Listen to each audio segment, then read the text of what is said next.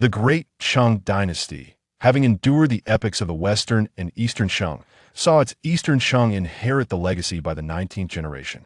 The realm underwent 2 centuries of annexation, reducing the original 64 major states and 125 minor states to a mere 23. During this time, 5 formidable nations Kai, Chen, Yong, Jing, and Sui rose in prominence, each sharpening their swords and honing their steeds with the intent to gaze upon the Cheng court. Their ambitions encompassed the desire to envelop the world, capturing the seas and subjugating the vast wilderness. The world was rife with discord as the drums of war reverberated, ushering in the era of the warring states. Coinciding with this turmoil was the catastrophic celestial upheaval. The cosmos trembled and collapsed, the very fabric of order unraveled, rendering the deities restless and casting them down to the mortal realm. In this chaotic moment, the divines sought a return to their celestial domain, while earthbound spirits peered skyward. Philosophers and scholars endeavored to seize the opportunity to establish their own doctrines, as humans, ghosts, and demons alike refused to remain in obscurity.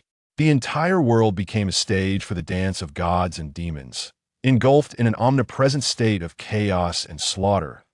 At this juncture, Wang Yu, a practitioner from the modern age of Earth, found himself reincarnated in this realm through fortuitous circumstances.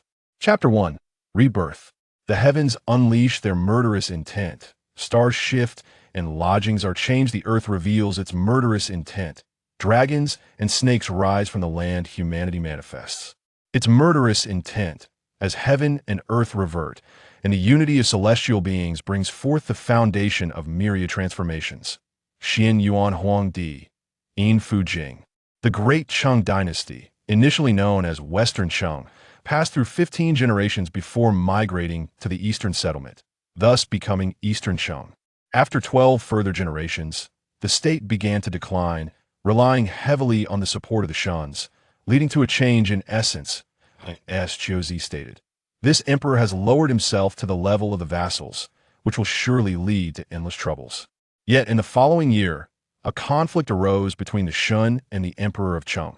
The emperor gathered the vassals to confront the Shun, suffering defeat in the wilderness, which diminished his authority and rendered him incapable of commanding the lords. From that moment forth, rituals and military campaigns no longer originated from the emperor, but emerged from the vassals. The realm fell into disarray, with vassals rising in rebellion. Over the course of several centuries, the Shun acted in place of the emperor, convening alliances among the lords and establishing minor hegemony, which was subsequently succeeded by the hegemony of the 6 great powers, Kai, Chen, Yong, Jing, Sui, and Yu, collectively known in history as the 6 hegemons. During the era of the 6 hegemons, the lords still paid homage to the emperor of Cheng. However, by the time Eastern Chang reached its 19th generation, the realm had experienced 200 years of annexation. The original 64 major states and 125 minor states were reduced to a scant 23. At this juncture, the 5 great nations Kai, Chen, Yong, Jing, and Sui, though powerful, no longer sought hegemony but instead cast their eyes upon the Cheng court, harboring aspirations for unification and dominion over the world. As discord prevailed and the drums of war resounded, the world entered the tumultuous period of the warring states. The heavens and earth faced a cataclysmic upheaval. The void crumbled, and the established order disintegrated, causing the celestial deities to be dislodged from their thrones and cast down to the mundane realm. In this tumultuous moment, the divines sought to reclaim their place, while the earth spirits gazed upward. Philosophers aimed to carve their own paths amid the chaos, and the collective restlessness of humanity, specters, and demons unleashed a maelstrom of disorder and bloodshed across the world. Chapter 1. Rebirth. The desolate grass swayed amidst the jagged white rocks protruding from the earth. Scattered across the small slope were broken spears, shattered shields, chipped swords, and disheveled longbows, all lying haphazardly. Corpses were strewn in disarray, mingled with pools of crimson blood and entrails, while a nauseating stench permeated the air. Suddenly, one of the bodies stirred, and he slowly sat up, his eyes blankly surveying the surroundings. Around him lay a myriad of corpses, dismembered limbs, gaping wounds, and even decapitated heads. Their garments were simple, with only a few adorned in slightly more lavish robes or armor. The rest were clad in plain linen. In the distance, a lavishly decorated carriage lay overturned in the middle of the road, the horses that had once pulled it nowhere in sight. Here, too, the bodies were more numerous, piled upon one another in layers around the carriage. With an instinctual gasp of cold air, Wang Yu felt a wave of pain wash over him. He endeavored to relax, pushing aside the pain to find a moment of mental tranquility to ponder his situation. At first glance, the circumstances appeared dire. Encountering such a scene upon arrival was hardly promising. This world, it seemed, was far from safe. It was evident without much contemplation that warfare in an uncivilized, cold weapon era was brutally merciless to any individual caught within its grasp. Nevertheless, he resolved to first examine his own body. His lower abdomen was nearly sliced open, but fortunately, his intestines remained unharmed. More concerning was the blunt force trauma to his chest, likely inflicted by a heavy object, which had cracked several ribs. A slightly harder blow would have punctured a lung. The minor injuries were inconsequential. The primary cause of his near-fatal shock was excessive blood loss. After this brief assessment, he closed his eyes, attuning himself to the surrounding environment. Soon, a flicker of joy crossed his face. The carnage of this battlefield had occurred not long ago, the fierce spirit of combat still resonating in the air. Though the bodies lay lifeless, the remaining cells within them retained a remarkable vitality. Fortune favored him. Relying on the residual strength from his rebirth, he could harness this lingering life force to heal his body. Even if complete recovery was unattainable, it could at least restore his ability to function. With this thought, a mysterious luminescence enveloped his consciousness, and soon, a black mist began to swirl around him, extending 3 meters in radius. Initially thin, the mist quickly thickened, while the nearby corpses began to decay at an astonishing rate. Minutes later, as the mist darkened to an inky blackness, the bodies had completely decomposed, resembling parched stones that crumbled to dust, unable to maintain their former shapes, reduced to a fine gray ash. Is anyone still alive? A faint voice suddenly broke through the silence, startling him. Turning towards the sound, Wang Yu beheld a figure rising in the distance by the war chariot. A girl, clad in opulent garments, appeared to be no older than 13 or 14. Her face, still youthful, was strikingly beautiful, yet she now looked at him with a mixture of surprise, suspicion, and ultimately, fear, though a glimmer of hope remained in her eyes. "Amu, is that you?" she whispered, a cough escaping her lips, followed by a spatter of blood that stained her pristine dress. She seemed gravely injured, her frail body barely supported by a delicate arm, as if a gust of wind could send her tumbling to the ground forever. This girl exuded a peculiar beauty that stirred within him an instinctual urge to protect and cherish her. Disconcertingly, she recognized this body. She even knew its name. Wang Yu furrowed his brow, a cold light flickering in his dark eyes. He raised a hand, preparing to summon power to eliminate this troublesome complication with a mere gesture. However, he hesitated. It dawned on him that he had only just completed his rebirth. This was not the time for reckless displays of boundless power. Most of his strength had been consumed in the process of reincarnation, leaving him with but a fraction remaining. Until he could restore his source of power, every ounce was invaluable. Yet, she was merely a fragile girl. There was no need to expend his precious strength. He could simply retrieve a weapon from the battlefield and deliver her a gentle strike.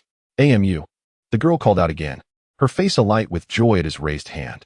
As her voice reached him, a strange stir of emotion flickered deep within his being. As if something were responding to her call. Wang Yu contemplated this momentarily, then chose to disregard it. He closed his eyes, allowing the mysterious energy to guide the black mist as it gradually released life force into him. A torrent of vitality surged through his body, converging on his wounds. Within minutes, his body had regained a significant portion of its strength. With his physical state nearly restored and the life force within the mist still plentiful, he recalled the stirring within him at the girl's calling. He directed this power towards his chest, concentrating it until it manifested as a black tattoo resembling an Ouroboros. Now, it was time to address the impending trouble. Rising slowly, he navigated through the gaps between the corpses, making his way toward the girl. "Amu." As he approached, her face brightened with delight. Ignoring her injuries, she spoke a flurry of incomprehensible words. Though he did not understand, her voice resonated within him, igniting something deep inside that began to awaken. His inability to comprehend did not imply that this body was equally oblivious. A nascent consciousness began to coalesce, as if it could sense his will, transmitting a message. No, don't kill her, protect her. Indeed, this was a complication of possessing another's body. Even though the original consciousness had nearly dissipated, the body had begun to accept his will. Remarkably, the instinct for survival that had long been ingrained continued to foster a new consciousness. As Wang Yu advanced, two wills clashed within him. Step by step, his pace slowed, becoming increasingly unsteady. Just as he was on the verge of reaching her, he found it nearly impossible to move forward. The residual consciousness within him rallied again and again. Yet this body belonged to Amu. As long as her will persisted, she could not be extinguished. The closer he drew to her, the more resolute it became. Don't kill her. Protect, please don't kill. Amu, obey. Initially vague, the residual consciousness grew clearer with each moment of concentration. It seemed that if he acquiesced and refrained from harming the girl, the instinctual will would cease its resistance and yield to him, merging with his essence. In this way, Wang Yu could fully assume control of the body, claiming dominion over all it entailed. His will remained cold and unyielding, regardless of how the residual consciousness resisted or pleaded. He continued his advance. Finally, he found himself incapable of taking another step. At that moment, the instinctual will within him strengthened with each futile struggle. His own will waned, drained by the onslaught, their strengths ultimately equalizing, leaving him unable to fully command the body. Kill. Amu. Kill you, the consciousness screamed, now emboldened, no longer resisting or pleading, but rather mounting an offensive. Was this the reason so many rebirths resulted in failure, ultimately serving as vessels for others? Even the rebirth of a dissipating consciousness is fraught with difficulty. To assume a body imbued with awareness is an endeavor of even greater complexity. Wang Yu's consciousness whirled, the flickers of insight illuminating the cogs of his thoughts. Indeed, should he accept the karmic ties of the body, the residual consciousness within would instinctively choose to yield and merge with him.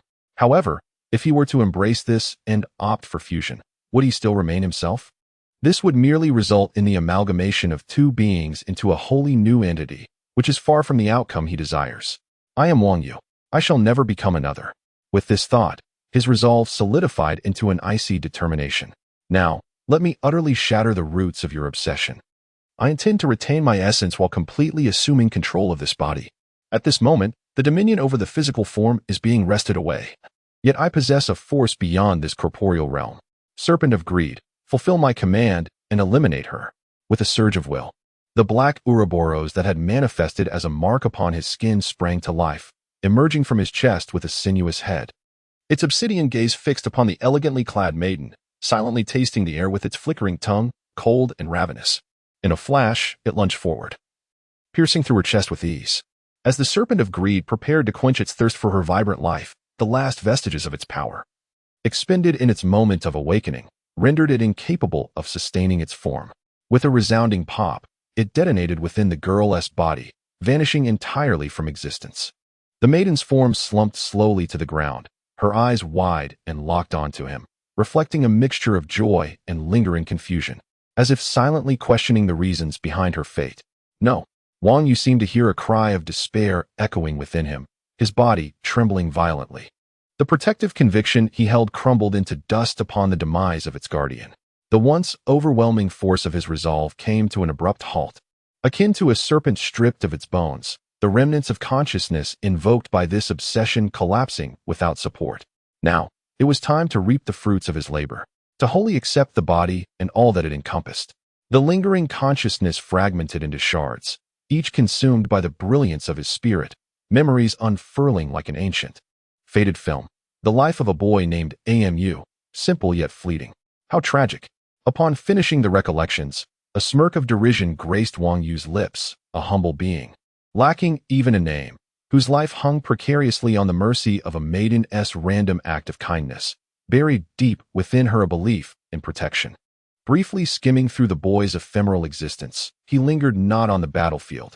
This was not a place for prolonged presence, for soon enough, others might arrive to survey the aftermath. He swiftly scavenged the area, retrieving a sword from one of the armored guardians surrounding the girl and finding a relatively intact, unmarked set of ordinary robes and armor, which he stripped from a corpse to don himself.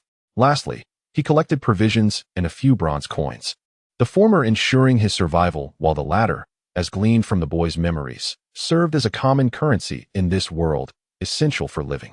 Next, he tidied the battlefield, checking for any remaining survivors while meticulously erasing traces of supernatural energies, ensuring a seamless disguise, particularly concerning the lifeless body from which the last vestiges of vitality had been siphoned, and the maiden who had perished from the serpent's fatal embrace. Having completed these tasks, Wang Yu departed without a trace of regret. In truth, the battlefield held many more treasures. He had even glimpsed a mysterious artifact of power upon the maiden. Yet, time was of the essence, and the items he could carry were limited. Any object radiating such enigmatic energy would be of immeasurable value in any realm. Possessing it might draw the attention of those with ulterior motives. Even in the absence of pursuit, a powerless individual holding a named relic was not a favorable position. After walking a few hundred steps, he suddenly bent low, pressing his ear to the ground. After a moment, he turned back, glancing at the tracks on the path below, as a distant throng of people surged rapidly toward him. Chapter 2. Crisis. Having moved several hundred steps from the battlefield, Wang Yu sensed the approach of a large contingent in the distance and halted his advance. Although his body had been partially healed by magic, he was still far from fully recovered. Given that Amu's physical constitution was originally frail and his stamina limited, he was ill-suited for travel, and it was certain that he could not journey far. The approaching group, judging by the vibrations of the vehicles and horses, likely numbered in the hundreds and was galloping towards him. Upon arriving at this location, they would undoubtedly scour the battlefield and conduct searches in the surrounding area. At this moment, whether he chose the main road or a side path, he would inevitably be discovered. Being here, still clad in the armor and wielding the sword of a slain victim, rendered him suspicious in the eyes of any prudent observer. Thus, it would be wiser to seek refuge nearby in the forest and bide his time. With this thought in mind, he scanned his surroundings. The hills were surrounded by dense forests, with little but clear paths visible. In this era of cold weapons, the wilderness remained untouched by industrial development, resembling a primeval forest, filled with towering ancient trees and lurking ferocious beasts, perhaps even powerful entities akin to mountain lords. The outer edges of the woods were somewhat sparser, yet overgrown with thorns, brambles, and underbrush, creating an environment rife with venomous insects and serpents. Indeed, not a place for ordinary folk to traverse freely. However, despite his current condition, Wang Yu was no ordinary man. While he might not delve deeply into the forest, he was not overly concerned about common venomous creatures. At that moment, he noticed a trail marked by the footsteps of a large group, the broken branches and trampled grass indicating their passage. A spark of inspiration ignited within him, prompting him to head towards the woods. As he walked, he tread carefully, ensuring not to leave a trace. When unavoidable, he meticulously cleared any evidence of his passage. Upon reaching a thicket, he summoned a flicker of his will, condensing his strength to exude a palpable aura of intimidation. Instantly, a commotion ensued as various poisonous insects and snakes fled in terror, having sensed the impending danger. This subtle technique, requiring little energy, effectively cleared the area of serpents, making his subsequent journey significantly easier. He cautiously selected a less dense area of brush, pushing aside thorns as he navigated through, disregarding his appearance for the sake of progress. Despite the ungainly nature of his movements, he soon found himself well within the depths of the forest.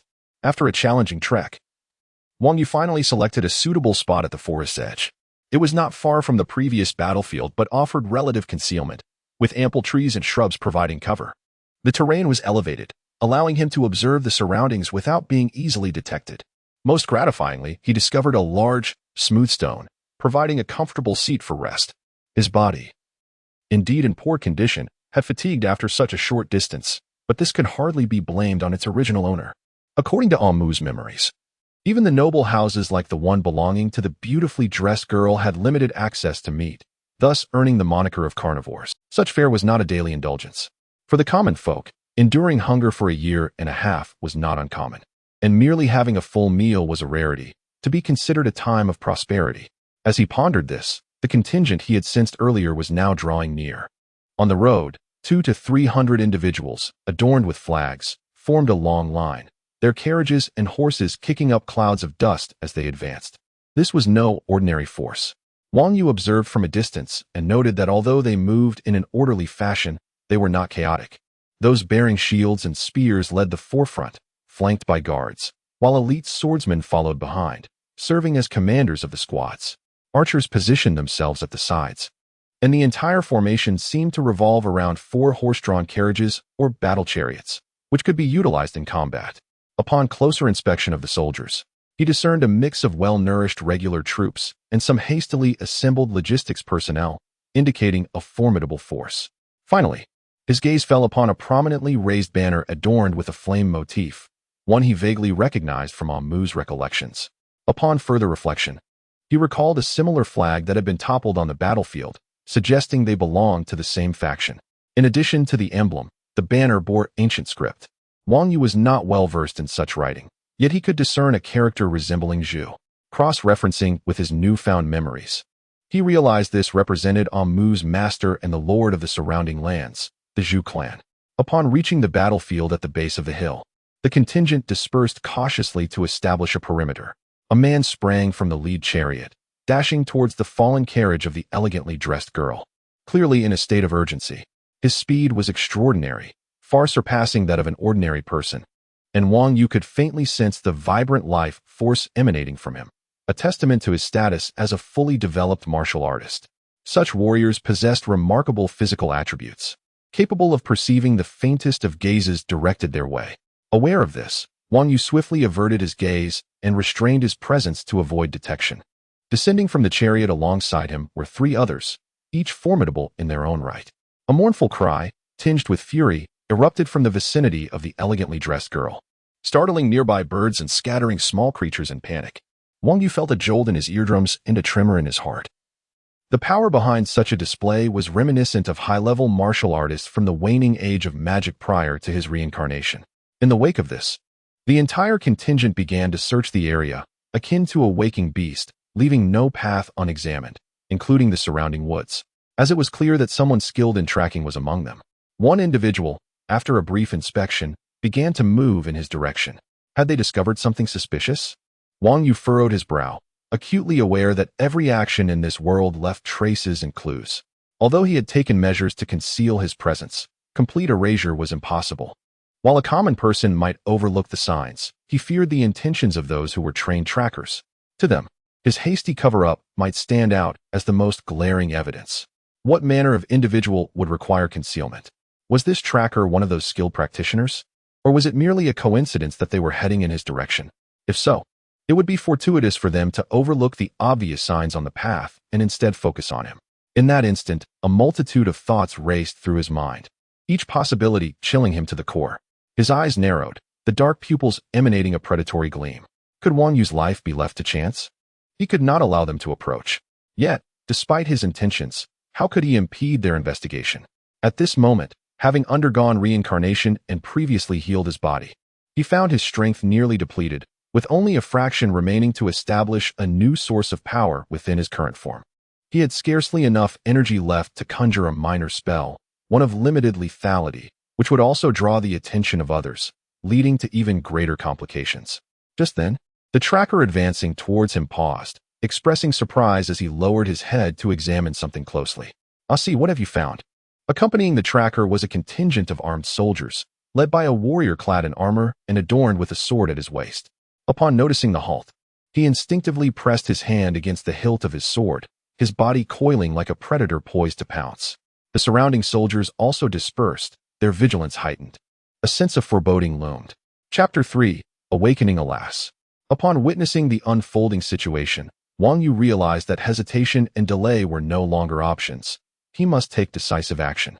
The pursuer halted, evidently having made a discovery, yet he remained uncertain, merely suspecting something amiss, pondering and hesitating without reaching a conclusion. It was plausible that he might attribute the traces to wild beasts traversing the forest, but beasts do not conceal their paths. They leave unmistakable footprints. In this battlefield's vicinity, who would mask their presence? A simple deduction would lead him to an irrevocable fate. Without a moment's delay, Wang Yu resolved to take a perilous step and employ a curse to incapacitate his target. In contrast to a direct magical assault, a curse was undoubtedly more covert and thus harder to detect. However, just as he was about to unleash his spell, a sudden flash of inspiration struck him, prompting him to retract the incantation he had been about to cast. Instead, he emitted a wisp of intangible energy, silently extending from his hand towards the pursuer. As it approached, it did not strike the man himself, but rather latched onto a small snake, startled and attempting to flee from the nearby thicket. This minuscule force, subtle yet of a dark nature, entered the serpent's being, unleashing its latent aggression and inciting a fervor of primal vitality. The snake, quivering slightly, glinted its eyes with a bloodthirsty crimson hue. With a sudden lunge, it darted towards the pursuer, its mouth agape, ready to strike. A skilled tracker is typically well-versed in wilderness survival and adept at handling snakes and insects. However, this serpent's rapid movement caught him off guard. A piercing scream escaped his lips as his body stiffened, collapsing to the ground, curled up in agony, which instantly threw his entire party into disarray. The small snake, having delivered its strike, slithered back into the grass, disappearing without a trace. Who is it? What has happened? A man, cradling a sorrowful maiden in splendid attire, roared in anguish beside the war chariot. One of the accompanying warriors, swiftly pressing down on the others, led the way towards the source of the commotion. Clear the way. Disperse. What is all this panic about? The warrior pushed through the gathered soldiers and entered the heart of the chaos, where he found the pursuer, a visage of terror, pallid and feeble, sprawled on the ground, wailing incoherently.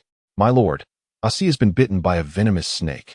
The swordsman who had been with Asi spoke softly, his demeanor trembling, his heart still gripped by fear, while the surrounding soldiers echoed his trepidation.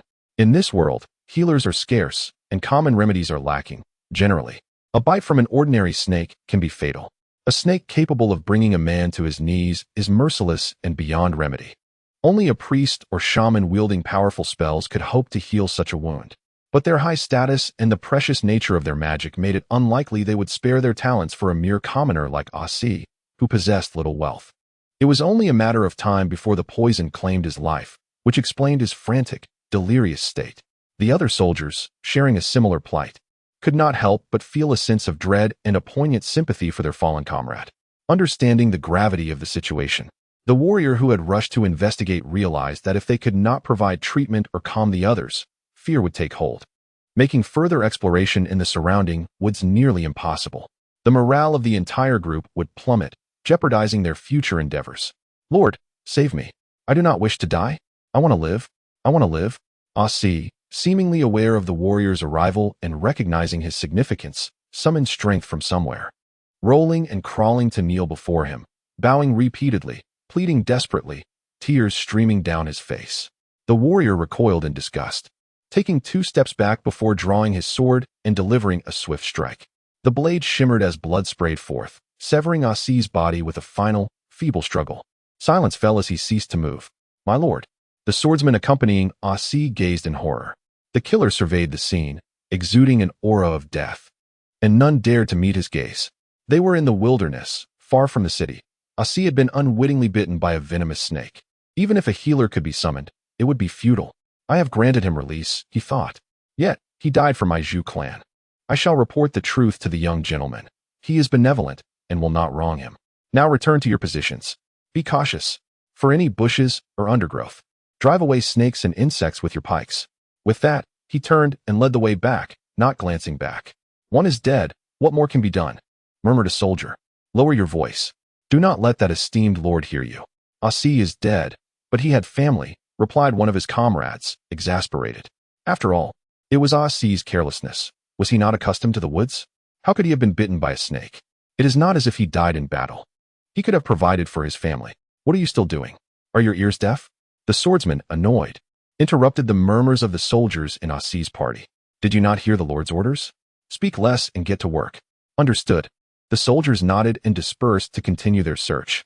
However, with the absence of a skilled tracker in their ranks and the looming threat of venomous snakes, they approached their task with trepidation, hesitant to venture too deeply, thus failing to uncover any suspicious signs. Witnessing the unfolding events from a short distance away, Wang Yu let out a sigh of relief while simultaneously remaining vigilant. For a practitioner, the most formidable strength lies not in spells or magical prowess, but in a mind and wisdom that transcend the ordinary. Just moments ago, he had intended to strike the pursuer with a curse, but had altered his course of action at the last moment, opting instead to channel a subtle force that incited a nearby snake to attack.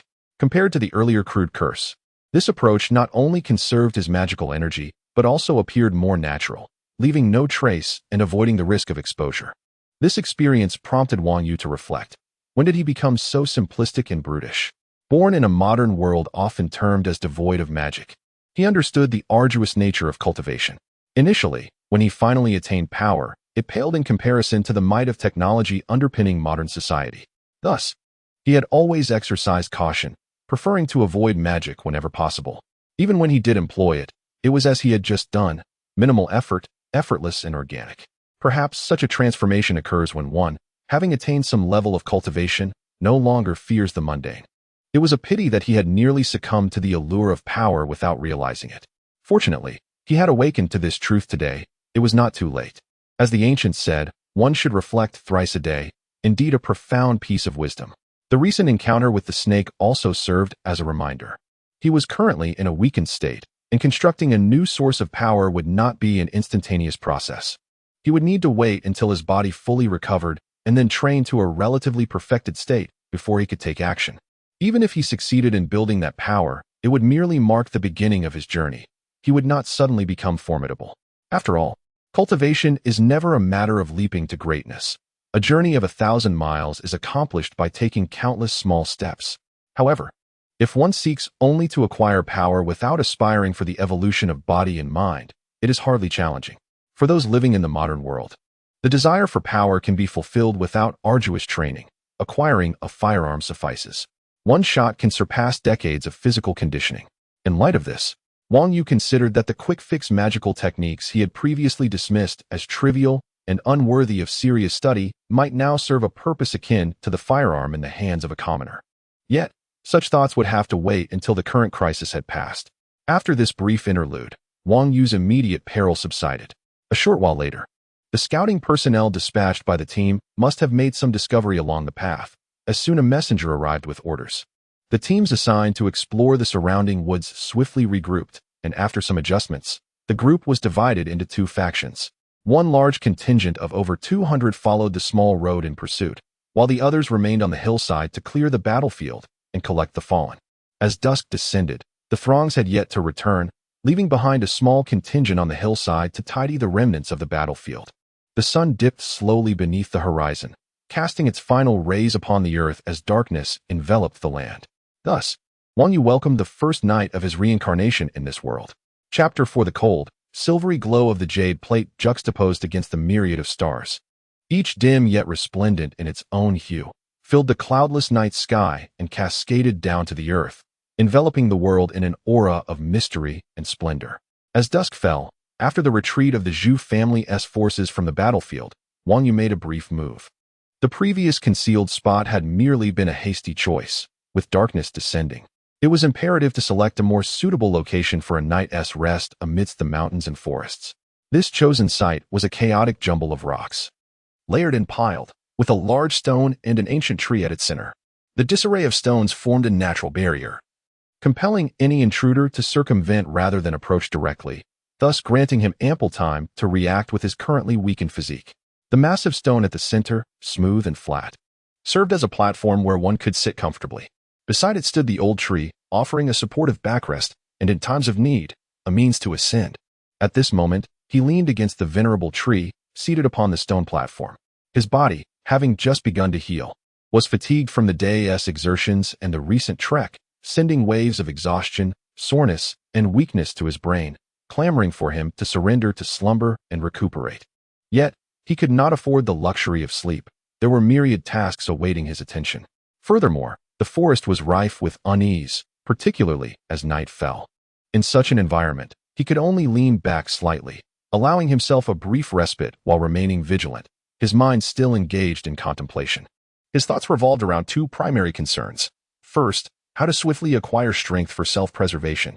In this regard, his past pursuits had armed him with a broad array of spells and abilities. However, his current power was limited, compelling him to devise a means to utilize available resources effectively. The second consideration was to assimilate and process the memories of AMU. Although he had grasped AMU's recollections during the day, it had been only a cursory review. Despite AMU's lowly status and lack of experience, he had lived nearly 18 years, and his memories could provide fundamental insights into this world. Both matters were of great significance. one concerning his immediate safety and survival, the other laying the groundwork for future endeavors. The former was undoubtedly of utmost urgency and thus took precedence in his mind. As he pondered, the hours slipped away into the deep of night, and Wang Yu finally took action. The moon hung high, its shadowy essence reaching a zenith, resonating with his own power, which burst forth in radiant brilliance, reaching a peak of activity. After a period of rest and replenishment, his physical and mental state had improved significantly. Strangely, the depths of the forest seemed to have calmed as well. With the alignment of favorable conditions, time, place, and circumstance, he sensed it was the moment to enact his spell. Rising from the stone platform, he utilized the silvery moonlight cascading upon the ground to ascend the outermost pile of stones. Standing atop this rocky perch, he inhaled deeply, closed his eyes, and focused his spirit. A thread of power flowed from deep within him, twisting and transforming under his meticulous control, coalescing into a peculiar, dark gray mist before him. Suddenly, he bit his tongue, allowing a spray of blood to mingle with the mist, which absorbed the crimson essence without waste. The mist solidified, taking on a life of its own, morphing into a small black serpent that twisted and writhed in the air. Hiss, hiss, hiss. With the emergence of the serpent, it was as if the surrounding forest awakened. Birds took flight in alarm, and small creatures scurried away. Despite the stillness of the night, the underbrush and branches inexplicably stirred, and soon, the commotion spread further, signaling disturbances in the depths of the woods. Wang Yu's gaze sharpened. The effect of this spell exceeded his expectations. Yet it was too late to retract it. Countless serpents, emerging from unknown crevices, surged towards the pile of stones, drawn by an inexplicable and maddening allure emanating from the swirling mist above. Was this spell truly capable of such influence? Were there truly this many serpents in the forest? The commotion seemed excessive. From his elevated vantage point, he observed as the moonlight illuminated a torrent of serpents, converging like a stream, swelling into a river, forming an endless wave of blackness. Even further away, more serpents poured in, augmenting the tide, rendering it seemingly boundless. He had witnessed snakes before, yet never had he encountered so many.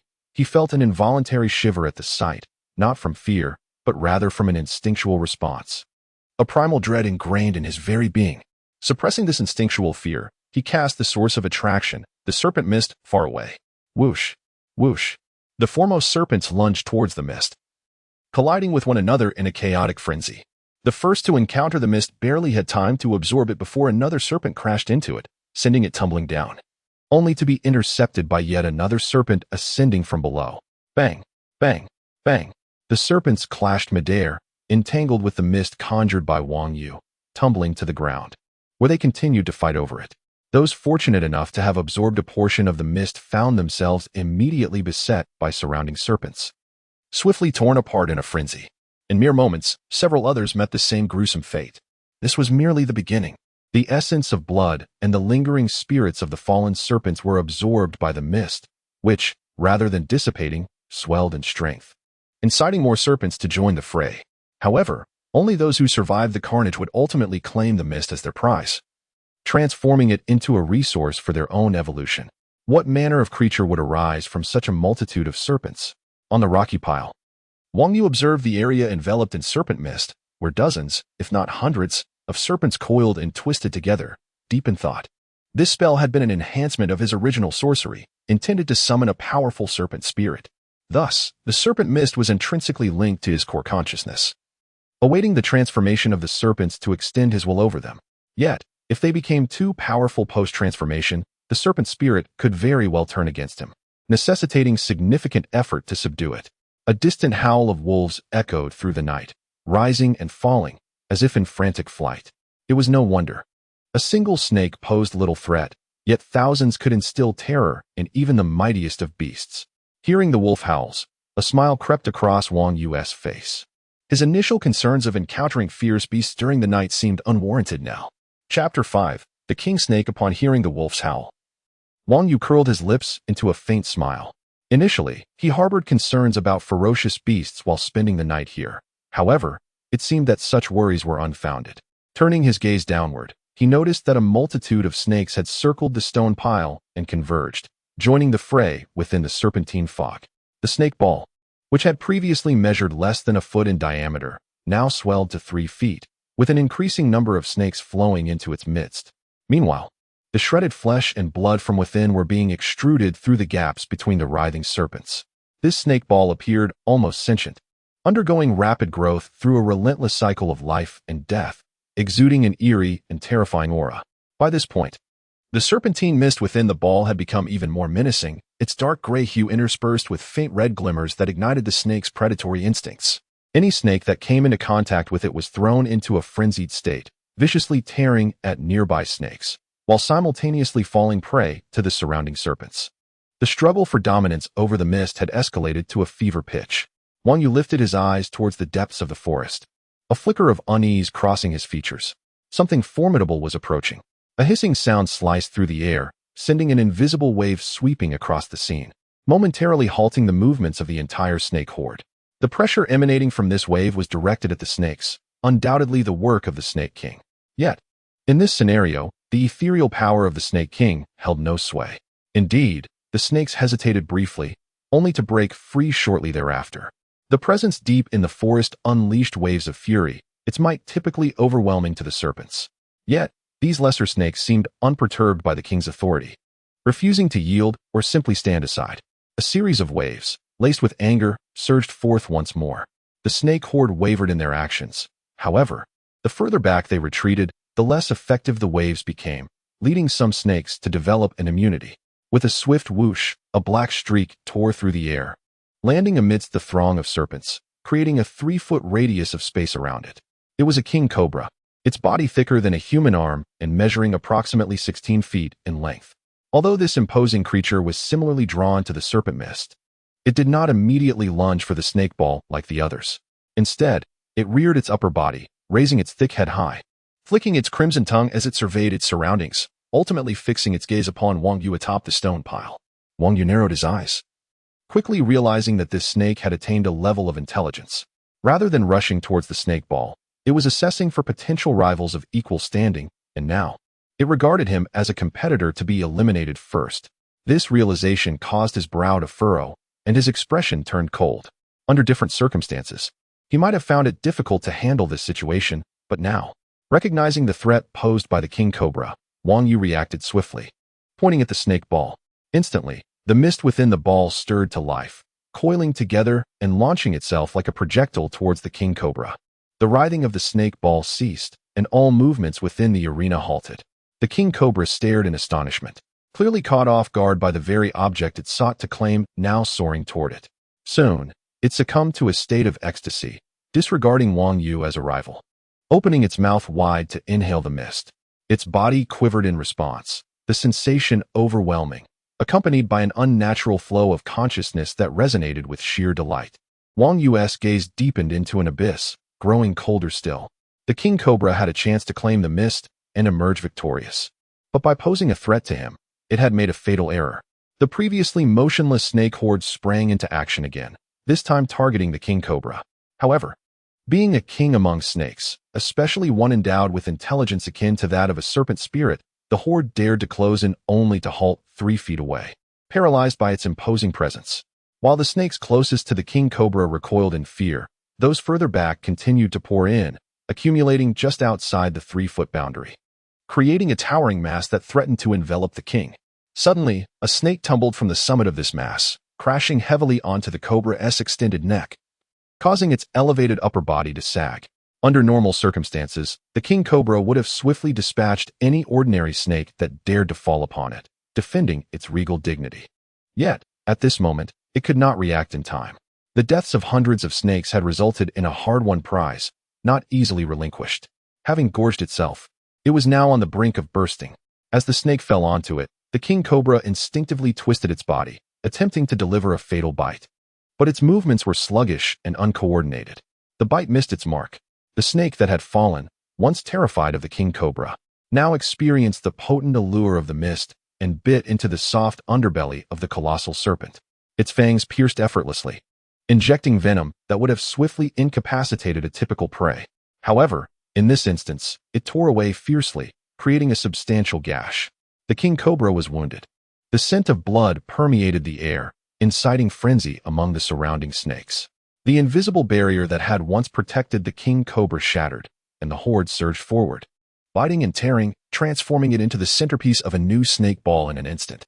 It seemed that the demise of the king cobra was imminent when suddenly, a thick blue mist emanated from the center of the snake ball, enveloping the vicinity.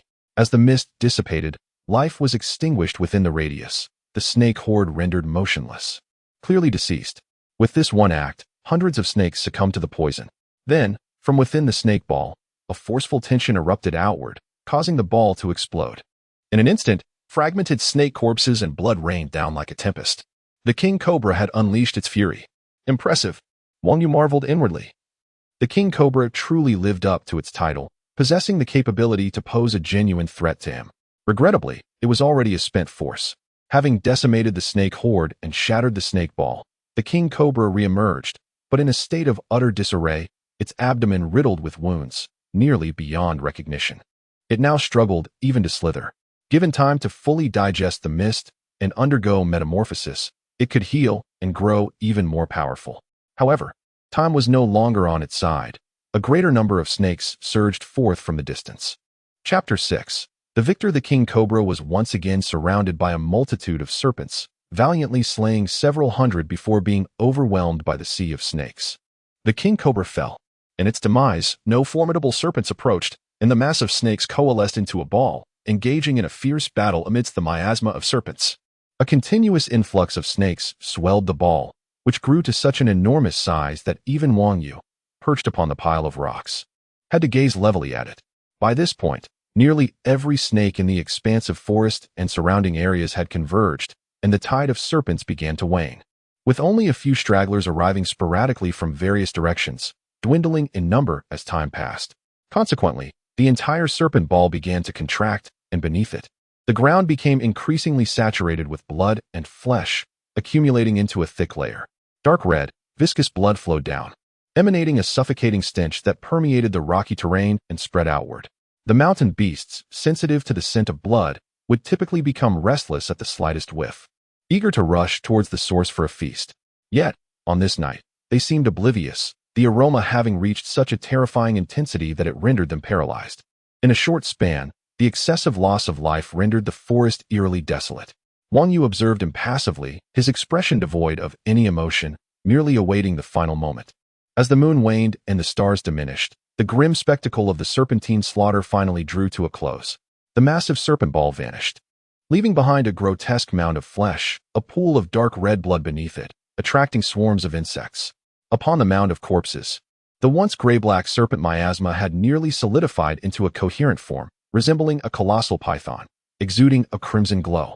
Beside it lay a battle-scarred red serpent, seemingly the last victor, yet it was on the brink of death, struggling even to move.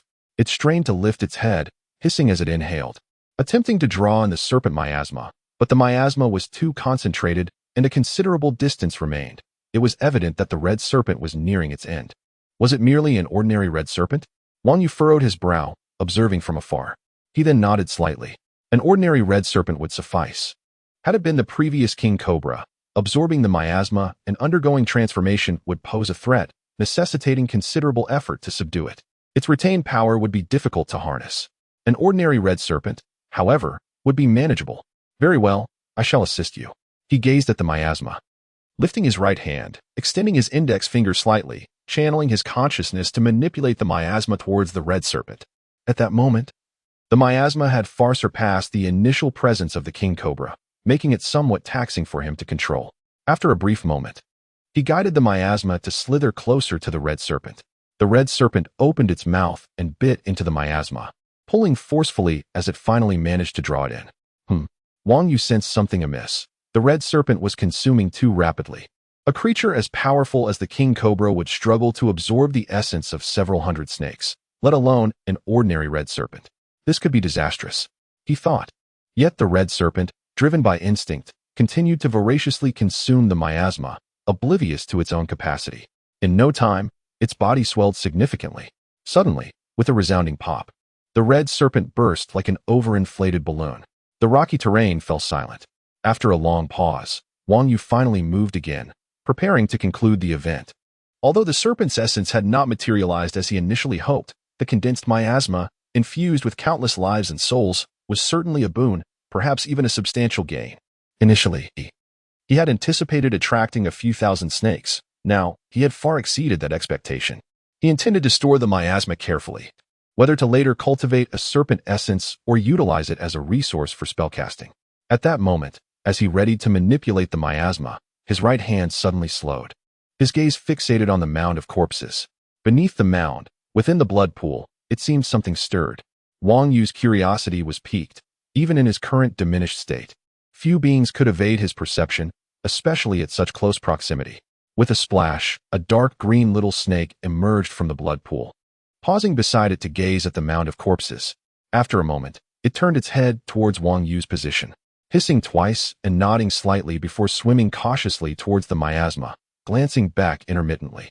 This creature, Wang Yu tilted his head slightly, narrowing his eyes. It is extraordinary. Though it lacked the overt strength of the king cobra, it possessed a mysterious ability that rendered its presence exceedingly faint.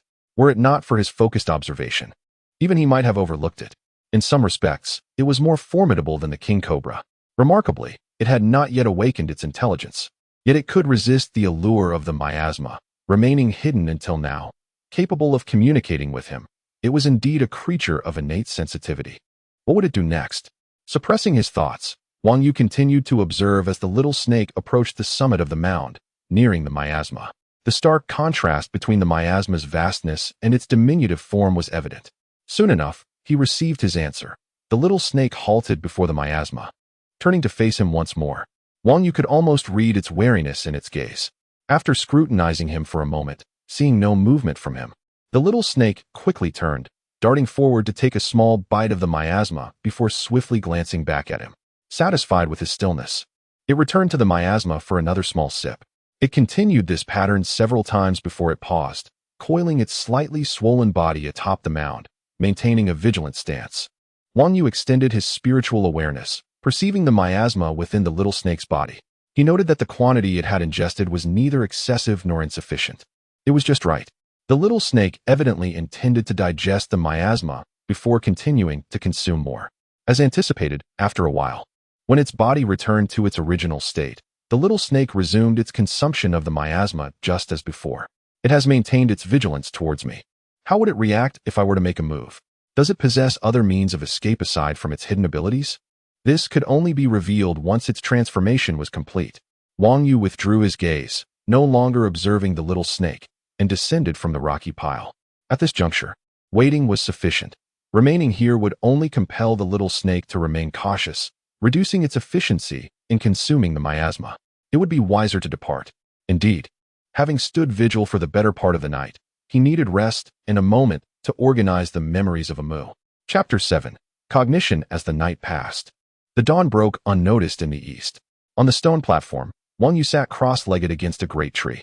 This posture not only conserved energy but also embodied the essence of cultivation. Sitting in tranquility allowed him to adjust his body, calm his mind, and gather his vital energy. Though a couple of hours might not yield significant transformation, cultivation is a journey of 1,000 miles, and every small step counts. At this juncture, Amu's memories had been preliminarily organized, providing insights into the nature of this world. By combining what he had witnessed and analyzed, he had glimpsed a fragment of reality. This world was characterized by underdeveloped productive forces, lacking any signs of industrialization, remaining firmly entrenched in the era of cold weapons. From the perspective of metal material smelting, it had clearly progressed beyond the Stone Age and entered the Bronze Age. The sword in his hand was forged from bronze, and in Amu's recollections, there were vague memories of ceremonial vessels and sacrificial implements, seemingly large and intricate bronze artifacts. Moreover, the young lord of the Zhu clan, the leader of the earlier entourage, wielded a renowned sword, likely a pinnacle creation of bronze alloy craftsmanship. Iron tools had begun to emerge in this era, yet they were still in their infancy, lacking perfected smelting and forging techniques. The iron tools produced were inferior in quality, ductility, and toughness compared to bronze, and due to their propensity to rust, they were derogatorily referred to as evil metal, remaining largely unutilized. Examining the societal structure, it appeared to be a feudal slave society. The Son of Heaven bestowed titles upon vassal lords, who in turn conferred ranks upon lower officials, establishing a hierarchy of authority and obligations. Each level within its domain acted as a lord, akin to a nearly independent miniature kingdom. The Zhu clan, to which Amu belonged, was a noble household, serving the monarch as a vassal and possessing its own city and extensive lands. In fact, he found himself within Zhu territory, albeit on the fringes. From the Son of Heaven to the vassal lords and then to the officials, these constituted the upper echelons of society, deserving of the noble title. Below the officials were the commoners, divided into citizens and barbarians. Both citizens and barbarians were considered common folk, but citizens resided within cities and their surroundings, enjoying certain economic and political standing, while barbarians lived in rural outskirts, mere ordinary peasants. Beneath them were slaves like Amu. In summary, whether regarding the development of productive forces, the structure of society, or class stratification, Wang Yu discerned striking similarities to the ancient Shang and Zhou dynasties. The script employed mirrored that of the period seal script, possessing some differences, yet it was not difficult to comprehend. However, observing the celestial bodies, he realized this was not Earth but a foreign realm. Upon further reflection, it was not surprising that he had been reborn here, as there seemed to be a subtle connection between this world and Earth. Moreover, the most crucial aspect, and Wang Yu's primary concern, was the mysterious powers of this world. Amu, with his limited understanding, could only infer from his surroundings and legends. It became evident that there existed individuals possessing extraordinary powers, such as priests communicating with deities and shamans. Similar to the disciples of various philosophical schools, they also wielded different supernatural abilities. Among the nobility, including the Son of Heaven, vassal lords, and officials, there seemed to be a hereditary transmission of power. Among the members of the Zhu clan that Amu could observe, there were those capable of manipulating fire and those who could not. Their access to power appeared to be easier than that of ordinary people. Whether this was due to physical attributes or knowledge monopolization remained uncertain, but Amu evidently perceived the Zhu clan as inherently noble. In the hierarchy of powers within legends and myths, the most formidable were the deities, who possessed the ability to move mountains and seas, though this was merely myth. Below them, Wang Yu gleaned insights from his experiences since reincarnation. The young lord of the Zhu clan he encountered upon his rebirth was no weakling. In this realm devoid of renowned mountains, he could summon an exceptionally intelligent king cobra from the forest, a creature of innate spiritual essence. In such a world, one must tread with greater caution in future endeavors. Having organized Amu's memories, Wang Yu noticed that the transformation of the small snake amidst the pile of serpentine corpses had reached its conclusion. Compared to before, its length had significantly increased, and its body had grown more robust. Under the dawn's gentle light, the dark green scales glimmered with a metallic sheen, exuding an air of sanctity. Yet, the changes induced by the serpent mist went far beyond physical attributes. At its core, it had become entirely distinct from mundane beings. Sensing the opportune moment, Wang Yu swiftly rose from the stone platform and hurried to the previous pile of rocks, swiftly scaling it. His gaze fixed intently on the small snake atop the mound of corpses, he disregarded the possibility of startling it or provoking any unexpected reactions. As his consciousness flowed, he uttered an eerie incantation, merging his will with the ethereal light to form an incantatory force. With a pointed gesture, the incantatory force seeped into the mysterious channel connecting his consciousness to the serpent mist. The small snake, filled with terror, coiled its body, preparing to leap down from the pile of corpses. It had completed its transformation and was no longer the frail creature it once was. Yet, upon Wang Yu's sudden appearance, its instinct was not to attack, but to flee, a testament to its extraordinary nature. However, having already consumed Wang Yu's bait, escape was no longer an option. Wang Yu's incantatory power directly infiltrated the essence of the serpent spirit. In an instant, it found itself unable to control its own thoughts, let alone its movements. It raised its head defiantly, struggling against the overwhelming force of Wang Yu's will and the controlling spirit accompanying the serpent's transformation. But it was akin to striking against an unyielding wall. The collision of wills resulted in a crushing blow for the serpent spirit, which, in its futile struggle, was met with no resistance. Had this been an ordinary practitioner of the serpent arts, successfully staving off the backlash would have signified a triumph. Subsequently, the serpent's attempts to resist would only weaken. Yet for Wang Yu, this was merely the beginning. He understood that mere suppression was insufficient. The serpent's will would merely hide, biding its time until it regained strength or the practitioner found themselves in a vulnerable state. Countless serpent masters had perished not at the hands of their enemies, but due to the backlash from their own incessant rituals. Wang Yu was determined not to become a victim of such a fate, carrying a ticking time bomb that could potentially obliterate him. Amidst the defensive struggle, he sensed that the serpent spirit's will was not particularly robust, and he initiated a counterattack, denying it any opportunity to recuperate. Like a mountain pressing down on an egg, the serpent spirit had nowhere to evade and was forced into direct confrontation, resulting in a rapid collapse. Simultaneously, Wang Yu summoned the controlling spirit birth from the serpent spirit's will, seizing control of its body. In any area under his dominion, the serpent spirit's will could no longer draw sustenance.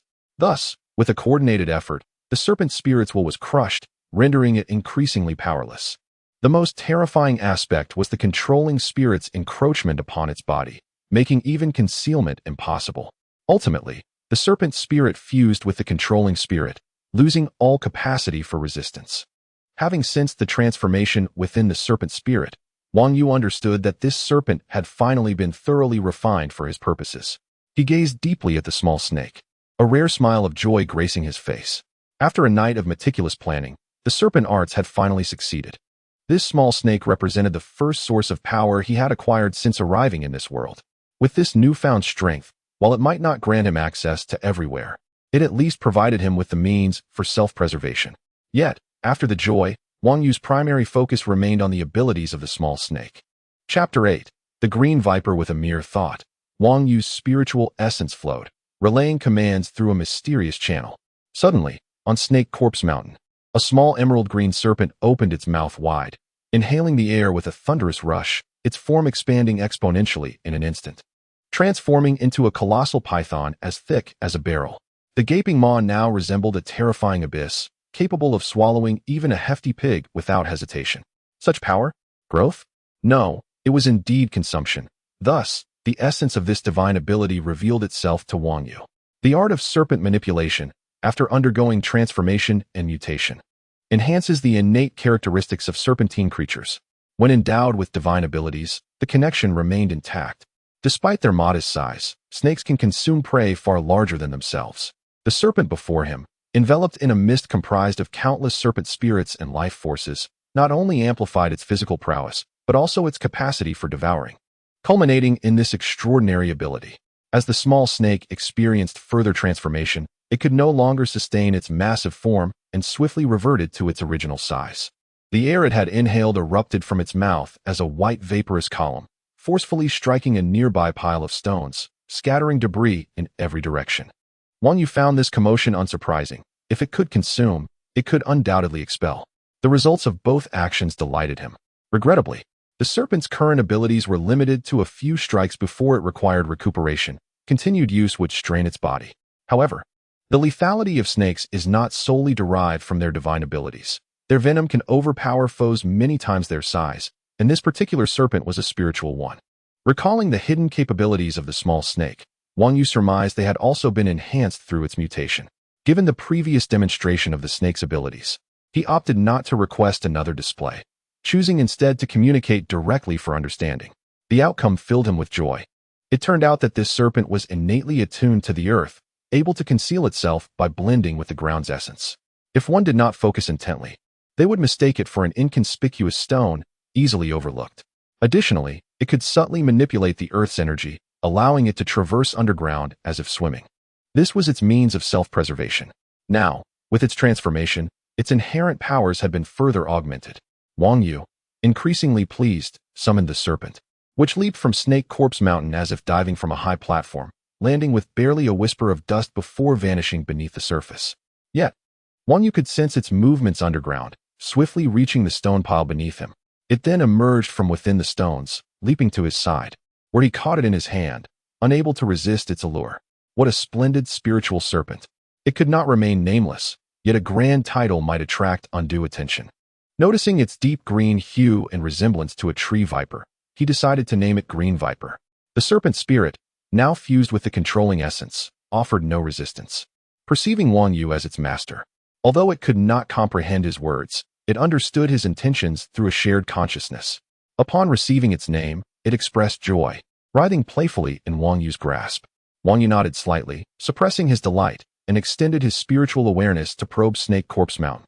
Beyond the green viper, there was another treasure. The corpse of the king cobra, which had perished the previous night, was no ordinary remnant. Wang Yu conjectured that while its flesh and blood had likely been torn apart by the swarm of snakes, its bones might still be intact. If he could locate them and process them slightly, they could be transformed into a magical artifact.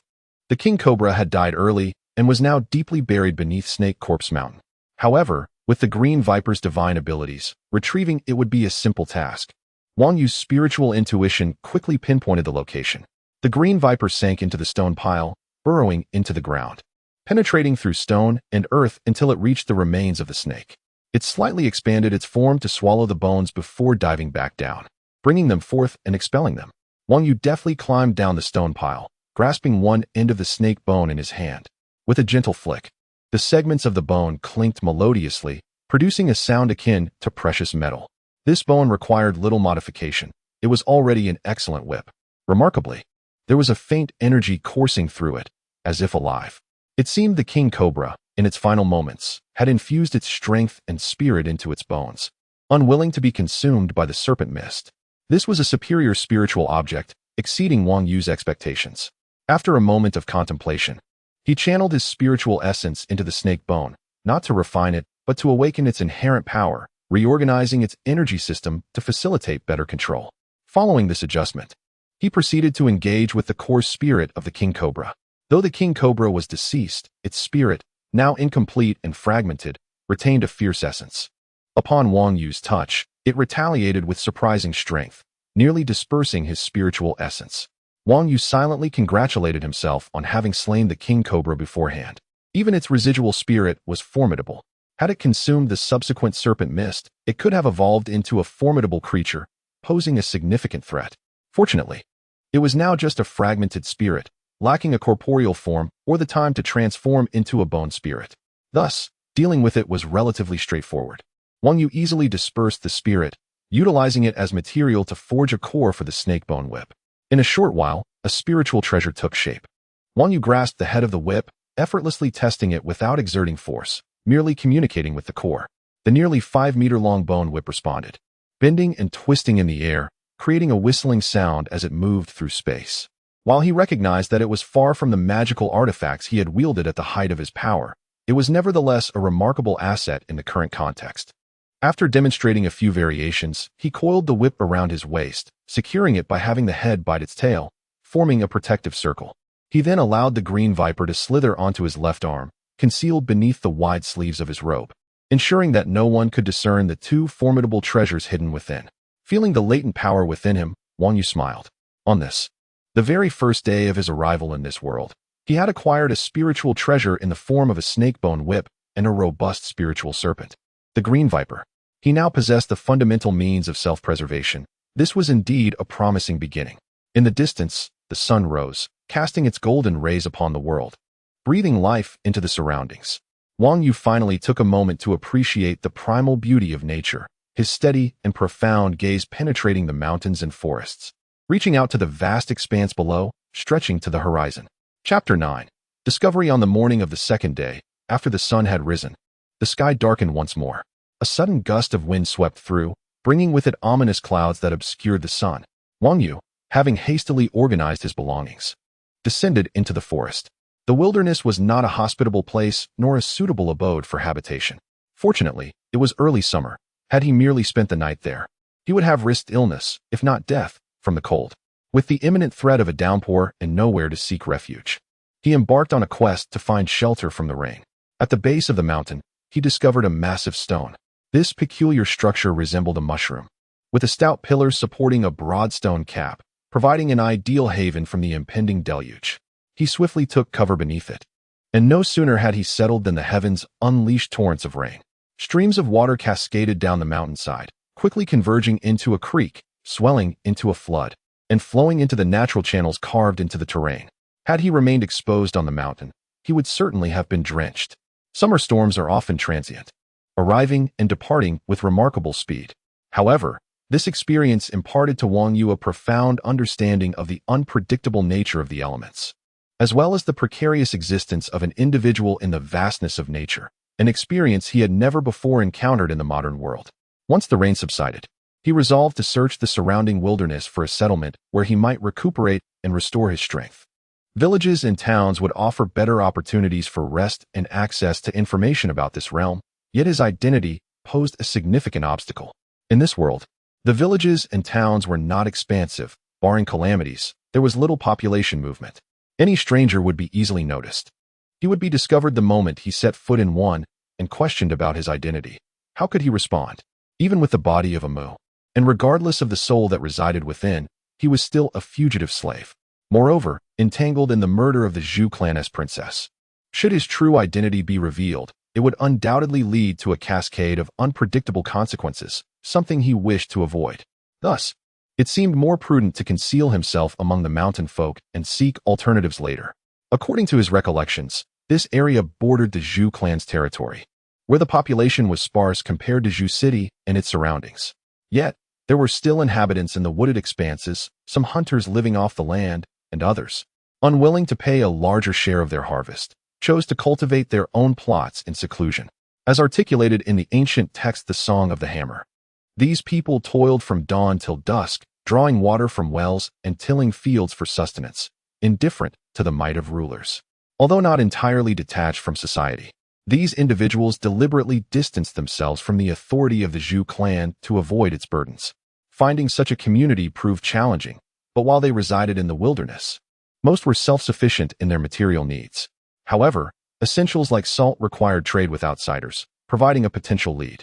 Amu possessed faint memories, akin to fleeting glimpses, which Wang Yu could analyze, recalling all he had seen, whether intentionally or otherwise, and conjuring vivid images in his mind.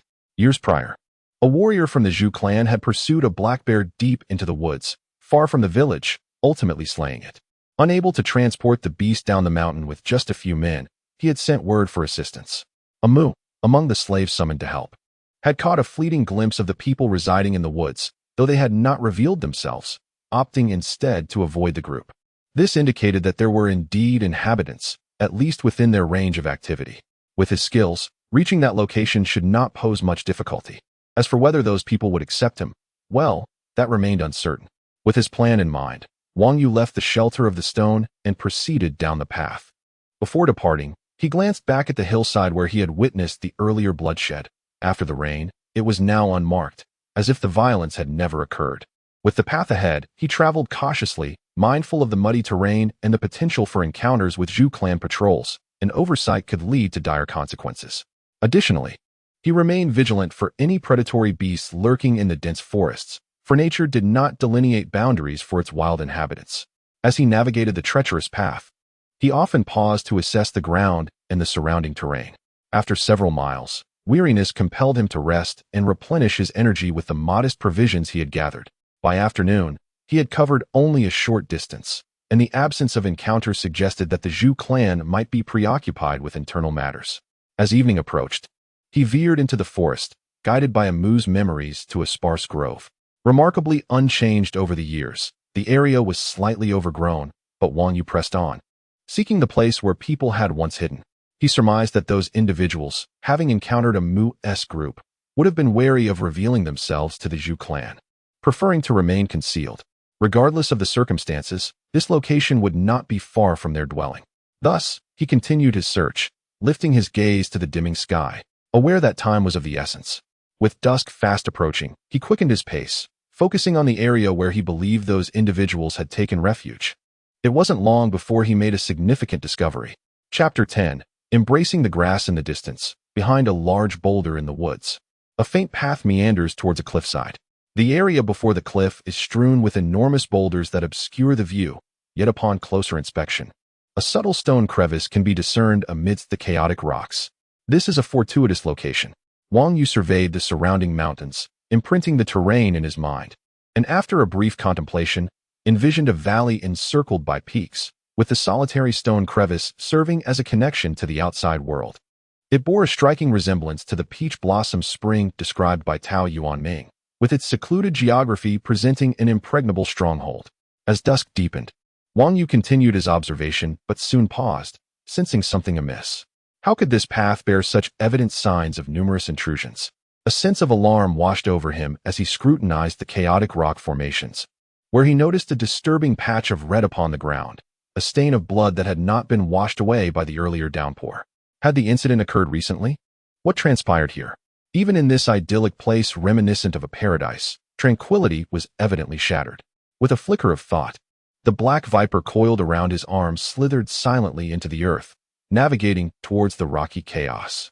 He maintained a vigilant connection with the viper, attuning his senses to its perceptions. Before long, the viper reached the chaotic rocks and emerged amongst the bloodstains. There, a young boy lay lifeless on his youthful face still bearing a look of incredulous shock and latent resentment. Wang Yu recognized him as a familiar acquaintance, someone slain by those he trusted. The final emotion etched across his features was one of betrayal. Nearby, two companions lay slain. One, a boy of similar age, had succumbed only moments later, his body marked by frantic footprints as he attempted to evade a fatal thrust to his abdomen. The same perpetrator who had struck the first boy had dispatched him with swiftness and ferocity, the sword driven deep into his body and twisting with a cruel intent. Leaving it embedded for a moment longer, was it hatred or sheer bloodlust that compelled the murderer to linger and revel in the dying boy's agony? The third corpse belonged to a middle-aged man, robust and formidable, who had fought valiantly before his demise. The ground bore evidence of his struggle, with deep imprints marking his desperate defense. He had momentarily repelled his assailant, inflicting injury before he too fell victim to a skilled archer lurking in the shadows, who seized the opportunity to deliver a lethal shot to his temple. In a mere instant, the three men on guard at the rocky entrance had met their end without a chance to signal for aid. With their deaths, the assailants surged forward, a relentless tide. Wang Yu observed the path, now trampled and cleaved by swords, left in disarray by the invaders. Fewer than 20 had entered, yet their combat prowess was formidable, suggesting they were well prepared for a night in the valley. A chilling resolve filled Wang Yu's gaze as he commanded the Black Viper to scout the crevice. He followed the newly forged path, venturing deeper into the chaos. Upon traversing the rocky terrain, he discovered that the crevice led to a fortified area, a strategic stronghold indeed. Yet, as with all fortifications, the greatest vulnerability lies within. It became apparent that the occupants had grown complacent, perhaps overly trusting of the world outside. Only 2 guards remained, one still chewing his food when death struck, while the other, a young man in his 20s, bore a smile of amusement that morphed into a ghastly expression as he succumbed to his fate. Curiously, the invaders had shown no caution, failing to station a lookout, which greatly benefited Wang Yu. Beyond the crevice and over the fortifications lay a valley surrounded by mountains, with a serene lake at its heart, bordered by well-tended fields of flourishing wheat and distant orchards. It truly resembled a peach blossom spring, had it not been for the grim events of the day. As he entered this haven, the stench of blood permeated the air, a grim reminder of the day's brutalities. Yet as night fell, the victors began to revel in their triumph. In such a world, what else could the conquerors do but indulge in their spoils? At the center of the courtyard, before what appeared to be a shrine, a massive bonfire blazed, illuminating the faces of the jubilant soldiers of the Zhu clan. Their laughter echoed in the night, mingling with the scents of wine and roasted meat, while nearby, women wept in despair, powerless to resist their fate. In a nearby room, the remnants of the day's slaughter languished in captivity, families torn apart, their fates intertwined with the whims of their captors. A few glared with fury, but most wore expressions of numbness and resignation. They had surrendered, accepting their grim reality. The Zhu clan, as the lords of this land, wielded profound influence, and their dominion over these people was deeply ingrained. The peasants had long been aware that cultivating land without paying tribute to their lord was an act of defiance punishable by death or enslavement. Had marauding bandits invaded, the response would have been one of fierce resistance. This was the scene that greeted Wang Yu as he arrived. Uncertain whether the Zhu forces had come merely to cleanse this valley or to enact a broader campaign against the entire region. Should it be the latter, the implications would be dire. From the events of the day, it seemed the Zhu clan had sealed off the main routes, forcing their enemies into the treacherous wilderness. With no means of resupply, the assailants would find themselves ensnared within the perilous mountains, vulnerable to relentless pursuit. Should they dare to retaliate, their exposure would invite overwhelming retribution. The Zhu clan's strategy was clearly aimed at those who had attacked their kin, yet in this game of survival, Wang Yu found himself an unwitting pawn, just another hapless rabbit caught in the crossfire. The so-called strategy of underestimating the enemy is crucial for one's own safety. Wang Yu never entertained any illusions, decisively recognizing the gravity of his situation. He assessed his physical condition. This body had been gravely injured since he acquired it. Although he had attempted to heal it, it had not fully recovered. After several exertions and a sleepless night in the forest, combined with a day of relentless travel, he found himself utterly fatigued, reaching a point where rest was imperative. The only reason he could still persevere was due to his unwavering will and the stimulation of his strength, which pushed his body's latent potential to its limits. Furthermore, he had scavenged the battlefield for provisions, depleting his supplies by afternoon. He gazed intently at the chaotic valley, various possibilities racing through his mind, his gaze growing cold. How should he proceed? Even if he could not rest properly here, he could replenish his survival supplies and prepare for a deeper excursion into the mountains for recuperation. Moreover, it presented an opportune moment to test. Chapter 11. Ambition in the square before the ancestral hall. Flames blazed brightly as the members of the Zhu clan indulged in copious amounts of wine and meat, reveling in their merriment. At the head of the square, a man in his 30s, clad in a robe and carrying a 2-foot bronze sword at his waist, knelt gracefully, holding a wooden bowl brimming with wine. His name was Lin Ben, a warrior of the Zhu clan and the leader of this contingent. His face radiated joy. Today's expedition to clear the mountains initially seemed a burdensome task, yet he found himself in an unexpectedly bountiful locale, teeming with wild men to capture and enslave. A considerable achievement indeed. The valley yielded wine, brewed by the wild men from fruits, and meat, consisting of cured game that hunters had captured. Most valuable were the animal hides, along with livestock such as oxen, pigs, and chickens, and their stores of grain were plentiful enough to sustain several hundred families for a year. Upon returning, Lin Ben anticipated a generous reward from the Zhu chieftain, as was customary. However, his heart harbored grander aspirations. This valley, now cultivated, with its fertile land and defensible terrain, could be transformed into a village under his command. With existing structures, fields, orchards, and irrigation channels, a little management could sustain hundreds, even thousands of souls. Such ambitions required careful planning. Should the chieftain learn of this location's potential, he would surely keep it for himself. Drink up, my friends. Today, you have all contributed greatly. Let us celebrate with wine, meat, and companionship, he proclaimed, filling the cups. Though the fruit wine was valuable, he felt a pang of regret at providing it to the lower-ranking soldiers. Yet, to win their loyalty, he deemed it necessary to buy their favor, even if it meant dragging them into his schemes. The atmosphere grew increasingly spirited as the soldiers raised their cups in unison, quaffing the wine heartily. Lin Ben, however, sipped only lightly, his mind calculating. These lower-ranking soldiers were indeed easily swayed. A portion of the land could be allocated to them, and even the 2 elite swordsmen could receive a little more, which would hardly diminish the expanse of the valley. Yet, there was one individual he found challenging to manage. His gaze fell upon a young boy, approximately 16, who sat stiffly to his left. This boy was the architect of today's success. Young yet ruthless, he had swiftly defected upon capture, even killing his companions to prove his loyalty, leading them through the valley without a flicker of hesitation. Without him, even locating this valley would have been a formidable challenge. In the firelight, Lin Ben recognized a familiar glint in the boy's eyes, a spark of ambition. In this world, the capable are often driven by ambition. Kings harbor ambitions. Yet the kingdom of Chen is small, surrounded by larger powers, limiting its ability to expand. The focus is on strengthening defenses while repelling foreign invaders, annexing lands, and bolstering strength. The nobles, too, possess ambitions. With limited territory, they vie fiercely among themselves, becoming mere hounds to the king when tempted by the scent of opportunity. Lin Ben, too, nurtured ambitions of establishing a significant village. Thus, ambition is no rarity. Indeed, the nobles favor subordinates with ambition, for such individuals are often more devoted and industrious. Yet, some ambitions can obstruct and hinder progress. Lin Ben smiled, raising his cup to the boy. You are called Shan Chan, correct? Come forth. I toast you for your pivotal role today. Upon our return, I shall ensure the chieftain acknowledges your contributions.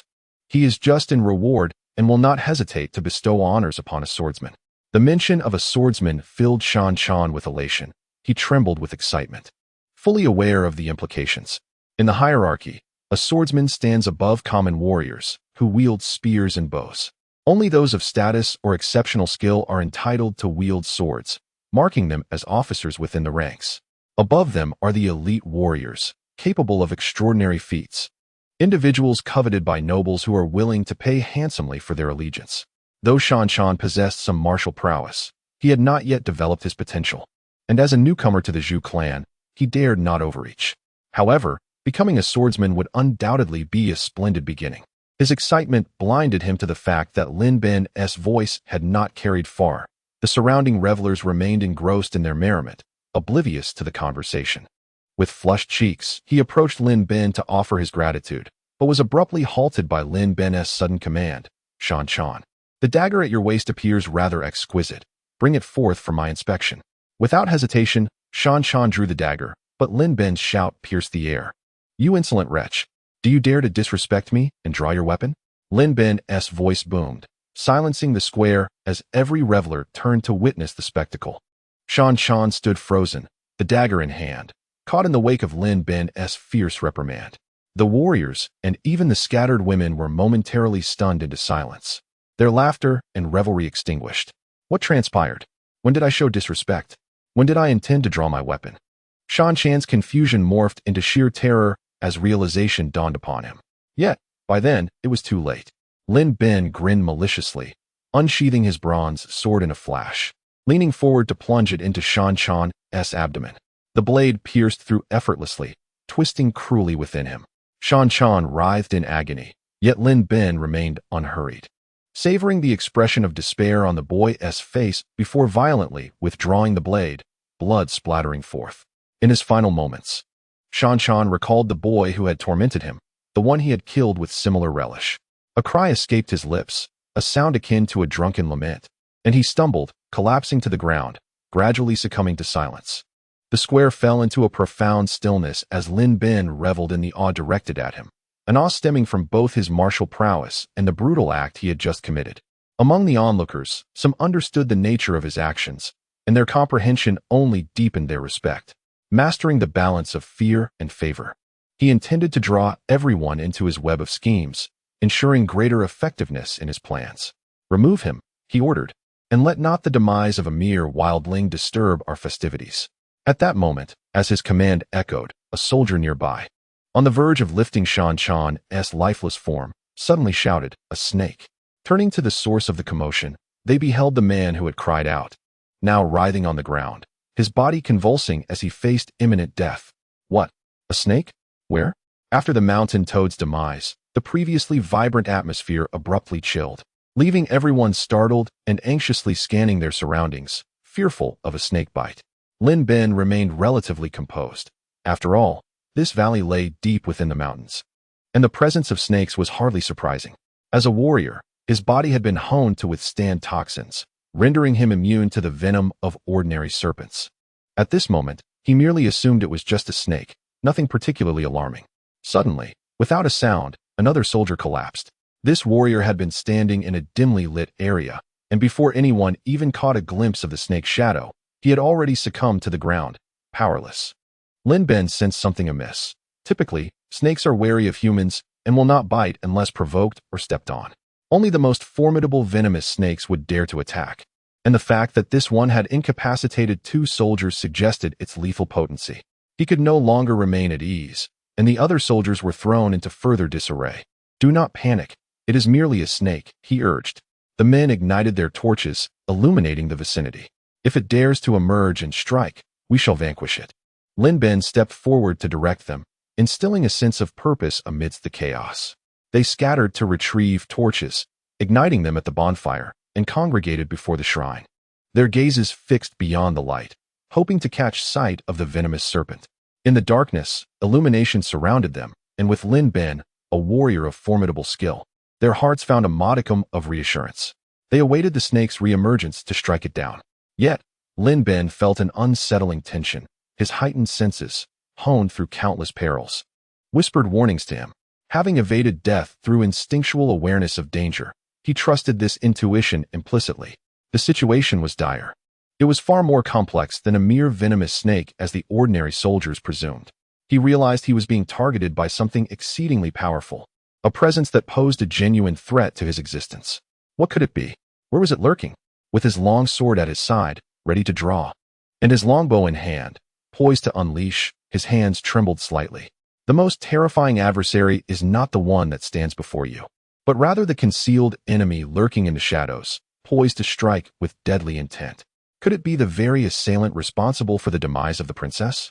Chapter 12. Myths. As Lin Ben pondered the recent assassination of the Lady of the Kingdom, his heart skipped a beat. Unlike the common foot soldiers, as a warrior, he possessed insights into the situation that others lacked. While the public believed the lady had been brutally slain, Lin Ben was acutely aware of the intricacies behind the event. The lady had ventured out with 2 accompanying warriors and a legion of soldiers, yet she had been attacked within the very territory of the Zhu clan.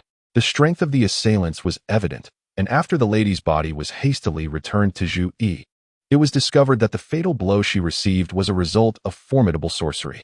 It was said that the spiritual realm connected to her ancestral land was compromised, making it impossible to identify her attacker. The thought of being targeted by such a group sent a chill down Lin Ben's spine. Any prior ambitions faded away. Survival became his foremost concern. Suddenly, an ominous feeling enveloped him, a harbinger of impending danger. He dared not dwell further on the matter. Instead, centering his thoughts and allowing his body and internal energy to enter a state of profound relaxation. In his left hand, he held a longbow, and in his right, a feathered arrow, poised to unleash a trio of projectiles at the first sign of an adversary. A tremor rippled beneath his feet. What was happening? He scanned his surroundings with heightened vigilance, yet the threat arose from the ground itself. Before he could comprehend the situation, he felt a tremendous force pulling him downwards.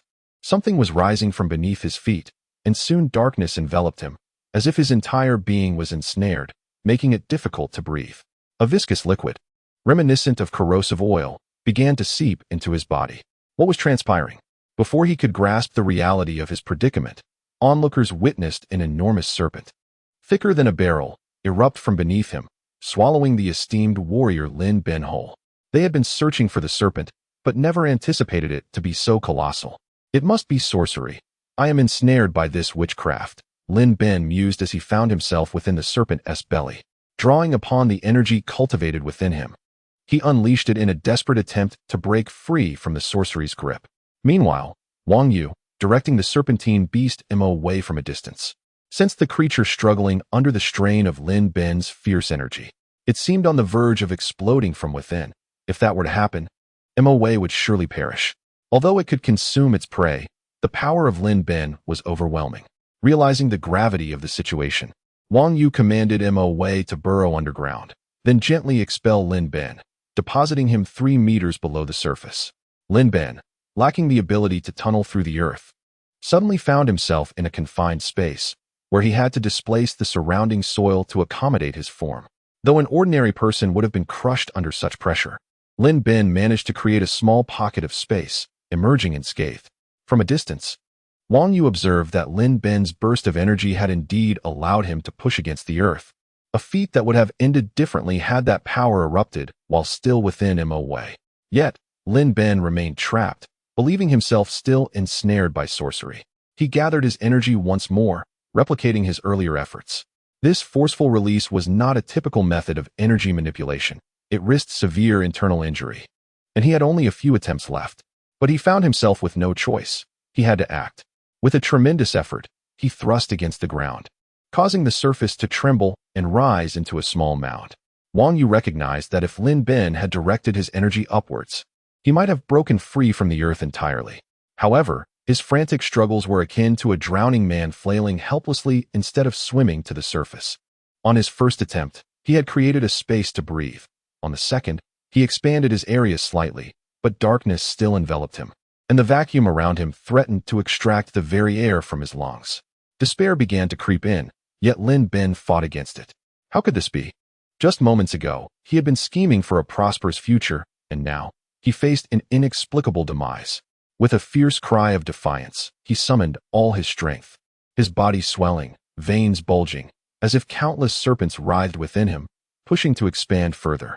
Blood seeped from his pores as he cried out for liberation. He detonated with explosive force, shaking the earth around him, shattering the small mound he had created and causing the ground above to crack in a circle around him. Wang Yu, no longer focused on Lin Ben, urged Wei to burst forth from the ground once more. The surface had descended into chaos. filled with screams of terror as soldiers, swordsmen, and frightened women scattered in panic, some collapsing in fear. The sudden upheaval had left them in a state of shock. Legends spoke of demons and monsters that devoured the innocent, but such tales were mere folklore. Until now, the massive serpent had already claimed the lives of 2 soldiers, and, before their very eyes, swallowed the mightiest warrior, Lin Ben, whole. What hope did they have against a monstrous entity that devoured even the strongest among them? With a swift motion, Mo Wei leapt from the earth, consuming another swordsman before diving back underground, discarding the corpse beneath the surface. Unlike Lin Ben, this swordsman lacked the strength to endure the crushing confinement and perished instantly. Witnessing the serpent claim another victim, the remaining soldiers fled in disarray. They discarded their weapons and armor, knowing they were burdens in their desperate flight. The local women wept as they sought refuge, while the imprisoned could do nothing but await their fate. Curiously, after the Zhu clan's soldiers had retreated, the man-eating serpent inexplicably vanished. When the chaos subsided, it was discovered that, aside from a few injured women, the serpent had not consumed anyone else in the valley. The only casualties were the ruthless warrior of the Zhu clan and his soldiers. In the aftermath, they came to perceive the serpent not as the malevolent creature of legend, but rather as a guardian, a deity of protection. Some proposed to establish rituals in honor of the great serpent, pledging annual offerings of incense, blood, and sustenance, while also committing the tale of the serpent to memory, destined to be passed down through generations. Years later, in certain regions of the marshlands, the veneration of the serpent god gradually emerged, and the events of that night transformed into a myth. However, these were matters for another time. Having no connection to Wang Yu, after frightening away the martial soldiers of the Zhu clan, he commanded the weary Mo Kuei to traverse the valley below, first scouring the battlefield for spoils near the fallen warriors, and then acquiring various tools and essential provisions from the nearby households. Prior to entering the valley, he had assessed the situation and contemplated a brief foray into the depths of the mountains. The recent display of his abilities only reinforced this resolve. Although he appeared formidable that night, having dispatched the Zhu soldiers with ease and vanquished a powerful warrior, he remained acutely aware of his own limitations. Mo Kuei's victory over the warrior stemmed from the latter's ignorance of Mo Kuei's capabilities, relying on cunning and a modicum of fortune. In a true measure of strength, he fell short. Had the warrior possessed even a slight understanding of Mo Kuei, or had he invoked his abilities at the moment Mo Kuei attempted to consume him, Mo Kuei would surely have perished. Subsequently, as the Zhu soldiers fled in terror, Wang Yu refrained from pursuing them, partly to allow the tale of demonic activity in these woods to spread, but also due to his own inability to engage further. If dealing with a single warrior proved so arduous, confronting the entirety of the Zhu clan's forces was an insurmountable challenge. Without further contemplation, he resolved to swiftly retreat to a safe distance. Chapter 13. The Pig Dragon Chi. For any traveler, inclement weather is undoubtedly one of the most detestable circumstances. After resting for a night near the valley, Wang Yu departed at dawn, venturing into the depths of the mountains. However, after traversing merely 7 or 8 miles, the weather abruptly changed, heralding the second rainfall since his arrival in this realm. Unlike the previous shower, this one unleashed an unrelenting torrent akin to an endless deluge. Suddenly, a fierce wind swept through, darkening the skies as thick, ominous clouds rolled in like a tidal wave, blocking out the heavens. It seemed as though the sky had been punctured, releasing a deluge of rain that cascaded down, accompanied by howling winds, drenching everything in its path. In an instant, the mountainous forest transformed into a swamp, leaving Wang Yu soaked to the bone, without even a moment to seek shelter from the rain.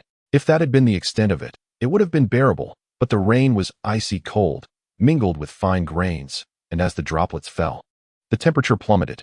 Living in the modern world, Wang Yu, possessing a sufficient understanding of climate, instantly envisioned a scenario.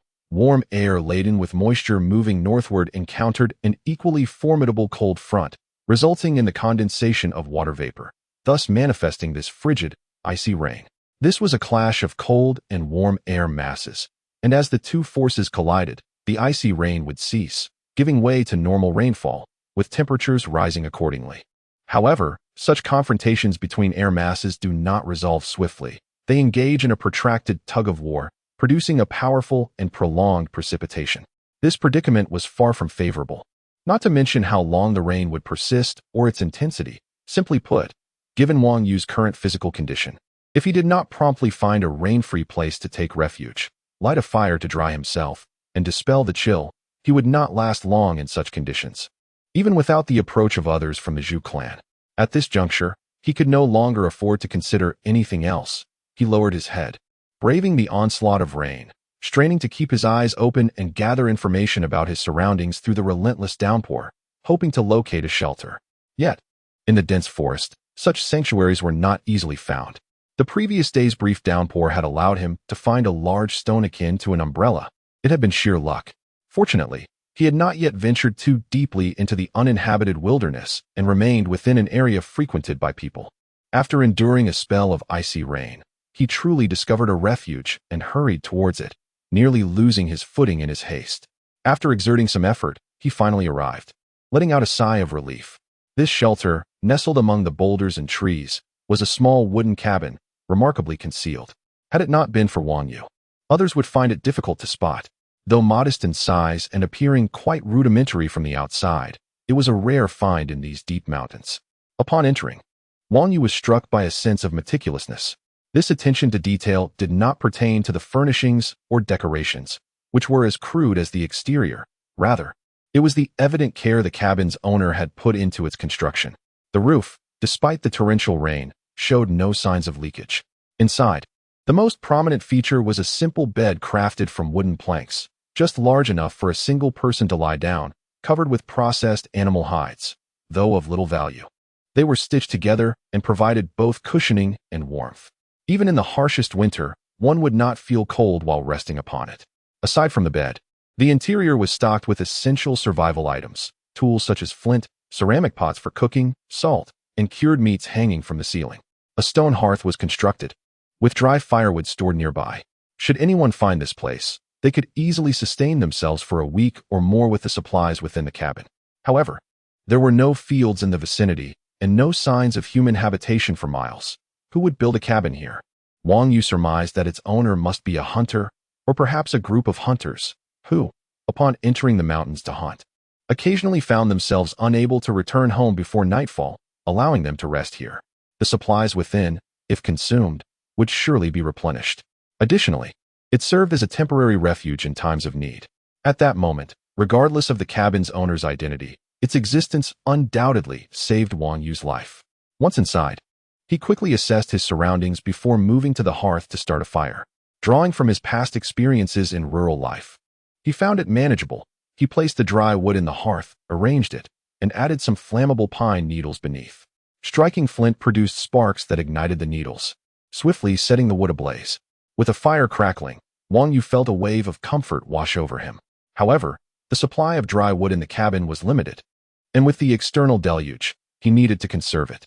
Thus, he settled in temporarily. In the ensuing days, while the rain occasionally lightened, it did not cease entirely. In such dreadful weather, no one could traverse the mountains, and it was likely that even the Zhu clan's forces were forced to halt their pursuits. Consequently, Wang Yu enjoyed a rare reprieve, a fortunate turn of events stemming from adversity. Having dried his body and clothing and gathered various supplies, he found leisure to sort through the spoils acquired from the warrior he had vanquished in the valley.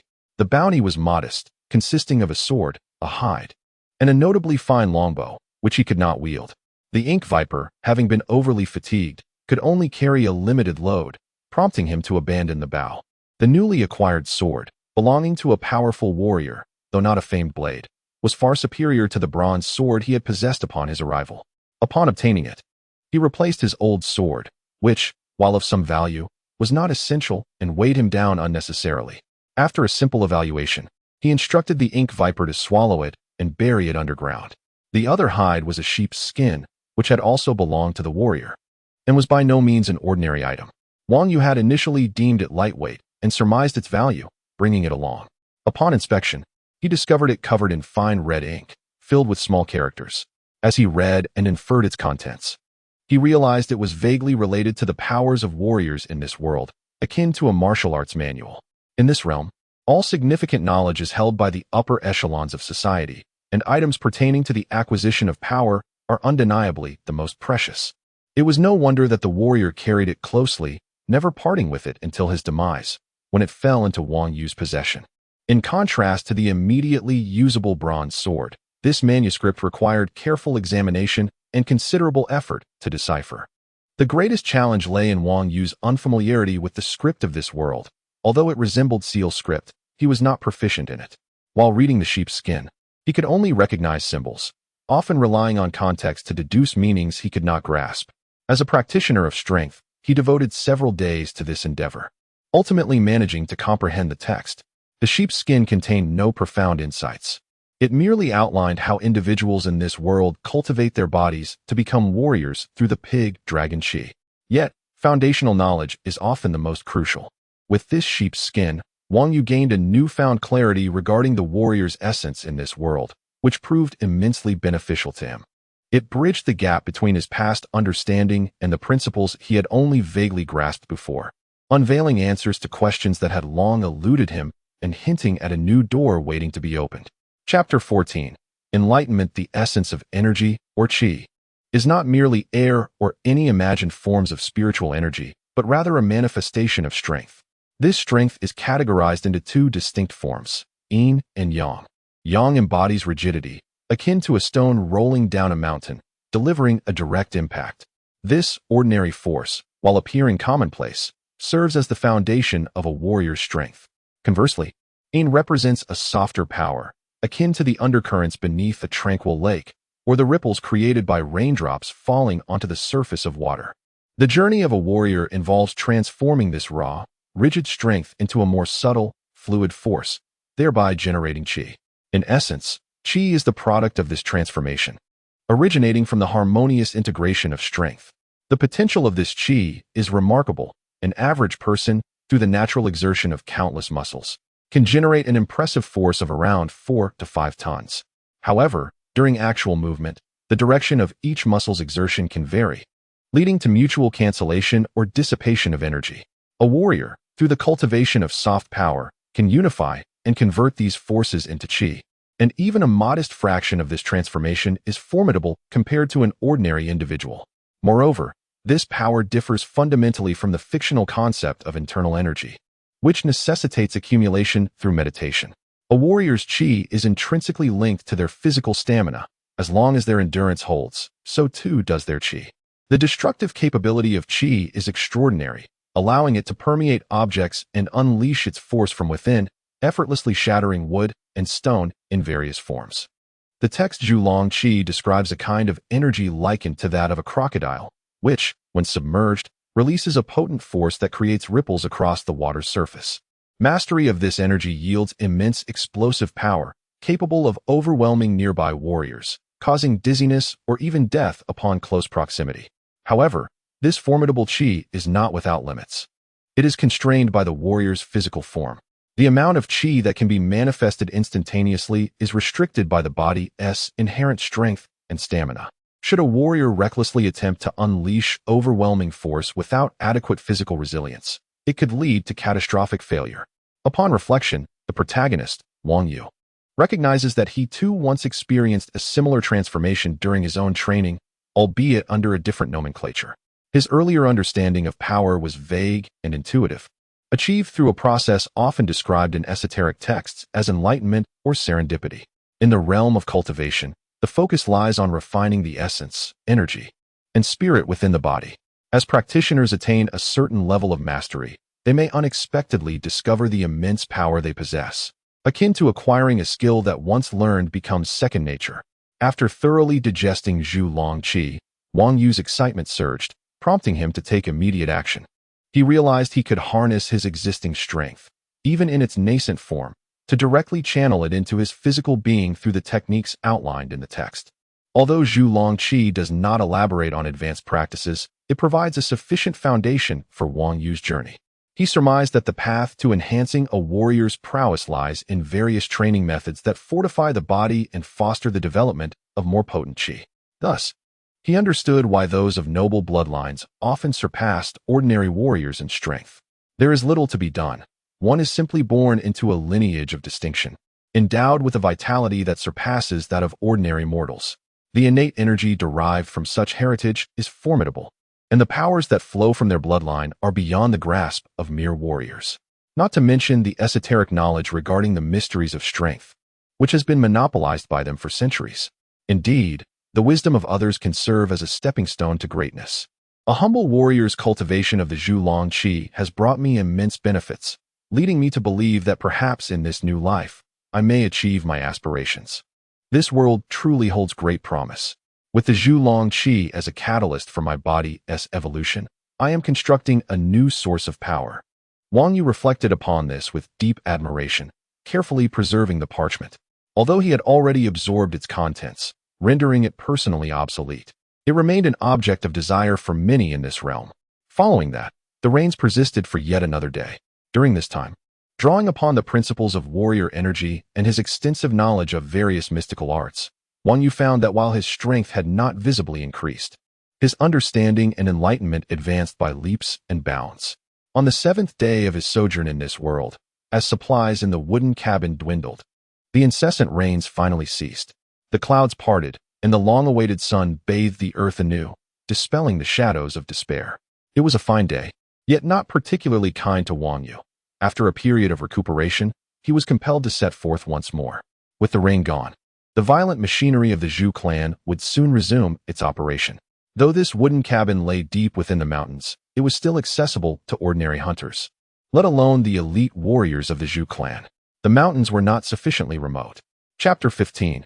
Encounter. After taking a moment to rest in the wooden cabin, Wang Yu prepared to venture deeper into the mountains as the torrential rain finally subsided.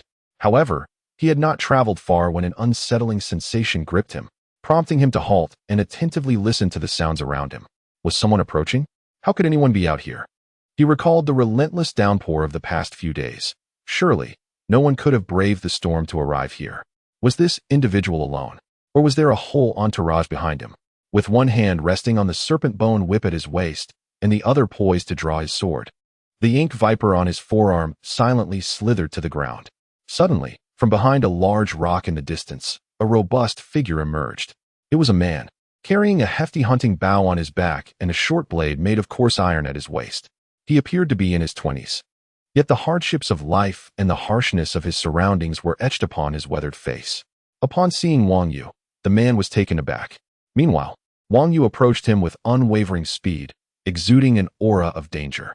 He discerned that this man was merely a solitary hunter, unrelated to the Zhu family, yet possessing a robust physique. "My lord, what do you intend to do?" the hunter exclaimed in terror, beads of cold sweat forming on his forehead. His back drenched in an instant. The instinct honed from years of living amidst peril warned him of Wang Yu's evident murderous intent. Yet the survival skills cultivated in the wilderness allowed him to react swiftly. "My lord, do not kill me. I am useful. I am useful," he cried out, collapsing to the ground and fervently bowing his head, striking it against the earth until blood stained his face. In just a few breaths, Wang Yu had closed the distance, ready to strike him down. "Rise." Wang Yu's voice was icy. "Is the nearby wooden cabin yours?" Hearing Wang Yu's words, the hunter exhaled in relief, realizing he had narrowly escaped death. However, the danger was far from over. A predator stood before him, ready to take his life at any moment. "Yes. No. No. The cabin now belongs to you, my lord." Recognizing the hunter's compliance, Wang Yu restrained his murderous impulse, momentarily dismissing the thought of silencing him. "You claim to be useful? Pray, elaborate." "My lord, I have long resided in these deep mountains and am familiar with every forest in the vicinity. If you seek something, I can serve as your guide." "Yes, as a guide. I have also visited the dwellings of the wild folk in the mountains. I can help you locate them all." Wang Yu regarded him coldly, contemplating the proposition. He was not a warrior of the Zhu family tasked with exterminating the mountain dwellers. However, the hunter's extensive knowledge of the terrain could indeed prove invaluable. It was this realization that prompted him to refrain from striking. "Not sufficient. Continue." "No, my lord, do not kill me. I know of a hidden path deeper in the mountains, often traversed by merchants to bypass the Zhu family's routes. That will suffice." Upon hearing of this concealed route, Wang Yu's demeanor shifted. The murderous intent that had once occupied his expression transformed into a glimmer of amusement. His voice softened considerably as he continued. "In recent days, the mountain dwellers have been largely eradicated. Even the most secluded valleys, with but a single cave for entry, have been cleared. What use is that to us? However, this hidden path may hold great value. Should you assist me in uncovering it, It could be a significant achievement. And the Zhu family is known for their generous rewards. What is your name? If you lead me to this path, I shall grant you the title of sword-bearer as a reward. What? The valley with only one cave has been cleared? The young hunter's mind swirled with disbelief. His lack of guile was evident on his face, and as he processed Wang Yu's promise of a title, his shock transformed into elation. Seeing the shift in the hunter's expression, Wang Yu understood that he had succeeded. Since the hunter had mistakenly assumed he was a warrior of the Zhu family, Wang Yu decided to capitalize on this misunderstanding and offer him a bright future, enticing him to willingly guide him rather than coercing him through threats. The promise of becoming a sword-bearer was inspired by the tactic employed by Lin Bin, who had lured the mountain toad with the same bait, leaving it oblivious to its imminent doom. Wang Yu now recognized the allure of a legitimate identity for those hiding from the Zhu family's authority. Indeed, a sword-bearer, Wang Yu affirmed, noticing the hunter's expression shift from skepticism to fervent desire. The young man could hardly believe that the very person who had almost killed him was now offering him a path to greatness. My lord, my humble name is Chu. I shall lead you immediately. Chu's heart raced with excitement, eager to guide Wang Yu to the hidden path and establish his worth. All the while bowing and hastily turning to lead the way, Wang Yu nodded slightly, following at a leisurely pace, yet maintaining his vigilance. After all, they were still within the territory of the Zhu family, and as long as he remained here, the threat they posed lingered. Thus, he journeyed alongside the hunter named Chu, toward the fabled path. Chu proved to be as resourceful as he had claimed, adeptly navigating the rugged terrain to reveal a more accessible route. As the sun dipped below the horizon, they arrived at a ditch where Chu came to a halt. Chapter 16, Annihilation. My lord. Just 5 more miles from here lies a precipice, beneath which lies an abyss. Many would presume this forest to be impassable beyond this point. Yet before us, there exists a stone cavern within this gully, which leads down into the chasm. Along the edge of the cliff, a narrow path awaits, albeit perilous. It allows passage through the marshy terrain. Wang Yu followed the hunter's finger, gazing into the gully. Although it appeared to be merely a small trench in the ground, one end revealed an inclined stone cave, extending downward, subtly aligned with the direction indicated by the hunter. This concealed stone cavern could only be perceived from a specific angle, and due to the recent torrential rains that cascaded from the adjacent gully, it remained unaffected, thus permitting safe passage. Indeed, this location is remarkably hidden. If what you say of the depths below is true, then it is a significant discovery. Continue onward, and lead me down to investigate. The hunter hesitated, revealing signs of trepidation. Speak plainly, do not obfuscate. Is that path a mere fabrication? Do you dare to deceive me? Wang Yu's tone turned abruptly icy. No. How could I dare to deceive you, my lord? The hunter hastily explained, yet struggled to articulate his thoughts, beads of sweat forming upon his brow. Under Wang Yu's increasingly frigid gaze, he bowed his head, unable to meet his eyes, trembling uncontrollably, and suddenly knelt before him, pleading, My lord, I assure you, the path is genuine. I beseech you to spare my life. You may depart from this marshland, and I shall claim to have seen nothing, revealing nothing to anyone. I implore you, grant me mercy. As he continued to bow his head, the fresh wounds on his forehead reopened, blood streaming down his face as he implored with heartfelt sincerity, tears streaming, evoking a profound sense of empathy. Did I reveal something in my demeanor? Wang Yu mused silently, recognizing that in this world, no one can be entirely foolish, especially not this hunter who has long dwelled in the wilderness. The hunter, albeit momentarily deceived, was shrouded by his own fears and the subsequent thrill of potential escape. Yet such emotions are fleeting. Once calmness returns, he would undoubtedly notice the details that had previously eluded him. Thus, his current behavior is understandable. The hunter clearly harbored doubts. He feared that if he accompanied Wang Yu into the gully, he would be silenced permanently. Conversely, if he did not descend, death awaited him. Hence, he found himself kneeling, pleading for mercy, hoping for Wang Yu's compassion. But how can I trust you?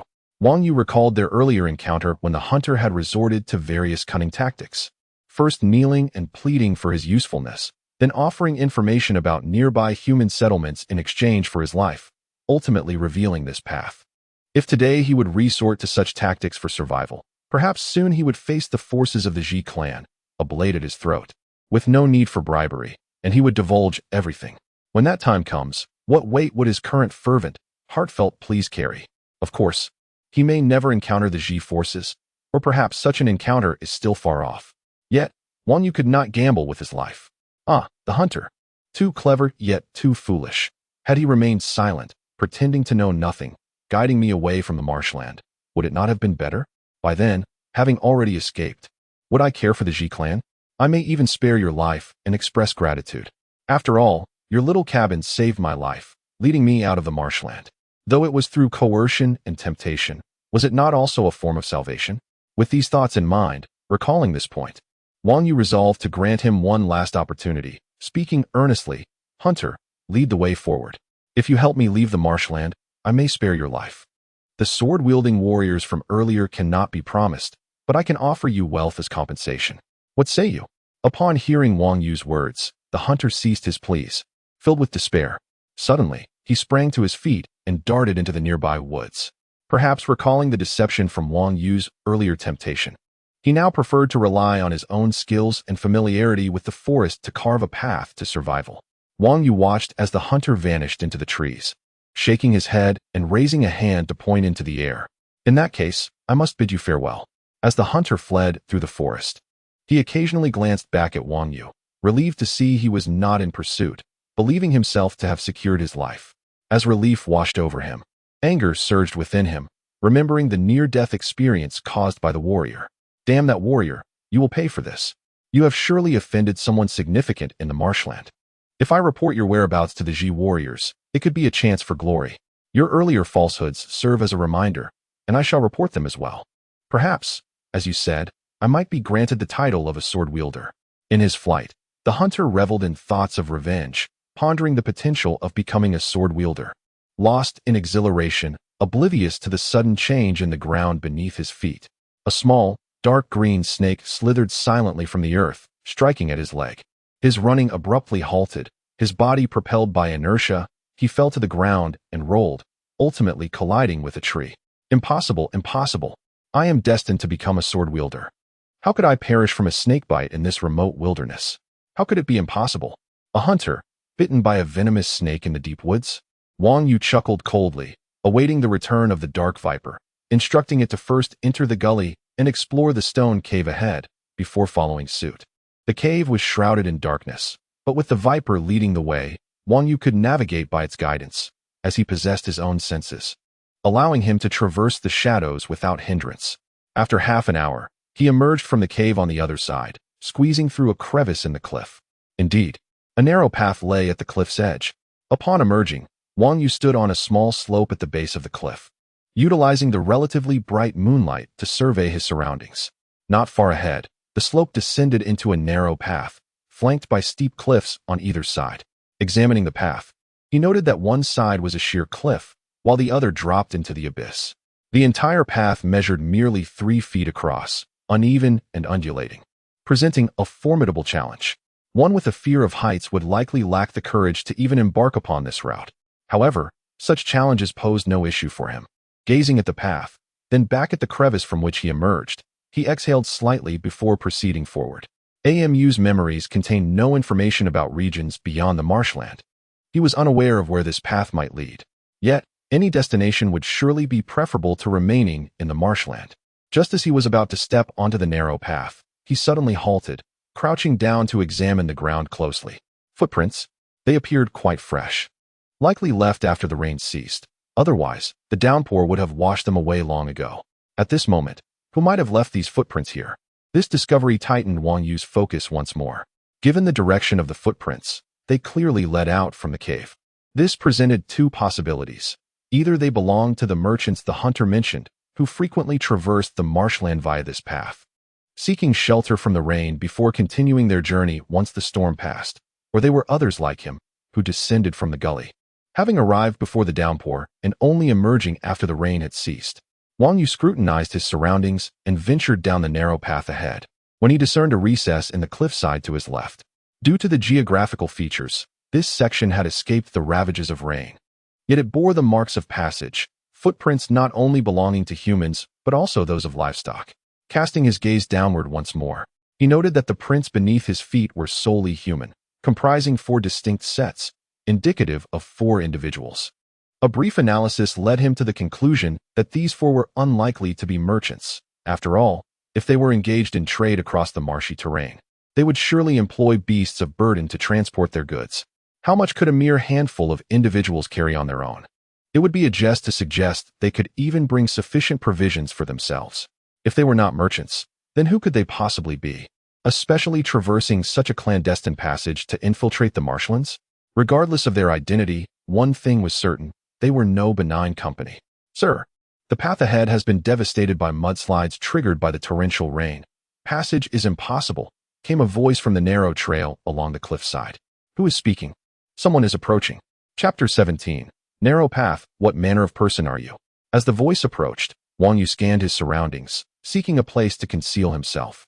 However, before he could formulate a plan, a man clad entirely in black had already spotted him, standing at the entrance of a narrow path by the cliff's edge. Wang Yu's gaze sharpened, and a fleeting image flashed through his mind.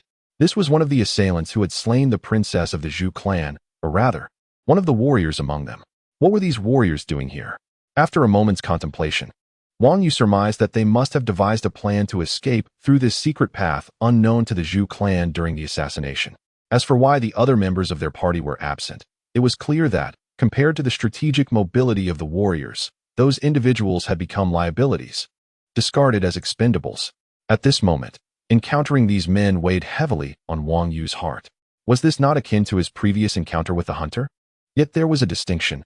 The hunter was merely an ordinary woodsman, while Wang Yu was garbed as a warrior, possessing the capacity to resist. Should he manage to escape, it would undoubtedly lead to endless troubles. Hence, they had not attacked him immediately. Wang Yu recognized the familiar eyes of the man in black, which were filled with a suppressed, murderous intent. "And who might you be?"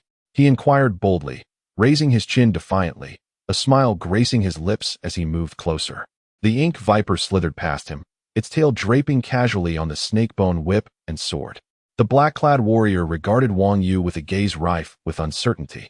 Occasionally glancing past him towards the rocky crevice, a relaxed smile etched upon his face.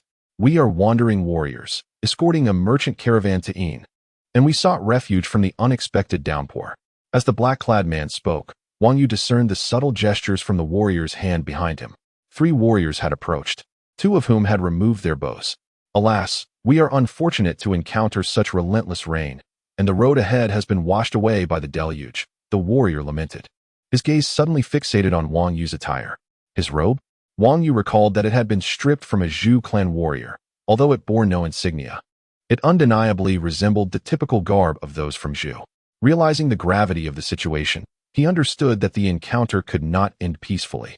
"Oh, is there something amiss with my robe?" He feigned ignorance, stepping within 2 paces of the warrior. The ink viper had now coiled around the feet of the warriors. "The road ahead has been destroyed. How is the path from Yin?" The warrior had yet to respond when, without warning, the black-clad warrior lunged at Wang Yu like a descending tiger. In that instant, Wang Yu felt an invisible force envelop him, as he wielded the snake-bone whip, extending its length. "Ah, snake!" One of the warriors, who had drawn his bow, cried out in terror, having been bitten by the suddenly unleashed ink viper. With a flash, the black-clad warrior surged forward, his sword drawn like a bolt of lightning. Just as the blade struck, Wang Yu's whip expanded, deflecting the blow with a swirling force that rendered it ineffective. This was dire.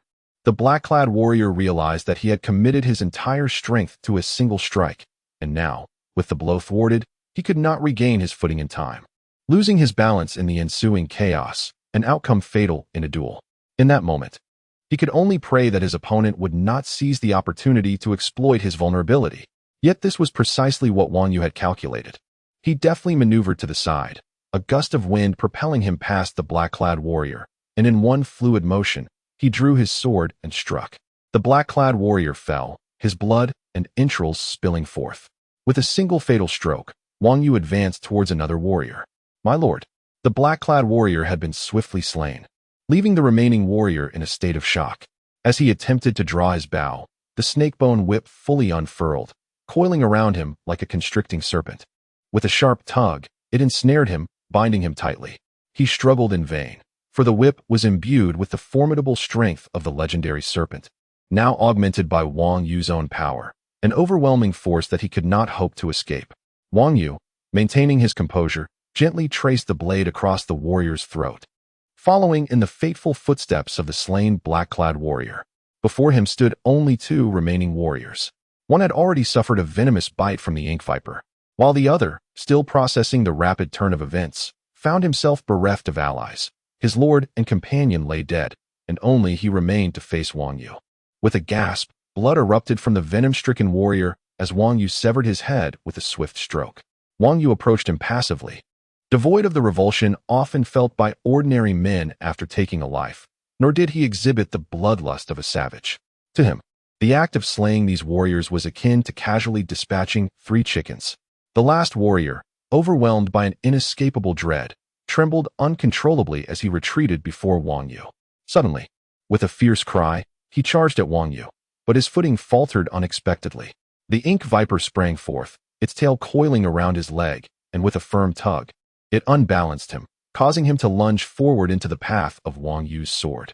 As the blade pierced, Wang Yu deftly sidestepped, allowing the spurt of blood to spray against the cliffside, staining it crimson.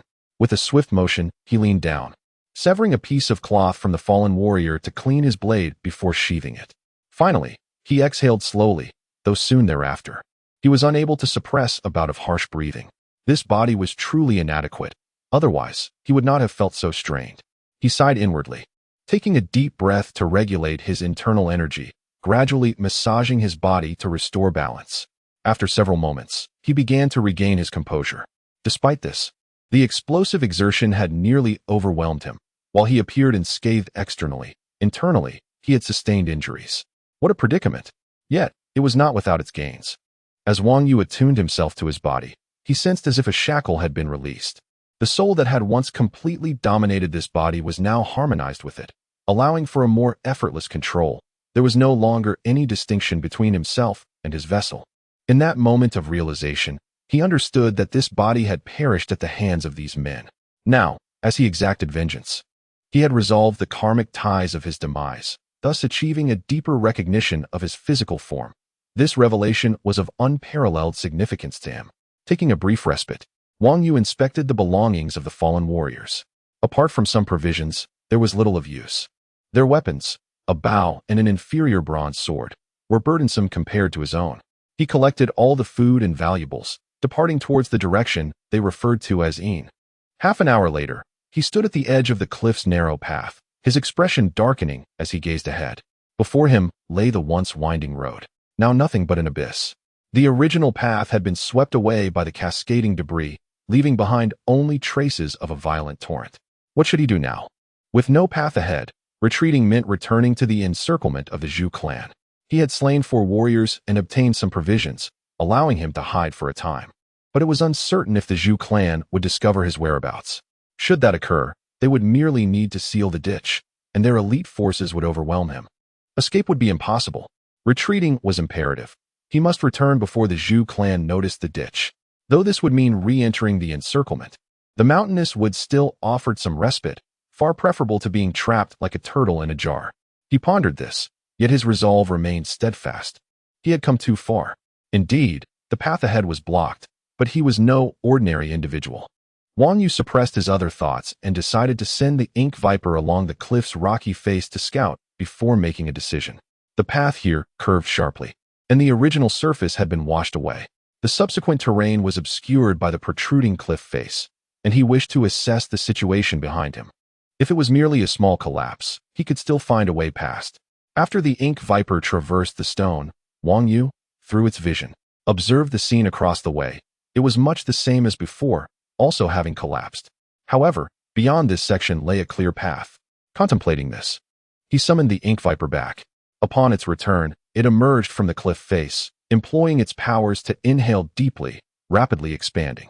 Wang Yu was swiftly engulfed, and the viper burrowed into the cliff, twisting its form to displace earth and stone as it surged across to the other side. Upon arrival, it opened its mouth wide and released Wang Yu. Thus, he had traversed the collapsed path with the ink viper's ability to burrow. After crossing, he couldn't help but laugh heartily. What had seemed an impassable route was effortlessly navigated by the viper. Others lacking such powers would be left merely staring or would have to exert tremendous effort to break through the cliff, a formidable task indeed. What initially appeared to be a dead end had transformed into a vital opportunity, alleviating his previous worries. He continued along the path, which occasionally showed signs of collapse. But these were merely minor sections that he could leap over. When larger gaps appeared, they remained within the duration the ink viper could maintain its expanded form, allowing Wang Yu to pass through each one. By midnight, he rested against the cliff face, waiting for daylight to continue his journey. After a day and a half of travel, by midday on the third day, he emerged from the narrow cliffside path into a dense forest, having left the territory of the Zhu clan behind. Chapter 18. The town. As night descended upon the town, two guards, weary and barely awake, stood at the entrance, holding their spears to watch over the settlement. Suddenly, a figure emerged from the distant road, approaching at a slow pace, appearing fatigued from a long journey. "Xiaoyi, wake up. Someone's coming," one of the guards whispered, attempting to rouse his companion. Xiaoyi groaned. "It's already dark. The market has been closed for hours. Who could possibly be coming?" The figure drew near, clad in a robe and bearing a sword, clearly a warrior. A warrior? Upon hearing this, Xiaoyi became slightly more alert and focused his gaze on the approaching man.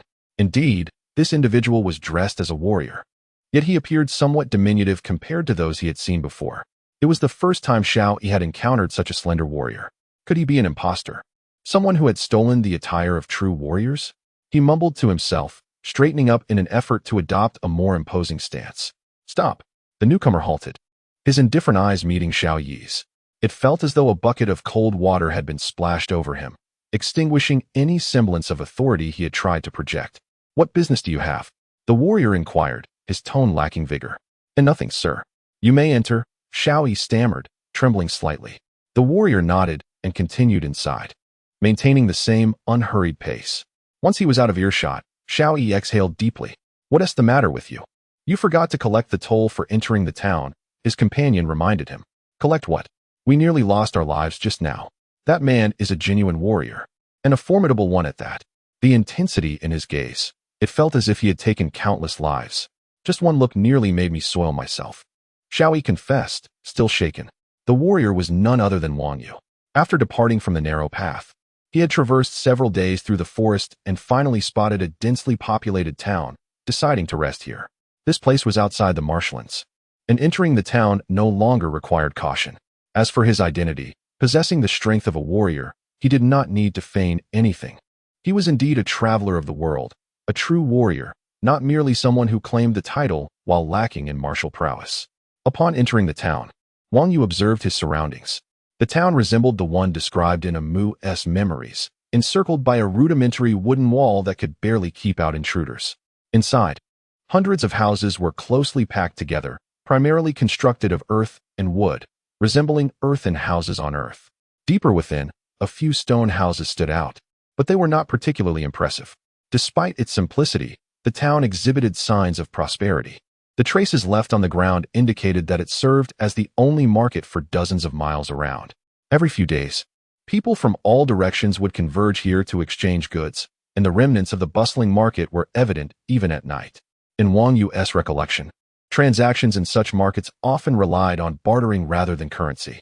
Low-value items were typically exchanged directly, while more valuable goods required a form of currency known as cloth money or bronze coins, which were reserved for significant purchases or large transactions.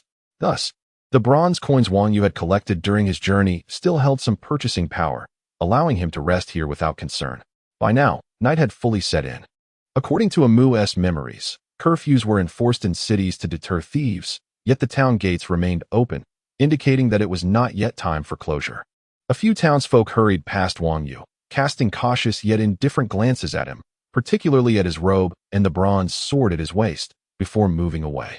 Though the town was not large, Wang Yu quickly reached what appeared to be its center. This area was significantly better than the outskirts, with houses primarily constructed of stone. The materials more refined and polished, albeit still limited by available resources. At the heart of the town stood a notably large building, surrounded by brick walls and featuring a watchtower, undoubtedly the residence of the local lord or the most esteemed individual in the area. The surrounding stone houses were arranged around it. Wang Yu's gaze fell upon a particularly unique establishment, which also occupied a considerable area and had 2 stories. A sign adorned with characters resembling the word for wine hung in front. The presence of carriages and livestock indicated that this was likely a tavern or inn. perhaps offering lodging for the night. "Dear guest, are you here to dine, drink, or stay?" A young attendant, noticing Wang Yu's distinguished attire, rushed over to inquire. "I wish to dine and stay. What are the rates?" Wang Yu asked. "The cost of dining depends on your choice of dishes and whether you wish to drink. However, for a standard meal and lodging, it's just 2 coins for a day," the attendant swiftly replied, leading the way. 2 coins. Wang Yu nodded slightly. He had around 40 bronze coins on him, sufficient for over 20 days of meals and lodging. This extended period of rest would not only help him regain his health, but also fortify his body beyond that of an ordinary person. "Very well. I shall have both the meal and lodging." With that, the two entered the inn. The establishment was spacious and bustling with patrons. The large hall was nearly filled to capacity with a diverse array of individuals, mostly merchants accompanied by guards and attendants, all armed with various weapons, some of which could be lethal. A few among them bore the hardened gaze of those who had taken lives. In this crowded setting, Wang Yu's arrival as a warrior did not attract undue attention. Seated at a solitary wooden table with the attendant's guidance, he awaited his meal while eavesdropping on the discussions among the merchants. "Xingjia, did you send someone to check the checkpoint at the marshlands today? Has it reopened?" One merchant lamented. "Alas, I do not know what has transpired in the marshlands. The checkpoint has been closed for over 10 days now. If it remains shut, my cargo will spoil on the road," Xingjia replied, his expression one of despair. "Still closed? I am worse off. My goods have already begun to rot." Another merchant interjected. At this moment, a merchant nearby perked up. "What are you all selling? If it's going to spoil, why not sell it to me at a low price?" As soon as he spoke, whispers circulated among the others. "Yun Lao San, that local vulture, is here to take advantage again." "Humph. Even if I have to throw my goods to the dogs, I won't sell them to you," replied another merchant defiantly. Yun Lao San retorted, "Then just wait until it rots. No one will want it then. Let me tell you, the lady of the marshlands has been assassinated, and that is a significant matter. This is why the marshland gates remain closed, to prevent anyone from slipping in or out. As long as the situation remains unresolved, they will not reopen the gates." "What? Such a grave incident has occurred in the marshlands, and someone dares to assassinate the lady of the marshlands? Who wouldn't dare? I've heard that the lord of the marshlands has made many enemies in our country, from the king down to the local officials. Countless individuals wish to see him fall, and he is at a loss. He intends to marry the lady of the marshlands to a young noble from the Kai nation to seek external support. Ladies and gentlemen, the state of Kai is indeed a formidable nation. Although the Ji family, despite being mere officials of Kai, boasts considerable influence among the nobility. Their fiefdom encompasses numerous cities and borders our state of Shun, not far from Zhu territory. Should a marriage alliance form between the two, with their combined power, which official in Shun would not feel apprehensive? Even more alarming is the prospect that should the Zhu family encounter troubles, the people of Kai could seize the opportunity to extend their reach into our territory. If such an event were to transpire, even the sovereign would be left in a quandary. Hence, the assassination of the Zhu princess is entirely unsurprising. Who would have thought that this incident harbors such intricate secrets? Although it may not be entirely accurate, it is astonishing that in a mere small town, someone could articulate such reasoning and speak so audaciously, attracting attention. Wang Yu turned his gaze toward the source of the voice, only to find a youth, not yet of age, reveling in the spotlight. Despite the attempts of a companion to restrain him, the youth remained undeterred. Wang Yu could not help but smile at the scene. At that moment, just as the boy was about to continue his discourse, he was interrupted by a timid voice from outside, announcing the arrival of Lord Inxiu. "Oh, Lord Inxiu has arrived. Welcome, welcome. I shall inform the host to come and greet you." "No need. You may step aside." The voice that replied was robust and authoritative, dismissing the servant with a wave. Shortly thereafter, a figure strode into the inn, followed by 4 armed guards. Wang Yu observed that the man wore a robe adorned with a mountain-like emblem on his chest, and the character was inscribed on his left arm. A sword rested at his waist, indicating his status as a martial servant of the Yin family. Upon entering, Inxiu stood at the entrance, surveying the room. An eerie silence enveloped the inn. Patrons dared not utter a word, even pausing their meals. The previously vocal youth was halted mid-sentence by a companion who clamped a hand over his mouth. Satisfied with the palpable respect he commanded, Inxiu's gaze finally settled upon Wang Yu. "Who are you? From whence do you hail?" Wang Yu met his gaze with composure, replying, "I am a wandering warrior." "A wandering warrior? I perceive you are a soldier of the Zhu family. Your attire, though lacking a family crest, resembles that of Zhu warriors. Inchio's tone was blunt, tinged with an inexplicable animosity toward Wang Yu. Realizing the source of the hostility, Wang Yu understood that the enmity was directed not at him personally, but rather at the Zhu family, as he was mistaken for one of their warriors. He recalled the boy's earlier claim about the Zhu officials having made many enemies. The truth of that statement was becoming evident. After a moment's contemplation, he coldly remarked, "Recently, the Zhu warriors have been rather reckless, running amok. Just the other day, one of them met his demise before me. As the rain had drenched my own robe, I found his attire commendable and, out of kindness, took it to wear." He added, "And this sword as well. Would you care to inspect it?" With that, he swiftly unsheathed a 2-foot bronze, short sword and extended it toward Inchio. The latter's expression shifted to one of grave concern, his face undergoing a series of transformations as he scrutinized Wang Yu. "Are you the one who assassinated the Zhu princess?" "Certainly not," Wang Yu replied with conviction. "Does Lord Yin have any further inquiries?" "None, but this is the domain of my Yin family, not Zhu territory. Tread carefully." Inchio's skepticism lingered, though the earlier hostility had dissipated. "My purpose here is merely to lodge at the inn. I seek no trouble.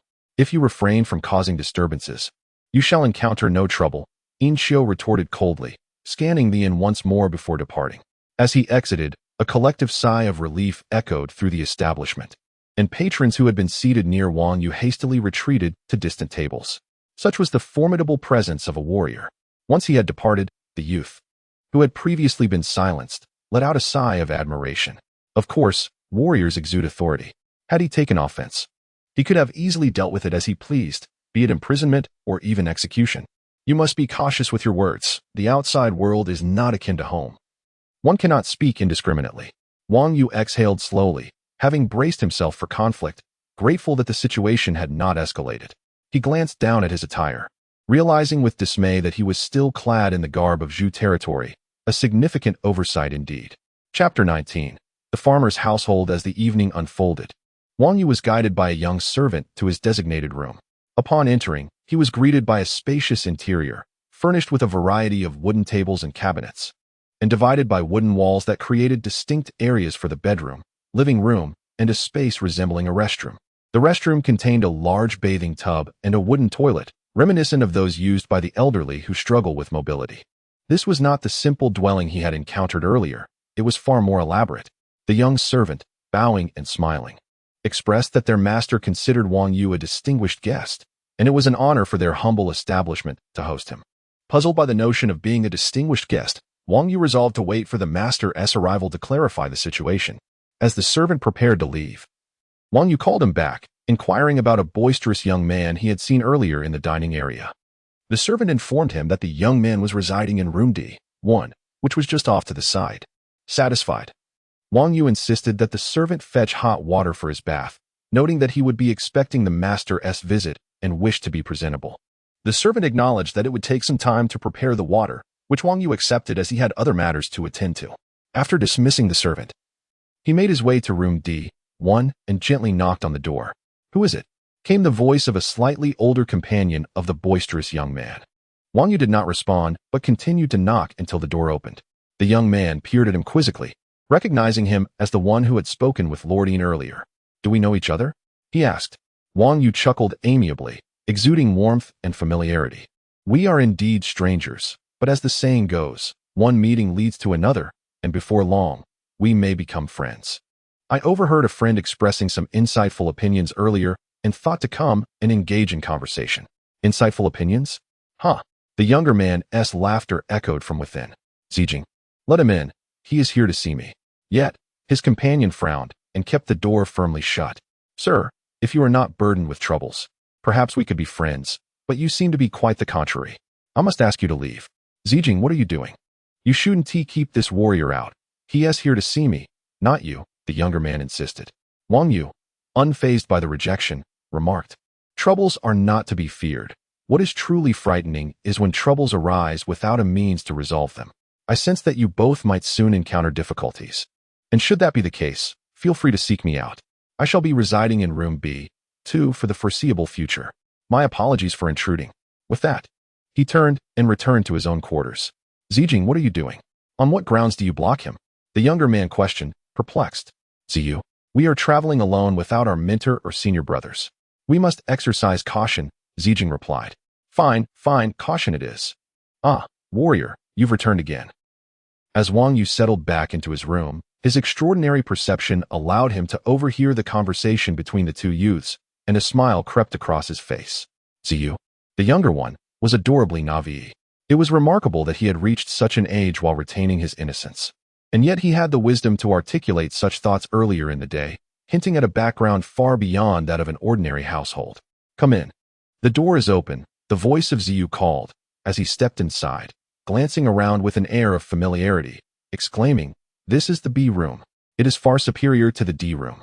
Wang Yu, unperturbed, replied with a smile, Though one may have grand halls, one sleeps merely on a 3-foot space at night. To me, there is no distinction between the B and D rooms.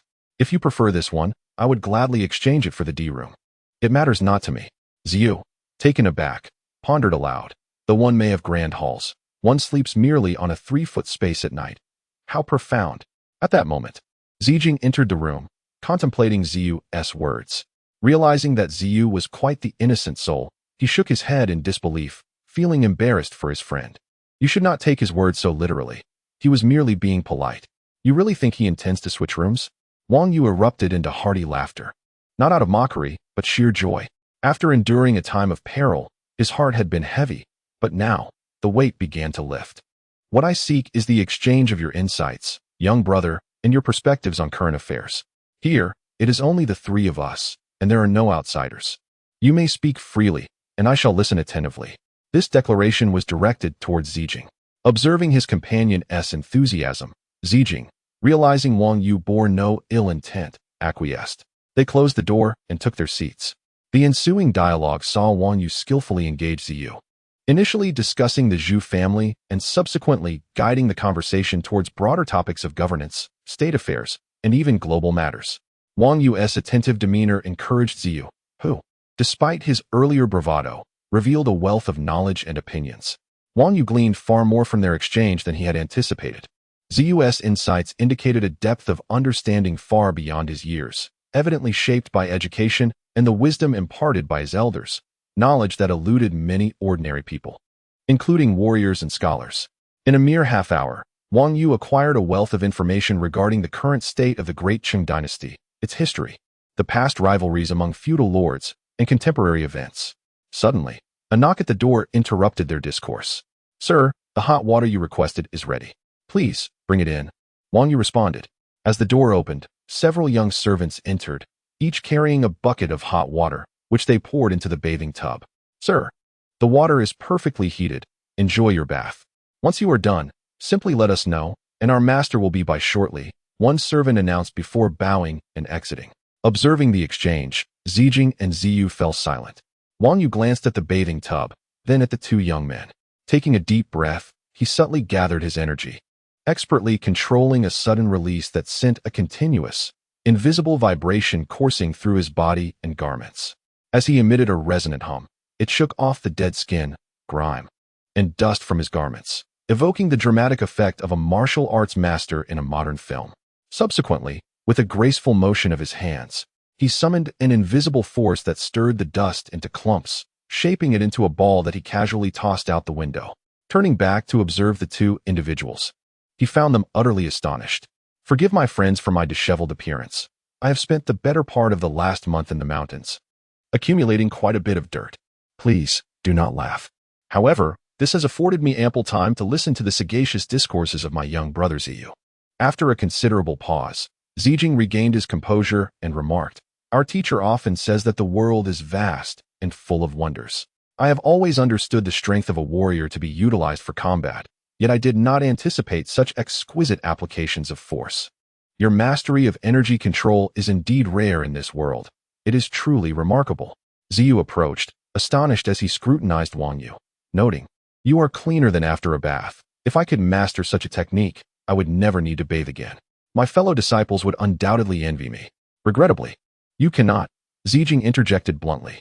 The energy techniques cultivated by our agricultural lineage differ fundamentally from those practiced by warriors. Oh, Ziyu replied, his head drooping momentarily. But soon he brightened. Let us continue our discussion. Where did we leave off? Ah, yes. We were discussing the geographical and strategic landscapes of the 5 great powers of the current era. Ziyu, it is getting late, and our warrior friend has guests to attend to. Let us conclude for today. Jing interjected swiftly, interrupting Ziyu just as he was about to elaborate further. He exchanged pleasantries with Wang Yu, seized the young man, and hurriedly exited the room. Hey, why are you pulling me along? Ziyu protested. This warrior friend said we could change rooms. A resounding slam of a door echoed from the direction of room D. Wang Yu chuckled softly. Yet his mind lingered on the terms agriculture and energy techniques that Jing had mentioned. Chapter 20. The great merchant. After the 2 farmers departed, a short while later, the door to room E of the heavenly character was knocked upon once more. Guest, my master has come to pay a visit. Wang Yu halted his thoughts. Although he did not comprehend the visitor's intentions, he believed it was only proper to extend the courtesy of welcoming the guest. Thus, he approached the door and personally opened it, adhering to the traditional etiquette of the Zhu family, as recalled by Amu. Upon opening the door, he was greeted by the sight of an exceptionally rotund gentleman, adorned in splendid garments, standing before him with several attendants behind. Sir, I apologize for intruding at such an hour after your journey. Please forgive my audacity. The host is too gracious. I am honored to be received today, and I am sincerely grateful. Yet, I am puzzled as to why I should deserve such courtesy. Please, step inside. After exchanging pleasantries and formalities, Wang Yu invited the rotund man into the room. The man's countenance shifted slightly upon receiving the invitation, but he nodded in acknowledgement and entered, taking his seat according to the designated host-guest positions. In this establishment, Wang Yu was technically the host, yet at this moment, he occupied the position of the master while the rotund gentleman assumed the guest seat. Throughout the process of receiving the visitor, even though it was Wang Yu's first experience, he executed the protocol with meticulous precision based on Amu's memories, adhering seamlessly to the social customs of this world. Observing this, the rotund gentleman's expression towards Wang Yu had transformed entirely from when he first entered. Once seated, the gentleman sighed softly. Before entering, I had presumed you to be an ordinary warrior, but I underestimated you. Such familiarity with etiquette is not something one acquires without being raised in a family of notable stature. May I inquire as to which esteemed lineage you hail from? Wang Yu felt a tremor in his heart upon hearing this. He had merely acted in accordance with the customs of a noble family, unaware that it was not typical for common households. The fact that the rotund man could discern this indicated he was not simply an innkeeper. How then should he respond? Wang Yu, known for his meticulousness, found himself vulnerable to the occasional oversights of this world, such as the earlier misstep regarding the warrior's attire, and now this etiquette blunder, all stemming from a lack of knowledge of local customs. He had indeed absorbed Amu's memories thoroughly, yet Amu's experiences were limited. In a moment of contemplation, he replied ambiguously, "A man traversing the world has yet to establish any merit or reputation. How could I dare to mention my family name and bring shame upon it?" Upon hearing this, the rotund man immediately regarded him with newfound respect, albeit with a hint of hesitation. Wang Yu recognized that the gentleman felt he had misjudged Wang Yu's identity, leaving him at a loss for how to proceed. Wang Yu, sensing the man's uncertainty, said kindly, "It is said that when courtesy is extended, there must be a request. I am unsure how I might be of assistance to you. Yet please feel free to speak candidly. If I can aid you, I shall not hesitate." The rotund man nodded slightly. "In that case, I shall speak plainly. I am a merchant, and my family is indeed a prominent trading household in the kingdom of Shen. Merchants thrive on the flow of information, and recently, the region of Zhu has been sealed off, disrupting many trade routes and trapping numerous travelers at the crossroads of Yin and Zhu. As a result, various rumors have surfaced. I noticed you seem to have come from Zhu. Perhaps you could enlighten me on the happenings there. Is it true that the Zhu lady was assassinated? What is the current situation within Zhu? Based on your estimations, when might the trade routes reopen? Furthermore, if you manage to leave, is there another way to enter or exit Zhu? This last point is of particular importance to merchants. If your information proves accurate, you would become a valued guest at the esteemed establishments in the kingdom of Shen, enjoying complimentary accommodations at any time." Wang Yu regarded the man, who had introduced himself as a merchant, with a contemplative gaze. The establishments in the kingdom of Shen were indeed numerous, resembling the ubiquitous inns found in martial arts novels. Akin to modern hotel chains on Earth, his family was undoubtedly a significant trading entity, yet he could not help but find it amusing that such inns are frequented by travelers of all kinds, making them excellent venues for gathering information. Moreover, It appears many merchants also hire guards from among the patrons, making these establishments somewhat akin to an adventurer's guild in a fantastical world. This rotund man is likely not just a simple merchant. If leveraged correctly, he could yield substantial advantages. Wang Yu nodded slightly. You have indeed come to the right person. I did indeed arrive from Zhu, and the rumors regarding the assassination of the Zhu lady are true. Currently, Zhu is under complete lockdown, with the area of the incident surrounded by Zhu's martial soldiers. Additionally, there are warriors dispatched to eliminate the bandits in the mountains, while elite warriors of the Zhu family are on the hunt for the perpetrators. I entered Zhu about half a month ago and was unfortunate enough to find myself caught in the chaos, narrowly escaping with my life. Fortunately, I learned of a hidden path from a local hunter, which allowed me to reach Yin. As for the question regarding the reopening of trade routes, I observed that the Zhu family's current military mobilization is extensive, consuming vast resources. The blockade cannot endure indefinitely, as the loss of tax revenue from halted trade is significant. Wang Yu smiled as he added, moreover, we cannot expect those warriors to remain in the mountains forever, can we? The rotund man chuckled, his jowls quivering in delight. You speak truthfully indeed. However, regarding the hidden paths you mentioned, I am aware that many regions have similar routes, often utilized by smaller merchants to evade taxes. Yet, such paths are less reliable than main roads, frequently disrupted by various factors. Just the other day, a torrential downpour swept through, and many trails were washed away. Did you not encounter such issues on your journey? Wang Yu, sensing the rotund man's keen awareness of the routes, replied with a hint of amusement, indeed.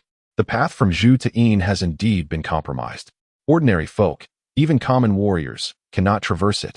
But I possess a unique skill that permits me to navigate without hindrance. Oh, the rotund man expressed mild astonishment upon hearing of the unique skill, but did not seem overly surprised. Many esteemed lineages trace their heritage back to ancient emperors, and some possess extraordinary techniques.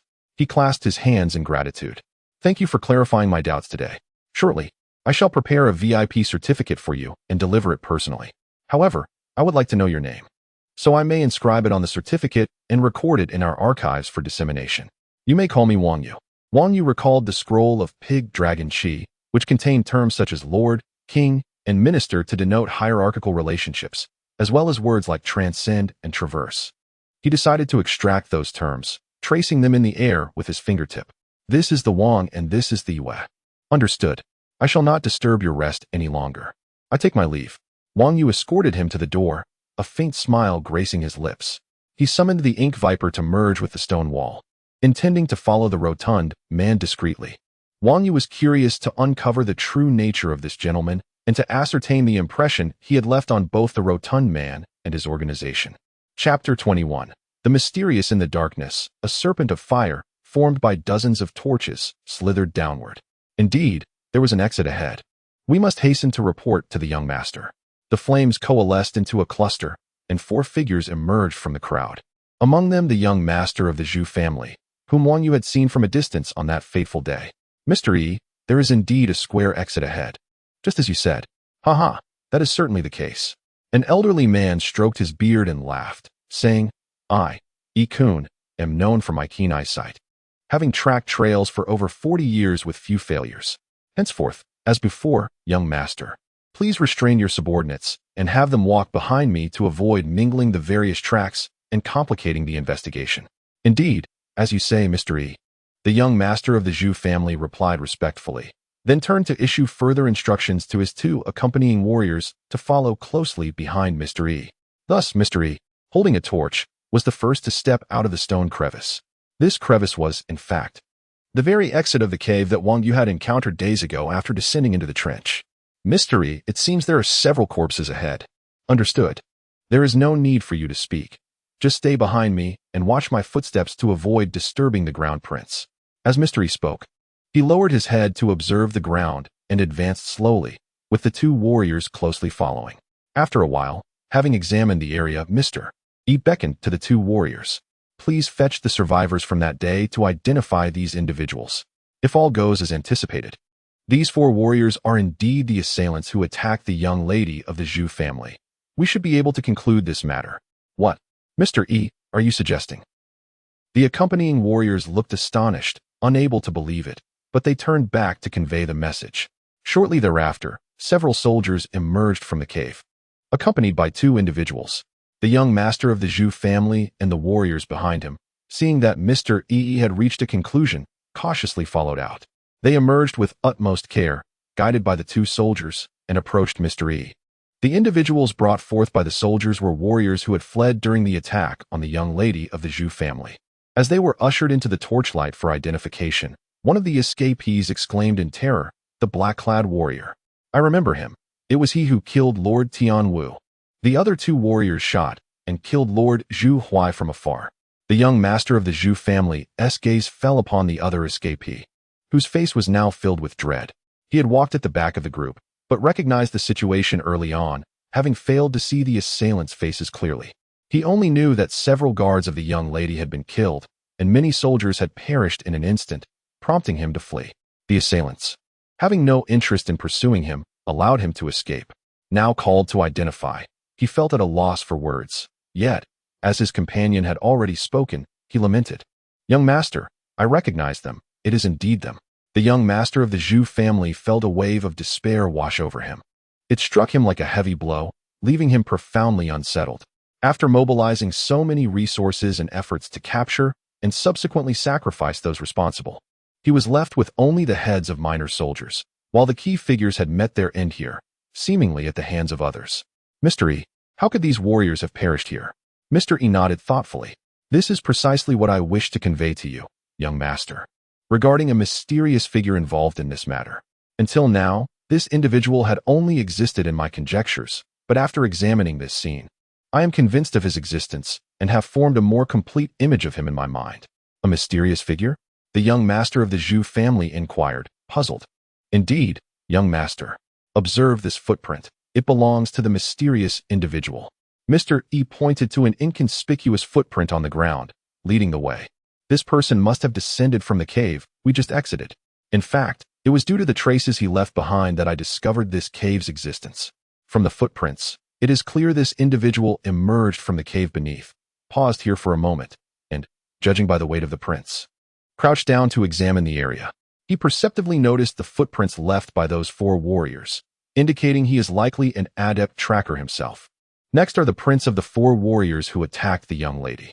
They likely arrived here before the torrential rain and would have escaped Zhu territory had it not been for the storm, which forced them to take refuge in this cave for several days. After the rain ceased, they emerged, intending to leave via a narrow path. But perhaps due to the storm, this path was blocked, compelling them to turn back, leading to the ambush we see before us. Young master, when you are being pursued and eager to escape, if you encounter a stranger in the wilderness, what decision would you make?" At this point, Mr. E paused and suddenly asked the young master, "If he has seen me, to prevent him from revealing my whereabouts, I would certainly slay him and conceal his body." Haha, exactly. These four warriors thought the same. However, their opponent was no ordinary foe, so they hesitated, fearing that a sudden strike might fail and allow him to escape, which would be disastrous. Thus, the leader among the black-clad warriors chose not to act immediately, opting instead to delay while secretly signaling his fellow warriors, particularly the two archers. They would remain still, but should they move, they would kill him. Their adversary, that mysterious person, faced this situation without panic. Instead, he engaged them in conversation and slowly approached. Until this position, the leader of the black-clad warriors suddenly sprang into action. But the mysterious individual was already prepared. "Observe," Mr. E said, stepping into the imprint left by Wang Yu's explosive force on the ground, assuming a combat stance. The mysterious individual swiftly dispatched the leader of the black-clad warriors, and without pausing, he took down all four warriors, each unable to land even a single blow. Particularly the last one, who, having witnessed the rapid demise of his comrades, was so startled that he stumbled back several steps before summoning the courage to draw his sword, only to meet the same fate. What was most terrifying was that, in such a dire situation, this mysterious individual managed to avoid the splatter of blood, remaining untainted. And after killing, calmly cut a piece of cloth from the slain to wipe his blade. "Look, this is that piece of cloth." Mr. E closed his eyes, as if replaying the scene in his mind, then took a deep breath to compose himself before continuing. "This entire process, though I describe it at length, transpired in an instant. In other words, in merely a fleeting moment, he killed four warriors, and they were skilled enough to be dispatched to assassinate the young lady. Mr. Yi's detailed account captivated the listeners, mostly warriors themselves, who could envision the scene and collectively inhaled sharply. This mysterious individual could kill 4 warriors in an instant. Had they encountered him alone, would they not have met the same fate as easily as slaughtering dogs? Some warriors even felt fortunate not to have crossed paths with this enigmatic figure during recent pursuits. Indeed, this mysterious individual possessed extraordinary skills. Even I might find it troublesome to confront him, perhaps managing to win, but not without difficulty. After a brief pause, the young master of the Zhu family questioned, "But who is this person?" From the assailants who attacked the young lady, it is evident he is not one of their group. Yet, his actions seem similar, as if he too is evading us to escape Zhu territory. Why would he flee? Of course he must flee, Mr. Yi affirmed. Young master, because he was likely present when the young lady was attacked. In the aftermath, when Zhu territory was sealed off and the mountains were cleared, he too was ensnared within. Aha! At such a time, appearing in such a sensitive area, young master, how would you feel if you encountered this mysterious figure? The young master of the Zhu family smiled in silence. It was evident how he would react under such circumstances. Certainly, it is conceivable that the assailant of the noble lady was a collaboration of 2 factions, one of which succeeded, while the other, a mysterious figure, refrained from intervening upon witnessing the success. Mr. E continued, "Furthermore, upon deeper reflection, it is quite possible that this individual was indeed present at the scene. I have discerned a particular detail." "What detail?" inquired the young gentleman of the Zhu family, curious. "The venomous serpent," Mr. E asserted confidently. "I observed that upon the arrival of the young gentleman at the site of the noble lady's assassination, there was a brief investigation, during which it appeared that a tracker had been bitten by a venomous snake. Is it not commonplace to be bitten by a snake while exploring the mountains?" "Not quite," he replied. "A tracker is typically well-versed in the terrain and would be vigilant against such dangers, making it unlikely for them to sustain a bite. Moreover, according to the natural behavior of serpents, most venomous snakes do not attack larger creatures like humans unless they perceive an unavoidable threat, such as a foot stepping on their tail. How could such a misfortune befall the unfortunate tracker?" I deduced that when the young gentleman of the Zhu family arrived at the scene of the attack, the mysterious figure was lurking nearby. The unlucky tracker, by chance, approached him. In an attempt to remain concealed, the mysterious individual unleashed a venomous serpent, which then struck. Subsequently, as you made your discovery on the path, he ensured his own safety before departing. This insight leads me to conclude that, aside from his extraordinary skills, the mysterious individual possesses the ability to command venomous serpents, and he must have had a particularly formidable serpent at his disposal. The unfortunate tracker was the first victim, followed closely by the hunter not far from the ditch, and the third being the one before us now. Before us? Indeed. In the moment of confrontation between the mysterious figure and the assailants, who prepared to strike in unison for a fatal blow, the mysterious individual had his own stratagem. He released the venomous serpent, which, under the cover of night, silently approached the assailants. Almost simultaneously with the black-clad warrior strike, the venomous serpent bit the archer, and perhaps even ensnared the last warrior to perish. The evidence lies here. His footprints exhibit some irregularities. Additionally, there is another matter I cannot confirm: the death of the warrior Lin Bin, where a venomous snake also inflicted injuries. Perhaps the mysterious figure encountered him while foraging in the mountains. What makes me hesitate is that the fleeing warriors unanimously claim Lin Bin fell victim to a serpent, and the local forest dwellers echo this sentiment. The young gentleman of the Zhu family nodded thoughtfully. Mr. Yi's pursuit of the truth is indeed remarkable. Nothing escapes your keen perception. Yet, 2 queries linger in my mind, and I beseech you to enlighten me. Pray, speak your mind, Mr. Yi urged. Firstly, the blow that led to my sister's demise was wrought by sorcery, injuring her very spirit, causing her soul to return to her ancestral home in a daze. This renders communication with ancestral spirits for the truth of the event impossible. Given the involvement of sorcery, a sorcerer must be among them. We are aware of the warriors and soldiers involved, but where is this sorcerer? Secondly, what became of the mysterious figure? Mr. E pondered briefly before responding. As for your first query, there are 2 possibilities. Either this group of warriors possessed artifacts capable of unleashing sorcery, which were confiscated after their encounter with the mysterious figure, or their assault did not result in the noble lady's demise, and the mysterious figure, using a sorcerous artifact, delivered a fatal blow from a distance. Regarding the whereabouts of the mysterious figure, the footprints suggest he departed along this path, heading towards the region of Yin. The young gentleman's inquiries hint at an unwavering interest in this enigmatic figure. I would advise caution. The skills and intellect of that individual are far beyond what a mere handful of warriors could contend with. Should one wish to engage him, it would necessitate the personal involvement of the young gentleman, accompanied by elite forces. Yet, a scion of wealth should not venture into perilous territories. The current situation in Zhu, with both Lord Shun and the surrounding officials eyeing us with suspicion, is indeed precarious.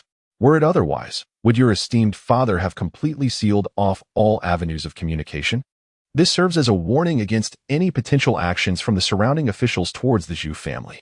Under such circumstances, should the young gentleman depart Zhu, it would be akin to stepping into a tiger's den, and bringing forth elite forces would only diminish the strength of Zhu itself, proving to be an unwise decision. Very well, I shall take my leave now. I was entrusted by the officials of Ji to assist you in investigating the noble lady's assault, and now, it seems, we have reached a conclusion. It is time for me to depart. The remaining matters are for you to manage, he stated. The young gentleman of the Zhu family hastily implored, Mr. E, you have come in haste, and in merely 2 days, you have unraveled all the complexities. I have yet to extend my hospitality.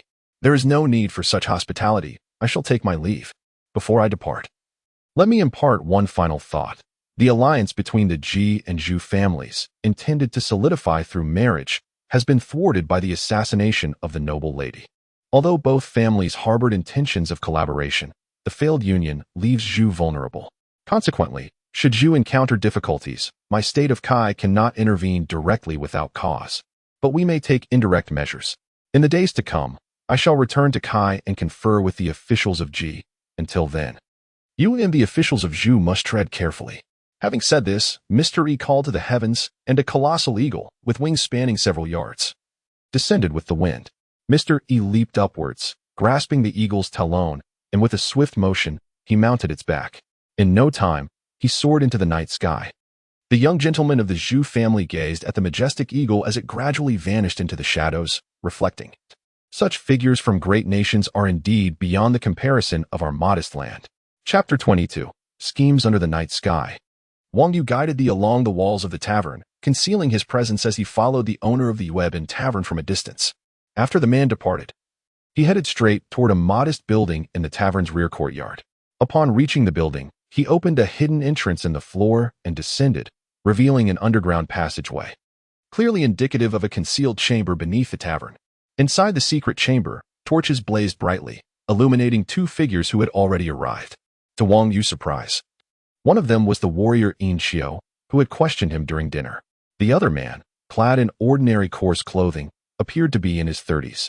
With an unremarkable visage that would blend into a crowd, yet his eyes were sharp and piercing like an eagle's. My lord, upon entering the chamber, the tavern owner bowed to the latter, who evidently held a position of authority there. When Li has returned, did you glean anything from your conversation with the warrior? The rotund man hesitated slightly. My lord, this warrior is not of ordinary stock. His swordsmanship is far superior to what Lord Yin has observed. The various approaches I had planned proved ineffective.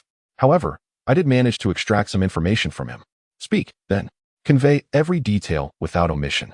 Indeed, the man nodded affirmatively. When I first visited him, I presumed he was a common warrior. However, upon his greeting, it was evident he performed a level of courtesy not typical of ordinary folk, but rather akin to that of a high-ranking family. His gestures were so practiced, devoid of any awkwardness, suggesting an upbringing steeped in such etiquette from a young age. Such refinement would not be found in an average warrior, leading me to deduce that he hails from a prestigious lineage, albeit one without inheritance rights. Thus traveling the world as a roving warrior to gain experience, skills, and perhaps seek a master to serve. That reasoning holds merit. The man in coarse clothing nodded slightly. Continue. Given your assessment, did you attempt to recruit him? The rotund man offered an awkward smile. I inquired about his origins, and he responded in a manner that revealed his ambitions. He stated that he has made no achievements or gained any reputation in the world, and thus feels it inappropriate to mention his family, fearing to bring shame upon them. Such words are not those of an ordinary warrior, indicating he possesses grand aspirations and that his family background is notable, certainly not of humble origins. I will elaborate on my conjectures later. Upon recognizing his stature, I realized it would be difficult to recruit him. Common warriors, especially those from rural areas or martial families, often lack ambition, satisfied with the simplicity of their villages. This, however, clearly does not apply to him. More so, I dared not reveal too much, shifting my focus instead on how to utilize his talents. I approached him under the guise of a merchant, seeking information about the Zhou territory, and with the allure of the esteemed guests at Yuebin. I coaxed him into revealing more. "Wen Li, you performed admirably." "What did he say? Was there any information regarding our people?" "My lord, this warrior was entangled in the incident surrounding the assassination of the Zhou clan's noblewoman. He claimed to have departed Zhou territory via a narrow path, aided by secretive techniques that allowed his escape. Our people, due to the torrential rain, may have been unable to leave normally, and the consequences could be dire." "Our people?" Wang Yu's mind flickered to the warriors he had slain, realizing the involvement of the Yuebin tavern in their demise. If that is the case, how could Yin Qiu act as if he were unaware of the true assassin? The rotund man's voice continued, prompting Wang Yu to suppress his speculations and listen intently. "As for his identity, my lord, he revealed his name as Wang Yu." "Wang Yu?" The man in coarse clothing furrowed his brow. "A man who has lost his fief. Forsaking his family name for another is indeed uncommon. As I understand, only two types of individuals adopt the name Wang in such a manner. One group consists of those who remained in the land of the Western Chang dynasty after its fall, while the other comprises various warlords who have lost their domains over the past few centuries, many of whom have also adopted the surname Wang. However, it remains unclear which lineage he belongs to. Regardless of his origins, his exceptional courage, outstanding swordsmanship, and ability to escape such perilous circumstances mark him as extraordinary. As a wandering warrior, we should attempt to recruit him for our cause." "Very well. I shall present him with a guest token shortly and reveal certain matters as a test. Do not rush."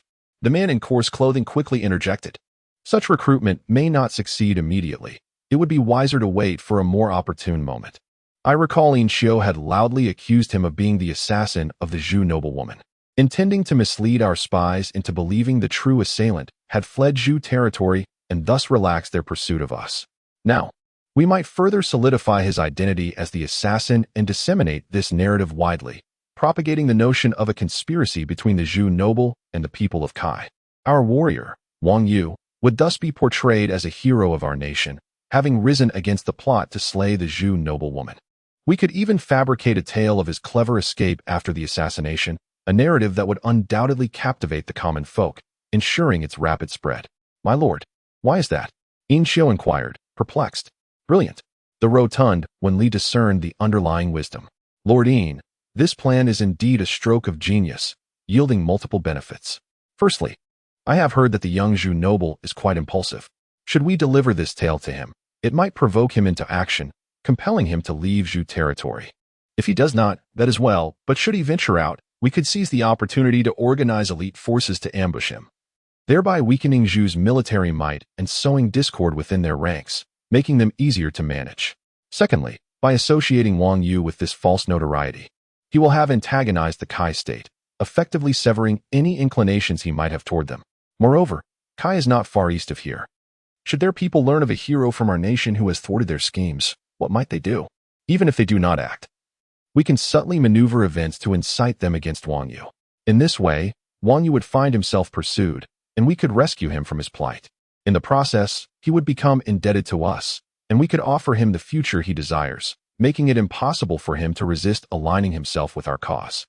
While rescuing him, we could also eliminate some of Kai's elite warriors, thereby diminishing their strength. In room A of the Tianzi building, Wang Yu, listening intently through, pondered, "Truly, this is an astute plan." The man in coarse clothing nodded in agreement. Wen Li's insight is indeed remarkable. He deserves more than merely serving as the tavern owner. Regarding this warrior, Wang Yu, let us proceed with this strategy while maintaining vigilance over him. Today, aside from him, we have another matter concerning the two guests in room B. Have you taken note of them? I have, particularly one who is exceedingly ostentatious, yet displays exceptional discernment. He does not seem to hail from an ordinary background. Indeed, they are of peasant origin, especially one, the younger son of a farmer named Lu Ziyu. Peasant? Yin Qiu questioned in confusion. Is he not the one from a family of officials who prefers to toil in the fields alongside common folk? Ha! The man in coarse clothing scoffed. What of it? Does Lord Yin look down upon those who toil in the soil? Can you truly claim to abstain from consuming what the earth provides? The individual known as Luzi, who hails from a humble background, is rumored to be a descendant of the ancient lineage of the Sangong clan, which served as the Grand Minister of Agriculture under the ancient sovereign. He himself is a figure of considerable strength, not to be underestimated. Moreover, he is not alone in his endeavors. He has established the agricultural school, attracting numerous disciples and gaining renown across various nations. This man is undoubtedly a significant figure with whom our young master should cultivate a strong alliance. However, it is perplexing that his son possesses such remarkable qualities and travels alone to this place. Nevertheless, since he has arrived in our territory, we cannot allow him to suffer any misfortune or disadvantage. This is our way of providing a service to our young master. Do you understand? Now, let us conclude today's gathering. All matters must be promptly arranged, and relevant information should be swiftly communicated to the young master. Chapter 23. Renowned as the gathering of the rotund gentleman when Li and his companions dispersed, Wang Yu retrieved the MOA. Shortly thereafter, when Li personally arrived, presenting him with an exquisite wooden plaque inscribed with the name Wang Yu, along with various clandestine symbols, serving as a token of VIP access. Before departing, he jovially conversed with Wang Yu. Had it not been for Wang Yu's instruction to MOA to eavesdrop on their scheming, he would have remained oblivious to the sinister motives hidden beneath the rotund man's cheerful demeanor. If someone else were in his position, they would have been sold out and left counting their coins. Wang Yu mused inwardly, contemplating the machinations of this group, which appeared far more formidable than the Liangshan heroes compelling Lu Junyi to join their ranks. Yet, as the target of their schemes, what could he possibly do with this knowledge? During his eavesdropping, he had keenly discerned the term young master, which, in his past understanding, denoted the son of a notable family, often referred to as such in public. Here, however, the title applied solely to the offspring of lords. This revelation implied that behind this organization lay the scion of the state of Shan, potentially entangling him with the very monarch of Shan. The immense power of this organization far surpassed that of the Zhu clan. It represented the dark force of an entire nation. He could not confront the Zhu clan directly, let alone contend with a national entity of such magnitude. Thus, he resolved to navigate these treacherous waters cleverly, turning their plans to his advantage while ensuring he emerged unscathed. Suddenly, a cold smile graced Wang Yu's lips, indicating he had devised a strategy. In the blink of an eye, the night passed, and by the following morning, a servant summoned him for breakfast. Just as he was about to step outside, he encountered Ziyu and Jing, who had also just emerged. "Good morning, gentlemen." Wang Yu greeted them with a cheerful smile. "Good," Jing replied, his expression devoid of emotion, offering a perfunctory response. "Good? What do you mean by good? Last night, you clearly stated we could switch rooms, yet we did not. I shall never speak to you again." "Ha ha." Wang Yu erupted in laughter. "It was Jing who hurried you away. Otherwise, we would have changed rooms long ago. Come, come. I shall arrange for you to stay in the Tianzi room today." He quickly pulled the youth over and inquired of the servant, "Do you have any Tianzi rooms available?" "Indeed, we do." The servant hesitated before adding, "But that room is reserved for our master's personal use or for esteemed guests." "Esteemed guests?" Wang Yu retrieved the VIP plaque given to him by the rotund when Li the previous night. "Do you recognize this?" "I do," the servant replied with certainty. "This is the VIP plaque from our Yubin Tavern. Those who possess it are considered our esteemed guests and can enjoy VIP treatment at most cities and towns throughout the state of Shan, including accommodations in the Tianzi room." "Such a remarkable item," Ziyu exclaimed, gazing at the wooden plaque in Wang Yu's hand with wide eyes. "If I had this plaque, wouldn't I be able to traverse most of Shan without worry for food and lodging?" "Indeed," Wang Yu replied with a smile, promptly offering the plaque to him. "If you, young brother Ziyu, desire it, I shall gift this VIP plaque to you." This, how can this be?" Ziyu stammered, though his hands moved eagerly to grasp the plaque, unable to part with it. While the plaque itself was merely a piece of wood, its underlying value made it invaluable. "Ziyu, such a precious item. How dare you accept it?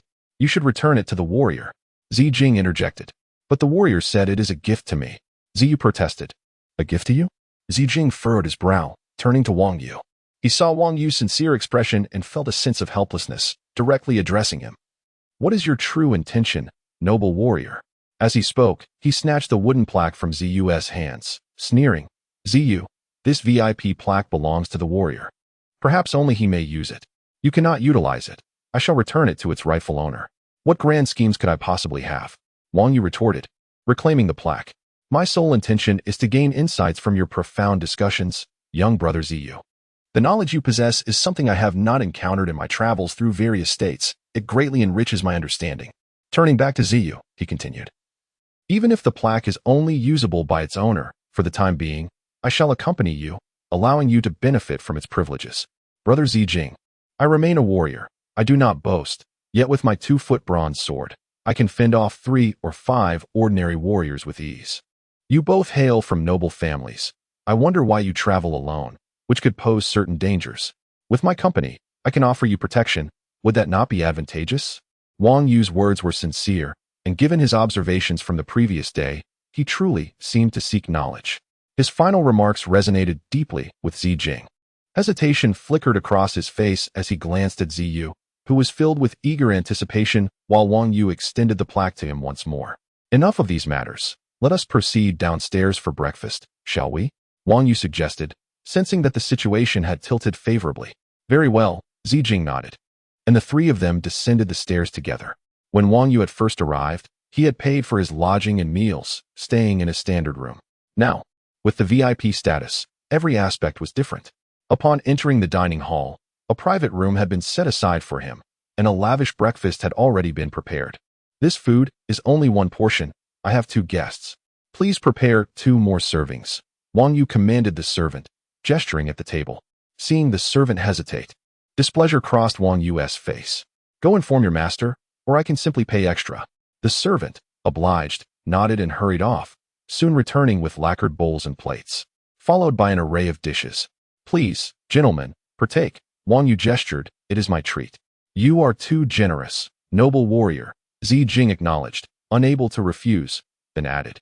We still do not know your esteemed name. Haha, what do you mean by being too generous? In my view, the most precious thing in this world is knowledge.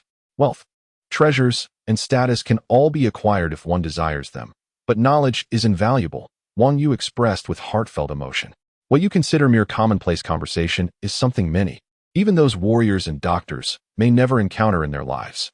To meet you two and gain insights is a profound fortune for me. As for my name, I am Wang Yu. You may call me Wang Yu. Now, let us enjoy our meal. Ziyu, Wang Yu called, and as he did, Jing noticed how silent Ziyu had become.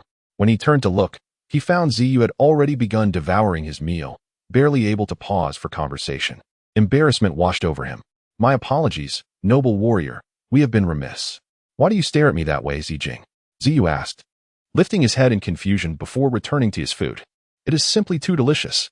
I have not eaten something this satisfying in ages. Nothing to worry about. Wang Yu waved his hand dismissively. Young brother, your honesty is a rare quality. Haha, what rarity. The teacher has little time to oversee him. He has been spoiled by us brothers, Jing replied with a chuckle. Ah, Lordine, you have arrived. Please come in. Just as they were enjoying their meal and conversing, a servant's voice suddenly called from outside. And soon the tavern fell silent as Wang Yu and the others paused their discussions. Where is the warrior who conversed with me yesterday? Please guide me to him. I wish to pay my respects. Is he looking for you? Jing frowned. Wang Yu, however, offered a faint smile and said, there is no need for concern, Jing. Do not furrow your brow so often. This person does not come seeking trouble. Otherwise, he would not be visiting, but rather arriving with a host of warriors to wreak havoc. Wang Yu's reasoning was sound, prompting Jing to nod in acknowledgement as he turned his attention to Ziyu, who was engrossed in his meal. Do not speak out of turn later, he advised. Understood. Shortly thereafter, the warrior Xiao, escorted by a servant, entered the elegant chamber. As soon as he stepped inside, Xiao's gaze fell upon Wang Yu, and he approached with a bow, extending his hands forward in a gesture of respect. With a robust voice, he proclaimed, Sir, I, Xiao, on behalf of the Yin family, express my gratitude for your noble deeds. Noble deeds? Wang Yu, fully aware of the implications, maintained an impassive demeanor. Darren, I am unaware of any noble deeds on my part, he replied. He noted the tavern had grown hushed due to his presence, with no one daring to speak loudly. Xiao's booming voice could easily be heard by the merchants and their guards outside, and any matters discussed would swiftly spread among them. As a warrior of this territory, Xiao held considerable authority, and his words undoubtedly carried weight. Haha, Yin Xiu laughed heartily. The assassination of the Zhu clan's princess is a heroic act that thwarts the conspiracy of the Kai kingdom against our Shen kingdom. Every man of Shen, upon hearing this, would surely commend it. We are not in Zhu territory. No one would hold it against you. So why the need for concealment? His declaration ignited a flurry of discussions among the patrons in the tavern, with voices of acclaim echoing throughout, clearly in agreement with his sentiment. Wang Yu remained undeterred, responding in a voice loud enough for all to hear. Darren, I stated yesterday that while I did come from Zhu territory and indeed had conflicts with Zhu warriors, I am not the one who assassinated the princess. I was present on the day of the attack. The princess was accompanied by a guard of warriors and a large contingent of soldiers. Alone, what could I have done even with intent? He continued. The true assailants were not one but four exceptionally skilled warriors, accompanied by a troop of elite soldiers who executed the attack. Subsequently, the Zhu clan sealed off the area, their army encircling the mountains, and their warriors scouring the wilderness. The young lord of the Zhu clan personally led an elite force to pursue and intercept the attackers. I was fortunate to escape Zhu territory. Alas, those brave warriors have likely met their demise. Wang Yu, as the saying goes. A true man knows what to pursue and what to avoid. Though I too seek fame and fortune, I wish to earn my name on the battlefield with my 2-foot sword. I shall never claim the achievements of others, for to do so would be to dishonor the true heroes who sacrificed their lives for this cause. Wang Yu's words rang resolutely, causing Yin Xiu's expression to shift multiple times, particularly at the mention of true heroes, which bore an implicit challenge. His remarks drew applause from outside the elegant chamber, and even Jing regarded Wang Yu with newfound respect, while Ziyu felt a surge of admiration. Yin Xiu's complexion darkened, and after Wang Yu had spoken, he found himself at a loss for words, his prepared statements evaporating into thin air. Sighing, Wang Yu clasped his hands toward Yin Xiu and said, Darren, I apologize. I was merely reminded of the nameless heroes in Zhu territory who may have been hunted down by the young lord of the Zhu clan. I felt quite stirred and regret any disturbance I may have caused to your meal. Please forgive me. Nonsense. Not at all. Jing hastily waved his hand, earnestly stating, It is your virtue that commands respect. Is it you, Jing? Yin Xiu finally regained his composure, realizing the names Wang Yu had used sounded familiar. Suddenly, it dawned on him. Were these not the two individuals mentioned by the Lord yesterday as the farmer's children, Lu Ziyu and Jing? When had the warrior Wang Yu become associated with them? Upon reflection, he understood that the farmer's children were indeed the ones they needed to protect. What of Wang Yu? Initially, he was to garner fame to attract enemies, but given the current circumstances, how was that to be executed? Having been rendered speechless by Wang Yu's assertions, he now faced another dilemma, leaving him dizzy and disoriented. Looking at Wang Yu, he felt disheartened. He had come seeking fame, and indeed, he had achieved it. Wang Yu's words would likely resonate throughout much of Shen Kingdom and even beyond in less than a month. However, the fame he would gain would be rooted in Wang Yu's noble character, refusing to claim the accolades of true heroes. And his declarations regarding the responsibilities of a true man would undoubtedly be widely celebrated. Eventually, after deliberating for a moment, Yin Xiu decided not to dwell further. He was a warrior, not one of cunning intellect. Difficulties could be handed over to the learned and cultured for resolution. Thus, he departed in haste, offering a hasty bow, unable to muster even a courteous farewell. This Darren is quite peculiar, Ziyu remarked once Yin Xiu exited the elegant chamber. Peculiar indeed, Wang Yu replied, shaking his head as he resumed his meal alongside his companions. After Yin Xiu's departure, the tavern buzzed with life once more. The topic of conversation still centered on Wang Yu's recent declarations until, after a while, news of a significant event shifted their focus. The Zhu clan had reopened most of their checkpoints that had been closed for over half a month. Chapter 24. The looming threat in a nearby dwelling outside the tavern. Yin Xiu and his companions had established another stronghold. Wenli was meticulously organizing documents when Yin Xiu, who had just stepped out, suddenly returned. Observing the change in Yin Xiu's demeanor, Wenli sensed that something troubling had transpired. What troubles you, Lord Yin? Wenli inquired. Sighing, Yin Xiu began to recount his morning's misfortunes in detail.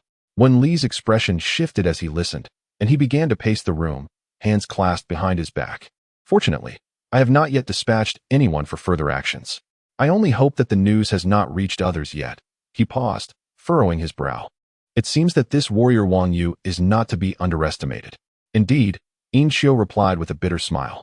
It appears our man may have been eradicated by the Zhu family, yet he managed to escape. That alone speaks volumes. Wen Li nodded gravely. It is not merely here. What is more alarming is your earlier assertion of taking the initiative. Perhaps from the moment you spoke, he comprehended the stakes behind the honor we offered him. Consequently, he devised a counter-strategy, thwarting our aims while consuming everything we dangled before him. This level of intelligence and adaptability, coupled with his exceptional skills and hidden techniques, is rare among those I have encountered. Suddenly, the door of the dwelling burst open, causing both men to startle.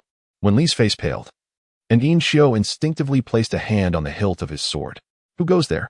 They demanded. Upon seeing the newcomer, their tension eased. Lord, it is the man in the coarse robe from last night, though he appears more agitated today, Wen Li noted. Lord, what has transpired to cause such urgency? Yin Xiu could not restrain himself from asking. Ignoring Yin Xiu, the man addressed Wen Li directly. Wen Li, has Wang Yu departed yet? Another mention of Wang Yu. Wen Li mused, noticing something in the man's hand that hinted at its significance. He has not left, my lord. He has recently emerged from Zhu territory and is currently resting in the mountains. He may remain here for a day or two. That is fortunate, the man replied emphatically. Have you stirred public sentiment in his favor today? Yin Xiu offered a rueful smile and recounted the events once more. As he spoke, a cold light flickered in the man's eyes. This Wang Yu, he muttered, then took a deep breath to compose himself. Today, the transportation routes previously restricted by the Zhu family have been reopened. They claim that the assassins who attacked our noble were dealt with, a development we anticipated. However, our informants within the Zhu family have relayed this. He handed a piece of fine parchment to Wen Li, continuing, read this. It states that our elite warriors did not perish at the hands of the Zhu family, but fell to a mysterious swordsman, who subsequently made his way toward our territory. A mysterious swordsman from Zhu territory who recently arrived here and possesses exceptional swordsmanship. Who else could that be but Wang Yu? Wen Li speculated. My lord, could this be a deliberate ploy by the Zhu family to use us against Wang Yu? Yin Xiu queried, uncertainty evident in his tone. Wen Li shook his head, lifting the parchment. It is clearly stated that this information was uncovered with the assistance of Mr. E, known for his keen insight in the martial arts camp of the Kai state. Mr. E. Yin Xiu recognized the name. My lord, what shall we do next? Should we confront Wang Yu? We must confront him, Wen Li asserted, without needing further prompting. He has slain our 4 elite warriors and now stands within our domain. If we allow him to go free, their sacrifices will have been in vain, and we shall have much to answer for to our lord. Thus, Wang Yu must perish here, the man affirmed, his gaze cold and resolute. The question remains how to execute this plan. Wang Yu is no ordinary foe. He has vanquished our finest, the man continued. Yin Xiu, how many warriors can we mobilize? That depends on whether we are prepared to act openly or stealthily. Yin Xiu replied, recognizing the inquiry was about utilizing the local lord's forces versus their own organization. This matter is best approached with discretion, Wen Li interjected. The overt forces are not entirely aligned with us and should not be recklessly employed. Stealth is preferable. Regarding our covert forces, Yin Xiu acknowledged. If time allows, we can muster 12 warriors throughout the region. In a hurry, we may only have 4, which could be insufficient. He hesitated. The 4 we dispatched were also slain by Wang Yu. That will suffice, the man countered. You have overlooked 2 individuals. You, Lord Yin, are a warrior of considerable strength, a master among your peers. The other is myself. Should it become necessary, I can also intervene. Thus, we will have 6 warriors to confront Wang Yu, allowing us to employ various tactics and ensuring we will not falter, he added, contemplating further. Moreover, we must choose the right moment. We cannot involve the 2 occupants in room B. My lord, we could strike at midnight, when only Wang Yu remains in the room, likely in slumber, Wen Li suggested, his face breaking into an innocuous grin. Let us ensure he meets his end in his dreams. Indeed, let it be so, the man echoed, sharing in the mirth. Lord Yin, make haste to arrange for the gathering of our forces. We shall eliminate him tonight to prevent any further complications. Wen Li, you too. Ensure that the guests in the vicinity of room B are relocated. There is no need for that, my lord, Wen Li chuckled, with the Zhu family reopening the gates. The merchants stranded here are likely eager to check out, leaving the vicinity of room B vacant. Ah, truly a stroke of fortune, the man sneered. Then it is settled. Furthermore, you and Yin Xiu must avoid any encounters with him in the tavern before we act. A warrior of his caliber may possess an acute awareness of danger.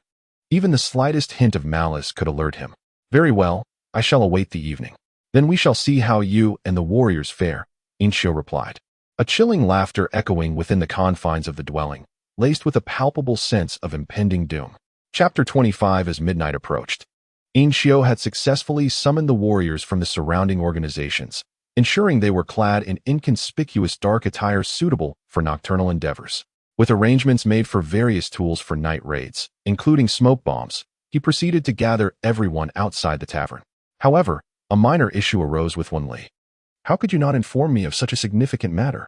Wen Li's voice thundered from within the tavern master's quarters. His face contorted with displeasure as the nearby attendants cowered in silence. After a moment, he realized that he had not returned to the tavern during the day, so the oversight was understandable. Being an astute individual, he quickly quelled his anger, recognizing that such outbursts would not resolve any issues. The pressing concern was that upon his return, he discovered that the prestigious Tianzi room had been occupied, and it was Wang Yu who had utilized the VIP card he provided to book the adjacent DZ room for 2 esteemed guests. The impending confrontation, if mishandled, could inadvertently involve these guests. Leave me, he commanded, waving his hand dismissively to send the attendants away. After pacing the room twice, his expression hardened. The arrow was knocked. It must be released. As long as the warriors acted decisively, there would be no complications. Yet, the possibility of unforeseen circumstances lingered in his mind. He called for an attendant, quickly informed the kitchen to prepare a banquet in the back courtyard, and invite the 2 esteemed guests of the Tianzi room. Just tell them. He paused, gesturing emphatically. Never mind, I shall personally extend the invitation. You go and handle the banquet arrangements.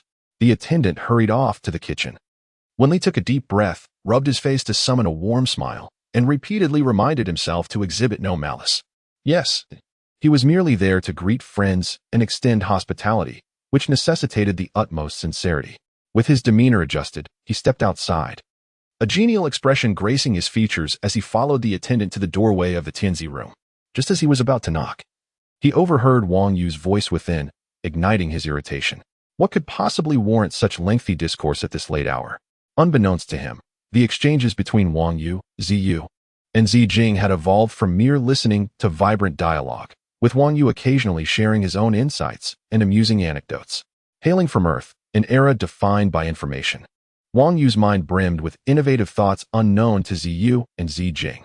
His eloquence astonished them, particularly Jing, who had initially harbored reservations about Wang Yu. After all, there existed a saying, no good deed goes unpunished. However, Wang Yu's earnest pursuit of knowledge during breakfast, coupled with his exemplary character, dispelled Jing's wariness. As their conversation deepened, Wang Yu's unique perspectives, particularly on agriculture, captivated Jing, who found himself drawn into the discussion. With Wang Yu's contributions, the dialogue flourished. His spirited exchanges with Jing proved immensely rewarding, as Jing's steady temperament and wealth of knowledge complemented Wang Yu's more whimsical nature. Their discussions grew increasingly profound, far surpassing the previous night's brief encounter. Conversely, Jing began to realize Wang Yu's remarkable intellect, feeling as though he stood before a master, confronted by an inexhaustible ocean of knowledge encompassing everything from astronomy to geography, military strategy to daily life.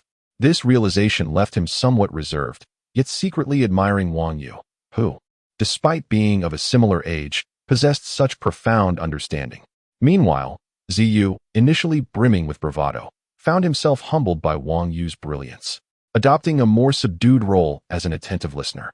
Wang Yu, recognizing the source of Ziyu's earlier confidence, his illustrious lineage, understood that his ostentation was a plea for validation in a world where he felt overshadowed. Wang Yu, having learned the importance of building relationships, made a conscious effort to engage Ziyu with light-hearted anecdotes, fostering a sense of warmth and connection that distinguished him from others. This nurturing of friendship was precisely what Wang Yu sought. Encountering these 2 individuals had become an invaluable opportunity for him, providing not only a wealth of knowledge, but also the potential for future camaraderie. In this unfamiliar world, where the weak faced dire consequences, Wang Yu understood that his aspirations resided within the upper echelons of society. Beneath his seemingly calm exterior, a burning ambition simmered. Yet he recognized his current limitations and resolved to proceed with caution. The 3 conversed from dawn until deep into the night, nearly neglecting their meals. It was only when Wen Li and the attendant arrived that Wang Yu momentarily paused. "Why have you stopped?" "We were just reaching the most thrilling part," he lamented, unaware that Wen Li's heavy footsteps were approaching the Tianzi room for a purpose. Moments later, the door was knocked upon, and Jing welcomed Wen Li inside. Upon entering, Wen Li erupted into hearty laughter, bowing deeply to Ziyu. "Greetings, esteemed guests. I am Wen Li, the proprietor of the Webbing Tavern. Here to pay my respects to Mr. Ziyu and Mr. Jing." Jing hurried forward to return the gesture. "Why such formalities, esteemed host?" Wang Yu also rose, offering a courteous nod. Wen Li, beaming with warmth, continued, "Yesterday, I heard the joyous call of magpies. Yet I remained oblivious until today when a friend enlightened me that you too are the esteemed disciples of the great Lu Zi from the state of Shen. Now, I understand your arrival has brought light to my humble establishment. This bow is an apology for my previous neglect, as well as a tribute to the noble lineage of Lu Zi, who, despite being a gentleman, toils tirelessly for the common people's welfare. Your hospitality is overwhelming, but I am unworthy of such honors," Jing replied, feeling a sense of humility. Jing hastily declined, yet at that moment, a sudden rumble emanated from Ziyu's stomach. Wen Li, his plump visage contorting into a jovial smile, clasped his hands and said, "A mere banquet cannot possibly convey my utmost respect for Lu Jing. So it is hardly a grand gesture. Besides, Mr. Ziyu appears to be hungry as well. Mr. Jing, allow me to lead the way." Ziyu glanced at Wang Yu and remarked, "Sir, you should join us. It would be fortuitous to dine well before continuing." With a chuckle, Wen Li turned back and added, "Mr. Ziyu, you are indeed my esteemed guest. I simply was unaware of your presence, hence I only prepared a modest feast for a few." He paused momentarily, directing his gaze towards Wang Yu. "Sir, I humbly ask for your understanding. May I extend an invitation to the three of you on another occasion?" Wang Yu inclined his head slightly and replied, "If that is the case, then Ziyu and Jing, you may proceed. The hour grows late, and we shall converse again another day." Chapter 26. As the proprietor of the Webbing Tavern, the rotund Wen Li led the way, while Wang Yu returned to his chamber, followed by Ziyu and Jing, who exited the door and descended the stairs behind him. Upon hearing the sound of Wang Yu closing his door, Wen Li's expression brightened with a broader smile. He addressed Jing, "Mr. Jing, please allow your servant to guide you to the rear courtyard. I have prepared a small token for both gentlemen, and I must beg your pardon for a moment. I shall join you shortly." Jing, taken aback by the offer, humbly declined. There is no need for such generosity. However, Wen Li insisted, "It is but a trivial gift, a rare seed I happened upon. I have heard that Master Lu possesses a fondness for collecting such things, and I thought it fitting to present it to you while you were here." Only then did Jing relent, bowing respectfully once more. "You are truly considerate, my good sir." Wen Li, with a flourish of his hand, replied, "What is consideration compared to the great heart of Master Lu, who cares for all? I merely wish to contribute a small effort toward improving the quality of grain seeds. It would be a privilege for me." "Mr. Jing, Mr. Ziyu, I shall return shortly," Wen Li said, hurrying away as Jing and Ziyu were led to the rear courtyard by a servant. As soon as they departed, the geniality on Wen Li's face vanished, and he hastened towards the tavern's entrance. "What is wrong with you?" a cloaked figure in the shadows asked, observing Wen Li's hurried demeanor. "Do not mention it. Just now, I had great difficulty separating Wang Yu from those two esteemed guests. I must keep them occupied, and now that Wang Yu has returned to his room, he has yet to extinguish his light. Wait until he falls asleep before we act." "Very well, but you did not alert Wang Yu to anything, did you?" "Rest assured, my lord. When I entered, my mind was solely focused on entertaining our distinguished guests. I bore no trace of murderous intent." "That is good. Go quickly. We will act later." The cloaked figure sneered. "Everything is prepared." A formidable warrior from the state of Kai met his demise in his dreams without understanding why. Wang Yu. In room Tianzi number 2, Wang Yu had returned but did not retire for the night. He had engaged in discussions throughout the day, and although he had circulated his energy to refine his body, it was still beneficial to move a bit. As he stretched, he sensed something amiss. The proprietor's hurried steps struck him as peculiar. Was he not supposed to lead the two guests to the courtyard? Instead, he appeared to be departing with a sense of urgency.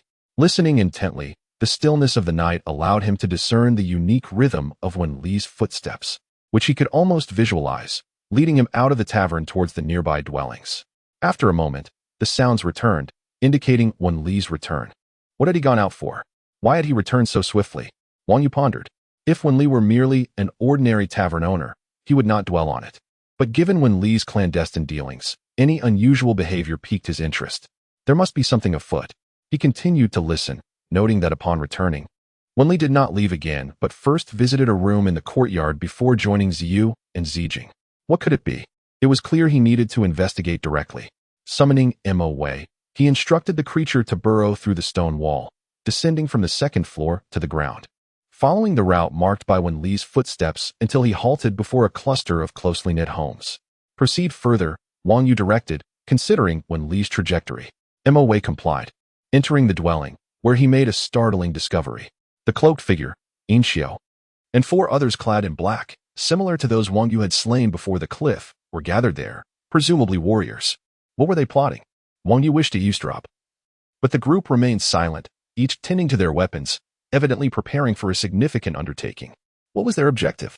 Wang Yu momentarily dismissed the notion that they were targeting him, as the previous night's discussion had not suggested a direct assault, and there seemed to be no motive for such an action. His attention returned to the odd behavior of Wen Li, and suddenly, it dawned on him. The rotund tavern owner seemed intent on separating him from Ziyu and Zijing. Could it be? Was it happening so soon? The gates of the Zhu family had just opened, and now their people were coming after him. Had Wen Li lured Ziyu and Zijing away only to set a trap? Wang Yu's suspicions deepened. Yet he sensed that there were still inconsistencies in his reasoning. Regardless, he resolved to remain vigilant and ready for action. He called Mo Wei back, but did not return to his chamber, opting instead to remain in the tavern's lobby while he prepared his body for a potential confrontation. Time slipped by swiftly, and the moon hung high in the sky. Wang Yu, who had been resting with his eyes closed, suddenly opened them, a glint of cold determination flaring within. They have arrived. He heard the faintest of footsteps, so delicate that he could almost envision the manner in which one might walk to achieve such silence. The direction suggested that it was the cloaked figure in Yin Xiao's group. Had the mantis already begun its maneuver? As he speculated, Wang Yu heightened his awareness. But no other unusual sounds emerged from the surrounding areas. He faintly heard Zijing remarking that it was getting late, indicating a desire to return. But Wen Li was persuading them to stay for another round of food and drink. Zijing and Ziyu stood little chance against Wen Li's influence, and it seemed they were on the verge of being intoxicated. Wang Yu reflected on the scene with a slight smile. No mantis, no yellow sparrow. What could they be scheming? Suddenly, a realization struck him. What if there was no mantis at all? What if they were coming directly for him? The moment this thought crystallized, all his previous confusion unraveled. Yet, he still could not comprehend why they would suddenly choose to act against him. However, the reasoning was not difficult to deduce. He and Wen Li, along with the organization behind him, indeed held a conflict. He had slain their men when leaving the Zhu territory. The only logical conclusion was that Wen Li had become aware of this, and it was not surprising that there were insiders within the Zhu family who could relay such information. Today, with the gates opening, the internal message had undoubtedly reached them, making their intentions apparent. With a deep breath, Wang Yu focused, his eyes glistening with resolve as further possibilities swirled in his mind. They have entered. At this point, Wang Yu no longer needed to rely on the sound of footsteps. Through Mo Wei's vision and perception, he could see them arriving, 4 black-clad warriors, each wielding weapons, moving in a coordinated manner as they entered the tavern, with Yin Xiao and the cloaked figure following silently behind. Chapter 27. The kill the night was deep and quiet, with the newly arrived merchants of the day already fast asleep. The servants in the tavern, except for those attending to Wen Li and the others in the back courtyard, were also resting, leaving the main hall in utter silence. The man in the mock clothes gestured, and 4 warriors sprang forth like cats, even as they ascended the stairs. Their cloth shoes barely made a sound against the floor. He and Yin Xiao followed last, standing at the staircase, quietly observing the situation, ready to spring into action if necessary. Once on the upper floor, the 4 warriors headed straight for room B. 2 of them passed the doorway and, along with the other 2, subtly surrounded the entrance. Seeing everything in place, the man in the mock clothes nodded to the warriors, casting a glance toward the wooden window of room B. The warrior closest to the left side of the door signaled his understanding, then quietly approached with a wooden pot in hand, which was tightly sealed. With his other hand, he held a tube, carefully extending it through the lower left corner of the window, lifting the curtain that covered it. Once prepared, He pressed his mouth to the pot and began to inhale, filling his mouth before raising his head to connect with the bamboo tube. The man in the mock clothes silently nodded, knowing the pot contained a prepared narcotic smoke. The warrior merely needed to blow the smoke through the tube, and soon enough, even a fierce tiger within would succumb to its effects, leaving no power for resistance. It was noted that a vigilant warrior from the state of Kai had once awakened after one inhalation, but he too had been rendered powerless and easily subdued. Just as the warrior was about to blow into the tube, a sudden, sharp explosion resonated from within the room. With a thud, the warrior's head jolted back slightly before he helplessly slumped down, the wooden pot rolling from his grasp. The man in the mock clothes' eyes widened in shock. What had transpired? Had the warrior accidentally inhaled the very smoke he intended to deploy? Only the black-clad warrior nearest to him caught a glimpse of something, a shadow that had swiftly emerged through the smoke tube and into the mouth of the warrior, piercing through and exiting from the back of his head, only to retract again. It was evident that the warrior who had been about to blow the narcotic smoke was now dead. He glanced down to see blood gushing from the fallen warrior's head. The warrior could not suppress a sharp intake of breath, forcing himself to gesture to his companions about the situation. What? The man in the mock clothes could hardly believe his eyes, nearly exclaiming aloud. This was a warrior capable of effortlessly taking on 10 or even dozens of ordinary soldiers, and yet he had fallen so silently, without even a chance to fight back? My lord, Inshio struggled to remain silent as he formed the words with his lips. Inside the room, Wang Yu expressionlessly retracted his snake-bone whip. Moments ago, as that warrior prepared to blow the smoke, he had clearly observed everything through the ink viper.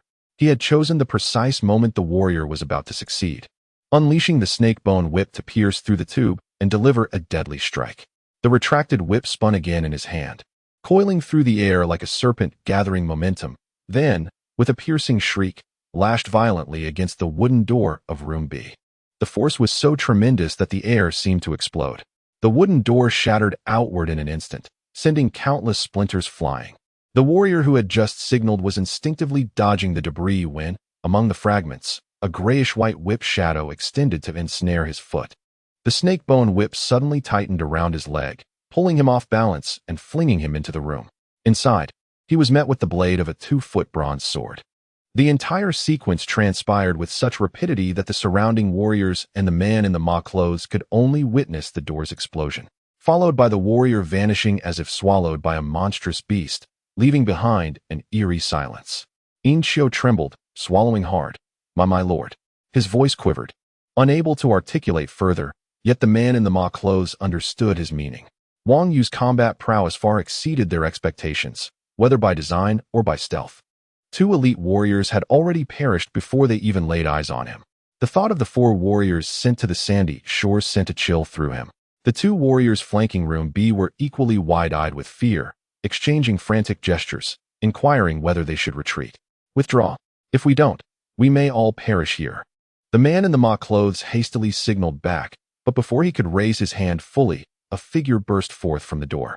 At that moment, he finally discerned what had caused the deaths of the 2 warriors. It was a stark white whip.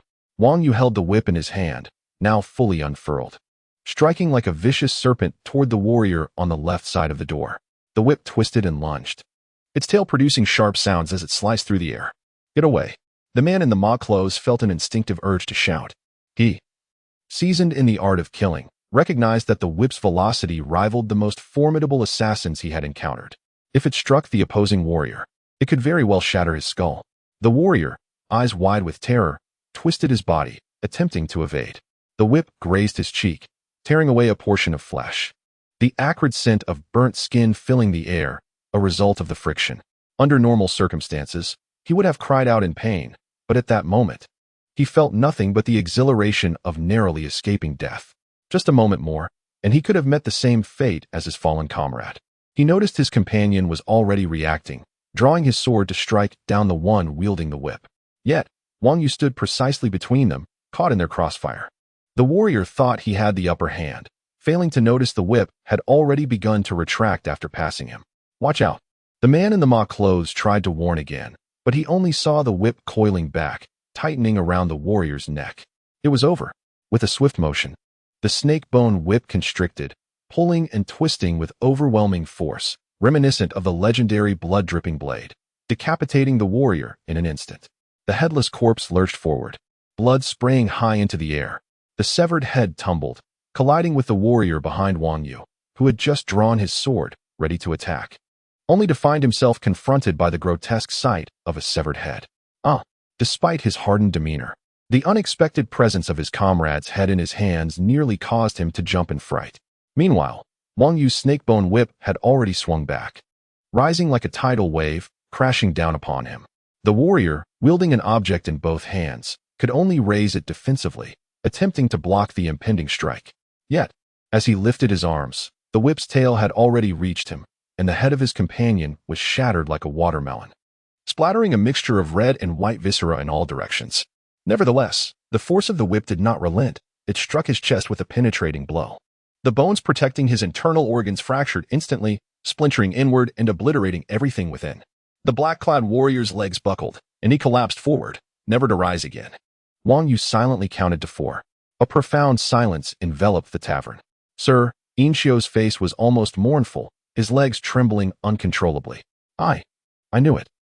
For men, no. It's not enough. He looked up at the figure draped in coarse robes, who met Wang Yu's expressionless gaze. In the darkness, he sensed that the seemingly frail body before him concealed something unfathomable to ordinary men. We cannot remain here. We must flee, and the farther, the better. With no thoughts of retaliation, the figure in coarse robes hurried toward the tavern's entrance. Wang Yu's bone whip silently rested against the wooden railing above, coiling slightly, before he leaped down, releasing the immense elastic force of the whip, propelling himself like a striking serpent toward the tavern's doorway. Just as the whip was nearly straightened, he released the railing, soaring outward. In a heartbeat, Wang Yu, with the snake-bone whip, soared 5 zhang through the air. In that moment, he adeptly maneuvered the whip. With a swift motion, he positioned himself in front of the figure in coarse robes, his left hand already swinging the whip backward, precisely targeting the ground where the figure was about to land. As the figure's feet touched down, the snake-bone whip ensnared him. Wang Yu exerted his strength upward, launching both the whip's head and the figure into the air. Sir is dead. Yin Xiu, who had intended to follow the figure, halted in his tracks, his gaze rising in tandem with the figure in coarse robes, foreseeing his demise. For the figure, suspended in the air, had no leverage to escape. Unable even to assume a basic sword stance, his feet ensnared by the snake-bone whip, rendering him incapable of adjusting his form. Indeed, as the figure reached the apex of his ascent, the whip yanked him downward with ferocity. Wang Yu's sword blade gathered momentum, propelling him forward, pulling, falling, charging, slashing. His form swept beneath the figure, cleaving him evenly in 2, visceral remains and blood cascading from the airborne body, splattering outward. One half struck the tavern table with a thud, rolling twice before falling still. As Wang Yu counted to 5 in his mind, his gaze shifted to Yin Xiu. Faintly, gasps emanated from the various rooms above, startled patrons and their guards witnessing a slaughter they had never imagined. Yin Xiu's face turned ashen. I told you we did not have enough people. Chapter 28. The terrifying revelation. Wang Yu gradually approached the warrior Yin Xiu, who showed no inclination to resist, appearing as if he were willingly offering his neck for slaughter. Then he heard Wang Yu's voice, low and measured. Lord Yin, I recall mentioning that I am merely here to lodge, not to incite trouble. However, I am not averse to complications. Do you understand? I. Yin Xiu stammered, suddenly realizing that perhaps he need not meet his demise. Otherwise, he would have ended up just like his lord and the 4 warriors, swiftly dispatched by the man before him. I understand, he hastily nodded. Then do you know what you ought to do? Wang Yu inquired, his gaze fixed on Yin Xiu, a smile playing on his lips. And no, I do not know. May I ask, my lord, what you would have me do? Yin Xiu replied, his trepidation evident. Wang Yu nodded slightly, and said, that is correct. First, you shall inform the startled merchants that tonight a band of thieves attempted to attack, but we have successfully repelled them. Lord Yin, the demise of so many Zhu warriors here is quite a significant achievement. Zhu warriors? Where are the Zhu warriors? Yin Xiu questioned, confused. There are no Zhu warriors at present, but once we tidy up this place, we shall retrieve a few overnight. Will we not? Wang Yu retorted coolly, gesturing toward the now blood-soaked tavern. Surely, Lord Yin does not doubt my efficiency in dealing with foes. Oh. Despite his lack of intellect, Yin Xiu grasped the clarity of Wang Yu's words. Understood. I shall proceed as you instructed. Indeed. He responded affirmatively, his voice booming. I am the warrior Yin of this town. I have an announcement to make to you all. Esteemed merchants need not panic. Simply remain in your rooms and sleep soundly. A band of thieves did indeed enter the tavern, but they have been driven off by myself and Mr. Wang. Yin repeated this announcement twice before glancing at Wang Yu for confirmation. Wang Yu nodded, and suddenly, a serpent sprang forth from his person, landing on Yin, nearly causing him to cry out in fright. Now, summon the owner of this establishment to meet me. Remember, do not attempt any tricks. Otherwise, this serpent will only need a gentle bite, and you shall perish alongside that esteemed lord in the shroud. As he spoke, the serpent coiled its way up Yin sleeve. Go now. Yin hurried off toward the back courtyard. As he departed, Wang Yu recalled something, his consciousness stirring, creating an imperceptible ripple that swept across the entire hall. A cold smile graced his face as he intensified the ripple. He contemplated the differences of this world compared to Earth. Families of significant stature, such as the Zhu clan, often maintained a devout worship of their ancestral spirits and sacred lands, engaging in frequent offerings that transcended mere tradition. Such families, where members had met their demise, were often drawn back to their ancestral lands, and if any possessed the ability to commune with the spirits, they were privy to certain knowledge. Previously, when he had slain the Zhu clan's lady, he had been unaware of this crucial detail, yet fortune favored him. He had utilized sorcery to defeat her, which bore his will, wounding both her body and spirit. This time, in conversing with Ziyu and others, he had uncovered this truth. Regardless of whether these warriors would return to their ancestral grounds or be purified as wandering souls, he resolved to ensure their complete annihilation, both body and soul. After a series of actions, the portly Wen Li was summoned by Yin Xiu, albeit still somewhat bewildered. It was only upon seeing Wang Yu that he began to grasp the situation, and upon witnessing the scene of carnage in the hall, he comprehended nearly everything. My lord, Mr. Wen, I have brought you here, Yin Xiu announced, bowing to Wang Yu. Wang Yu nodded slightly and addressed the portly Wen Li. Mr. Wen, you are a clever man. Do you understand why I have summoned you? Wen Li pondered momentarily before responding. My lord does not wish to be adversarial with us, and seeks to conceal this matter through my assistance.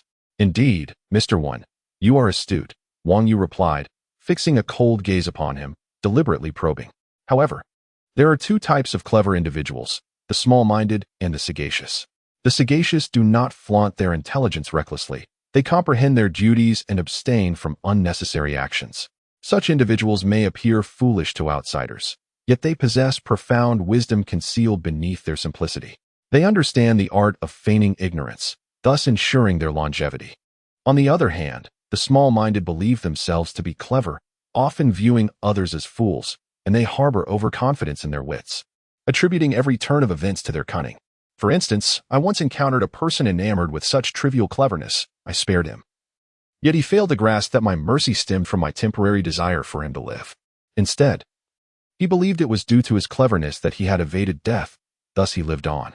Consequently, he felt his cleverness had succeeded once more, while I, who could easily end his life, was deemed unworthy of respect. He continued to flaunt his wit, until ultimately, he perished due to his own folly. Pausing, Wang Yu gazed at Wen Li, asking meaningfully, Mr. Wen, are you sagacious or small-minded? Wen Li's expression shifted dramatically, losing the composure he had earlier displayed. Gazing at Wang Yu, he appeared as though he had seen a specter. Wang Yu's words struck a chord deep within him. The discourse on small-mindedness resonated with his own past thoughts. Without further contemplation, he replied, I wish to be sagacious. Good, Mr. Wen comprehends the essence of sagacity. He shall not court his own demise, and thus shall live on, Wang Yu stated with satisfaction. Earlier, you mentioned that I do not wish to be adversarial with you. This phrase requires modification. After tonight, once our business is concluded, there shall be no your, only us. Now, time is of the essence. I must hasten to the Zhu stronghold to eliminate a few Zhu warriors. You will assist me in refining our plans. Wang Yu turned to Yin Xiu and instructed. Lord Yin, find a way to clean up this place, then escort me to the nearest Zhu stronghold. Wen Li, indeed a clever man, gleaned Wang Yu's overarching intentions from the subtleties of his words. My lord, the Zhu suspect your involvement in the assassination of their lady. Hence they dispatched elite warriors from Zhu to eliminate you. No, Wang Yu interjected, repeating the negation. It is not merely suspicion. The Zhu have sent forces because of your deeds, Mr. One. Had you not spread rumors linking my involvement in the assassination of the Zhu lady and devised certain schemes? How could those eager warriors have ventured forth under the cover of night to hunt me down? And your contributions do not end there. Upon learning of the warriors' approach, you gathered elite fighters, eagerly awaiting the Zhu's arrival. They came swiftly, and tonight, we dispatched 5 of them. The 5 slain were precisely the brigands Yin Xiu had claimed to have vanquished alongside Wang Yu. Yet this was not the entirety of the matter. There were others who had fled. They would pursue them, but unexpectedly encountered reinforcements along the way, an exceptionally formidable opponent. Consequently, that esteemed lord clad in linen, along with 4 warriors, perished in the pursuit. As Wenli listened, he sensed a growing sense of disquiet. Wang Yu's narrative echoed the plans they had devised the previous night, albeit with slight alterations. Under the penetrating gaze of Wang Yu, he felt the sweat bead on his brow, as if the very essence of his being was laid bare. After a considerable pause, he regained his composure and added for Wang Yu. This case presents us with 2 challenges. Firstly, these warriors were slain by our esteemed lord, while those warriors remained silent. Our lord hails from a prominent family, and upon death, their souls will return to their ancestral lands. Therefore, it is of utmost urgency to employ the appropriate magical artifacts to obliterate their lingering spirits, thus preventing any future repercussions. This task can be assigned to Lord Yin. No need. I have already employed a secret technique. The 4 warriors, along with that esteemed Master Mai Yi, will not leave behind even a trace of their spirits. Now, please proceed to the second issue. Indeed. When Li responded repeatedly, beads of sweat accumulating on his forehead. The second concern is to swiftly eliminate our internal informants in Zhu Di to prevent any unfavorable information from leaking, such as the news of our dispatched assassins meeting their demise at the hands of our lord. This aspect is crucial, but fortunately, this informant operates solely within our vicinity, and for the time being, there should be no issues. However, as time passes, the situation may change, which could lead to unforeseen complications. Lastly, we must consider what these merchants upstairs might witness. Merchants upstairs? Wang Yu nodded thoughtfully. Let me recall. He sifted through his memories from the earlier incident. His focus had been on eliminating that group of warriors, yet his senses had absorbed much of the surrounding environment. Ordinary individuals might overlook these details, but he could extract them from his recollections. After a brief assessment, he stated, I executed the killings within mere moments, causing minimal commotion. Only when I dealt with your esteemed Master Mai did anyone stir, but in the darkness, limited by their angle, they likely only caught a vague glimpse. There should be no issues. We can navigate this matter without resorting to silencing anyone. Moreover, the cleanliness of the operation itself poses the greatest vulnerability. Then we shall proceed as you suggest, my lord. Wang Yu chuckled. In truth, there is little to worry about. With my prowess, I can traverse any corner of the world. Should this matter become impossible to conceal, what then? I could simply create chaos in the state of Shun and then discreetly depart to seek refuge in another nation. Wen Li's corpulent frame shuddered, his laughter hollow, while internally he pondered the implications of Wang Yu's capabilities. Even without active involvement, the turmoil in Yin Zhu's realm had already reached unprecedented heights. With the majority of the warriors and the esteemed lord eradicated, should he embark on further destruction of Zhu's warriors, what would transpire if he were to act more directly? When the troubles escalated beyond manageable limits, he could indeed withdraw, but what of their predicament at that juncture? Would he merely be another casualty in the upheaval? Or would he find himself at the mercy of the young master or the king? Thus, it became imperative to diligently conceal their circumstances. He raised his gaze, only to find Wang Yu's penetrating eyes, an expression on his face that bore an unsettling semblance of a smile. Wang Yu continued, If we manage to keep this under wraps, Mr. One, might I inquire about the promotional pathways within your organization? Should we succeed in our deception, I can extend my hand to elevate your status further. Though Wen Li could not grasp the notion of promotional pathways, he understood the implication of Wang Yu's words. However, to be elevated was to serve his interests better, he silently added, yet this was undoubtedly the most favorable outcome. At that moment, he felt an intensifying awareness of Wang Yu's formidable nature. Lord Yin, why are you still here? Shouldn't you be on your way? Wang Yu turned back, summoning Mo Wei to return to his side, and contemplated, Mr. One, it would be prudent for you to accompany Lord Yin. This would ensure a more comprehensive approach. Chapter 29. Concealment. The new book is climbing the charts. If you have votes, please support it generously. Thank you. Yin Xiuji may lack cunning, yet he is a man of action, while Wen Li possesses an abundance of wisdom. Together, they complement each other splendidly. Wang Yu delegated tasks to them, and they not only managed the scene at the tavern but also sent a servant to reassure the merchants, subtly relaying messages.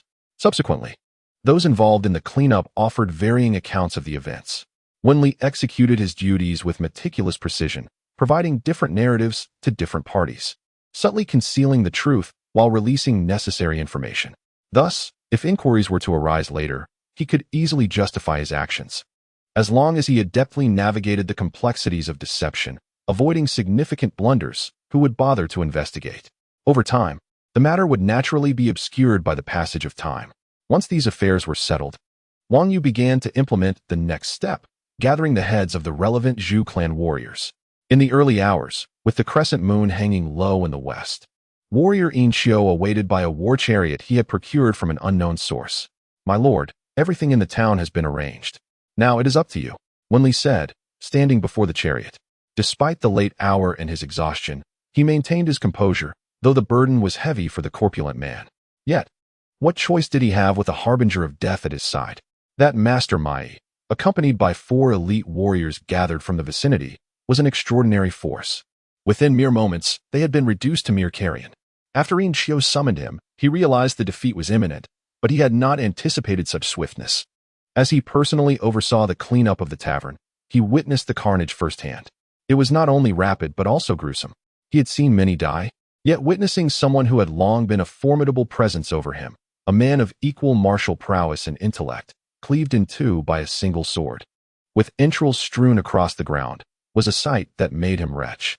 The other warriors, who typically flaunted their bravado, had likewise become headless, their brains splattered. In that moment, he comprehended why Yin Xiu was so thoroughly paralyzed by fear, unable to muster even the slightest resistance. If mere strength had sufficed, that would have been one thing.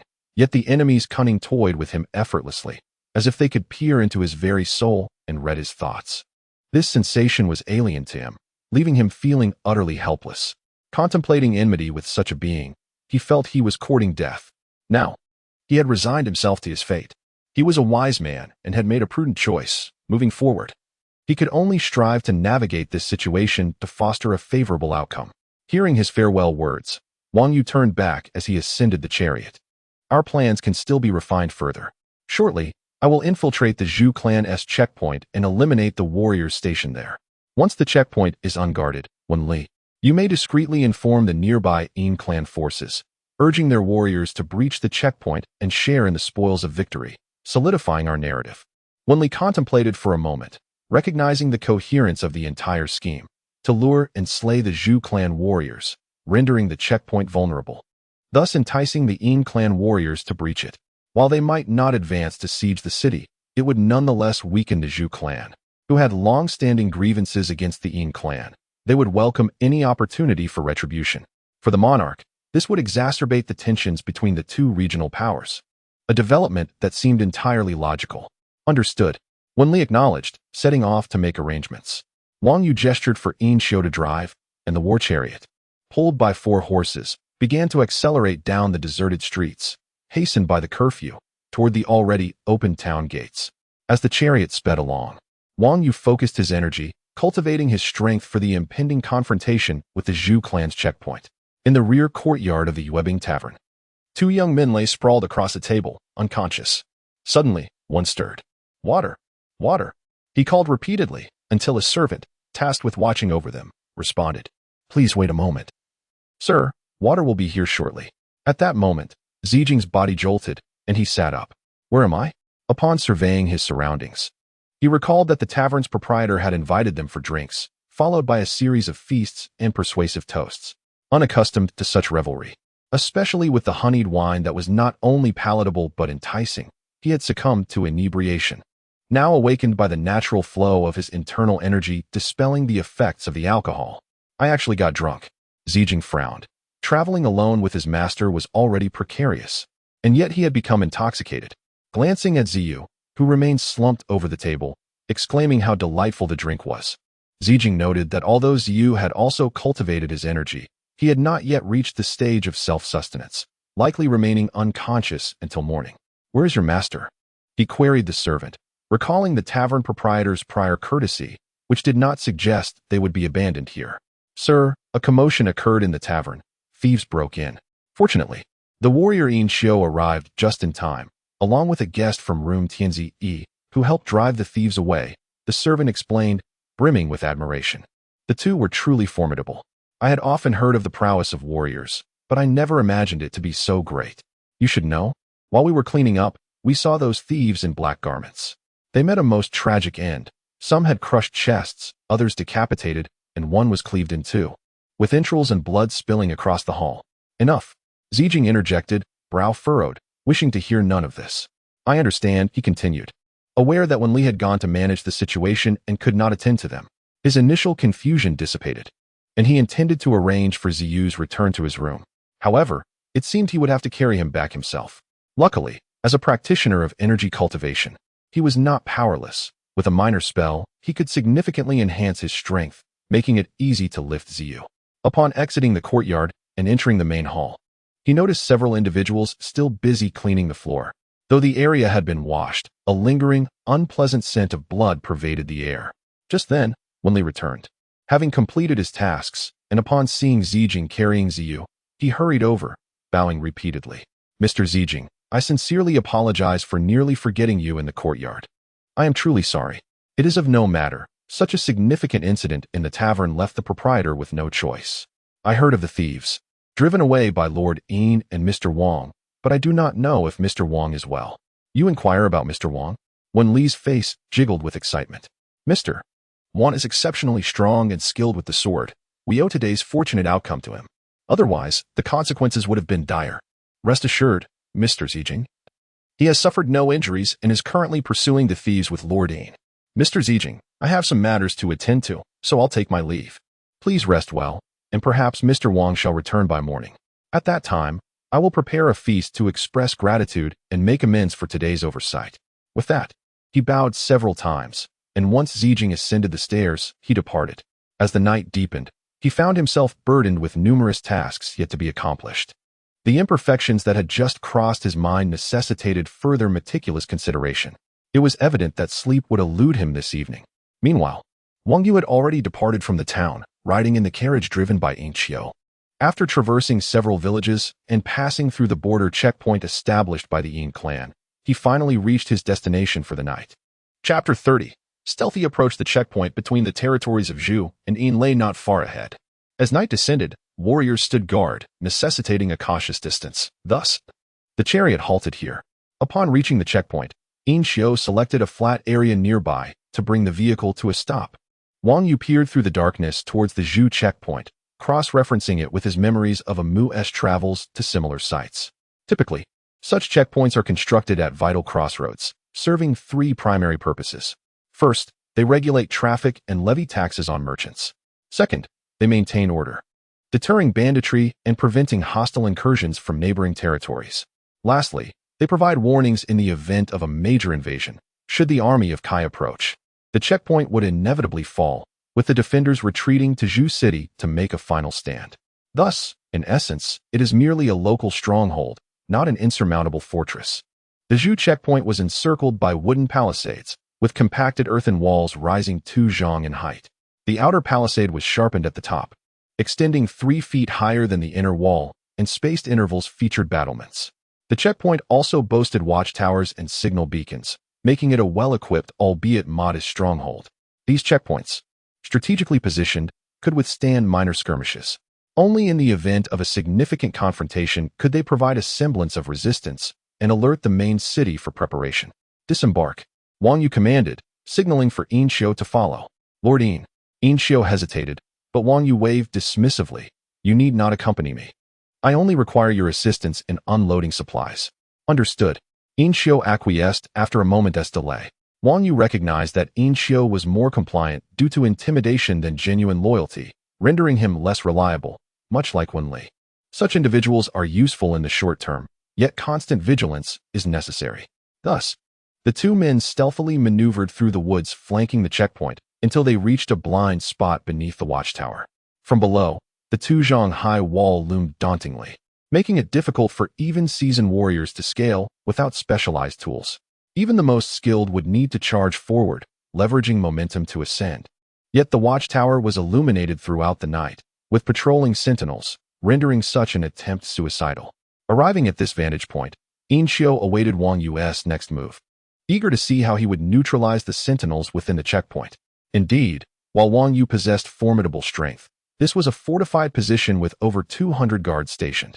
Military doctrine states that 5 form a unit, 10 units constitute a battalion, and so forth, with the leaders being elite warriors. Consequently, the checkpoint housed over 200 guards and 5 warriors. Any disturbance would provoke a fierce response. Wang Yu observed the wall before calling forth MOA from his forearm. He gently tossed the serpent onto the battlement, making not a sound as it vanished upon landing, likely infiltrating the checkpoint. This maneuver, facilitated by MOA's ability to traverse the earth, was not particularly complex. However, Wang Yu preferred to keep his capabilities concealed, preserving his trump card. He then signaled for patience. Wait. Inxiu pondered, perplexed. What are we waiting for? Will a snake somehow dispatch the warriors within? Is it truly that simple? He worried about the logistics of removing any bodies later. Meanwhile, MOA had reached the top and, no longer needing to conceal its abilities, penetrated the earthen walls and moved swiftly towards the interior, locating the quarters of the guards. Even at night, when not on duty, guards required shelter, and the warriors had separate accommodations, reflecting their status as lower nobility beneath the local lords. Typically, lords would not settle for less than a private chamber. However, for safety reasons, 2 warriors often shared a room, allowing for mutual vigilance against surprise attacks. Following MOA's guidance, Wang Yu quickly identified their quarters. It was yet another arduous night. Within the warriors' quarters, Zhu Yin found himself unable to sleep, tormented by the thunderous snores of a warrior in the adjacent bed. The sound reverberated through the room, a cacophony exacerbated by the warrior's training in the pig dragon chi, which granted him a significant advantage in vocal attacks. Zhu Yun was at the mercy of this relentless sound wave, struggling to find rest. Such torment might be bearable for a day, but having endured it for over half a month, he was nearing his breaking point. He wished for time to hasten, desperately longing for a change in guard to escape this infernal situation. Princess, princess, the warrior continued to mutter in his sleep, driving Zhu Yun to the brink of madness. Not only did he snore, but he also spoke in his dreams, his words resembling an argument. What are you dreaming about? What expression do you have on your face? The audacity of this warrior to covet the princess ignited a murderous impulse within Zhu Yun. Yet, this warrior, a seasoned fighter with extensive combat experience, had proven formidable. Even in sleep, his training persisted, leaving Zhu Yun humiliated after their last encounter. Curse this wretched fool, Zhu Yun thought bitterly. The princess is long gone. Why don't you join her? With a heavy sigh, he felt his consciousness fading. Suddenly, a haze enveloped him, and fatigue overwhelmed his senses. He collapsed upon his bed, finally succumbing to sleep. Beside him, MOA's head slowly retracted into the wall, only to re-emerge before the snoring warrior. Exhaling gently, it released a plume of mist, which the dreamer inhaled without awareness. At last, Zhu Yun's persistent plight found resolution. The warrior's snores ceased, and he fell silent. Moreover, the curse of his restless nights might finally come to fruition. The mist was not ordinary smoke, but a specially concocted sleeping gas prepared for Wang Yu. It was said to incapacitate warriors with ease, and now Wang Yu had cleverly smuggled it into the checkpoint. The individual clad in a robe commanded the release of a cloud of intoxicating mist into the chamber, causing the fine particles to permeate the entire space. The samurai, with merely a slight inhalation, were rendered unconscious. However, the voluminous expulsion from the serpent's maw was significantly more potent, and the resultant effects were profound. With just a single breath, they succumbed entirely to its influence. Subsequently, the serpent ventured next door, effortlessly incapacitating 2 additional samurai. Thus, within the confines of the stronghold, 4 warriors had fallen victim to the soporific haze, destined to remain in slumber for at least a day. Yet, the 5th samurai presented a greater challenge. This sentinel, stationed atop the watchtower, remained vigilant and alert, and since the tower was constructed of wood, the serpent's earth manipulation could not facilitate its ingress and egress with the same ease. It could only spiral upwards, and during this ascent, it could not cloak itself within the essence of the earth. Under such circumstances, employing a similar tactic seemed unlikely to yield success. Chapter 31. Fire. The new book is climbing the charts. If you have tickets, please support it generously. Thank you. My lord, how much longer must we wait? It's just a small snake. Outside the checkpoint, Yin Chiu expressed his confusion. He had waited for quite some time without any sign of movement inside. And Wang Yu remained silent beside him, which made him feel somewhat impatient. However, Wang Yu merely glanced at him coldly, sending a chill through his heart, causing him to shiver and swallow his words.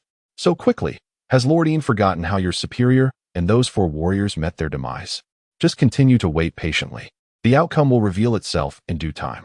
With that, he closed his eyes once more, resuming his silence, his still body seemingly merging with the tranquil night. Within the checkpoint, the warrior Lin Sun leaned against the watchtower, surveying the entire area and its surroundings. He was still awake, even quite alert, as it was his turn to stand night watch, having rested well during the day. This inverted schedule felt somewhat unpleasant, yet he was content, as it spared him the torment of sharing a room with that boisterous oaf who snored like a wild beast. It was nearly unbearable. Thinking of the snoring brute, Lin Sun recalled another warrior from the Zhu family, Zhu Yun. This pretty boy, not wanting to take the night watch, had been usurped by Lin Sun, who must be relishing his freedom during this time. No wonder it was said that carnivorous beings are contemptible. That lad is truly a fool. If it weren't for his Zhu lineage, what would he amount to? Despite having practiced the advanced martial arts of the Zhu family, he still could not compete with that barbarian. Step, step, step. Someone was climbing the watchtower. He snapped back to reality and looked down to see one of his more clever subordinates approaching. My lord, the wind is strong at night. Your esteemed health is precious. Allow me to take the night watch for you. Lin Sun cast a sidelong glance at him. You are thoughtful, but under normal circumstances, I would allow you to take over. However, in recent months, the atmosphere has been tense. Any slip-up could cost even me dearly. You may return. The young warrior nodded repeatedly, but from behind, he produced a package. My lord, I shall take my leave, but your night watch must be arduous. Yesterday, I caught a mountain chicken nearby using a basket. It's just finished roasting. Allow me to bring it to you for your enjoyment. Mountain chicken indeed? Lin Sun exclaimed in surprise, then laughed. It was quite considerate to have such a clever subordinate. You, my lad, are resourceful. However, mere cleverness does not qualify you for the position of squad leader. The Zhu family has rules. A squad leader must at least be a swordsman capable of handling 3 foes alone. You should focus on honing your skills, and when the time comes to rotate back, I'll teach you a few sword techniques. Yes. The young warrior beamed with delight, nearly jumping for joy. Your lordship's patronage means everything to me, and I am willing to serve you like a beast of burden. Like a beast of burden? Lin Sun mused, observing this warrior. He merely recognized his utility and tossed him a few scraps. Yet this lad was eager to serve. But what distinguished him from the warrior? The distinction lay before the Zhu family. He had become this warrior, now laboring for the Zhu family. My lord, I heard you were once a wandering warrior. Could you share your experiences with me? Lin Sun chuckled again. You must have heard too many tales in the tavern, thinking every wandering warrior is a legendary hero. Let me tell you, those are mere fabrications. Even if they exist, they are but a handful. The majority are ordinary wandering warriors, not even true warriors, struggling for their futures with swords in hand, perhaps destined to perish in some nameless wilderness, with no one to claim their bones. I was young once, just like you. Yet, after all these years, I have come to understand. Thus, having received the Zhu family as surname and fief, I find solace here. It may not be a grand achievement, but possessing a small estate is still a small family. He sighed. If only I had been born a few centuries ago. In this era, even the security of this modest household is not guaranteed. The world is engulfed in strife, with lords vying for power, escalating into fierce battles over the past few years and even decades. Nowadays, warfare seems almost constant, leaving many homes shattered, fields desolate, and traveling 100 miles without encountering a soul, the bones of the dead exposed in the wilderness, surrounded by specters. This condition may soon reach us. Why am I even telling you all this? Run along now. Huh? What are you staring at? The young warrior gazed blankly at the watchtower below, suddenly snapping back to reality. Fire! Fire! My lord, there's a fire. What fire? Lin Sun asked, puzzled, as he looked down to see flames erupting from the storage room for food and supplies, rapidly engulfing the entire building and spreading to the nearby warriors' quarters. Fire alarm! Fire alarm! The warriors who discovered the blaze frantically struck the gong, attempting to awaken their slumbering comrades. The patrolling warriors hurried down from the walls, searching for water sources and containers to extinguish the flames. Lin Sun narrowed his eyes, observing the flames, then suddenly turned his gaze outside the checkpoint. This fire seemed abnormal. Not a typical accident, but rather an intentional act of arson. Otherwise, how could it spread so swiftly and fiercely? With his years of experience, he surmised that there was a high chance of an ambush amid the chaos. Yet, as he looked towards the city gate, the road before the checkpoint was deserted. Not even a shadow in sight. Even the sparse trees showed no sign of an advancing army. Was it merely an ordinary fire? How could that be? He returned his gaze, unable to suppress a shudder. From the very heart of the flames came a fierce whistling sound, followed by an unmatched, raging dragon of fire that erupted, sweeping across much of the camp area. Those who had fled the barracks and those attempting to extinguish the flames were engulfed in the inferno. They would be burned alive, Lin Sun lamented. This fire was no ordinary blaze. From his experience, it resembled the fire dragons unleashed by Chen during the war between the Chen and Yong nations years ago, where the flames were fueled by oil. Once the oil fire ignited, it adhered to both man and object, capable of igniting even the non-flammable. At that moment, the area before and within the barracks transformed into a fiery hell. Dozens of warriors ignited, screaming and rolling on the ground in a desperate attempt to extinguish the flames consuming them.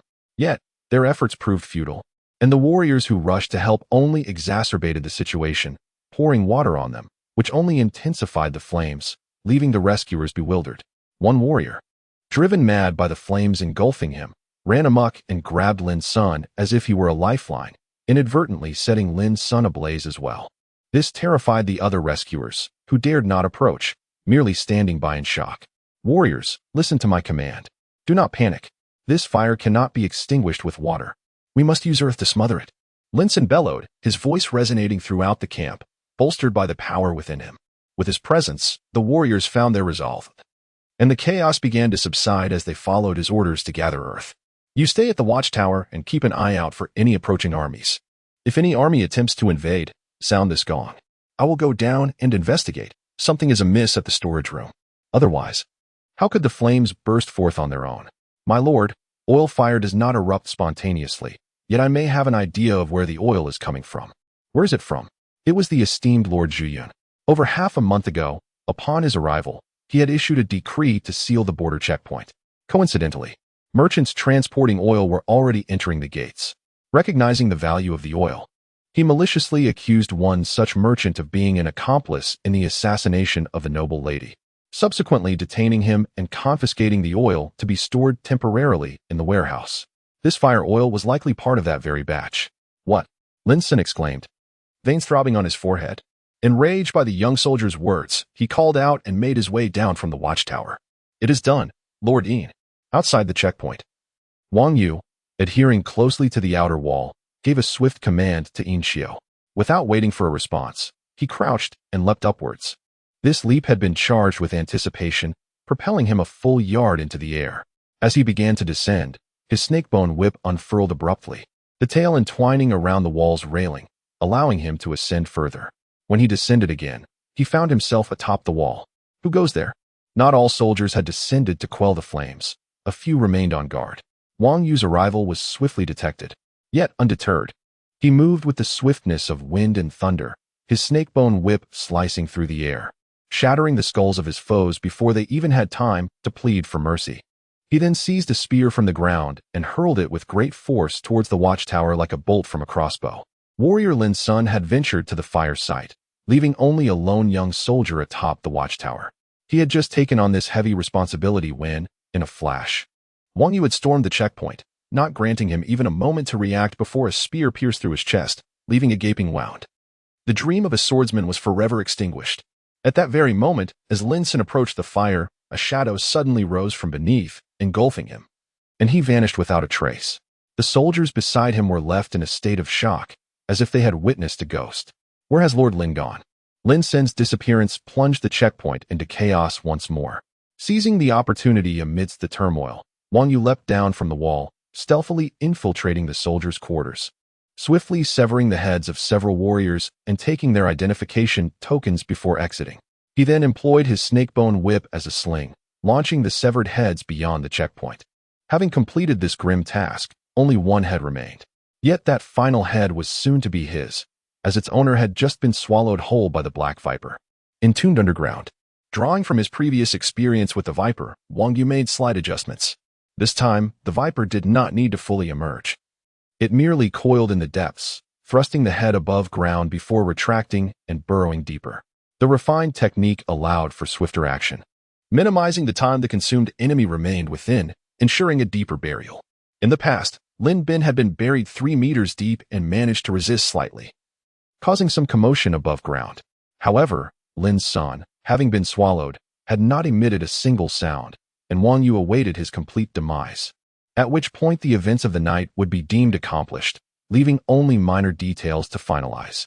Chapter 32. Ambition. The chariot rattled along the bumpy road on its return journey. On board, Yin Xiu, distractedly driving, pondered the events that had transpired earlier. Initially, he had merely witnessed Wang Yu releasing a small snake into the vicinity. Upon reflection, it was not long before chaos erupted within the Zhushi checkpoint, followed shortly by a raging fire. Moments later, Wang Yu had surged into the checkpoint, and within the time it took to brew a cup of tea, for severed heads fell from the sky beside him. Ultimately, Wang Yu himself emerged, holding a 5th head and the identity tokens of 5 warriors, leaping down from the checkpoint to join him. In such a brief span, the heads of 5 warriors had found their place within the chariot, and the side of the checkpoint, nearly engulfed by flames, left little doubt as to the grim outcome within. What a terrifying man he was, accomplishing feats that hundreds of soldiers could not achieve. He marveled inwardly, filled with profound awe. But what thoughts occupied the mind of the man he so revered?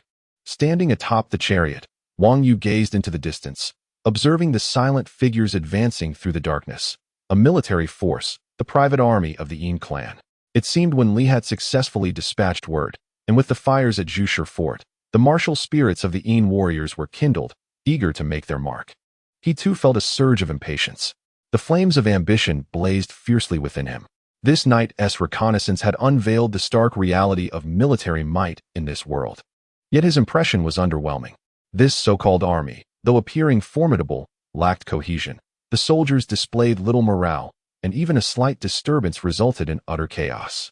They thrived in favorable conditions, yet were quick to crumble when faced with adversity. The individual warriors possessed some combat prowess, capable of dispatching ordinary soldiers with ease. But in the true theater of war, their strength was merely flesh and blood. Their speed, no match for the throngs of armed soldiers surrounding them, left them vulnerable to encirclement and slaughter. Wang Yu could conceive of numerous strategies to counter a typical warrior with just a handful of ordinary soldiers. Even in the absence of a direct battlefield, alternative tactics existed. With his skills, should he command a force, high-level power would not elude him. Yet, the Zhushi clan maintained control over a territory equivalent to a county, ruling over thousands of households, despite being under the watchful gaze of the king and neighboring lords. Perhaps the king of the Xingyu nation and the surrounding lords refrained from openly attacking due to certain reservations. But a glimpse into the situation revealed that the martial strength of the Xingyu nation was hardly impressive. Were I to assemble a well-trained force, not necessarily large, perhaps even a mere few hundred, I could secure a stronghold. With several thousand, I could dominate the Xingyu nation, Wang Yu mused, lamenting his current emptiness. More crucially, he lacked a vital element, a name, not merely fame, but a legitimate title. Without an official position, what right had he to govern the populace and command soldiers? While he could rally mountain-dwelling commoners to his cause through sheer martial prowess, such a foundation would be precarious. He envisioned the idyllic valley resembling a peach blossom spring, where those commoners would resist against bandits fiercely but would yield to Zhushi warriors with minimal resistance after suffering losses. This was because they deemed it natural for lords to rule over them, viewing any attempt to cultivate their own land as a transgression, harboring a deep-seated feeling of guilt. With such sentiments, how could they muster any fighting spirit against the forces of their lords? If they did not even recognize their own hands, how could they acknowledge the authority of one who ruled by strength? Even if that leader could improve their lives, they would only see him as a thief. This encapsulates the essence of legitimate power, the hearts of the people. Indeed, hearts can be swayed, but for Wang Yu, the effort would be taxing and fraught with uncertainties, potentially inciting enmity from all corners. Rather than pursue this arduous path, it would be wiser to seek a legitimate title. With such a position, he could lawfully become a lord and gather strength. The minimum requirement would be to attain the status of a local lord with actual territory, not one merely bearing the title without any land, conferred by the king but lacking real authority. However, for a mere itinerant warrior like Wang Yu, aspiring to become a local lord was no simple endeavor. Given his present circumstances, this ambition seemed distant. Yet he could set it as a goal and make plans for it. For now, his focus should be on strengthening himself and establishing a foundational cadre of capable individuals. With these thoughts in mind, Wang Yu and Ying returned to town before dawn, encountering no incidents along the way. Wenli, having spent the night awake, breathed a sigh of relief upon their return and approached them. "My lord, everything has been arranged." Wang Yu nodded slightly, saying little, and signaled for the two to attend to the matters within the chariot. Once everything was settled, he would finally consider the night's tasks complete. He had only been in this town for 2 days, having rested a day, and now, after another sleepless night, his body was merely holding up through sheer will. He needed to rest properly soon. "My lord," as Wang Yu prepared to retire to his chamber, he initially anticipated that Wenli would converse with Ying about the details of the earlier infiltration. However, to his surprise, Wenli approached him instead, his expression heavy with concern. "Mr. Wen, is there something you wish to discuss? You two have not slept this night. If there is something on your mind, shall we not speak of it tomorrow?" Wenli hesitated, caught between words, before finally bowing to Wang Yu. "My lord, I have something I wish to discuss privately with you." "Then please, speak freely. There is no one else present." Wang Yu surveyed their surroundings. Ying had already departed, and the inn's servants had completed their tasks and retired for the night. With some time before dawn, it was the quietest hour in the inn, and they were not in the main hall, but rather in the courtyard. Wenli contemplated briefly, then decided it best to converse in Wang Yu's room. Although curious, Wang Yu nodded in agreement, and they ascended to the upper floor together.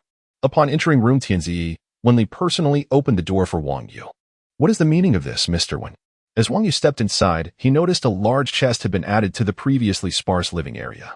Wenli silently closed the door and approached the chest, slowly opening it to reveal a trove of gold, silver, jade, and precious gems, wealth of considerable magnitude. Pointing to the contents, Wenli's face displayed a complex array of emotions. "My lord, this is the wealth I have accumulated over the years through my dealings as a merchant, all gathered here in this box." Wang Yu observed his expression, immediately recognizing the pain of parting with such riches.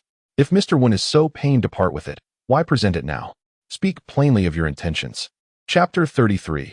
A dangerous game. Wenli offered a deep bow, stating, "I have been contemplating all night whether I should wholeheartedly dedicate myself to serve you, my lord." But would Wenli truly commit himself? Wang Yu doubted it. How could someone like Wenli, who amassed wealth through his position while serving the state of Shan, ever risk everything to serve him? If the organization behind him would not allow such a sacrifice, how could Wang Yu expect it from him?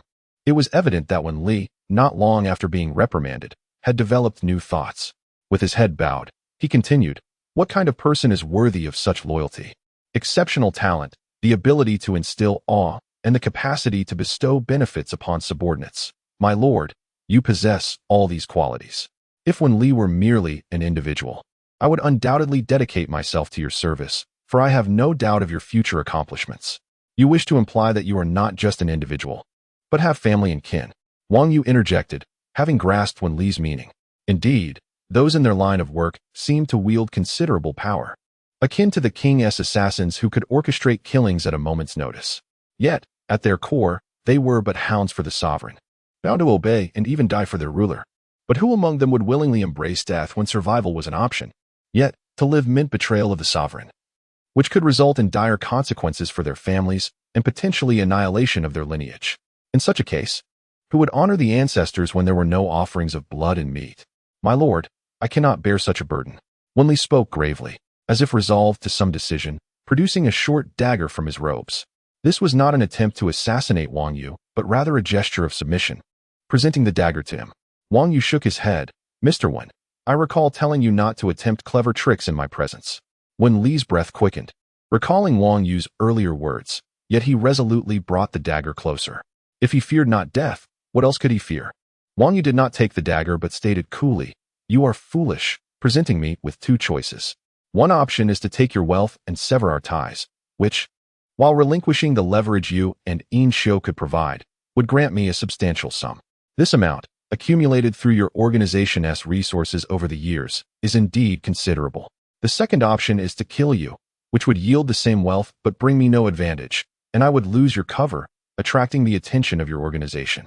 Even with the wealth, I would invite endless troubles. Am I correct? You are right, my lord, Wen Li affirmed. You either kill me or take the wealth and depart, leaving us with no further connection. I have pondered this all night. You are no ordinary person and will inevitably achieve great things. However, the greater your endeavors, the more I must conceal. Today is a trivial matter, but what of tomorrow? Sooner or later, I shall fail to keep the secrets, and when that day comes, the consequences will be unbearable. Rather than face such a fate, I would prefer to perish by your dagger today. Wang Yu accepted the dagger and suddenly thrust it forward. Wen Li trembled, closing his eyes in anticipation of death, yet after a long wait, he felt the dagger halting just before his throat. Wen Li, I misjudged you slightly. Wang Yu retracted the dagger. I did not expect you to hold something more significant than your own life, enabling you to face death with composure. My lord. Wen Li's face lit up with surprise, having nearly believed he was truly to die. Now, was this not a sign of hope? Do not rejoice too soon. Wang Yu's gaze remained cold. I never select from choices presented to me, which is your most foolish error. Allow me to explain my course of action. Wen Li's elation quickly vanished, replaced by a profound fear as he absorbed Wang Yu's words. You believe your fearlessness of death grants you the upper hand, yet you have exposed your greatest vulnerability. What? Wen Li questioned, eyes widening as Wang Yu continued. Your greatest weakness is your family and kin. Furthermore, he paused. From the moment you bowed to me tonight, you have betrayed your sovereign. How could someone as astute as Mr. Wen fail to comprehend this? Had I been in your shoes, I would have confronted death with fortitude rather than analyzing the situation all night, only to come to me with such folly. No, I did not. Wen Li's complexion paled, and with each word from Wang Yu, he felt the weight of despair. He gasped for breath, his face ashen, and began to retreat, haunted by grim thoughts. Wang Yu approached him deliberately, delivering a heavy blow. Mr. Wen, betrayal, even in the slightest degree, is still betrayal. You have exhausted your options. Neither I, your sovereign, nor your lord will grant you a path of return. Wen Li's features contorted in anguish, tears streaming from his small eyes as he collapsed helplessly to the ground. Yet at this moment, Wang Yu smiled warmly, patting his shoulder. Mr. Wen, for now, serve me well and cease your clever games. The state of Shen is small. I am merely a transient guest here. When I first met Lord Yin, I made it clear that I am here only to stay temporarily. It is your clever kin who plotted how to use me and then sought to eliminate me, leading to this chaos. Temporary, a guest. The fallen Wen Li's eyes sparkled with newfound hope, as if pulled from the depths of despair. My lord, I shall never dare again. As long as you are in the state of Shen, you shall be my sovereign. Wang Yu kicked the box towards him. Wealth. I can acquire as much as I desire, but since you wish to present it to me, I shall graciously accept it, as I am indeed in need. Consider this sum as funding for my endeavors. Return now to rest, and after midday, come back. I shall have tasks for you to undertake, along with resolving the aftermath of tonight's events. Yes. Wen Li gathered the box, repeatedly expressing gratitude as he departed. After his departure, Wang Yu shook his head, reflecting that those who court danger often face dire consequences.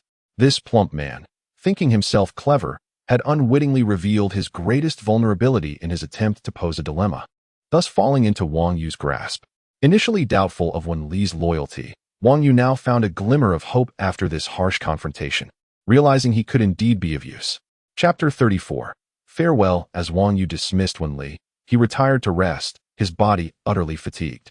Before surrendering to slumber, he instructed Mo Wei to conceal himself within the stone wall by the door, vigilant for any intruders or disturbances, ready to awaken him through mental communication at the slightest sign of trouble. He slept soundly until midday, when Jing and Ziyu arrived for a visit, coinciding perfectly with the time for lunch. Mr. Wang, who would have thought such thrilling events transpired last night? Alas, I was inebriated and missed the sight of you vanquishing the brigands, exclaimed Ziyu, his voice tinged with awe and regret. He continued, I have heard tales of your swordsmanship. It is said that a thief was cleaved in two by your blade. Enough of this, Ziyu, interrupted Jing, his brow furrowed. In his view, taking a life was not an achievement to be boasted about. Oh, Ziyu replied, lowering his gaze, momentarily silenced. The three descended the stairs, only to overhear merchants conversing, their expressions etched with worry. Did you hear? Last night, the checkpoint at Judi was breached by the physician from E, leaving the place in ruins, one merchant lamented. After all the effort to open the gates, it seems we may be facing war again. War? What of it? In this day and age, which nation does not engage in conflict? The breach of a mere checkpoint is but a trivial matter, another merchant interjected. I am not concerned about that. My goods can withstand delays. If Judi is inaccessible, I can reroute through Kaigua. What troubles me is the escalating chaos. Even towns guarded by soldiers have fallen prey to thieves. Transporting goods will require even greater caution, spoke another merchant. Indeed, just days ago, I heard that a trader frequently traveling to Dongshan was ambushed, losing all his wares. Being robbed is fortunate compared to the reports from the southern roads, where a monstrous wolf has appeared, preying upon travelers. Local officials have sent warriors to hunt it down, but they have suffered significant losses. Now, no one dares to traverse those paths, another chimed in. What? Even monsters are abroad. The merchants exchanged anxious murmurs. Upon noticing Wang Yu and his companions, they hastily rose to greet them, unaware of the events of the previous night. Only knowing that brigands had attacked the tavern but had been swiftly dealt with by Wang Yu and Lord Yin, they speculated that the thieves must have come for wealthy merchants like themselves, and thus expressed their gratitude. Some merchants, aware of Wang Yu's extraordinary swordsmanship, approached him with the intention of befriending him, subtly hinting at hiring him as a bodyguard. However, Wang Yu, seeking rest and with plans of his own, politely declined their offers.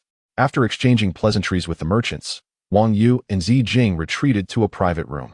Following their meal, Wang Yu, with matters to attend to, refrained from further discussion.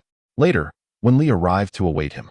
Today, we have 2 matters to discuss, Wenli stated, exhibiting utmost deference.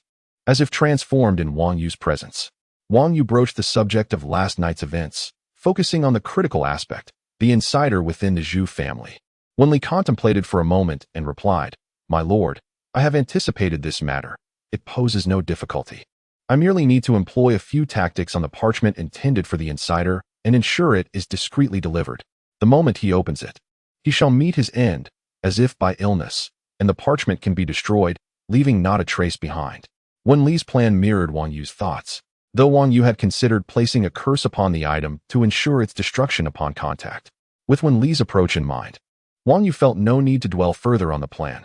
After all, the situation had escalated to this point, and while he could withdraw at any moment, Wenli had a family to protect, compelling him to act with utmost diligence. Once that matter was settled, Wang Yu shifted to the next topic. I seek to recruit individuals who are bold and tenacious to assist me. A dozen or so will suffice. Do you have any suggestions? Bold and tenacious? Wenli hesitated before asking, what of death row inmates? If you desire, there are plenty in the prisons of Yin. I could arrange for some to be released, though acquiring more would necessitate time and effort in other regions. Death row inmates? Wang Yu pondered, a flicker of interest igniting within him. That would be ideal. However, I wish to avoid those convicted of accidental homicide or wrongful imprisonment.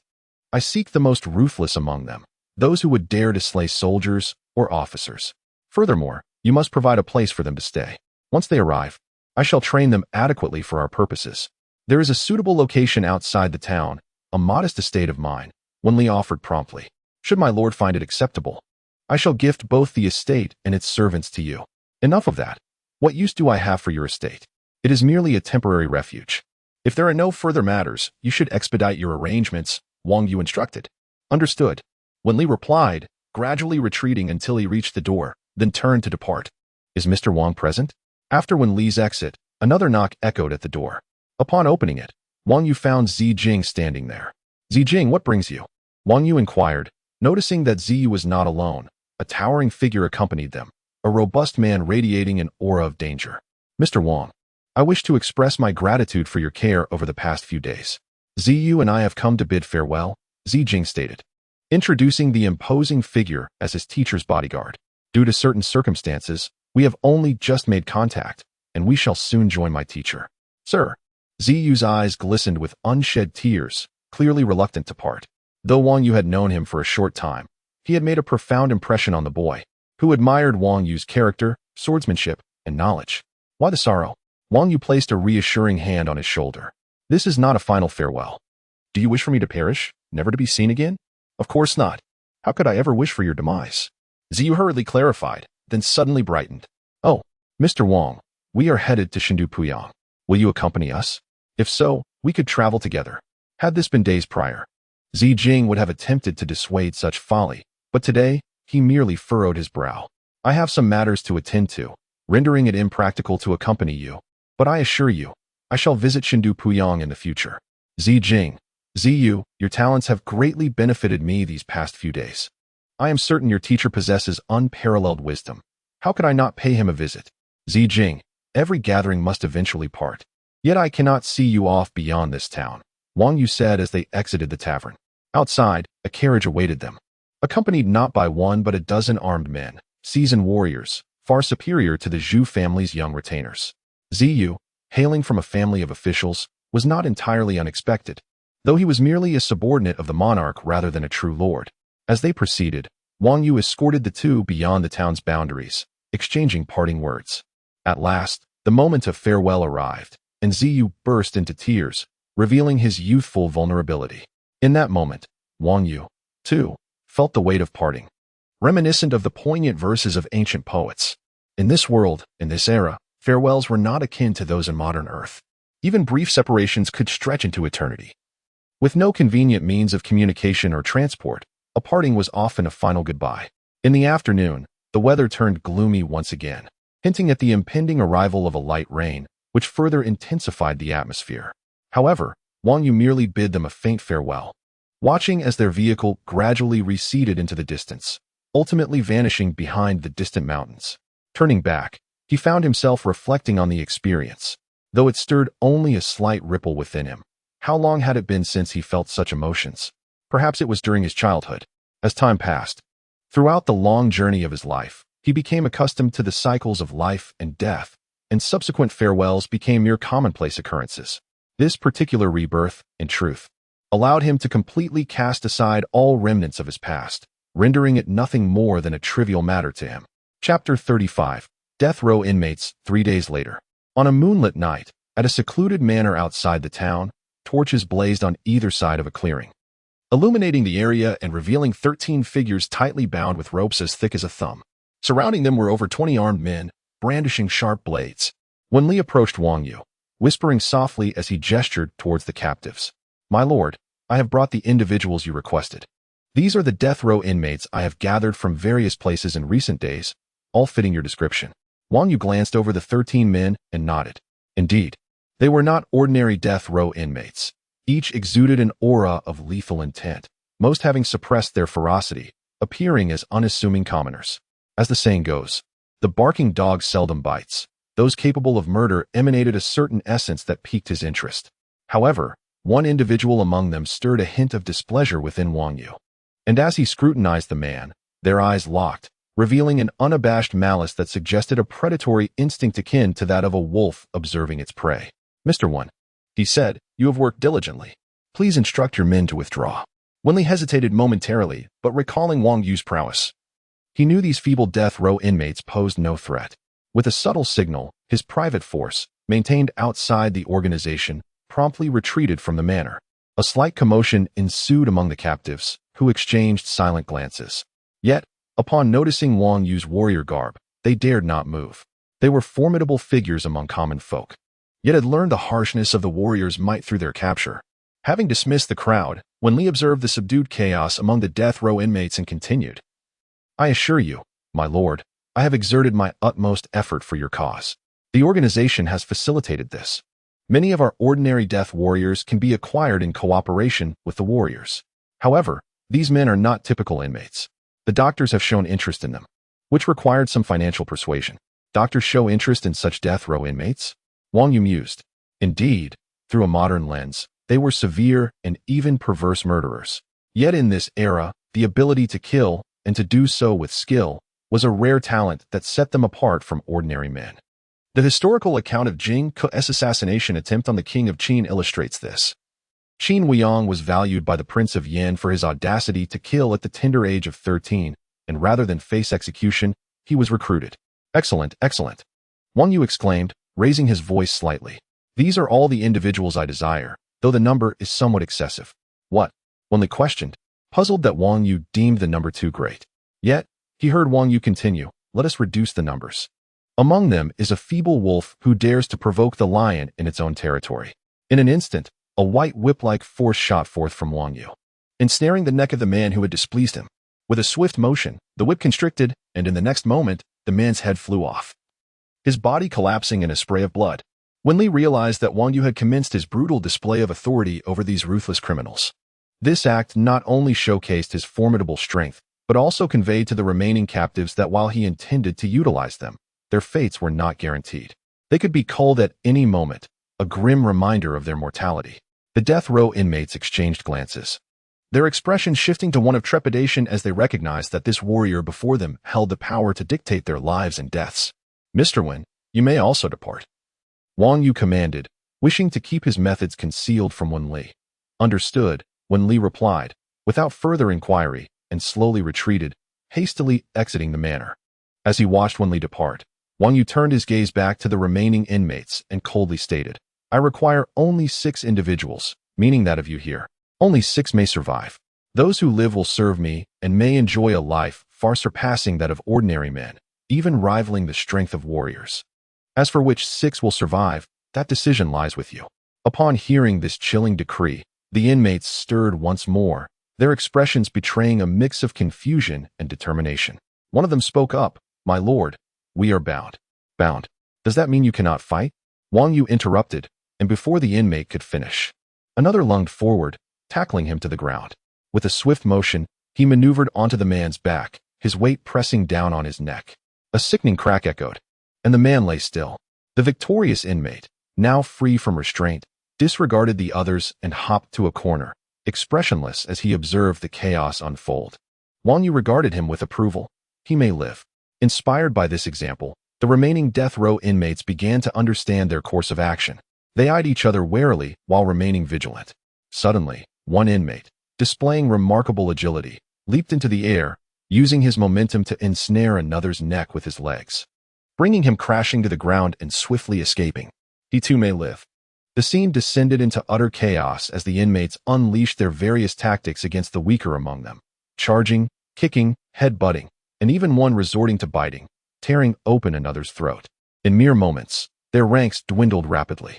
Only the strongest would endure, not solely through brute force. One inmate, though not the most robust, seized the opportunity to strike down another during a moment of distraction. Another pair communicated silently, coordinating their attacks to eliminate 2 more. Within a brief span, the clearing was left in disarray, stained with blood and littered with bodies. The survivors, aside from the initial 2, bore injuries, mostly inflicted by teeth. Thus, only the 6 individuals Wang Yu desired remained, each standing apart, wary of one another, yet fixated on him. In their gazes, Wang Yu perceived a simmering hostility, a desire for vengeance, yet he remained unfazed. These men were destined for death. He had gathered them with the intent of transforming them into instruments of violence, easily controlled. Whether they harbored resentment toward him was inconsequential. Once they grasped their inability to resist and recognized the power they could attain, if only they survived, they would reconsider their sentiments. Having long understood the fickleness of human nature, Wang Yu disregarded their stares and commenced the next phase of his plan. Chapter 36. Serpent Pattern. Understanding the fickleness of human nature, Wang Yu disregarded their gazes and proceeded with his next move. As a mysterious aura enveloped him, a profound and enigmatic energy began to circulate around Wang Yu, intensifying the gravity of his expression. He raised his hand, pointing towards the 7 lifeless bodies of condemned prisoners, and bellowed, "Capture!" The onlooking prisoners recoiled in awe, their eyes fixed on Wang Yu's gesture, witnessing the extraordinary spectacle before them. "A sorcerer! A sorcerer!" One of the prisoners exclaimed in astonishment, only to silence himself as the others continued to observe in hushed reverence. From Wang Yu's fingertips extended a tendril of obsidian power, dark and dense, exuding an aura so rich that it seemed to absorb light itself. Once this shadowy essence manifested, it twisted and transformed, conjuring the image of a serpent that silently coiled above the corpses, hovering in a ghostly dance. Hiss! Hiss! The serpent's phantom hissed, drawing forth an unknown essence from the still wet blood on the ground, causing the recently deceased prisoners' bodies to twitch in response. The serpent's silhouette gradually solidified, while the blood and corpses disintegrated into dust, scattered by the wind. The tangible serpent suddenly lunged towards one of the prisoners, striking him with a flash of speed upon his forehead. The condemned man screamed, his body convulsing violently as countless dark tendrils spread from the bite, weaving across his skin and muscles, enveloping him in an ominous shroud of black that lingered before finally receding beneath his skin. Yet the mark of the serpent's bite remained, forming a mysterious pattern resembling a serpent devouring its own tail. The surrounding prisoners, who had initially kept their distance, now retreated even further, their eyes wide with awe as they beheld the unfolding phenomenon. "Ah!" cried the now darkened prisoner, his voice filled with madness. "I will kill you," he shouted, suddenly breaking the bonds that restrained him, causing the ground beneath him to explode as he charged at Wang Yu with lightning speed. In response, Wang Yu's consciousness flickered, causing the darkness to resurface around him. In an instant, the prisoner resembled a bird that had lost its wings mid-flight, crashing helplessly at Wang Yu's feet with a forceful thud. "I can bestow upon you power, and I can just as easily reclaim it, even rendering you far worse than dead," Wang Yu declared, raising his hand as the dark tendrils within the prisoner writhed and twisted, slicing through him like a multitude of sharp blades. The man's screams grew more anguished as his body writhed on the ground, striking against the earth, his immense force carving trenches into the soil and scattering the ashes of the deceased. After what felt like an eternity, his cries subsided, and he lay powerless on the ground. The other prisoners swallowed hard, their eyes filled with terror, yet tinged with a flicker of excitement. This fellow prisoner, once an ordinary man, had revealed a strength that rivaled the elite warriors under a physician's command. "This is the strength of a warrior," they thought, gazing at Wang Yu with newfound fervor, their expressions devoid of any lingering animosity. The swift transformation of their emotions left them momentarily bewildered. "Do you submit?" Wang Yu asked coldly, addressing the prostrate prisoner beneath him, who trembled in response. Drawing upon some hidden reserve of strength, the man flipped onto his knees and repeatedly bowed before Wang Yu. I submit, I submit." Wang Yu dismissed him and addressed the other prisoners. "You have all witnessed this." "We have seen," they replied, their breaths quickening. Wang Yu proceeded to bestow upon each prisoner a mark of power, ensuring that his own consciousness remained stable. This arcane technique mirrored the process he had undergone in the hunter's cabin, using profound magic as a core to forge their symbols of strength. In everyday circumstances, these symbols would absorb the energy expended by the prisoners, allowing them to summon the power of warriors when needed. However, they could only be deemed half-warriors. Unlike true warriors, they could not continuously channel their energy. Given their current state, they could sustain warrior-like abilities for a maximum of 1 hour throughout the day, but could activate or deactivate this power as necessary. Wang Yu also left room for expansion within these symbols, enabling the prisoners to enhance their abilities through combat. Since the prisoners relied on the symbols to channel warrior energy, and because these symbols were linked to Wang Yu's consciousness, he bore a burden in this arrangement. Thus, extending 6 symbols was his utmost limit without jeopardizing his own stability. Once this was accomplished, Wang Yu surveyed the prisoners once more, greeted only by their awe and excitement. They had previously resigned themselves to death, yet now found themselves liberated. Despite the recent ordeal, the prospect of power outweighed their suffering. This strength was the warrior's power they had longed for. The surviving prisoners were far from foolish. They were astute, understanding the weight of reverence. They realized that this enigmatic sorcerer had invested considerable effort to transform them into warriors, and surely, he would not treat them as mere expendables. Following such a formidable sorcerer promised a future filled with potential.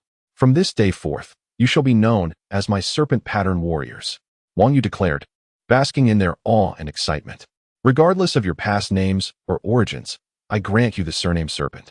He pointed at the first killer among them. "You shall be called Serpent 1. Gradually, he designated each one in turn. "You are Serpent 2, Serpent 3, Serpent 4, Serpent 5, Serpent 6. Remember your new names, for they shall usher in a new life. Serve me diligently, and in time, each of you may achieve the status of a warrior. Do you understand?" "Understood," they chorused, though their voices were barely audible. "Are you women? Speak louder. Once more, do you understand?" "Understood." Their excited voices reverberated throughout the estate. Wang Yu listened with satisfaction. He sought tools, not a despondent and oppressed lot that could only advance under the lash of a whip. A group imbued with hope, ready to act at his command, was far more valuable. His own power had surged, And with the addition of these serpent-pattern warriors, he felt emboldened. No longer would he have to flee from the likes of the Zhu clan. He was now prepared to confront them directly. With strength came confidence, and many obstacles no longer seemed insurmountable. All that remained was for the serpent-pattern warriors to acclimate to their newfound powers and for him to prepare the next phase of his plan. In the boundless night, the fire of ambition in Wang Yu's dark eyes ignited, mingling with the excitement of the newly empowered serpent-pattern warriors and the flames of the torches surrounding them. He yearned to seize everything he desired in this world: fame, land, populace, power, and the knowledge that governed the upper echelons of society, paving the way for an immortal legacy. End of Volume 1, Chapter 1.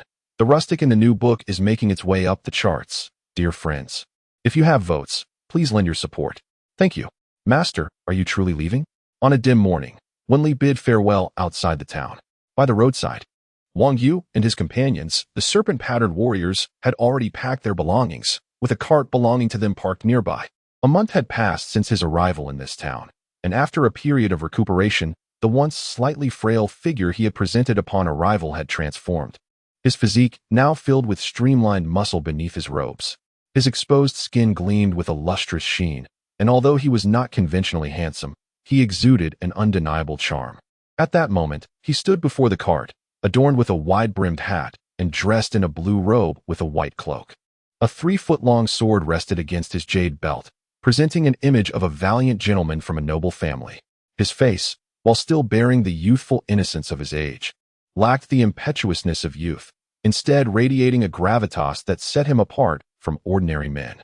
Surrounding him were 6 serpent-patterned warriors, former death row inmates, their foreheads adorned with headbands that concealed their tattoos, each clad in black warrior attire, hands resting on their swords, forming an impressive circle around him that accentuated his extraordinary presence. Wen Li gazed at Wang Yu in disbelief, unable to reconcile this figure with the wandering warrior who had once taken refuge at his inn. Had he appeared thus at their first encounter, perhaps he would have never entertained the thought of challenging him. Of course I must leave. Indi is merely a small corner of the world, a place that wouldn't even register on the grand chessboard of nations. Why would I linger here? Are you suggesting I should stay, Mr. Wen? Seeing the ambiguous smile on Wang Yu's face, Wen Li's round visage contorted, ultimately leading him to bow in respect. Please rise, Master Wang, he said. Wang Yu waved his hand dismissively and instructed, Heir, please bring over the box that Mr. Wen sent. Master, what is this? Mr. Wen has been trying to conduct business, which is no easy feat. I am yet to settle here and indeed require some funds, so I shall take half of it as a temporary loan, and I promise to return it doubled in the future.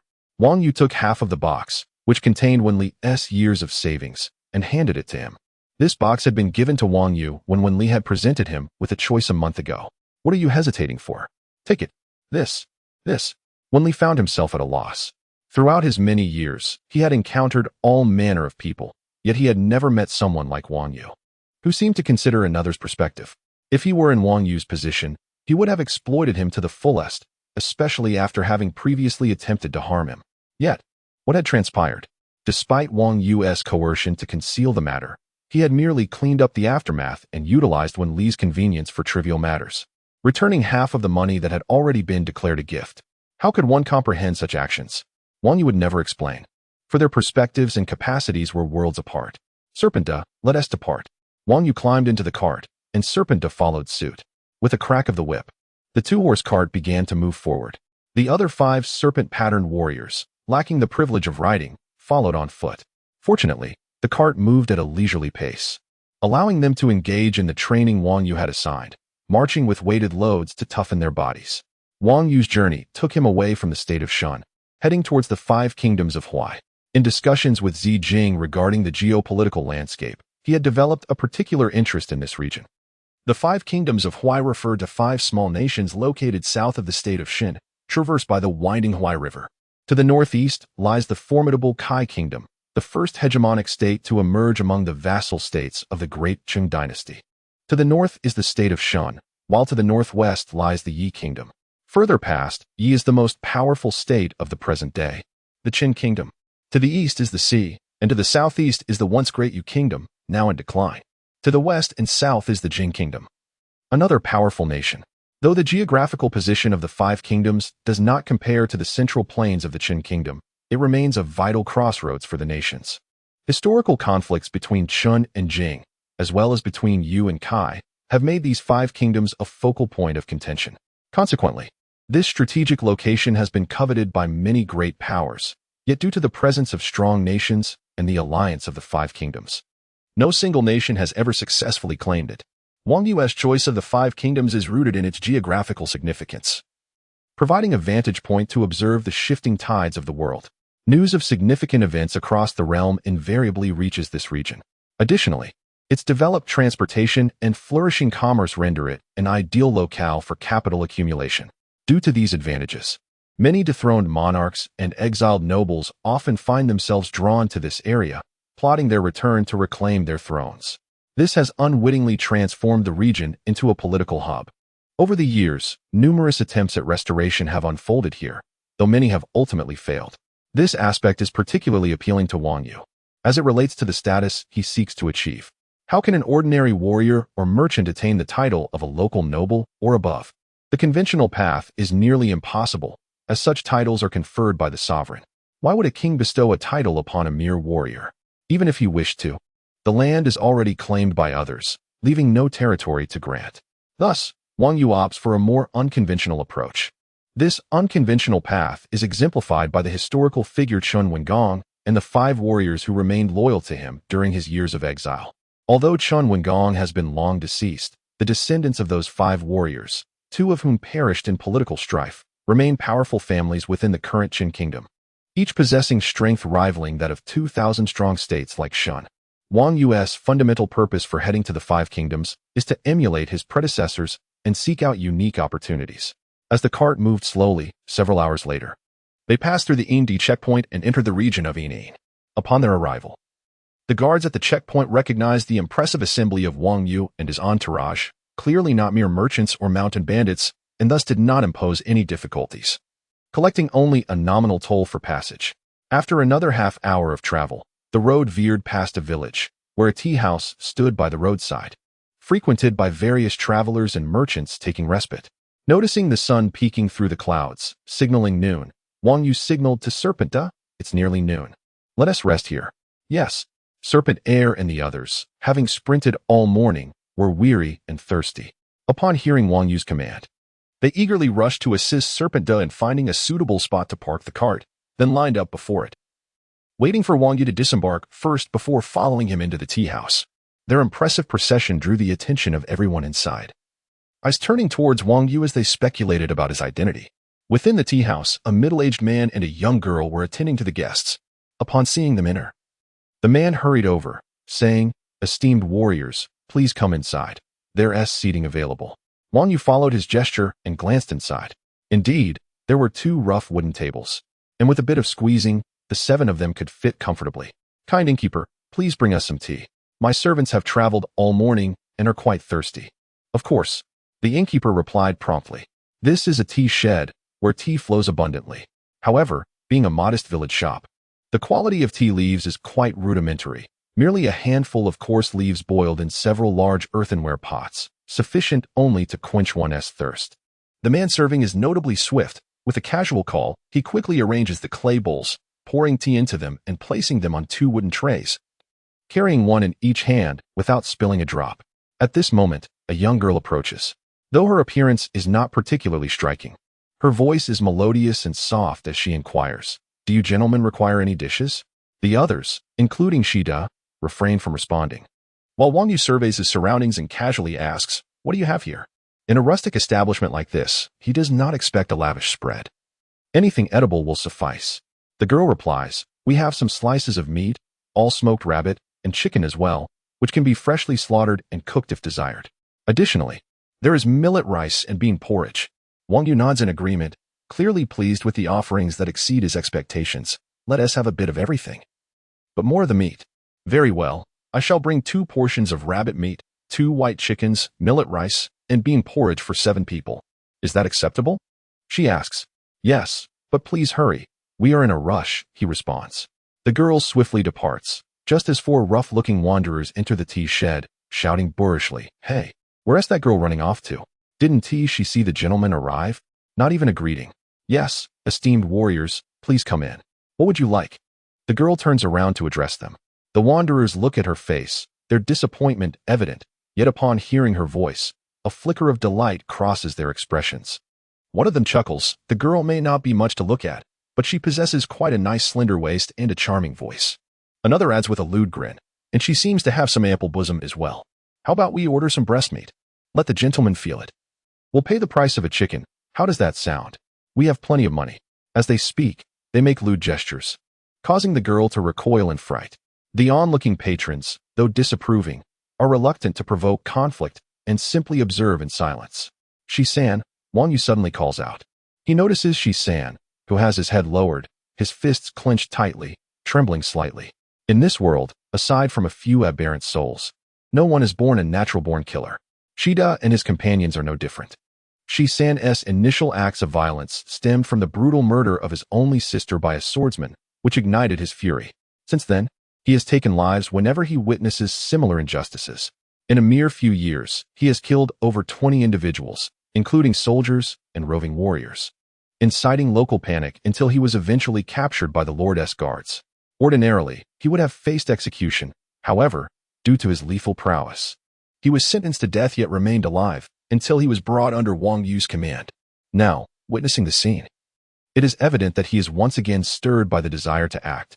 Do not be hasty, just watch, Wang Yu advises. Suddenly, a man rushes forward, exclaiming, "What do you intend to do? Let me make it clear, the owner of this establishment is a local warrior. My lord is not like you pathetic wanderers. If you dare to make a move, you'll lose your hands."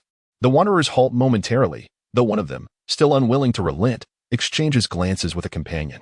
Understanding the cue, the latter shoves him forcefully, causing him to stumble towards the girl, seizing her in a rough embrace, groping and kissing her. The girl screams in distress, managing to break free, while the leader of the wanderers smirks at the man, saying, "My sincerest apologies. I accidentally fell." However, before he can finish, he notices that everyone in the shop, including his companions, has turned to gaze at something behind him, all utterly astonished. Chapter 2. Distinguished guests, the new book is climbing the charts. If you have tickets, please support us generously. Thank you. What is happening? What are you looking at? The leader of the traveling warriors shouted, turning around to find himself equally astonished. Beneath Wang Yu's table lay a dazzling array of gold, silver, jewels, and precious stones scattered across the ground. Such wealth was something even the most seasoned warrior would rarely encounter in a lifetime. Goodness, so much.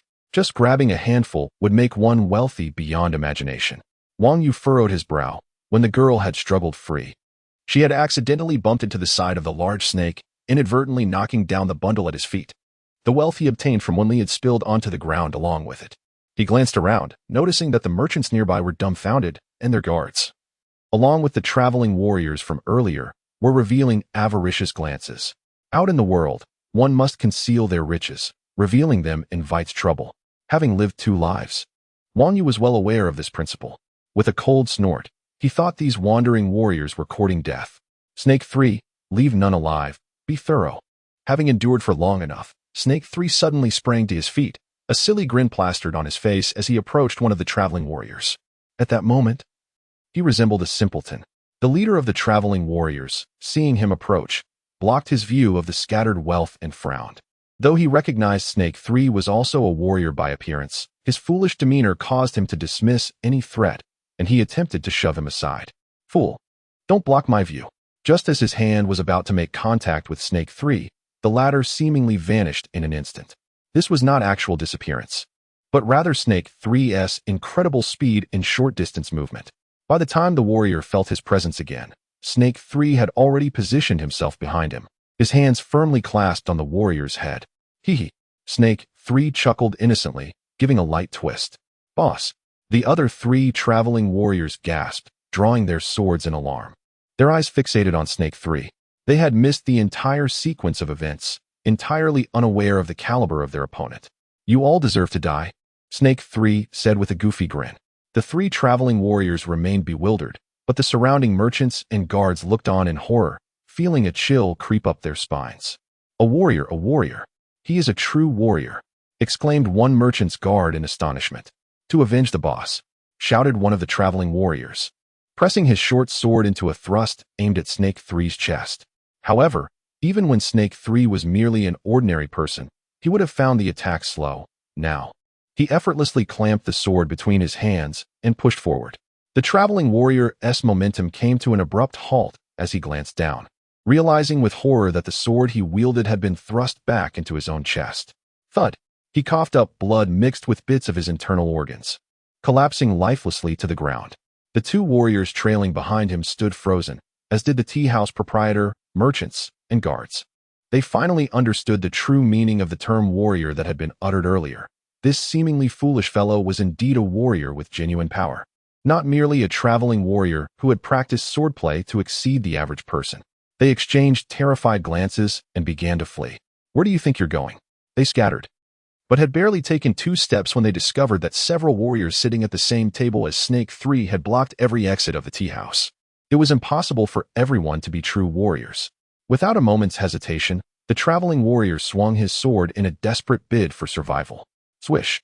Just as he lifted his sword, a dark shadow swept past him, and before he could comprehend, a foot had already landed on his chest. How swift! This thought flashed through his mind as he heard the opposing warriors say, "I almost forgot. You belong to the third one, so back you go." The halted foot nudged forward slightly, and the traveling warrior felt an overwhelming force lift him off his feet, sending him soaring back, landing directly into the arms of Snake 3, who had just dispatched another traveling warrior. With a resounding crunch, the once boisterous traveling warriors now lay lifeless on the ground. "They are all warriors," a guard from a merchant team swallowed hard, speaking in shock. At this moment, everyone's expression shifted. Their avaricious gazes towards the wealth at Wang Yu's feet retracted. Wang Yu had achieved his objective. In this world, once substantial wealth is revealed, it incites greed. If one does not demonstrate overwhelming force to deter such intentions, trouble is inevitable. Not to mention the merchants in the tea house, their guards, other traveling warriors, and even passers-by would be tempted to seize a portion. As long as one is out of public view, beyond the village, in any desolate hill or forest, who would know if one were to kill and rob? This is precisely why merchants travel with guards. Inside the tea house, everyone held their breath, quietly observing as Snake 3 and the others returned to their positions, meticulously collecting the abundant wealth and placing it back into the previously mentioned small bundle. "Boss, how did you let a mere girl knock the bundle off you?" Snake 2, the one who had just kicked the traveling warrior back, complained somewhat. The other snake-patterned warriors also expressed confusion. The girl posed no threat. Snake 3 replied softly, glancing nervously at Wang Yu. Seeing that Wang Yu remained silent, he breathed a sigh of relief. He had been the first to kill a nearby condemned prisoner and was subsequently transformed into a snake-patterned warrior by Wang Yu. Having once contemplated attacking Wang Yu, he had been thoroughly dealt with, leaving him particularly fearful of the man. The sensation of being utterly torn apart was one he wished to avoid experiencing again. The other warriors understood this well. "Be more cautious in the future." Wang Yu finally spoke, "for even an ordinary person could pose a lethal threat to you." "Understood." The snake-patterned warriors replied in unison. "Who dares to cause a ruckus on my territory?" At this moment, a warrior with 7 or 8 soldiers burst into the tea house from a nearby village. Noticing the 4 fallen, traveling warriors on the ground, "How dare they kill?" The tea house proprietor, a middle-aged man, hurriedly approached him and whispered a few words. The warrior's expression shifted, his gaze turning astonished towards Wang Yu and his companions. Soon after, a smile crept onto his face, accompanied by a hint of deference as he bowed to Wang Yu. "Greetings, I am the warrior Cheng of the Ying clan. I apologize for the slow reception. May I ask which noble guest has graced us with their presence? I hope for your understanding." The merchants present watched this scene unfold, reflecting on how, had it been an ordinary traveling warrior or merchant who committed murder in this warrior's domain, they might have been apprehended and stripped of all possessions, only to be killed or enslaved in the process. However, with Wang Yu and his companions, the warrior not only refrained from detaining them, but instead offered his respects. This was also due to Wang Yu's warrior attire and the fact that all 6 of his attendants were warriors, not to mention their formidable prowess, which was beyond the reach of ordinary warriors. The presence of such an imposing entourage suggested that their status was anything but common. Hearing the warriors' words, they speculated about which noble family these guests might belong to. As the warrior bowed, Wang Yu remained silent, allowing Snake 4 to respond. The backgrounds of Snake Big and his companions varied greatly, shaped by their experiences and capabilities. Among them, Snake 4 hailed from a warrior family. After his father's demise, he lost his warrior status and was thus dismissed from the small town. Following a series of unfortunate events, he had found himself in this predicament. In contrast to the other snake-patterned warriors, he was more adept at handling social interactions. Honorable warrior, these traveling warriors have offended my master, and we have executed them on the spot. I hope for your understanding. The samurai Tianqing observed that Wang Yu did not return his greeting, instead sending a servant to respond. This only reinforced his conviction, and he remained unperturbed, even smiling. These wandering samurai, reckless and unruly, brandishing their swords and causing chaos, were indeed the source of turmoil. To dare to offend the noble house was a grave transgression. If the esteemed gentleman did not take action against him, I would personally ensure his capture. Cautiously, he inquired, "But what of your esteemed master?" She, with an air of nonchalance, replied, "Due to certain circumstances, my master's identity cannot be disclosed. Is there anything else you wish to discuss, esteemed samurai? We are having lunch here and must continue our journey this afternoon." Though Tianqing suspected this was merely a pretext, perhaps born out of a desire to protect their master's whereabouts from adversaries, he understood the hesitation. Suddenly, a thought struck him, and he raised his head, asking, "Is your esteemed master heading south to Huaishang? A few hours south from here lies Yining City. My young gentleman is quite hospitable and delights in making friends. There will be a banquet tonight. If your master's schedule permits, I would like to extend an invitation on behalf of my young gentleman. Might your master consider gracing us with his presence?" She glanced at Wang Yu, and upon seeing his expression, immediately understood, replying, "Might I inquire what occasion prompts your young gentleman's banquet?" A smile spread across Tianqing's face as he explained, "My young lady is soon to be wed. A young gentleman from the L family in Jing Kingdom has come to escort her. Today, we will complete the various ceremonies, and tomorrow she will embark on her journey to Jing Kingdom. Tonight's gathering is a farewell banquet, a momentous occasion for our Yining. Therefore, my young gentleman has instructed that any esteemed guest passing through may be invited to the feast." He lowered his voice, continuing, "Of late, the journey south to Huaishang has been rather perilous. It is said that the notorious bandit He, who has been terrorizing the borders between Chen and Yi for over a month now, intercepting merchants, and even some small villages have faced devastation. Furthermore, beyond Jing Kingdom, there lies a treacherous mountain range plagued by wolf demons, where numerous merchants and travelers have fallen victim. The L family has sent warriors to quell the threat, yet they have suffered considerable losses. Notices have been issued offering bounties for the wolf demons. Yet many renowned samurai have met their demise at the hands of these beasts. Thus, my young gentleman's banquet serves as an opportunity to gather esteemed guests, harness their strength, and travel south in safety. If your master is heading to Huaishang, it would be fortuitous to travel together." She handed a nameplate to the samurai, requesting it be delivered to the young gentleman of Yining. Tianqing, overhearing the conversation, recognized the mention of the wolf demons, having heard of them from merchants a month prior, but the bandit He, who appeared to be a recent development. Thus, traveling with a larger group was indeed prudent. Moreover, this would afford him the opportunity to present himself with dignity and assert his presence, a plan he had cultivated over the past month, now seeming fortuitous. "Understood," she replied softly, retrieving a nameplate, which he then presented to Tianqing.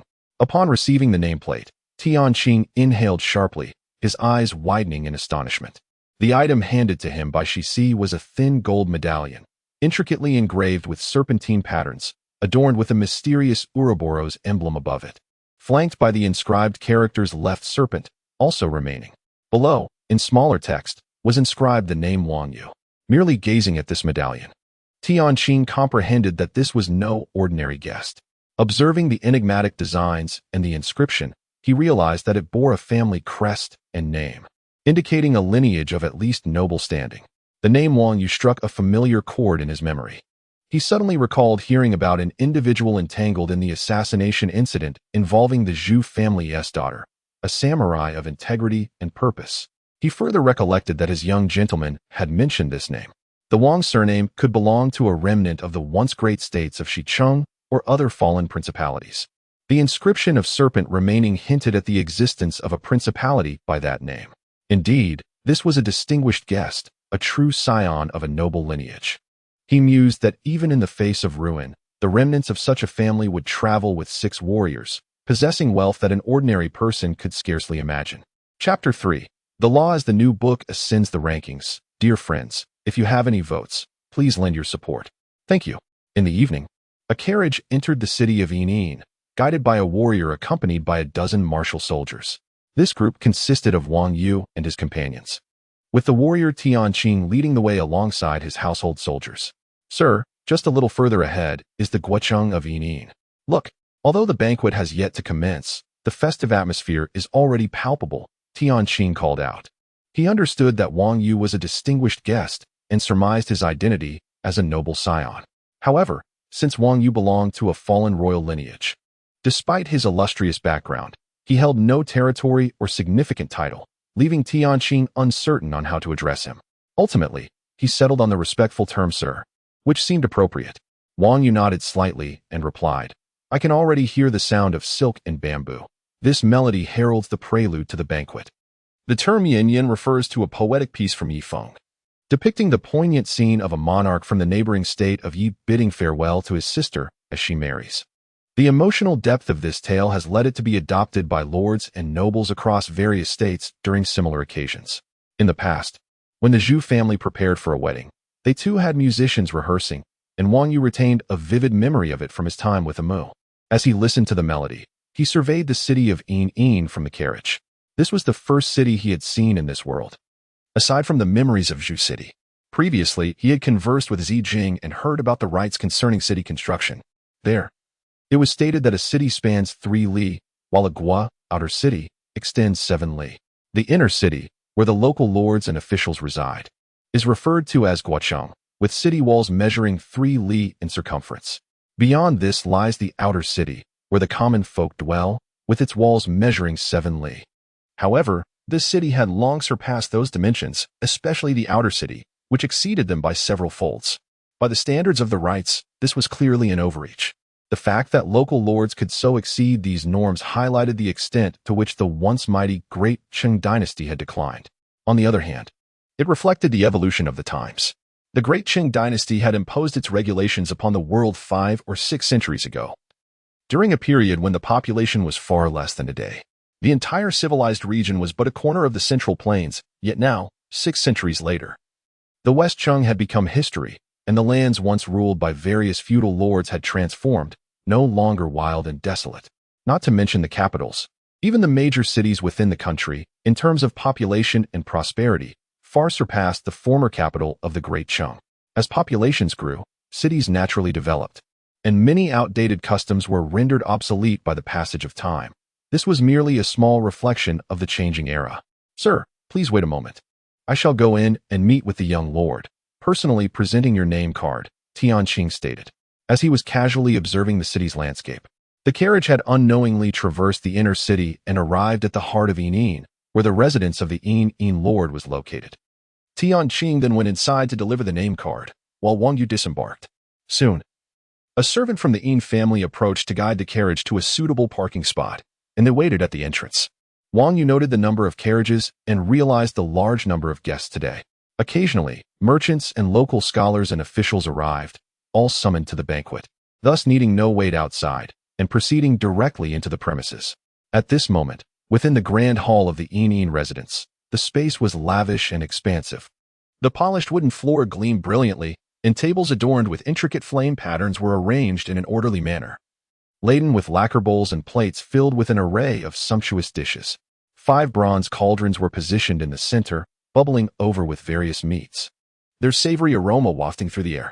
Ornate bronze lamps, shaped like trees, were spread throughout the hall, with candles flickering on their branches, illuminating the space. The young lord of Yin was present in the hall, inspecting the surroundings with the family steward. Whenever he noticed something amiss, he would point it out, prompting the steward to summon servants for adjustments. In truth, the banquet had already been meticulously arranged by the servants. He was merely attentive, concerned about any shortcomings that might cause the young Lord Lu Li and his retainers to look down upon the preparations. At this moment, Tianqing hurried into the hall, guided by a servant. Ah, it is warrior Tianqing, the young lord remarked with a puzzled expression. Why are you here instead of waiting outside for the banquet? Young lord, I have invited a distinguished guest today, Tianqing responded with a slight bow, presenting Wang Yu's name card. The young lord initially regarded this with skepticism, thinking what notable guest could a common warrior like Tianqing possibly invite. However, upon seeing the name card, his eyes widened in surprise. This is a gilded name card, reserved for the royal families. The young lord's discerning gaze far surpassed that of Tianqing. The gilded card was widely used among the royal families, crafted with a secret technique that applied liquid gold to the surface of a copper plate. Essentially, it was gold plating. While this was commonplace in modern Earth, in this world and era, it was quite extraordinary. The technique of gilding had traditionally been passed down only among the artisans of royal families. Shiyu Kingdom? The young lord read the emblem and inscription on the card, instantly recalling that it referred to the Shiyu Kingdom, which had been annihilated by the Western demonic tribes centuries ago. Legend had it that the royal family and people of this kingdom were all slain by the demonic beasts. Could it be that this Wang Yu was an impostor? The young lord pondered this possibility. Yet how could such a gilded name card come to be? Throughout these centuries of feudal strife, countless small nations have been destroyed, and many of those nations may have possessed such techniques, so it is not out of the question. If today I have truly invited an impostor claiming to be a scion of a royal family to the banquet, and this were to be exposed, it would surely become a laughingstock. Such occurrences were not unheard of. A century ago, a performer had audaciously colluded with several wandering warriors, pretending to be members of a royal family. A well-known official from the Kai Kingdom had failed to recognize him, resulting in ridicule from lords across the land, leaving a lasting embarrassment for future generations. Conversely, if he were genuine, it would be a different matter altogether. Though he may have lost his kingdom, the noble bloodline could add luster to the banquet. With these thoughts in mind, he asked, Tianqing, what manner of distinguished guest did you encounter? Tianqing, unsure of the young lord's intent, recounted, the guest possesses an extraordinary demeanor, exuding an indescribable aura that compels one to lower their gaze in respect. He is accompanied by 6 attendants, each a formidable warrior. Are you certain they are all martial soldiers, not wandering warriors? I am certain. In my past travels, I have faced many dangers and have developed an instinct for sensing peril. Each warrior accompanying this guest instills a natural fear within me. They are indeed martial soldiers, and among them, exceptional ones at that. Young lord, they await at the entrance. You shall see them as soon as you step outside. The young lord contemplated this. The aura and essence of a royal lineage could not be feigned by an ordinary person. With his keen eye, further conversation would surely reveal any impostors. Yet, upon further reflection, he realized his own experience was limited. What if he misjudged? He then instructed the family steward beside him, go and invite Shun Dao to come over. The Shun Dao he mentioned was also a distinguished guest, a scion of the kingdom's royal family, thus bearing the surname of the nation. He was also a prominent disciple of the legalist school, possessing profound knowledge and extensive experience. With him present, the young lord would not misjudge the situation. After arranging for Shun Dao's invitation, who was also an important guest at tonight's banquet, he quickly arrived at the hall.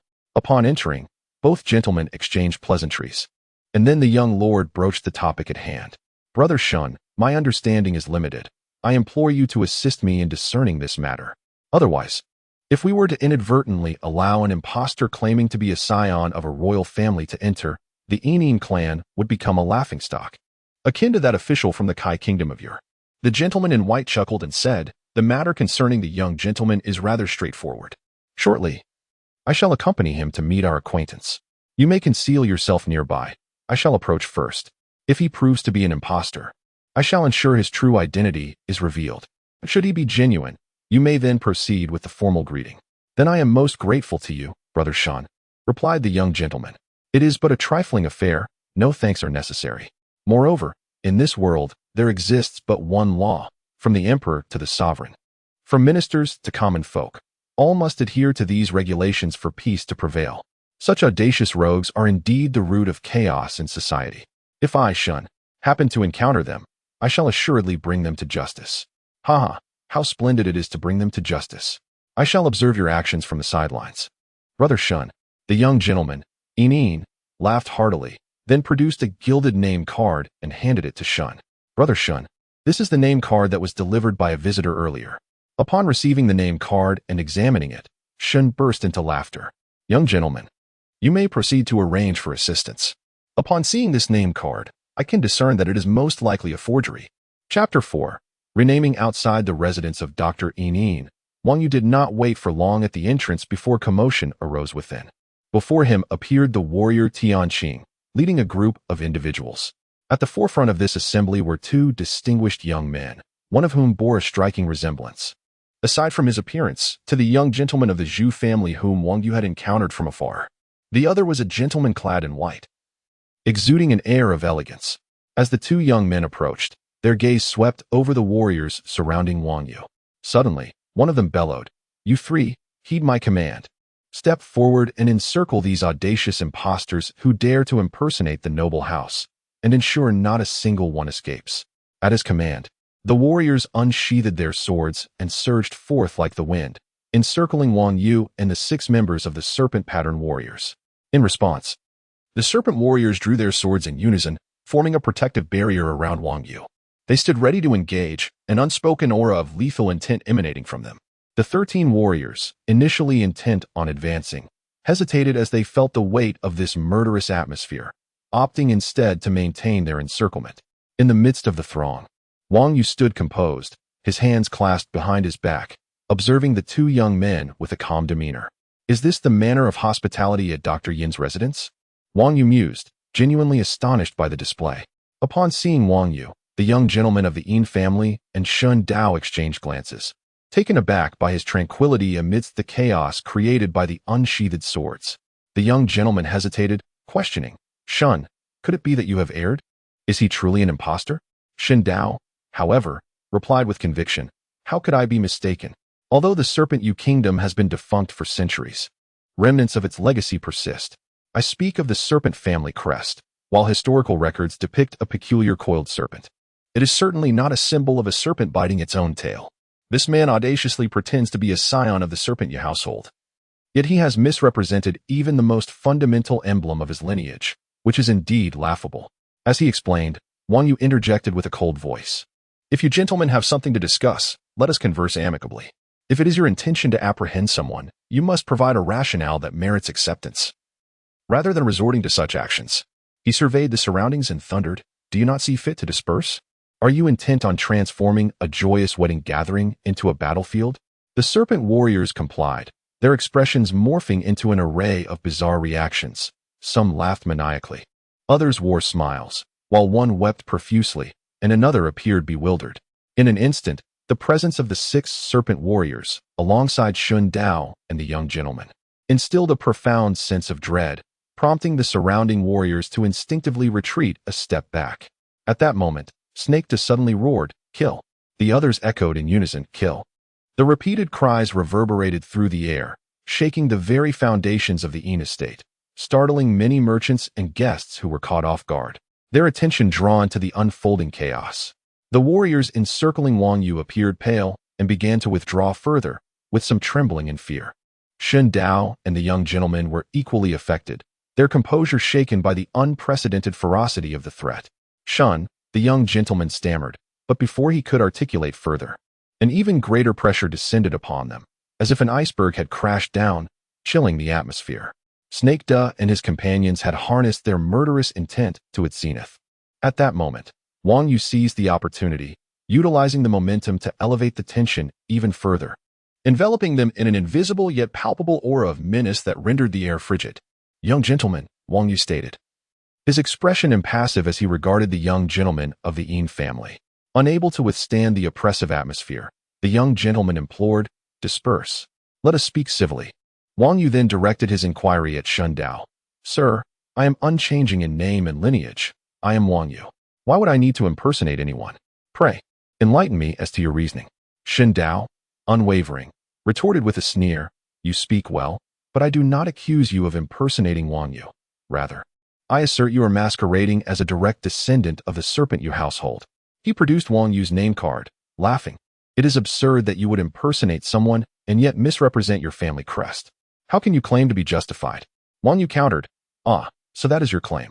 My family crest indeed once depicted a coiled serpent, yet who decrees that family crests cannot evolve?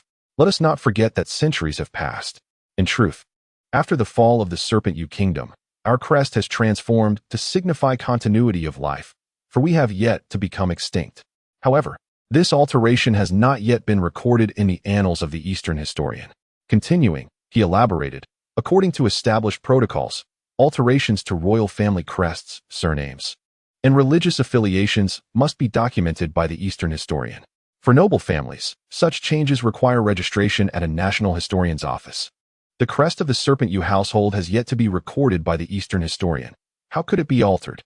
Chen Dao, with righteous indignation, recited the established procedures, confronting Wang Yu. Yet Wang Yu's retort was icy. Oh, when the Western Kingdom was established, the protocols dictated the division of territories among 64 great states and 125 minor ones. Now, only 23 remain. I ask you, how did such a vast amalgamation occur? He pressed on. Even if a kingdom falls, the legacy of its existence endures. Where then is the Serpent Kingdom? Its former lands now belong to the Yong Kingdom.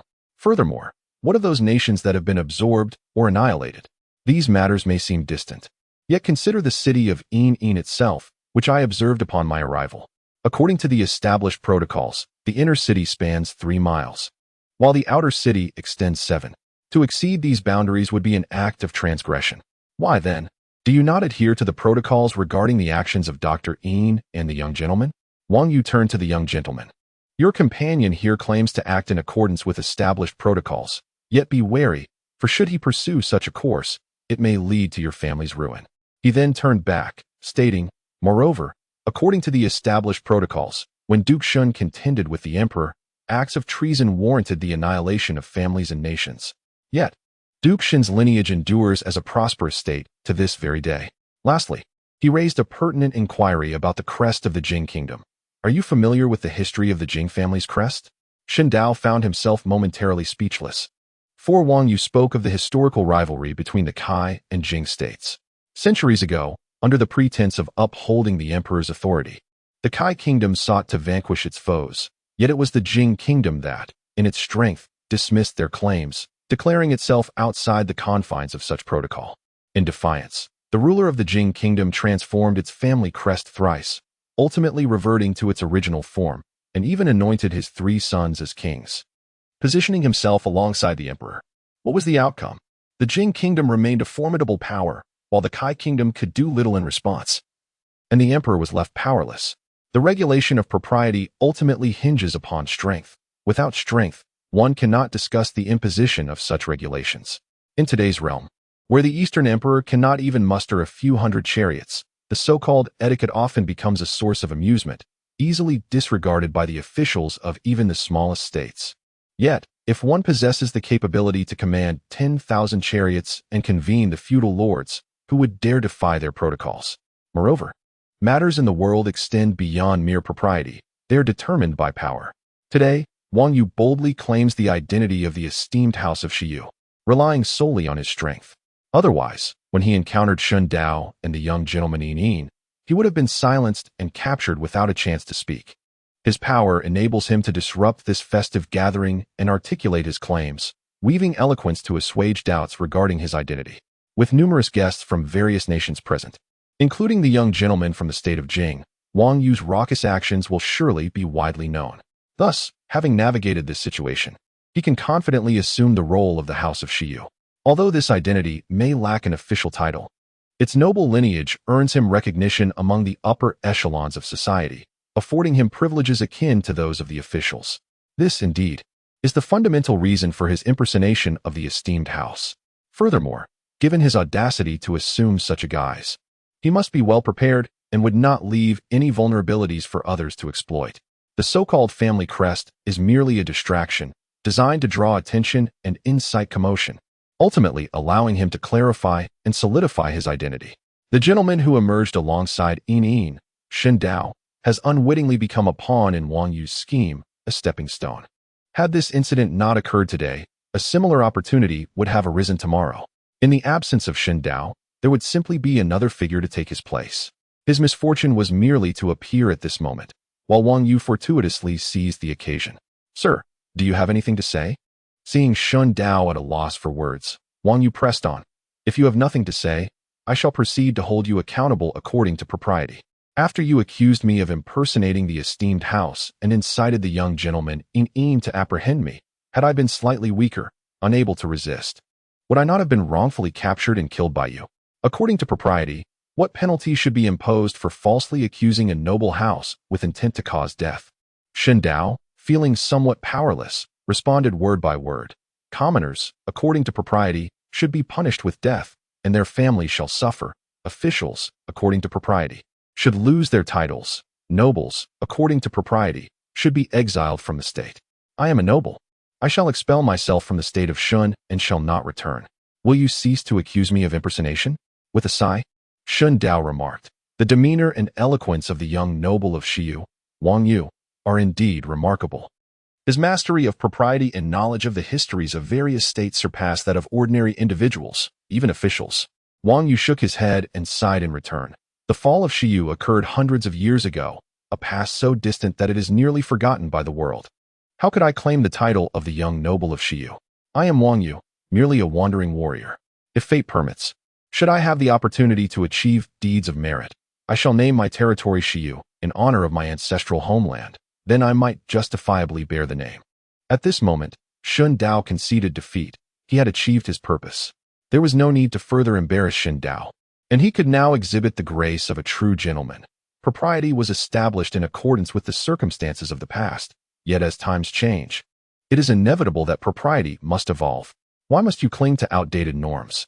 Moreover, regarding today's events, you have been misled. There is no need for harsh self-reproach or self-exile. Shun Dao replied, without rules, there can be no order. Without standards, there can be no governance. I study under the legalists, aspiring to bring peace to the realm. If one cannot adhere to propriety oneself, how can one speak of grand aspirations? Suddenly, a hearty laugh echoed through the hall, as a middle-aged man clad in resplendent robes, accompanied by a group of guests, emerged. The discourse between the two young gentlemen was indeed enlightening for me.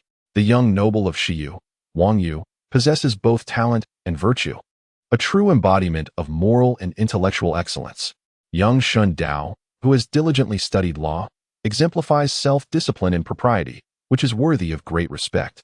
If today's events were to be shared, they would undoubtedly become a cherished tale. As the middle-aged man spoke, the guests echoed their agreement, praising Wang Yu's talents and Shun Dao's adherence to propriety, thus transforming the focus into a debate on propriety between Shun Dao and Wang Yu.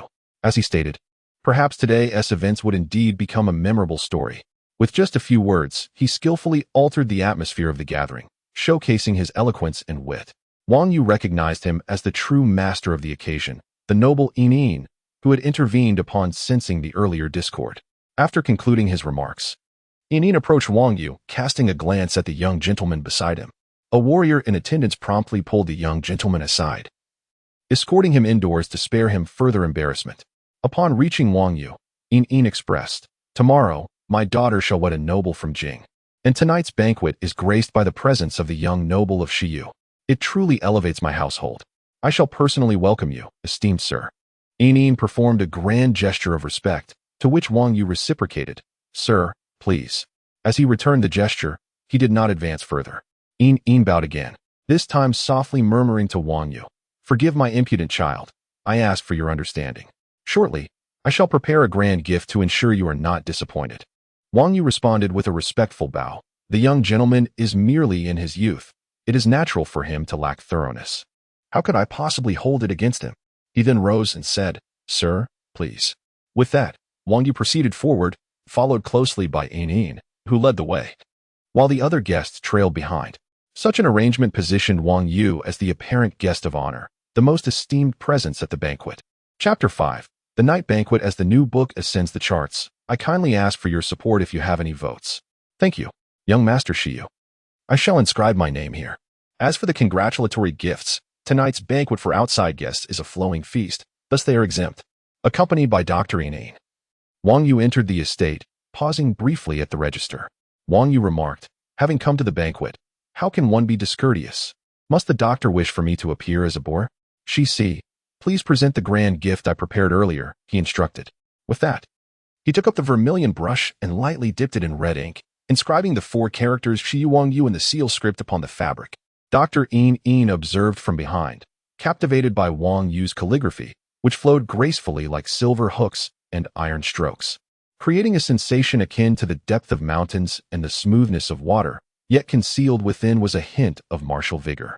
Recognizing the talent behind the writing, Dr. Yin nodded inwardly, acknowledging that this individual was no ordinary person. Young Master Shiyu, indeed you possess remarkable calligraphy, he praised. The guests nearby also expressed their admiration. Shi then presented the gift Wang Yu had prepared prior to arriving in the city. The recipient held it with both hands, unwrapping the cloth to examine it closely. Shi Wang Yu presents an exquisite jade disc, he proclaimed. This announcement resonated throughout the hall, evoking a wave of astonishment. Everyone acknowledged that it was no wonder that the Shiyu family could effortlessly produce such rare treasures. Jade is a gentleman's treasure, symbolizing the noble character of the aristocracy, often associated with the phrase humble as jade.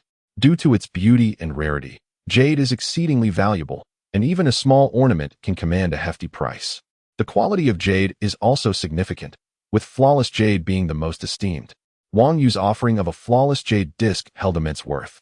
Thank you for your generous gift, young master. Dr. Yin expressed his gratitude, though internally he felt a pang of regret. He had just mentioned the necessity of preparing a substantial gift to satisfy Wang Yu, and now he was faced with the expectation of reciprocating with something equally impressive. What could he possibly offer in the future to ensure Wang Yu's continued satisfaction? As they proceeded forward, they entered the grand hall. Wang Yu observed that the estate's architecture and decor were impeccable, exuding an air of antiquity and solidity without excessive ornamentation. Upon entering the hall, his vision was further enlightened. Although this world lacked advanced productivity in various aspects, the lifestyle of such a family of officials was beyond imagination, rivaling that of modern-day wealthy individuals on Earth. The estate spanned a vast area, serving countless households and a population of tens of thousands, all dedicated to their service. The wealth generated was not squandered elsewhere, but devoted to enjoyment, making it difficult to comprehend. The residence of Dr. Yin was entirely constructed of fine wood and stone, with corridors, beams, doors, and windows made from superior timber. In the eyes of modern individuals, what would be considered rare timber was as commonplace as cabbage here, alongside many unique local woods that were unmistakably exceptional. The hall's walls were adorned with impeccably polished stone bricks, lined with luxurious silks that were meticulously and neatly affixed. The floor was made of wooden planks, subtly infused with a certain essential oil, immaculately clean and gleaming, emanating a natural fragrance that was refreshing. Moreover, the hall was filled with ornate vessels, exquisite lighting, and numerous bustling servants, alongside beautiful concubines and talented dancers. To be a noble official enjoying such a life was indeed a remarkable privilege. Young Master Shiyu, you are a distinguished guest. Please take a seat of honor. Your accompanying warriors may sit below, Dr. Yin invited. Wang Yu nodded slightly and entered, being seated in the second place on the left side. In the setting, the left side was of higher status. For this wedding banquet, the prominent guest, the young gentleman from the Jing kingdom, occupied the first seat on the left, placing Wang Yu in the second seat, reflecting the high regard in which Dr. Yin held him. Soon, various guests began to take their seats. Important guests were accommodated within the hall, while smaller merchants and other attendees had to sit outside in the courtyard. As the guests settled, the time had come, and the doors of the estate were closed. A formal presenter stepped forward, raising a hand, and the sound of silk and bamboo instruments transformed. A melodious voice, pure and ethereal like the sound of nature, began to sing amidst the music. 16 dancers gracefully swayed into the hall, performing to the melody. The deer call softly. Feeding on wild apples, I have esteemed guests, playing the zither and blowing the shing. Blowing the shing and beating the drum, a harmonious gathering. Those who cherish me, show me your ways. The deer calls softly, feeding on wild herbs. I have esteemed guests, whose noble sounds resonate. Seeing the people without disdain, the gentleman exemplifies virtue. I have fine wine, may the guests indulge and rejoice.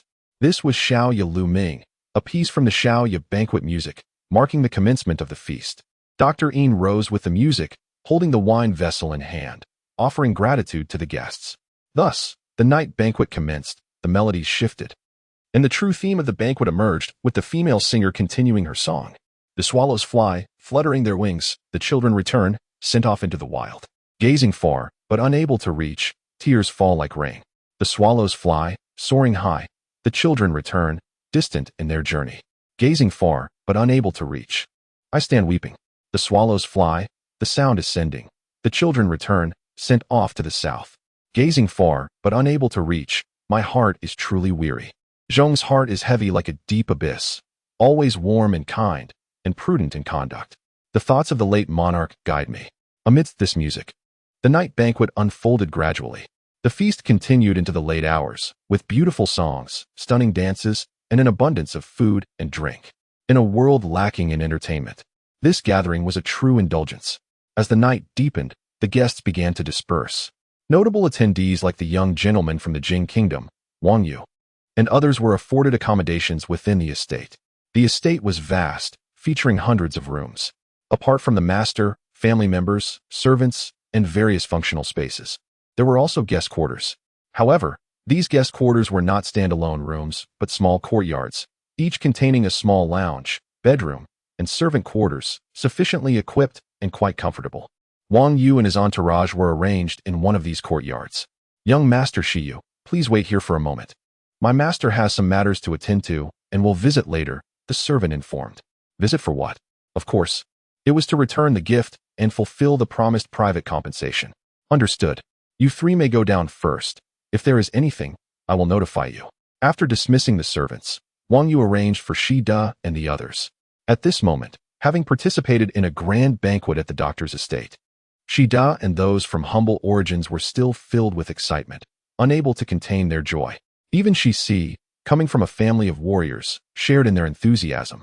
For entering such a refined gathering was a dream they had never dared to entertain. The sumptuous food and wine at the banquet left an indelible impression on them, and one could say that this night's feast was the finest meal they had ever experienced. All right, let us not be overly excited. Such occasions will be plentiful in the future. It is now night. You three should choose rooms to rest in. We must continue our journey tomorrow. Understood. The warriors echoed in unison, their gazes toward Wang Yu reflecting more than mere respect. After their agreement, they chose accommodations in the rooms surrounding Wang Yu's main quarters. Though these rooms could not compare to Wang Yu's, being within the doctor's estate, they were certainly superior to the guest rooms at the wine tavern, with many details surpassing them. As the serpent-patterned warriors entered the room, their faces illuminated with joy, each of them gingerly touched the table and sat upon the beds. Their movements cautious and deliberate, as if fearing that any careless action might mar the delicate furnishings. They all sighed in unison, expressing that a life such as this, filled with comfort, was what truly constituted living. Their previous existence had felt like mere survival. As night deepened, Wang Yu, as was his custom, dispatched the ink viper to the underground to stand guard, while he remained in the chamber, nurturing his body and awaiting the arrival of Dr. Yin. After a brief interval, however, the doctor had yet to appear, and an unsettling feeling crept over him, as if disturbances were stirring in the distant quarters of the doctor's residence. In no time, urgent sounds of a gong echoed from the physician's abode. There are thieves. Do not let them escape. The voices of the household servants reverberated alongside the persistent clang of the gong. Could there truly be thieves within the doctor's estate? Who could possess such audacity? This was no ordinary place. The residence was already brimming with numerous warriors and an even greater number of armed guards. Not to mention that many of the warriors who had attended the feast had yet to depart. My lord, Wang Yu felt a surge of curiosity and stepped outside the room, just as the serpent-patterned warriors also rose in response to the commotion. Let us go and see together. Chapter 6. The Thief in the Residence of Dr. Yin. Chaos reigned as the sounds of gongs and the shouts of soldiers echoed throughout the halls. When Wang Yu emerged, Dr. Yin, along with his young gentleman and the young gentleman from Liu Li, had already gathered. The expressions on Dr. Yin and his young gentleman's faces were far from pleasant. It was unprecedented for a thief to infiltrate their esteemed household, especially at a time when distinguished guests were present, including the family of his daughter's future husband. What could possibly be amiss? Sir, a thief has entered the storeroom and was discovered by the guards. He seized a precious item and is now fleeing in panic. Before the messenger could finish, a chilling scream pierced the air, followed by several more. Given the number of cries, it was inconceivable to imagine that only one thief was involved. Something was amiss.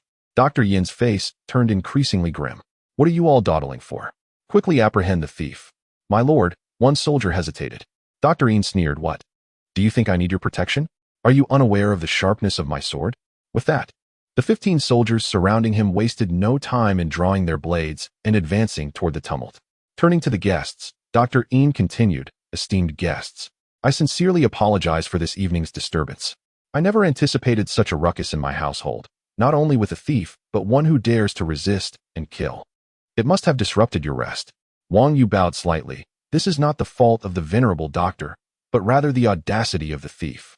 To evade capture within the confines of a noble residence for so long and resort to murder indicates he is no ordinary criminal.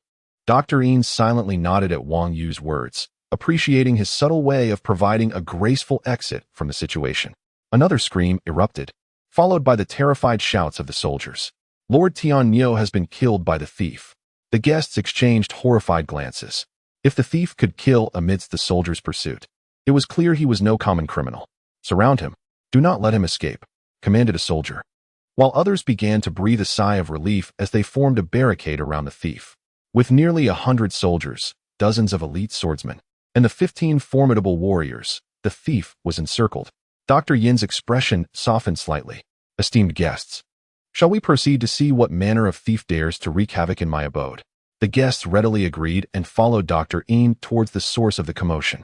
They arrived at the courtyard just beyond the entrance of Dr. Yin's residence, where a circle of soldiers wielding long spears had formed a barrier, trapping a black-clad warrior in the center. Yet he continued to fight back, spinning like a top, his blade flashing with deadly precision. With each flick of his wrist, several soldiers found their spears severed, leaving them injured or even dead as the battle raged on. Archers attempted to shoot him, but their arrows were deflected by an unseen force, causing injuries among the soldiers instead. Wang Yu, observed as an archer, caught off guard, was struck in the eye by a ricocheted arrow, collapsing lifelessly to the ground. Indeed, this was a remarkable thief, his skills far surpassing those of an ordinary warrior.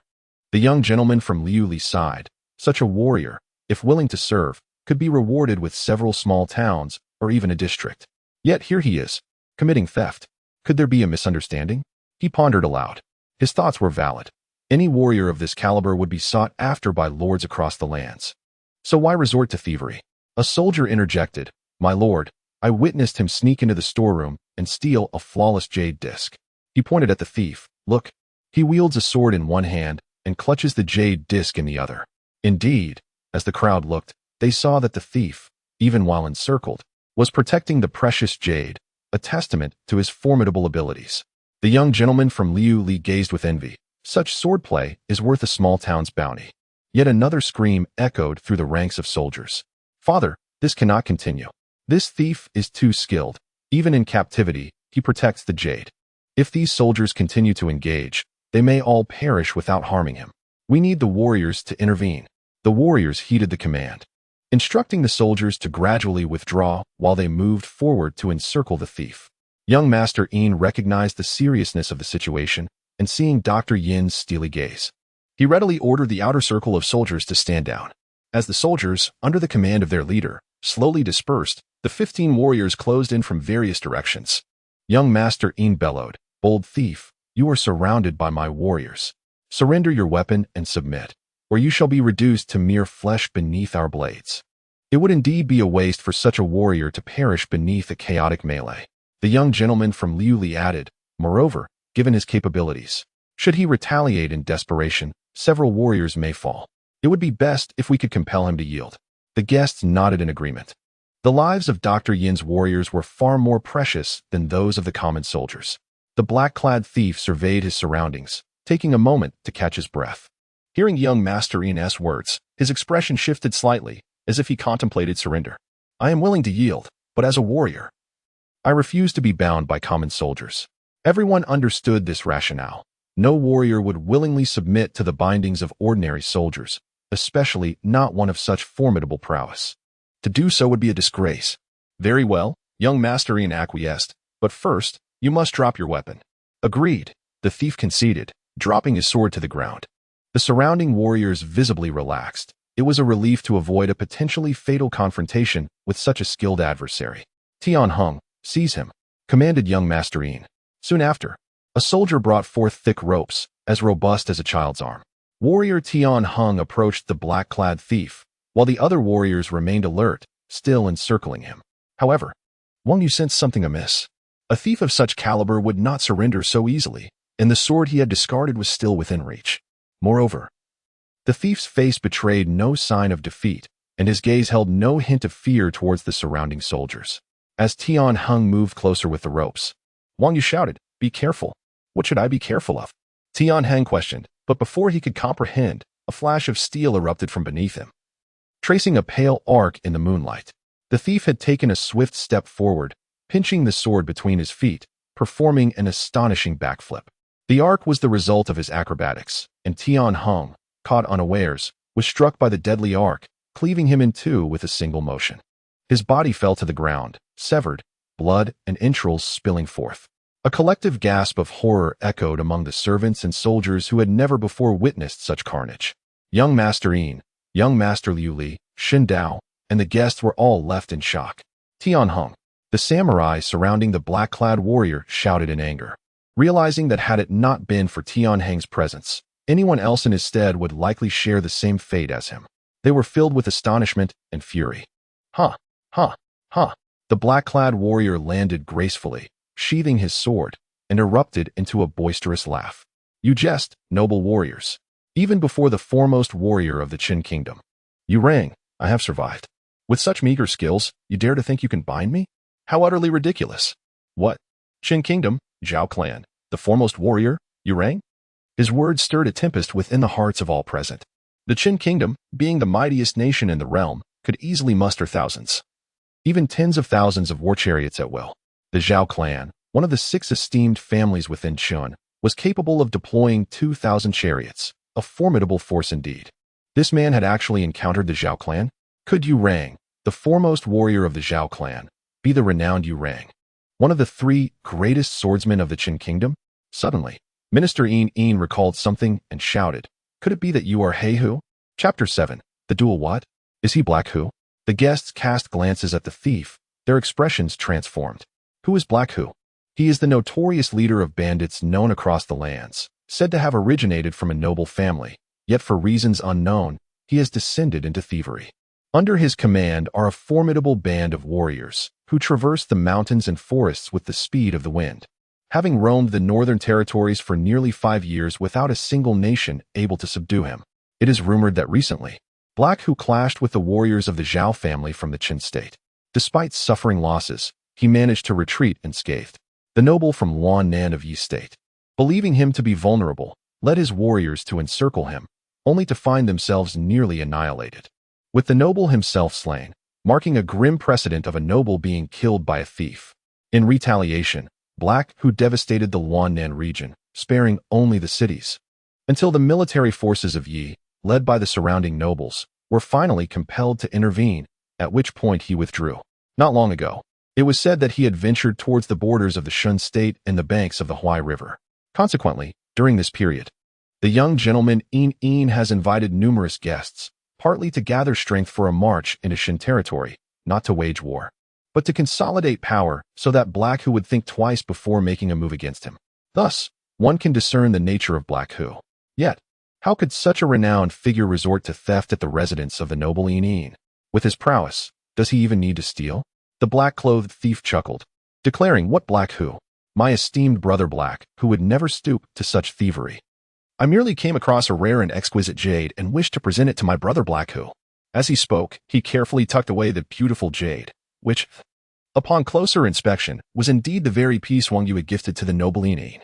Securing the jade, the thief surveyed the warriors with disdain, sneering, "You lot are nothing more than domesticated hounds. How can you possibly compare to a wolf that roams the wilderness?" "Noble Yin," he continued, "tonight, I am grateful for your hospitality, and in return, I shall spare the life of your daughter, allowing her to serve as a concubine to my esteemed brother Black Hu." Arrogant. Yin's face flushed crimson with indignation, his anger boiling over. "What are you all still doing? Shall we continue to stand by and allow this despicable thief to insult the Yin family?" As he prepared to act, the warriors exchanged glances and cautiously began to close in on the black-clothed thief. Wang Yu shook his head, recognizing the truth in the thief's words. Indeed, these warriors were akin to domesticated dogs, lacking the fighting spirit and experience necessary to contend with a true adversary. It was evident that they were noble warriors, accustomed to flexing their might over commoners and rarely engaging in genuine combat with other warriors. Even if they had faced others, it was merely in sparring, lacking the life-or-death stakes of true battle. Such individuals could easily intimidate the weak, but against a formidable opponent, they would falter. As for those who had traveled and fought abroad, they were somewhat more formidable, yet having chosen to serve under the nobles, their spirits had softened. A soft heart leads to a weakened sword, robbing them of the fierce determination they once possessed during their travels. Who, then, is their current adversary? Without a doubt, someone seasoned in the crucible of battle, capable of surviving against the first warrior of the Zhao family. This is not a matter to be judged by ordinary standards. True combat is not a matter of exchanging blows for points as depicted in numerous martial arts novels. It is a matter of life and death, where the strong survive and the weak perish. Moreover, strength is not solely a matter of physical power. It encompasses psychological fortitude, weaponry, environment, and cunning. To survive against an opponent vastly superior is indicative of extraordinary skill and intellect. Before a pack of ferocious wolves, the scene unfolds as it does now, with the hounds trembling, afraid to even bark. The black-clothed thief laughed. "Very well, I shall spare your lives." With that, he suddenly exerted force beneath his feet, the immense power propelling him forward, yet instead of a violent explosion, it merely stirred a cloud of dust, allowing him to launch a surprise attack on one of the warriors. This action was executed with such swiftness and stealth that the nearby warriors were caught off guard, instinctively drawing their swords in defense. For warriors responded from various angles, while the rear guard sought to pursue. In an instant, the thief's assault transformed from motion to stillness, precisely halting just outside the circle of the 5 attacking warriors. The momentum he had generated was seamlessly converted, allowing him to pivot on his feet, his upper body rotating slightly as his head traced a small arc in the air. Wang Yu observed with clarity, noting that the thief's power had not dissipated. It had merely transformed into a centrifugal force, still potent and in motion. The 5 warriors found themselves in a dire predicament. The mastery of force exhibited by the thief was beyond their comprehension, and they remained hesitant. With a flash, the 5 warriors' blades struck air, their strength having waned. While the thief, seizing the moment, contracted his form and surged forward, his 2-foot-long sword slicing through the air with lightning speed. 3 of the warriors found themselves ensnared within this lethal arc, their armor effortlessly torn apart, though they narrowly avoided being cleaved in two. The grievous wounds inflicted were no less fatal. Without extraordinary means of healing, their fates were sealed. What? Nobeline and the others were left dumbfounded, witnessing the black-clothed thief's prowess far exceeding their expectations. In this manner, it was conceivable that not only would they be unable to retain him, but they might also perish beneath his blade. One warrior, whose abdomen had been sliced open, gazed in disbelief, as though questioning, "Did you not promise to spare our lives?" Indeed, the thief had intended to spare them, yet they obstructed his path. With 3 slain, he hastened toward the exit of the estate. Though the gates were tightly shut, he propelled himself upward, deftly scaling the wall with 6 swift steps, reaching for the top to vault over.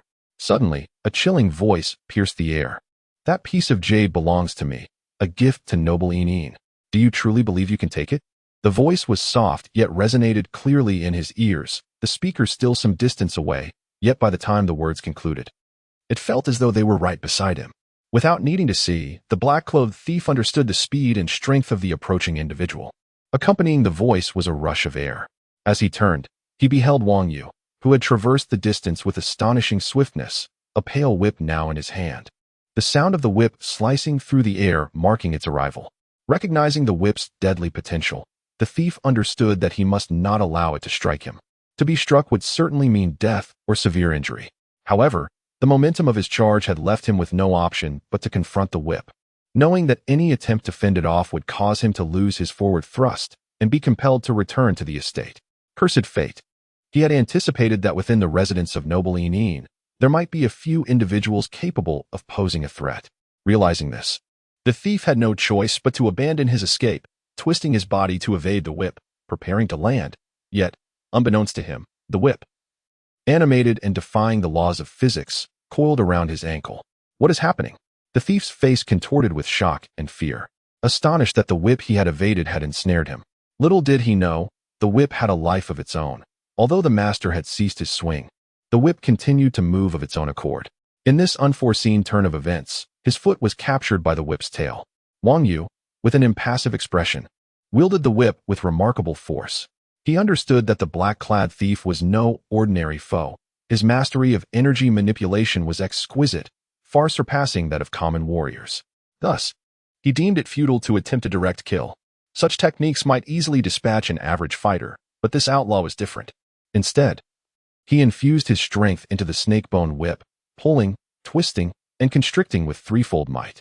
In his current state, the thief could not deliver a decisive blow, hence, he resorted to a strategy akin to strangling another warrior's neck, aiming to ensnare one of his legs instead. As the whip struck, the thief felt its force. Yet, unlike the other warriors, he could channel energy into his ensnared leg, generating a counteracting force from within. However, the external support he conjured in that area was inherently difficult to manifest. Though he managed to produce some, it was insufficient against Wang Yu's full strength. As the situation escalated, it became apparent that he was on the brink of losing a leg. In a moment of quick thinking, the thief concentrated his energy in his pant leg, pulling downwards while simultaneously lifting his leg. This maneuver allowed him to slip free from Wang Yu's constricting grasp, but at a great cost. A significant portion of flesh from the area encircled by the snakebone whip was torn away, nearly severing his tendons. With a thud, he landed back in the courtyard, one leg straining to support his weight. Clearly, while the injury had not reached the bone, it had inflicted considerable damage. In the courtyard, Wang Yu stood with his whip in hand, and though he had refrained from striking until now, his first offensive had resulted in the thief sustaining his first injury, narrowly avoiding the loss of a leg. Chapter 8. The buzzing in the courtyard of Dr. Yin's residence. A man clad in black squatted on the ground, propped up by one leg, enduring the pain in his foot while gritting his teeth as he glared at Dr. Yin. The Yin family truly has no one left to defend it. I am merely a lowly subordinate of Brother He Hu. Yet here I am, with the entire household unable to contend with me. It was only thanks to the outsider, young Master Wang Yu, that I sustained any injury at all. Otherwise, I would have slipped away unscathed. Listening to his words, Wang Yu contemplated the man's cunning and tenacity. Indeed, young Master Yin's face flushed with anger. Silence. You presume too much if you believe there is no one in my household capable of action. Dr. Yin interjected. A son of 1,000 gold cannot lounge idly. Have you forgotten? The black-clad thief laughed again. Even if the young master dares to act, it would be in the context of my injured leg. Courtesy of young Master Wang. Despite this, he hesitates, clearly frightened of me. With a sigh, he shook his head disdainfully. How can a young master of his age still heed his father's words so obediently? Has he not weaned? The audacity of the thief enraged young Master Yin, who had never encountered such insolence before, especially in front of numerous guests.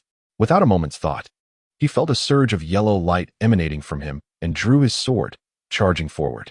Dr. Yin attempted to call him back, but it was futile. He promptly instructed the surrounding warriors to be ready for assistance, and then turned to Wang Yu. Young Master Shi Yao is impetuous. I hope you can bear with him. I shall surely reward you handsomely afterward. Wang Yu naturally agreed, modestly deflecting the gratitude offered. Young Master Yin had already embarrassed his father once at the banquet, and it was evident he was about to do so again. Nevertheless, despite his impulsiveness and youthful vigor, the young master possessed genuine skill. Wang Yu observed the scene, his gaze drawn to the yellow light surrounding the young master. His prowess was not merely a reflection of combat strength, but rather a testament to the distinguished upbringing he received, as Dr. Yin had mentioned. While both father and son had limited opportunities to engage in conflict, the young master, due to his lineage, likely possessed strength far superior to that of ordinary warriors. However, true combat prowess would only be revealed in a clash with a seasoned opponent. Wang Yu focused on the unique energy the young master was manifesting. As he harnessed this power, Wang Yu sensed a correlation with gravity.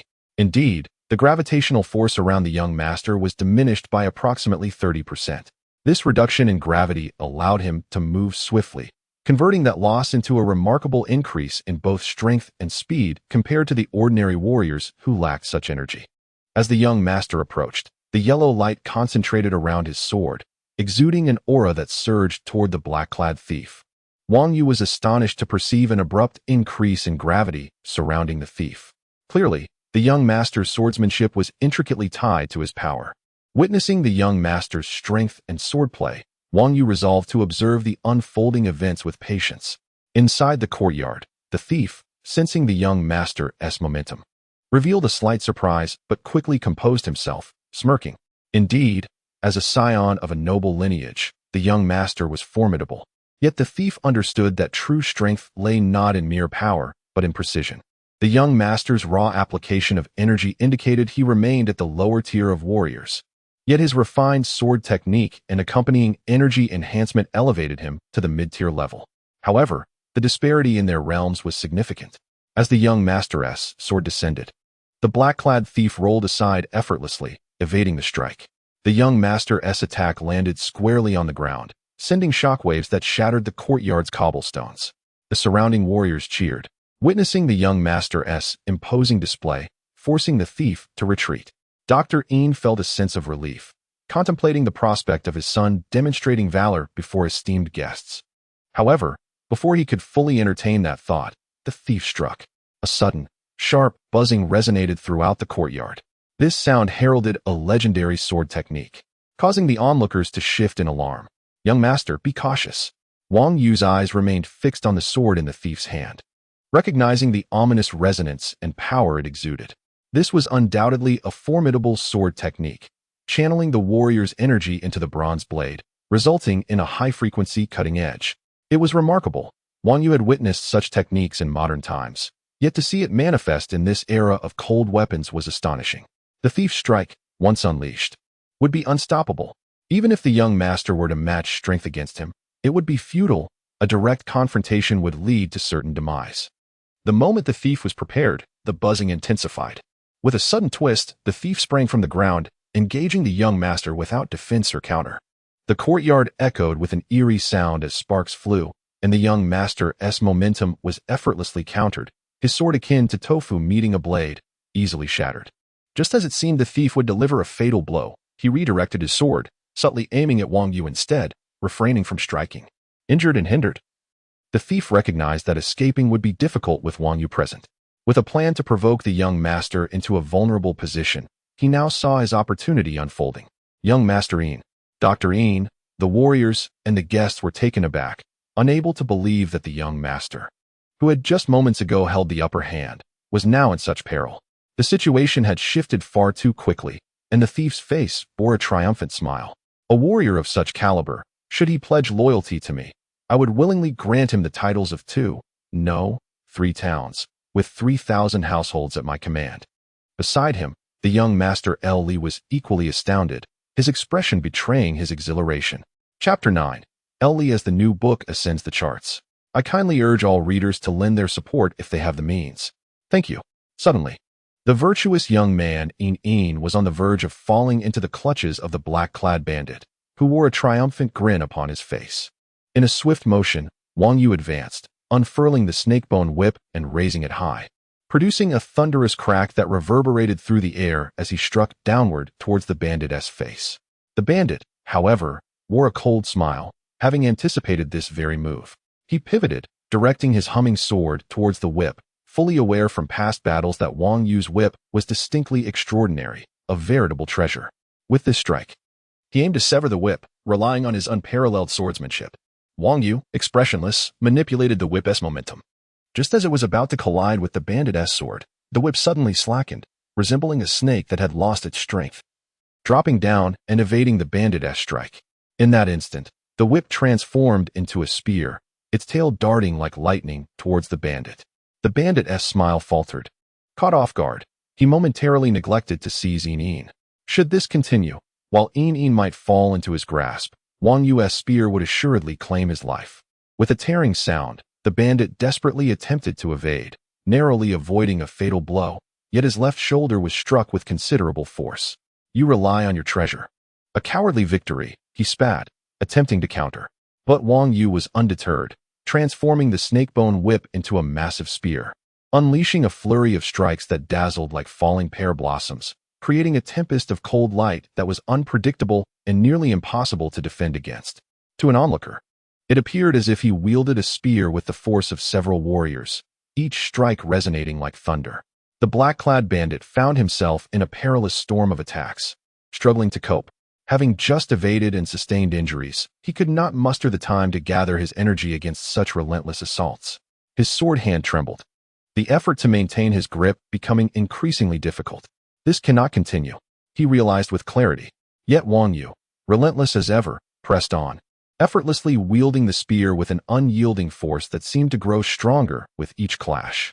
With the moon staff, the year knife, and a lifetime of spear, Wang Yu thought, contrasting the spear, a weapon born of war, wielded by powerful warriors, to the gentlemanly sword. In confronting such a formidable foe, Wang Yu employed his most formidable techniques, fully recognizing that only through this effort could he hope to prevail. With a sudden crack, the bandit could no longer maintain his grip on the sword, which was sent flying from his hand. In the next moment, the whip's tail lunged at him like a venomous dragon. He gasped, channeling his energy to brace himself, twisting his body to evade the spear's edge. A mysterious artifact on his person activated, aiding his escape as he narrowly avoided being skewered. However, Wang Yu merely flicked his wrist, the spear transitioning into a horizontal strike that collided with the bandit's chest. The force sent the bandit hurtling backward, his body scraping against the ground for several paces before crashing into a nearby chrysanthemum tree, where he came to a halt. Gasping for breath, he spat blood. And Wang Yu pressed on, saying, "You remain unaware that my spear techniques surpass your expectations." While the bandit acknowledged Wang Yu's prowess, he retorted, "You are still far from my level." "I understand," Wang Yu replied calmly, his expression unchanged as he prepared to deliver the final blow. "Wait." Li, the young gentleman, suddenly called out. "What do you wish to convey?" Wang Yu inquired, puzzled. Such a valiant warrior, if slain so easily, would be a loss, Li argued. "Oh," Wang Yu chuckled, "had he attempted to abduct you, I doubt you would hold the same sentiment." Beside them, Yin blushed, realizing the gravity of the situation he had nearly created.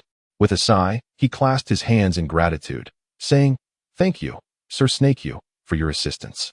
"It was of little trouble, as your father tasked me," Wang Yu replied.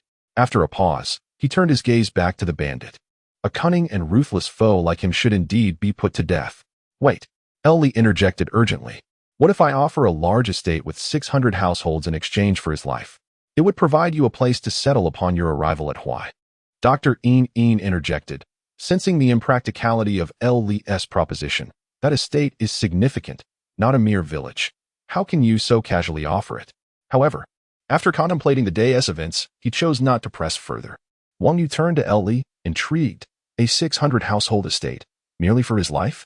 In this exchange, you gain nothing." "Indeed, such a warrior, aligned with the black-hooded bandits, would be a waste to lose," Li lamented. "To see him die would be a greater loss. Please, Sir Snake You, if you would agree, spare him." "Ha ha." The bandit burst into laughter, though it was punctuated by labored breaths and blood from his mouth, his eyes strangely reddening. "I never imagined that a worthless life like mine, one that would be disregarded even by dogs, could warrant a gentleman offering such a grand estate in exchange for my survival. Li, I thank you for your regard. But had I met you sooner, I would gladly have dedicated my life to serve you." He then addressed Wang Yu, "Sir Snake You, my life is not for you to spare. I can depart whenever I wish." As he spoke, his form began to shimmer, becoming increasingly translucent. "Li, thank you for buying me time. I shall repay this act of kindness in the future." With that, his body transformed into a wave of yellow energy, dissipating as he vanished beyond the estate. Wang Yu sensed the energy, recognizing it as a superior form of evasion technique, akin to teleportation. The bandit possessed a treasure of this caliber, which, while requiring preparation, was invaluable for escaping perilous situations. After the bandit's departure, Wang Yu sheathed the spear, returning it to his waist, and turned to Li, saying, "Congratulations, you have gained the loyalty of a formidable warrior." Li nodded in acknowledgement. "Sir Snake You, after this southern journey, I shall transfer ownership of that estate to you." Wang Yu humbly replied, "This valiant hero has already spared the young gentleman the trouble of managing the estate." The young gentleman from Li, with a serious demeanor, asserted, "Once words are spoken, actions must follow. A gentleman's word is as binding as a chariot drawn by 4 horses. If our esteemed Li cannot uphold our promises, how can we ever hope to govern the multitude of citizens in Linchuan and beyond?" He urged, "Young Master Shiyu, please do not shy away from this duty, lest we lead Li into a realm of disbelief and injustice." Wang Yu nodded in acknowledgement, saying, "The integrity of the young gentleman is indeed admirable. This matter will surely be celebrated as a tale of virtue. In the future, those with talent will surely flock to Li, having heard of your profound appreciation for the gifted." He then addressed Lord Yin, lamenting, "It is regrettable that the flawless jade gifted to you, my lord, could not be reclaimed. Lord Yin bowed deeply to Wang Yu, stating, "The jade is but a material possession. It can be replaced in time. However, my son's life is singular and irreplaceable. Today, I owe a debt of gratitude to young Master Shiyu for his presence. Thank you, esteemed sir." Chapter 10. Reflection in the depths of night at the residence of Dr. Yin within his study. The esteemed doctor knelt behind a table cluttered with bamboo slips and silks, illuminated by a bronze lamp's flickering flame. Opposite him sat the young gentleman, Yin, bowing his head in silence. Dr. Yin held a piece of silk, scrutinizing it under the candlelight. After a prolonged moment, he addressed the young man, "Today. Do you recognize your mistake?" The young gentleman lifted his gaze, admitting, "I am aware of my fault." "And where lies this fault?" Setting aside the silk, Dr. Yin fixed his eyes upon the youth. The young gentleman, unable to meet his father's gaze, averted his eyes before finally admitting, "In days past, I believed my martial prowess and scholarly talents surpassed those of my peers, except for the young man of the Zhu clan. Yet, in recent days, I have encountered both the learned Shindao and the martial artist Wang Yu, who have made me realize that I am but a frog at the bottom of a well, limited in my view of the vast sky above." Dr. Yin shook his head, sighing, "You see only the knowledge of Shindao and the martial skills of Wang Yu? My son, your vision does not even encompass a fraction of their capabilities, and you have overlooked another, the young gentleman from Luli." "Luli?" the young gentleman exclaimed in surprise. Dr. Yin chuckled, "I never imagined that within such a short span in this humble region of Shenan, I would encounter 3 remarkable talents, all within my dwelling. This day, many years hence, will surely become a cherished tale. Father, I am ignorant. Please guide me." Dr. Yin nodded. "This is your virtue, the ability to remain humble. Now, let me enlighten you about the talents of these 3 individuals. Following your order, let us first discuss Shindao. You have only acknowledged his scholarly abilities, yet have overlooked other aspects. In my eyes, Shindao harbors aspirations of bringing peace to the world. For one so principled and self-disciplined, to self-exile from the illustrious Xinguang family speaks volumes of his determination. He shall undoubtedly persevere, dedicating his life to his pursuits. Any ordinary citizen who can persistently devote their entire being to a single endeavor can achieve greatness, let alone one of his lineage and intellect. This is one aspect. Secondly, he is a man of principles, adhering to rules and boundaries. This trait may lead him to face numerous challenges in his early life, falling prey to the schemes of petty individuals. Yet, it also allows him to forge genuine friendships, and even his adversaries will appreciate his principled nature. So, my son, would you prefer to engage with a man of virtue or a capricious scoundrel? Without awaiting a response, he answered himself, undoubtedly the former. He continued, "A person's transformation often arises from adversity. Shindao's great ambitions and talents will not crumble under countless setbacks. Rather, he will grow more resolute, gaining wisdom from each trial, becoming increasingly astute, eventually grasping the essence of rules and adapting accordingly, moving beyond rigid traditions. I foresee that as he matures, he may well establish the very regulations needed for governance." "Father holds such a high opinion of Shindao?" the young gentleman gasped. "Indeed," Dr. Yin replied with a smile, "but to attain such accomplishments, he will require a touch of fortune. Many talents in this world fall by the wayside. Only those who survive to the end are the true prodigies." "And what of Wang Yu?" "Wang Yu, the young man of the Shi clan, remains somewhat enigmatic to me. Yet, the aspects he has revealed are already astonishing. Without delving into other matters, let us speak solely of his martial prowess. Today, the infamous bandit, Chao Yu, fell victim to Wang Yu's skill, who, despite being younger than you, demonstrated immense potential. Chao Yu's abilities, while formidable, were no match for Wang Yu's prowess. Had it not been for your future brother-in-law's intervention, Wang Yu might have claimed Chao Yu's life. Although Wang Yu's skills do not yet surpass those of your future brother-in-law, his youth signifies immense potential for future greatness. Moreover, his intellect is such that even Shindao is captivated by his wisdom, needing no further elaboration. In dealings and conduct, he exhibits exceptional qualities. After besting Shindao in debate, he does not pursue relentlessly but instead displays humility, garnering respect from all present. Furthermore, amidst the chaos of thieves in my esteemed household, when I felt the utmost embarrassment before my guests, Wang Yu astutely remarked that the fault lay not with me, but with the audacity of the thief, indicating that he was no ordinary criminal. This statement granted me a measure of dignity, for which I am profoundly grateful. Additionally, Before you impulsively rushed out, it was Wang Yu who halted his actions, considering my reputation. These are merely the more apparent virtues. What astonishes me most is his complete lack of youthful arrogance or impetuosity. Instead, he possesses a profound composure, as if he is always prepared for whatever comes his way. Such attributes cannot be feigned. With his martial skills, intellect, morality, approach to life, and character, to possess such qualities within a single individual is truly remarkable. Dr. Yin sighed. Such a person may only find peers among the talents of great nations like Chen, Kai, and Jing. As Dr. Yin elaborated, the young gentleman was left in awe, marveling at the exceptional nature of Shun Dao and Wang Yu, as well as his father's perceptive insights. And what of the young gentleman from Luli? Ah, your future brother-in-law, Dr. Yin began, when I first encountered him. I mistook him for just another young man from a prominent family. Yet, upon reflection, he embodies the saying, great wisdom appears foolish. He is far from the simplicity he presents. Your brother-in-law, aside from Wang Yu, is the greatest victor of the evening. Consider what he has gained. First, perhaps the admiration of the valiant Chao Yu.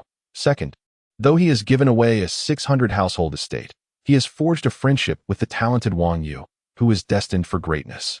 The estate he gifted is pivotal. For Wang Yu, it represents his first foothold in Hawaii, akin to adding flowers to a brocade rather than providing warmth in the snow. Today, he is offered a lifeline, and in the future, he may receive returns manifold. Thirdly, as Wang Yu has already expressed, should word of this evening's events spread, talented individuals will surely flock to him, recognizing his appreciation for talent. Moreover, he possesses an additional quality. Now, my son, reflect carefully on what I have shared. If you can glean wisdom from these three individuals, it will serve you well throughout your life. Father, it is quite late. Where shall you go now? The young gentleman inquired, perplexed. Dr. Yin laughed heartily, shaking his head. I must rectify the chaos resulting from your impulsiveness today. Remember, my son, a gentleman must act with careful deliberation. Let this not happen again. Having spoken, he departed from the study. Next, he was not only required to reciprocate with a gift for Wang Yu, but he also had to fulfill his promise of delivering 2 substantial presents. Considering Wang Yu's wealth, any gift casually offered upon entering his home would likely be a precious jade disc, and the whip cinched at his waist was indeed an enigmatic and formidable artifact. What sort of gift could possibly meet his expectations? This dilemma caused physician Yin considerable distress, coupled with a pang of regret. Once outside, he paced around the courtyard numerous times before finally devising a plan for the gifts that might please Wang Yu, and also. Chapter 11. Etiquette. The new book is climbing the charts. Dear friends, if you have votes, please lend your support. Thank you.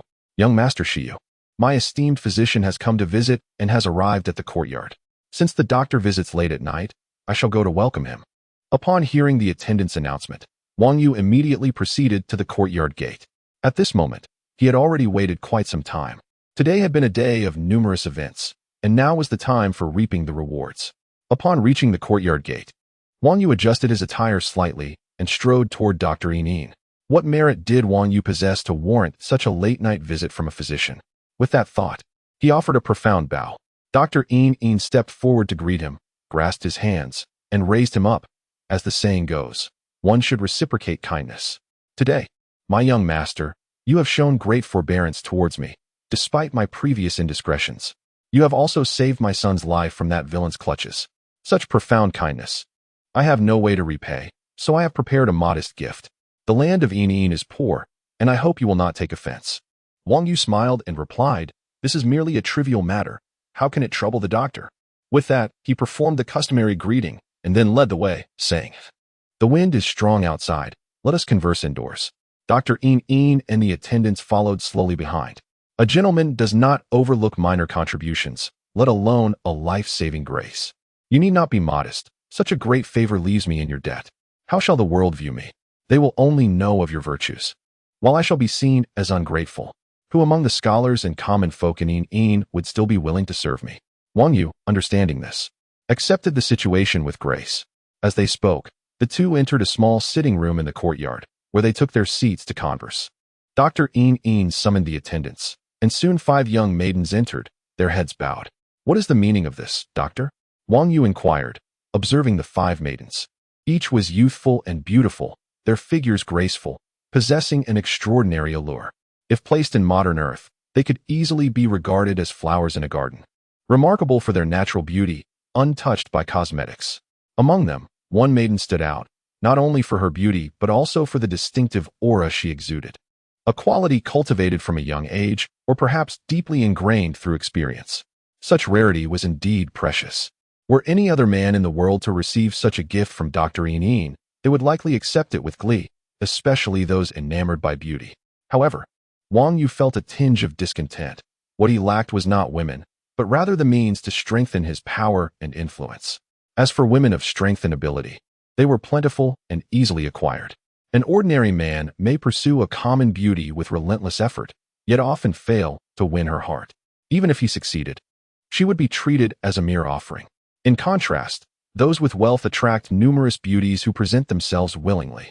The truly affluent and powerful can have their desires fulfilled with ease, summoning those deemed unattainable by ordinary folk. Wang Yu understood this deeply. In the past, he was no different from most, having yet to master his craft. However, upon achieving success, he established influence abroad, sweeping through the major magical factions of the Central and Southeast Asian regions over a decade, earning the title of the foremost master of sorcery. He became widely revered by kings, prime ministers, and commoners alike, enjoying unbounded favor. Throughout this time, he experienced escapades that ordinary people could scarcely imagine, mingling with maidens, mature women, and beauties from various nations. Such encounters became routine, akin to the indulgences of ancient feudal emperors. With this understanding and experience, he could hardly be swayed by mere beauty. Observing Wang Yu's demeanor as he regarded the maidens with indifference, Dr. Ying admired his composure and explained, "Young Master Shiyu, the 4 maidens behind are here to serve you, as I noticed you had no attendants during your travels. This one is Jiao, 15 years of age, a trained singer in my household, proficient in various forms of music, dance, and etiquette. Gaining her service would not merely provide you with a warm companion." Wang Yu nodded slightly in acknowledgement. This was a form of soft power, essential for his future interactions within high society, particularly during gatherings like this one. Dr. Ying continued, "I see that you possess great ambitions, and it is commendable that you are not distracted by matters of the heart. However, I must impart a piece of advice. Please do share, Doctor." "I would be grateful for your guidance," Wang Yu said with a slight bow. Dr. Ying nodded and remarked, "The strength of a household is not solely determined by power and might. It also relies on the prosperity of its lineage. Moreover, as you build your vast enterprise, you must consider the need for heirs. It is wise to prepare for this early." Understanding the gravity of this statement, Wang Yu recognized the importance of heirs in a world where power often resides in a single individual. Should that individual lack descendants, their subordinates would inevitably grow uneasy, fearing the sudden loss of their leader without a successor. In such a patriarchal society, a thriving lineage is a matter of family strength and diplomacy. Therefore, as a noble gentleman in this era, expanding one's household and ensuring a wide legacy is not only accepted but encouraged, as it pertains to the success and decline of both family and state. In similar historical contexts on Earth, figures like King Wen of Zhou, who fathered numerous sons, were not only admired but also seen as wise. Without such a lineage, how could the House of Zhou have solidified its power? "Thank you, Doctor, for your invaluable counsel." Having discussed this matter, Dr. Ying presented a second significant gift. "I noticed that although you travel with 6 formidable warriors, you may still be underestimated. Therefore, I have prepared a military carriage for you, along with the necessary personnel and provisions for your journey to Hawaii." What a grand gift! Wang Yu sighed inwardly. Although the military carriage was but one, the soldiers and logistical support surrounding it numbered at least 100. Remarkably, everything was well equipped and provisioned. With a little guidance, he could transform this into a formidable force. He rose immediately, saying, "The honor you bestow upon me today shall surely be repaid in due time." Seeing his earnestness, Dr. Ying was greatly satisfied. The gifts exchanged between them were not merely tokens. He recognized Wang Yu's exceptional potential and decided to invest in him for future returns. "Please wait a moment. I have one more request." "Speak freely, Doctor. If it is within my abilities, I shall comply," Wang Yu replied. Dr. Ying smiled, appreciating Wang Yu's meticulous nature, and instructed an attendant, "Please bring in Guang." Before long, the attendant returned with a 12 or 13-year-old boy who greeted them. The boy bore a resemblance to both Dr. Ying and Wang Yu. yet his eyes shone with a unique determination. "Shiguang, this is young Master Shiyu, a prodigy in both intellect and martial prowess," Dr. Yin introduced. Shiguang bowed respectfully. "Greetings, young Master Shiyu." Wang Yu nodded, awaiting Dr. Yin's further words. "Young Master, this is the son of my concubine, whom I hold dear. I had intended to grant him a small estate after his attendance at the ceremony. With this estate, he would be able to sustain his family throughout his life. However, upon meeting you today, I have conceived a new idea." The physician paused momentarily and remarked, "Though Shiguang is young, he possesses remarkable intelligence and considerable talent in swordsmanship. At merely 12 years of age, he already exhibits the strength of a warrior. To confine him to a life as a mere estate owner in the countryside would indeed be a disservice to his potential. Therefore, I have contemplated that if he could take you as his master and accompany you away from the state of Shun to explore broader horizons, it would far surpass a mundane existence here." As he spoke, the old man was visibly moved, shedding tears. "Noble sir, I beseech you to understand a father's love for his son." Wang Yu, observing him and recalling his earlier encounters with the young gentleman Yin, recognized that the esteemed Yin truly cherished this young boy far more profoundly. The boy, being a son born out of wedlock, received treatment significantly inferior to that of his legitimate brothers. Such stark disparities in their circumstances only served to nurture the boy's talents further.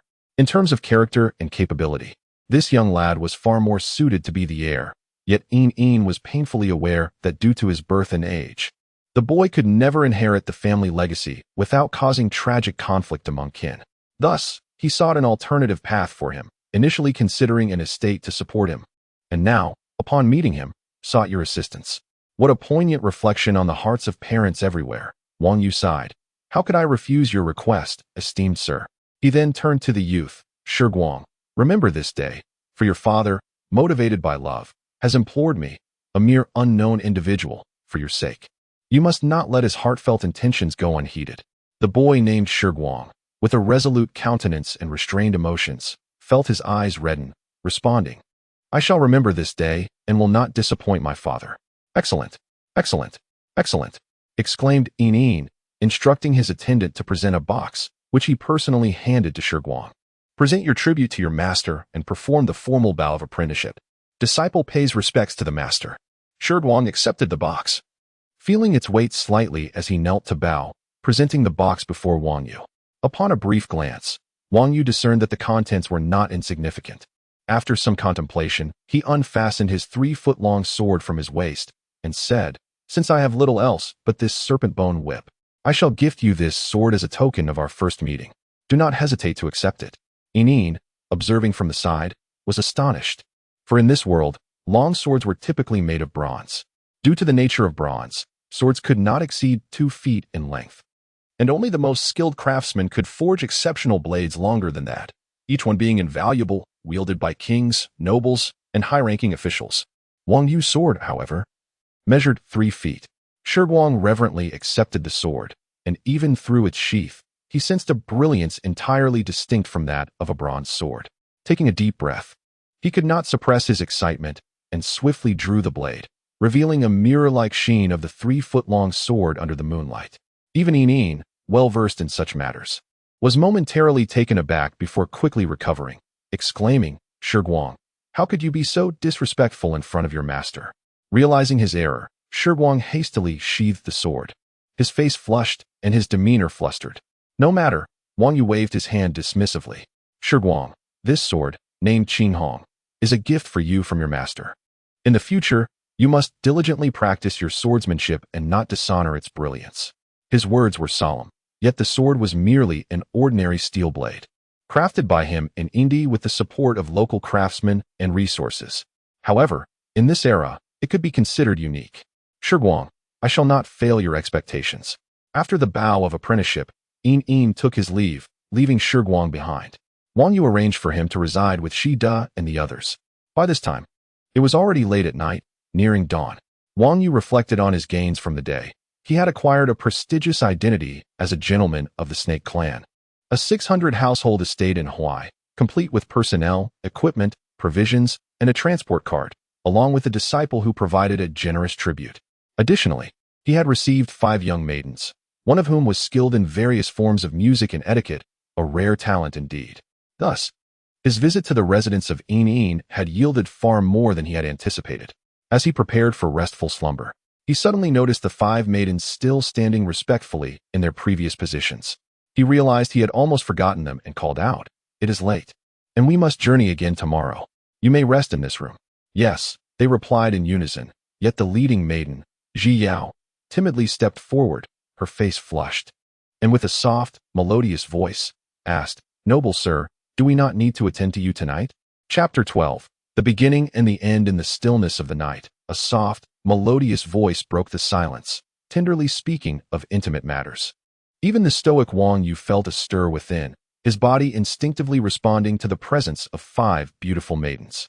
Each maiden, brought forth by the esteemed Yin, had not yet been touched by any other man and, in this world, had become his personal possessions. He could do as he pleased with them, a privilege that evoked envy in any man.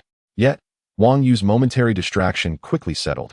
He had experienced much in life, and the allure of mere beauty no longer held the same power over him. Furthermore, he had only recently begun to recuperate, and despite appearing robust, the lasting effects of his past tribulations required time for full restoration. After all, his pursuit was for longevity, and now was not the time for indulgence.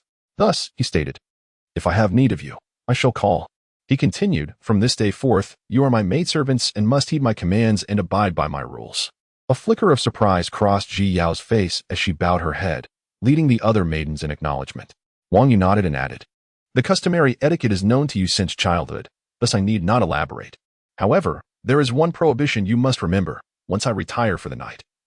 You are not to enter my chamber nor approach me in any manner." He chuckled. "Of course, this does not apply if I request your company." At the mention of sharing his bed, the maidens blushed, a mixture of shyness and longing evident in their expressions. Even Ji Yao, despite her status, was acutely aware of their lack of freedom, having observed older maidens serving various visitors and warriors at the behest of their masters.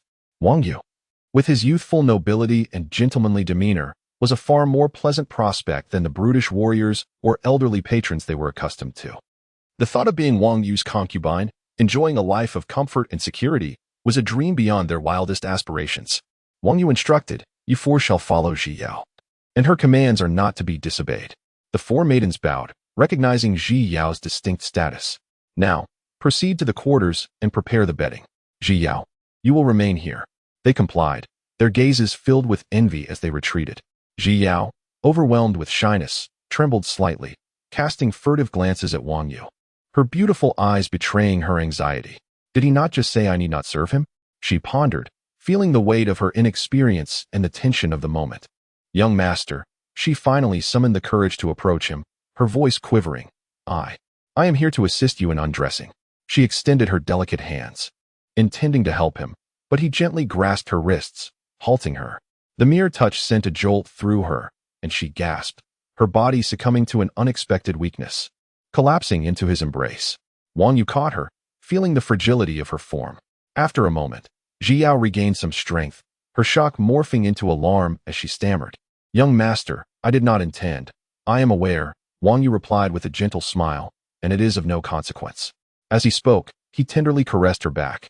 "When the physician entrusted you to me, I was initially displeased. Do you know why I chose to keep you?" Ji Yao was at a loss. "It is not merely your beauty that compelled me," he continued, gazing into her enchanting eyes. "It is the talents of which the physician spoke, your proficiency in both the greater and lesser arts, your skill with various instruments, and your understanding of etiquette. Such gifts are rare and invaluable." "Young master, surely this is of little significance," she protested. "On the contrary," he countered, "I shall undoubtedly seek your guidance in these matters as we move forward." He spoke earnestly. His previous discussions with Ziyu and Jing had provided him with a broad understanding, yet Ji Yao's knowledge would be an asset. Moreover, when they traveled to Huai, he would require her help in cultivating a troupe of singers and dancers, for without them, even a modest gathering would be impossible, leading to ridicule among gentlemen. As he spoke, Ji Yao's unease dissipated, replaced with joy that illuminated her countenance. "Young master, I shall do my utmost to fulfill your requests." "Very well," Wang Yu acknowledged. "It is late. You should return to your quarters and rest. Will you not require my company tonight?" she asked, her voice quivering. I have already stated that it is unnecessary, he replied with a smile. At his words, tears welled in her eyes. Do you find me lacking, young master? Wang Yu lowered his gaze slightly, brushing his lips against her tear-streaked cheek, and then descending to meet her lips. Ji Yao trembled, overwhelmed by a whirlwind of emotions, happiness, fear, and shyness, all dissipating into a singular, profound connection. She melted into his embrace, cherishing the moment as if it were the most precious thing in the world, fearing it might vanish should she loosen her hold. They kissed until breathless, pausing only when necessary, and Wang Yu's gentle voice broke through the silence. The pain of first intimacy can be quite intense, and the journey ahead may only exacerbate it. Once we reach Huai and settle in my estate, you may enter my chamber. Thank you for your kindness, young master, Ji Yao expressed, tears of gratitude flowing freely. To encounter you makes me the happiest person alive. With that, she departed, her heart brimming with emotion. Wang Yu watched her retreating figure, lost in reflection of a time long past, when the women surrounding him sought only his wealth or influence, never genuine affection. Unlike this enchanting beauty, it was merely his few words that evoked an unprecedented sense of care within her, stirring her heart and igniting emotions that perhaps hinted at love. Such feelings, indeed, are rare and profoundly moving experiences, worthy of his contemplation, yet they remain fleeting. He lifted his gaze through the window, looking towards the boundless sky, where the eternal transformation of the world over countless millennia resembles an immortal starry expanse, the true pursuit of his aspirations. Everything else is but trivialities, mere scenic distractions along the way, unworthy of his pause. Gradually retracting his gaze, he seated himself upon the couch, adopting a meditative posture, allowing the energy from his breath to circulate throughout his being. This path of cultivation stretches long before him, with no visible end in sight.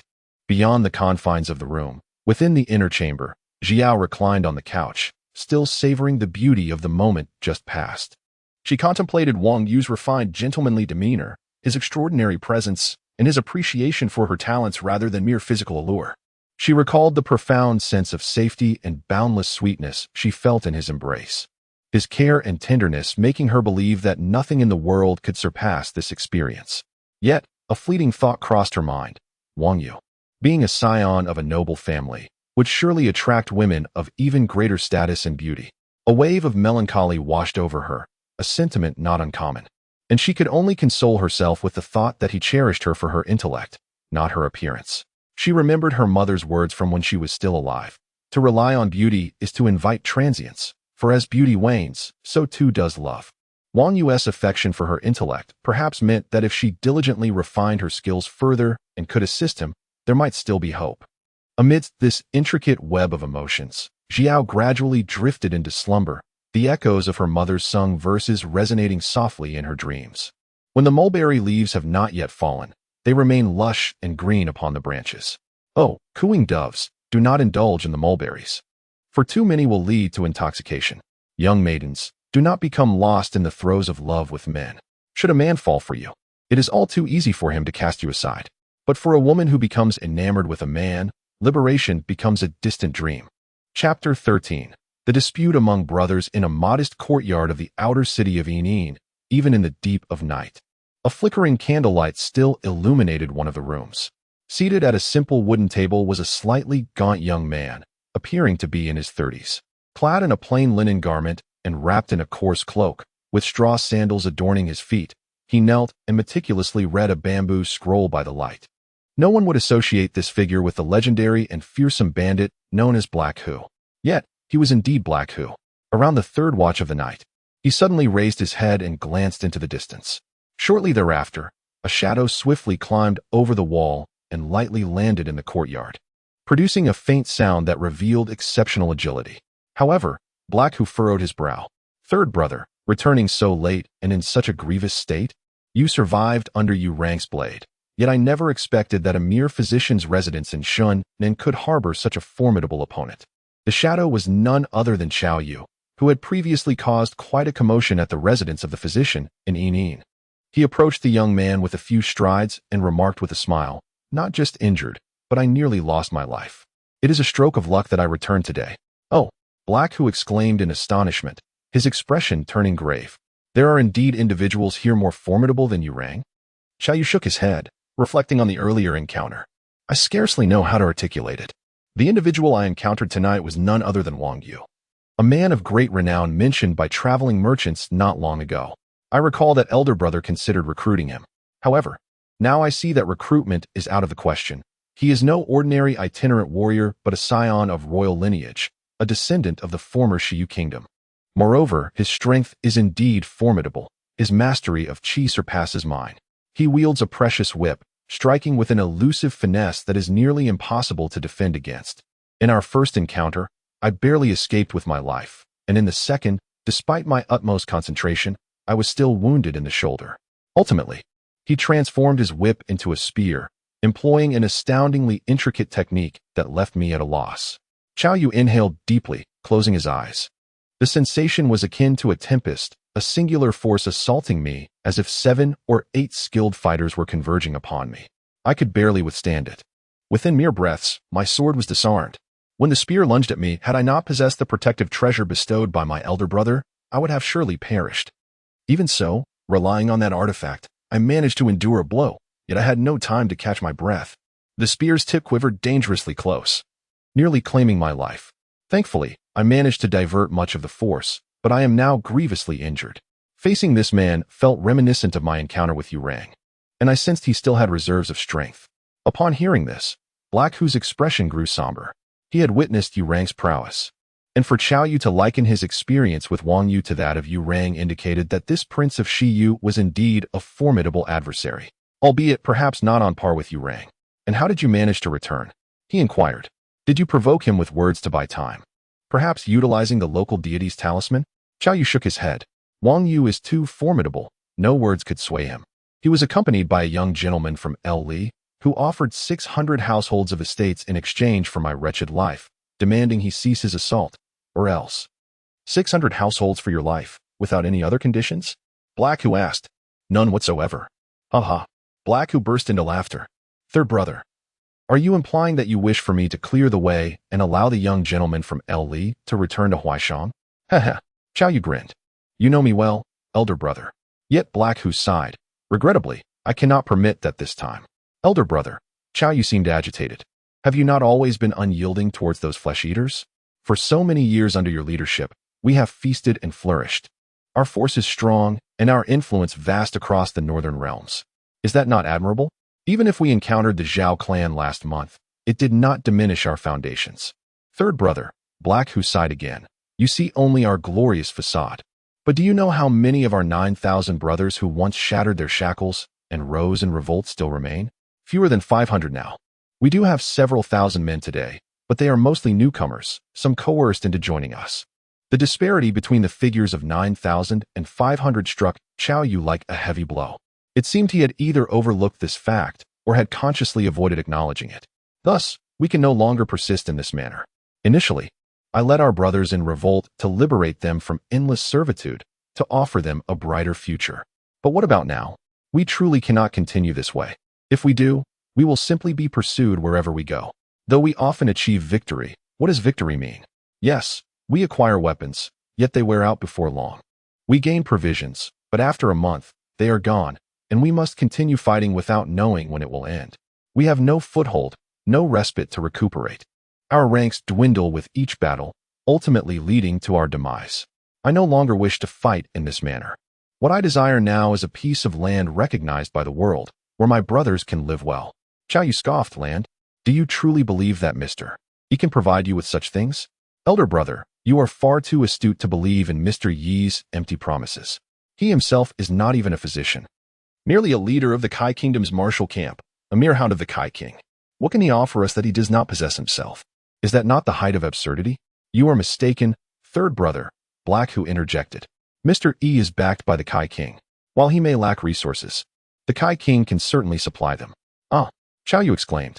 You say the Kai King can provide, but the lands of Kai are already claimed, either by the Kai King or the various physicians. What territory does the Kai King possess to bestow upon you and recruit our forces? Would he truly forfeit his dominion to carve out a peace for us? Such folly is beyond comprehension. Black Hu closed his eyes, seemingly deep in thought, before finally speaking again. Qiao Yu, the Kai King would never act so foolishly. However, what if, with our assistance, The Kai kingdom could secure the territory of Shunnan? What? Qiao Yu's eyes widened. We would assist the Kai kingdom in acquiring Shunnan? What does Kai intend to do? To annex the southern lands and populace of Shen? Is this the act of a hegemonic state? Haha, Blackhu chuckled. Third brother, times have changed. For the past several centuries, the lords have vied for supremacy, and hegemonic states have merely extracted tribute from their vassals and conquered territories. But in this present age, compared to annexing lands and populations, what does that tribute amount to? Open your eyes and observe what those hegemonic states are doing and the transformations occurring within their borders. Let us first discuss the state of Jing. Initially, Jing was merely a modest nation with fewer than 10,000 chariots, situated in the middle reaches of the Yangtze River. However, over the past century of competition for supremacy, it has annexed the territories and populace of the Ba people, a nation of 1,000 chariots located upstream, and subsequently vanquished more than 30 small states downstream. Presently, its strength ranks second only to that of the state of Chen. Now, turning to Chen, it was once a realm of merely 4,000 chariots. Yet now, each of its 6 high officials can readily muster over 2,000 chariots. Were it not for the long-standing tradition of internal strife among their aristocracy, Chen could effortlessly dispatch an army of 10,000 chariots, rightfully claiming the title of the most formidable power in the realm. Our monarch of the state of Kai, however, is not one to lag behind. He has set his sights on Shunnan, but why does he refrain from deploying a grand army for an assault? The king of Kai cannot directly launch an invasion. He who laughs darkly suggests that it is precisely this restraint that affords us our opportunity. The state of Kai faces 2 formidable adversaries, Chen and Jing, both of which may intervene at any moment. Thus, even if an attack were to occur, it must be under justifiable pretexts, with a legitimate cause for war. The optimal strategy would be for the local lord of Shunnan to publicly declare the unworthiness of the Shunshi and choose to sever ties with them, thereby integrating his territory into the state of Kai and transforming from a Shunshi official into a Kai official. Currently, Kai has reached out to the lord of Zhui and is poised to initiate action. The endeavors suggested by Mr. E to deal with the petty gentlemen of Luli are merely one aspect. The more crucial task is to assist Zhui in stalling the surrounding lords, preventing them from fully concentrating their attacks on Zhui. Once the Kai army arrives, the fate of Shunnan will be sealed. By that time, apart from the lord of Zhui, all other territories will fall to Kai's dominion. My elder brother and I may then select a land to govern as lords, securing a refuge for our brethren. Suddenly, Qiao Yu let out a cold laugh. Elder brother, just admit you wish to become a lord. Why wrap it in such grandiose language? After all, you hail from a family of lords. Third brother, you merely seek to dissuade me from confronting the petty gentlemen of Luli, he retorted. How can you speak so of your elder brother? You are mistaken, Qiao Yu sighed. Given the strength of our brotherhood, even without vying for territory, if the warriors among us were to pledge allegiance to any lord, they could easily secure a small fief, ensuring a comfortable life for all. Even I, Qiao Yu, could align with any faction and obtain a town where I could settle 500 of our brothers in comfort. This would suffice. So why should you burden yourself so? He who laughs darkly scoffed. Third brother, that petty gentleman of Luli managed to exchange 600 households for your life. Should you wholeheartedly align with him, he could bestow upon you not just a town, but even more. His regard for you is evident. You seem to have been swayed. Qiao Yu fell silent, ultimately whispering. Indeed, if you are swayed, why return? You have not yet pledged allegiance to the petty gentleman of Luli, yet you are already acting as his envoy? Qiao Yu was taken aback, lifting his gaze. I believed you understood me best. It appears I was mistaken. He who laughs darkly waved his hand. You may leave now. Elder brother, what are you saying? He who laughs darkly paused in contemplation. In truth, I am uncertain whether this decision to assist the state of Kai is right or wrong. Since you are inclined to depart, let it be thus. I shall still take action against the petty gentleman of Luli. However, I will spare him and his new bride, entrusting their escape to you. Given how much he values you, and that you saved his life, he will undoubtedly reward you handsomely with several towns. Elder brother, does that mean you will not fulfill Mr. Yi's commission? I have exerted myself to annihilate that entire faction. Yet the petty gentleman of Luli escaped, a twist of fate beyond my control. Mr. Yi still requires my assistance with the Zhu clan and the state of Kai, and my strength ensures he cannot impose upon me. That is well, Qiao Yu nodded. This way, we can have the best of both worlds. I appreciate your support, elder brother. Indeed, he who laughs darkly sighed again. Qiao Yu, Should you reach the Huai River and find any of our brothers seeking refuge, I implore you to provide them with care. You are their last bastion. I only hope that such a day never arrives." Chao Yu pondered before replying, "Very well. I hope, elder brother, that you too can become a lord and govern a territory. By the way, elder brother, your intention to confront the petty gentleman of Luli requires caution regarding Wang Yu. He is not only formidable himself, but also commands 6 warriors who should not be underestimated. The aura of death surrounding them resembles that of our second brother." He who laughs darkly shuddered slightly, his eyes gleaming. Killers. Killers are not to be feared. What is truly alarming is when such killers become warriors, especially in numbers as great as 6, Chao Yu gravely remarked. He who laughs darkly then chuckled. "Fear not. As you know, I have a mysterious army that, when we last encountered, proved quite formidable. Once I summon them, whether it be Wang Yu or his 6 killers, I shall turn them into mere bones upon the mountainside. Enough of this. Let today's matters conclude here. Take this elixir with you. Third brother, make haste to recover your strength. Otherwise, you will lack the vigor to rescue the petty gentleman of Luli when the time comes." Chapter 14. Hidden dangers. After the morning meal, on the vast fields outside Yingning City, a convoy of chariots was lined up, preparing for a long journey. The gentle song of swallows echoed once more, but this time, it was not a songstress singing, but the young gentleman from Yingning. Among the chariots, Wang Yu stood before 8 vehicles, one a 4-horse war chariot, the rest 2-horse carts, with the former designated for military use and the latter for transporting belongings and supplies. Surrounding them were nearly 200 warriors, each armed and standing at attention. This was the military convoy bestowed upon Wang Yu by the noblemen of Yingning. A brief glance sufficed for Wang Yu to nod in acknowledgement. Although these men were not elite troops, they were far from mere farmers wielding spears. "How do you perceive this, Dashi?" he inquired, still seeking Dashi's opinion despite having made his own judgment. Dashi, unlike the other snake-patterned warriors, had a military background, having once served as a skilled swordsman and even acted as a deputy to a less capable commander. He had managed a company of 200 soldiers and participated in several skirmishes between the states of Shan and Kai, making him a rare figure of military knowledge among the crowd. Wang Yu temporarily entrusted the command and training of this 100-man unit to Dashi, intending to observe and comprehend the practicalities of military strategy in this world. They are seasoned soldiers, young master, and although their training is not frequent, it distinguishes them from mere farmers, Dashi affirmed. Clearly pleased to once again wield command as a warrior, he turned to the others, who, except for Shi, were sons of warriors with experience, each now responsible for commanding 20 men. They appeared somewhat anxious, prompting Dashi to encourage them to swiftly master their 100 warriors through practice and cooperation, for the journey ahead would not be peaceful. Additionally, each of you must have a deputy, so that if I require your strength away from the convoy, these warriors can still operate effectively, he instructed. Understood. Dashi responded and proceeded to teach the basics of military knowledge to the others. After Dashi took charge of the military convoy, the nobleman of Yingning approached again, accompanied by Shiguang. This farewell could stretch over many years, or perhaps even be eternal, so they seized the moment to converse. Although the nobleman had cherished his young son, he often held reservations, but as parting loomed, he let go entirely, tears streaming down his face. Shiguang, too, did not suppress his emotions, but regardless, farewell was inevitable. Finally, the nobleman imparted a few last words, stressing the importance of education and echoing sentiments akin to once a teacher, forever a father. He then sent Shiguang to Wang Yu's side and called for a servant to bring forth an item. "Young Master Shi, last night you gifted my son a sword. I have here a blade, though it may not be a renowned sword. It is nonetheless crafted by a master. If it pleases you, please accept it."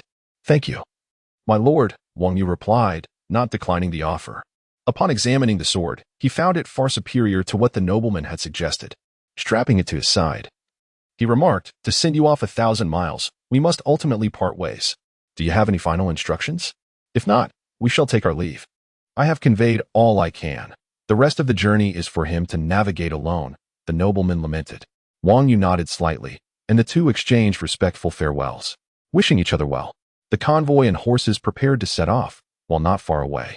The 5 chariots and accompanying personnel brought by the young gentleman from El Li and the bridal carriage of Yingning's daughter began to move, joined by merchants eager to head south alongside them.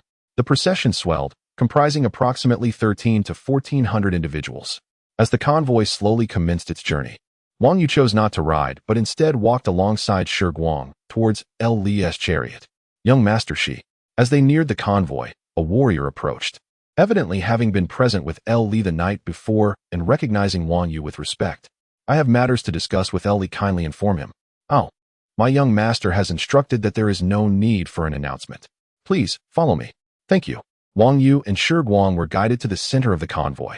On the way, Wang Yu advised Shi Guang, speak little, observe much. Note any questions you have. We shall discuss them tonight. Your father wishes for you to have a bright future. And I too hope that you can become a reliable aid to me in the days to come.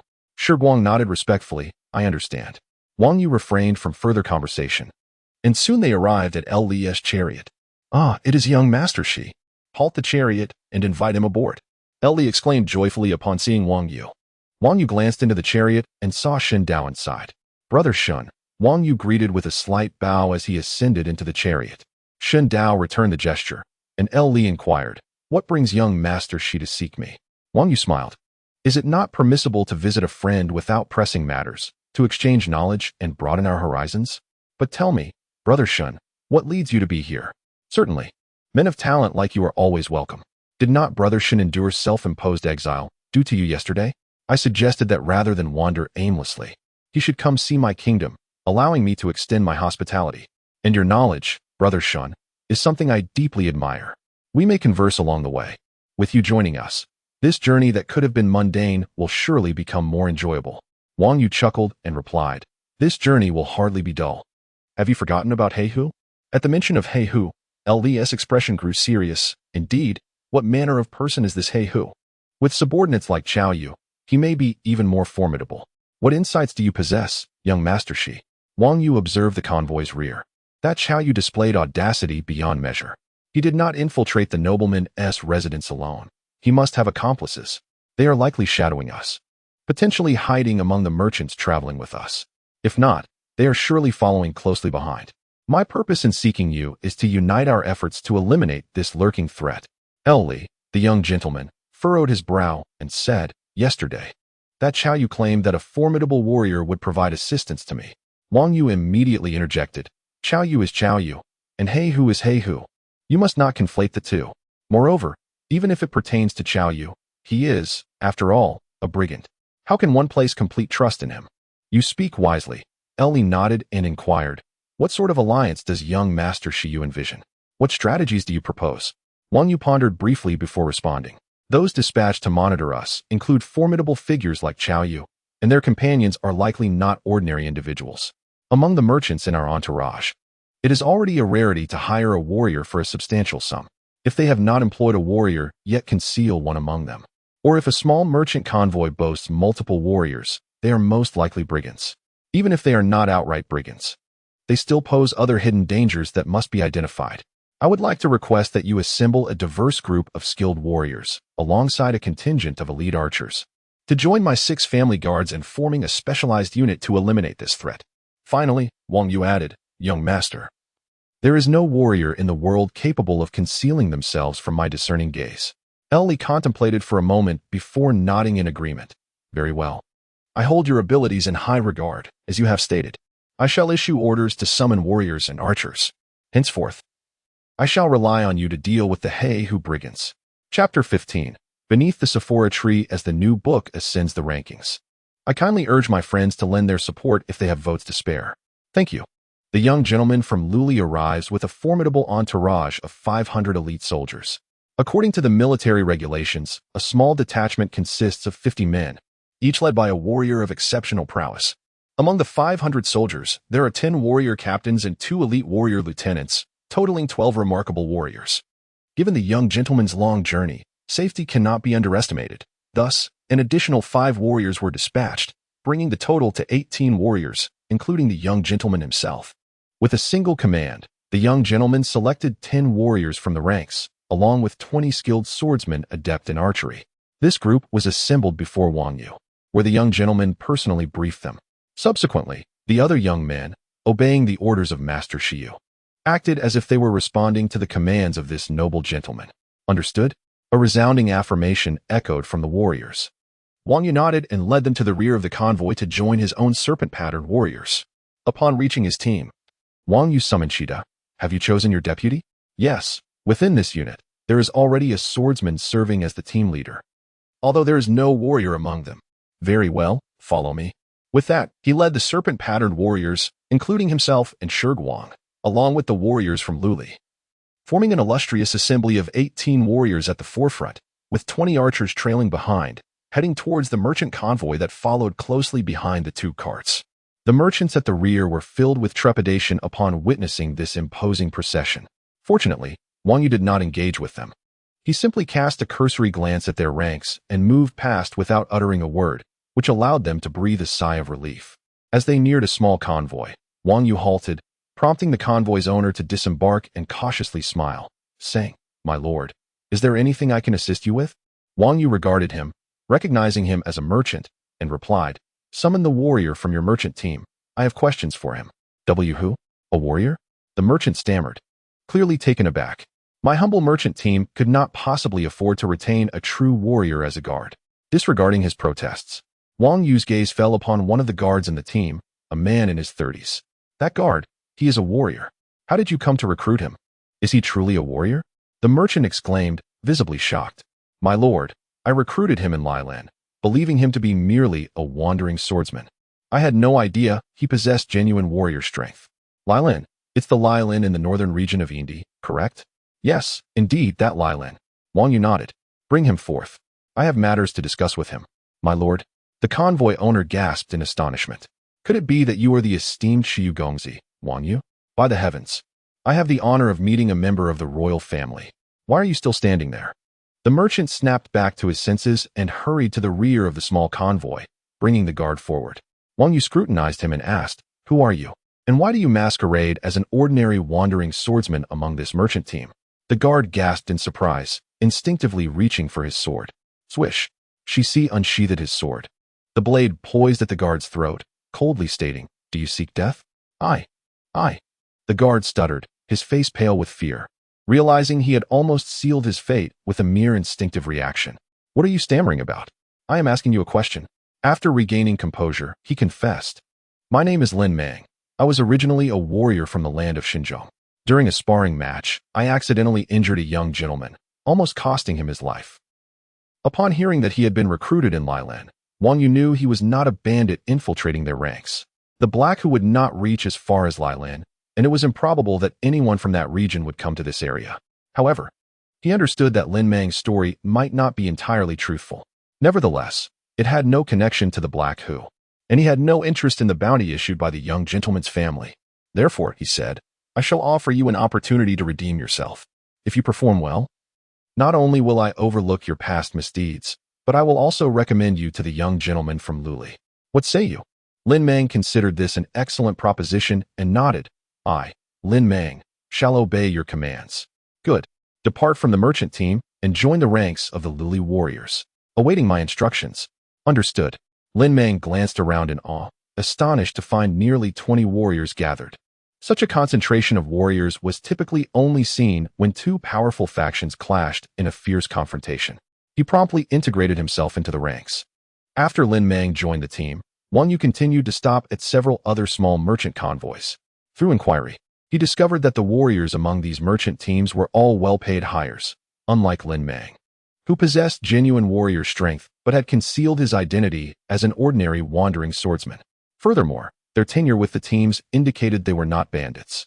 Thus, as Wang Yu meticulously assessed each convoy, his discerning eye missed not a single detail, earning him the quiet admiration of the Luli warriors accompanying him. Time passed, and within the ranks accompanying the young gentleman from Luli southward along the Huai River, a group of 6 wandering swordsmen followed a merchant convoy at a leisurely pace. Suddenly, one of the disguised wandering swordsmen dashed back from the front in haste. What is the matter? Why the urgency? Inquired a wandering swordsman leading the group, frowning. Ranyu, the warriors from Luli have arrived and seem to be inspecting the merchants for warriors. What? Ranyu exclaimed, turning to glance at the center of their group, where a young man in his 30s stood. Brother, what should we do? The people from Luli are inspecting for warriors. The young man frowned. We must avoid a direct confrontation with them. Let us evade their presence and exit this convoy before they reach us. However, as soon as he spoke, a bitter smile crossed his face. It's too late. He had already noticed that a group of over a dozen warriors had abandoned their inspection of other merchant teams and were making their way directly toward them. Impressive, the young man mused, casting a glance at the messenger who had come to inform them. It was evident that the warriors from Luli had detected their unusual behavior and were coming directly to investigate. Nonetheless, he quickly regained his composure and instructed those around him. We shall adhere to our usual strategy. Regardless of what they say, we must not lower our weapons. If it becomes unavoidable, follow my lead and break through. Understood. The warriors replied in unison. Not long after, Wang Yu's group arrived, issuing the command without hesitation, draw your swords and encircle them. Having witnessed Wang Yu's capabilities at the previous night's banquet, and seeing his unerring scrutiny of the warriors, the Luli warriors had no doubts about his judgment. In a heartbeat, they drew their swords and rushed to encircle the group of wandering swordsmen. What is the meaning of this? What do you want? One of the wandering swordsmen shouted as he stepped forward. Noble warriors, what is the reason for surrounding us without cause? Without cause? Wang Yu scoffed, his gaze sweeping over the 7 wandering swordsmen before finally settling on the young man at the center. Who are you, and where do you come from? The wandering swordsman glanced around, feeling a surge of anxiety. However, upon seeing the young man, he maintained his composure and replied, My lord, is there something you wish to discuss? Wang Yu gestured subtly, and Shi swiftly placed his sword against the wandering swordsman's neck, saying, My lord is not asking you. Answer accordingly. Fear flickered in the wandering swordsman's eyes, and the sword he held trembled slightly. The young man stepped forward, an unusual glint in his eyes, and bowed respectfully to Wang Yu. Esteemed sir, we hail from the state of Kai, and these are my valiant warriors. As he spoke, he gestured to the side. Please present this gentleman's nameplate to the esteemed sir. The warrior who had just responded promptly produced a bronze nameplate from within his garments. Shi accepted the nameplate and passed it to Wang Yu. Upon inspection, Wang Yu noted that the top of the nameplate bore the character for Kai, indicating his origin, while the lower part displayed a family crest along with his name. Kai, family crest, Huaixia, Yuxiong. From the nameplate, it was evident that he was a young gentleman from the esteemed family of Huaixia, with the full name Yuxiong of Huaixia. Wang Yu chuckled. No wonder he travels with 6 warriors. The young man joined in the laughter. Esteemed sir, are you unaware of what has transpired? May we disperse now? Wang Yu nodded. Of course, a gentleman from a great nation could never be a rogue. Disperse, everyone, break apart. As he spoke, he exchanged a subtle glance with Shi and others. Continuing, I did not expect that amidst our southern expedition to the Huai River, we would have a gentleman of a great nation traveling with us. I must apologize for the earlier rudeness. Upon mentioning rudeness, Wang Yu respectfully bowed and offered his apologies. Young gentleman of Huaixia, I beg your pardon. No harm done. The young man replied, observing that the surrounding warriors had sheathed their swords and the tension had dissipated. He smiled. The esteemed sir is merely exercising caution against any potential rogues for the safety of all. I bear no grievance. It is relieving to hear you bear no grievance. Yet I feel somewhat unsettled for having been discourteous before a gentleman of such stature. I observe that you, as a noble scion, travel to the Huai River without a carriage. It seems beneath your dignity. Would it not be more fitting for you to share a carriage with me? It would serve as a small gesture of my apology. This. Yuxiong hesitated. Wang Yu continued, moreover, I am well acquainted with the young gentleman from El Li. Given El Li's nature, he delights in forging friendships, and I am certain he would warmly welcome a gentleman such as yourself. Since you are also heading to the Huai River, having a familiar friend from El Li would surely prove advantageous. Come, come, Wang Yu exclaimed, extending his hand with utmost hospitality. Yuxiong evaded his grasp, but pondered momentarily before responding. Then I shall graciously accept your invitation. Excellent. Dear brother Yuxiong, please follow me. Wang Yu bowed slightly and led the way. Yuxiong surveyed his surroundings. The warriors who had previously accompanied Wang Yu, poised with arrows drawn, had now relaxed and dispersed, showing no hint of hostility. He signaled a few warriors to follow and trailed behind Wang Yu leisurely. However, just as they took a few steps, Wang Yu suddenly turned around and shouted, Seize them! Ah! Ah! Ah! A series of anguished cries echoed from behind, and Yuxiong's expression shifted dramatically. Turning back, he beheld his 6 accompanying warriors, caught entirely off guard, lying incapacitated on the ground, seemingly unconscious. Esteemed sir, What is the meaning of this? Is this how you entertain your guests? Wang Yu replied with a cold smirk. To host a gentleman from Huaixia, one would offer fine wine, sumptuous food, and a comfortable carriage. However, to deal with the notorious Black Hu, only longbows and sharp swords are warranted. So, you are Black Hu. I had only suspected rogues might infiltrate our ranks, yet I did not anticipate the infamous leader himself would appear. I have heard it said that even those of noble birth should not sit idly in the hall. Why do you disregard such wisdom? Yu Xiong surveyed his surroundings. Anger etched on his face, yet he remained composed. How can you be so certain that I am indeed Black Hu? Chapter 16. The Black Hu under the watchful gaze of the onlookers. Huaixia Yoxiong surveyed his surroundings. Despite the anger etched on his face, he displayed no sign of panic. How can you be so certain that I am the Black Hu? He inquired. Upon hearing his question, the warriors of Luli turned their attention to Wang Yu, equally perplexed. Just moments ago, 6 serpent-patterned warriors had sprung into action without any forewarning. They had thought Wang Yu was merely introducing this eminent gentleman to his own young lord. Little did they know that, after only a few steps, Wang Yu's 6 warriors had attacked Huaixia's retinue, swiftly incapacitating them. Wang Yu did not respond immediately. Instead, he instructed the serpent-patterned warriors to take them back to Luli for proper handling, ensuring that no opportunity for escape arose. The serpent-patterned warriors complied without hesitation. Though the warriors of Luli were still bewildered, Huaixia Yaxiang's acknowledgement of their predicament quelled their doubts. They hastily summoned archers to assist, using ropes as thick as a child's arm to bind the fallen warriors. Suddenly, Huaixia Yaxiang's expression shifted as he regarded Wang Yu with newfound understanding. So, you are the one who injured Qiao Yu, he mused. Wang Yu was about to reply when a formidable aura emanated from Huaixia Yaxiang, and behind his slender form, the towering silhouette of a great bear materialized. With a deafening roar, the bear's apparition reverberated through the air, sending shockwaves that disoriented merchants and swordsmen alike.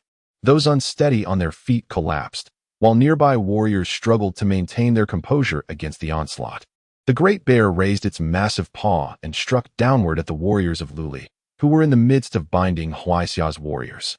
However, with Wang Yu's warning, they instinctively drew their swords to meet the approaching threat. The clash reverberated through the air, and at least 6 warriors were sent flying by the force of the blow, landing in disarray but fortunately uninjured. In a swift motion, Huaixia Yaxiang summoned his 6 warriors back to his side, countering Wang Yu's earlier strategies with sheer strength. The display of power was enough to send a chill down even Wang Yu's spine. The Black Hu was not merely wielding martial prowess, but rather some form of arcane technique, potent enough to command respect across the northern realms for years. How can you be so certain that I am the Black Hu? Huaixia Yaxiang inquired, his demeanor relaxed, almost dismissive of the assembled warriors. Yet, Wang Yu, with a calm demeanor, replied, I initially held doubts, but now I am certain that the treasure capable of burrowing underground, which Qiao Yu possesses, must have originated from your hands. Is that so? Huaixia Yaxiang acknowledged. Then what does the serpent-patterned nobleman intend to do next? You cannot hope to capture me with just your numbers. Wang Yu smirked. Brother Huaixia, although you harness such formidable power through secret arts, how many times can you wield it? If you were capable of boundless release, surely one individual could quell all opposition without the need for subterfuge. His words served to reassure the warriors of Luli, who had been shaken by Huaixia's earlier display of might. Though Huaixia's blow had been fearsome, it had not harmed them. Should his abilities be limited, they could simply outlast him through coordinated effort, especially considering he was encumbered by 6 incapacitated warriors. With this realization, the 10 warriors of Luli split into 2 groups of 5, encircling Black Hu and sealing off his escape routes. Sensing the shift in momentum, Huaixia's expression grew grave. Wang Yu's reputation as a formidable adversary was not merely hearsay. The warriors launched an all-out assault, and as they surrounded him, Wang Yu issued commands. The 6 serpent-patterned warriors struck simultaneously, but their varying levels of skill resulted in differing speeds. The fastest, Serpent 2, was followed closely by Serpent 4, and then Serpents 3, 5, 6, and finally the largest serpent. Let us see if you can withstand until my strength is exhausted, Huaixia bellowed. The bear's shadow rising once more as he retaliated against the serpent-patterned warriors. The air exploded with force, halting 5 of them in their tracks, while only Serpent 1 managed to break through the onslaught, slashing his sword at Huaixia. We shall join you. The warriors of Luli exchanged glances, and their leader shouted, urging both groups to surge forward.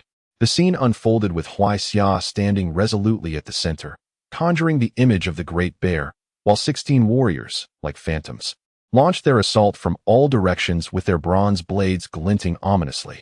Yet, Huaixia remained calm and composed, deftly countering the attacks with swift movements of his hands and feet, as the bear's shadow responded in kind. Each strike sent shockwaves through the air, sending several warriors hurtling away, while others adjusted and pressed on, only to be repelled once more. The serpent-pattern warriors and the luli warriors unleashed wave after wave of assaults, striving to topple him, but he stood firm like an unyielding rock, effortlessly dispersing their efforts. His strikes were rapid, a continuous flow of power that generated cyclones, forcing those nearby to retreat in terror from the gale. Despite their relentless onslaught, the warriors found themselves beleaguered. In mere moments, several were injured. And though they knew Huaixia could not sustain his power indefinitely, doubts began to creep into their minds about whether they could endure until that moment arrived. Just then, Huaixia paused momentarily, and Serpent seized the opportunity, darting past him. The blade grazed Huaixia's body, blocked by an unseen force, resulting in only a tear in his clothing rather than a lethal blow. However, it marked the first injury inflicted upon him since the battle began. Despicable. Huaixia's composure shattered as he unleashed a torrent of energy, sending shockwaves that scattered the advancing warriors, halting their momentum. "Curse it," he roared, his gaze fixed intensely on Wang Yu, realizing that while he had been preoccupied with the assault, Wang Yu had sent a shadowy serpent to strike from underground. This was a precarious situation. The serpent-patterned nobleman had yet to truly engage in combat. As Huaixia pondered this, he noticed Wang Yu, who had been observing, swiftly draw a bone spear from his waist. Upon witnessing the situation, a heavy weight settled in his heart, prompting a silent resolution. The imposing figure of the giant bear suddenly retracted. A long, mournful wolf howl resonated throughout the arena. Amidst this howl, the turbulent air currents generated from the previous battle abruptly ceased. A series of slicing sounds echoed in the atmosphere, as if dozens of white, high-speed energy blades, each measuring several feet in length, had emerged from nowhere. Wang Yu focused intently on the formation of these blades, realizing that they were forged from the residual energy of the earlier assault launched by the Blackbeard, having accumulated immense power over time. Once unleashed, this formidable force would be unstoppable, a decisive move meant to seal the fate of the battle. "All of you perish," Blackbeard roared in fury, unleashing a torrent of energy blades that sliced through the air towards the warriors. However, the majority of these blades were aimed squarely at Wang Yu, who had clearly earned his ire with his earlier ambush.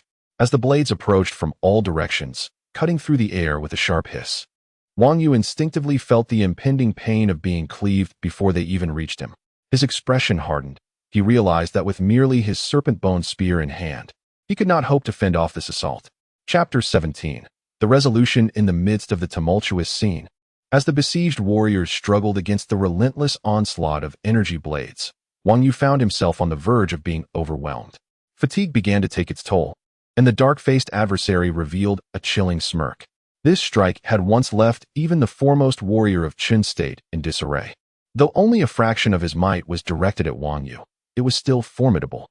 At this moment, he finally seized the opportunity to produce a flawless jade disc from his robe, the very one that had been offered to him the previous night. As he caressed the jade, he felt a pang of regret. Such a precious artifact, newly fashioned into a divine talisman, was destined to be consumed in a single use rather than refined into a reusable treasure. However, the urgency of the situation demanded action, for he was rapidly losing strength. Just as he contemplated retreat, a shadow surged beside him, revealing a massive maw. It was the Mo Viper, returning to his side, unleashing the power of devouring. In an instant, a tremendous force manifested, drawing away a significant portion of the energy blades that had been unleashed. Although the energy blades sought to replenish themselves by drawing in air, they lost much of their potency in the process. Wang Yu, undeterred, unfurled his serpent bone spear, creating an explosion of pearly blossoms that shattered the remaining energy blades with ease. The Mo Viper, its form suddenly shrinking, expelled a column of white energy directed at the dark-faced foe. Black, who struggled to maintain his bear-like form in response, but staggered as the energy struck, nearly losing his footing. With a resounding crash, the nascent bear form dissipated, and Black, who was sent soaring by the force of the blast. Wang Yu, wielding his massive spear, charged forward like a tempest. Black Hu urgently summoned the power of his talismans, employing their speed far more adeptly than Wang Yu could. As Wang Yu closed the distance, a whirlwind erupted around Black Hu, sweeping up dust and debris, rendering him momentarily invisible. Dust escape. Recognizing the technique, Wang Yu understood its nature. Dust escape was a variant of earth escape, allowing one to meld with the earth and vanish amidst the swirling particles. It was akin to wind escape, often depicted in ancient tales where beings transformed into gusts of wind to evade capture. Once activated, this technique was nearly impossible to pursue without a more potent evasion method. Aware of this, Wang Yu slightly restrained his assault. Dealing with individuals who possessed such abilities could be troublesome. Most had similar escape techniques or artifacts to ensure their survival. Even Wang Yu, who had yet to master any formidable divine powers, relied heavily on his martial prowess. In dire circumstances, he could even utilize the Viper to facilitate an escape through the earth. However, to his astonishment, rather than retreating, the dust swirled back towards him. What audacity!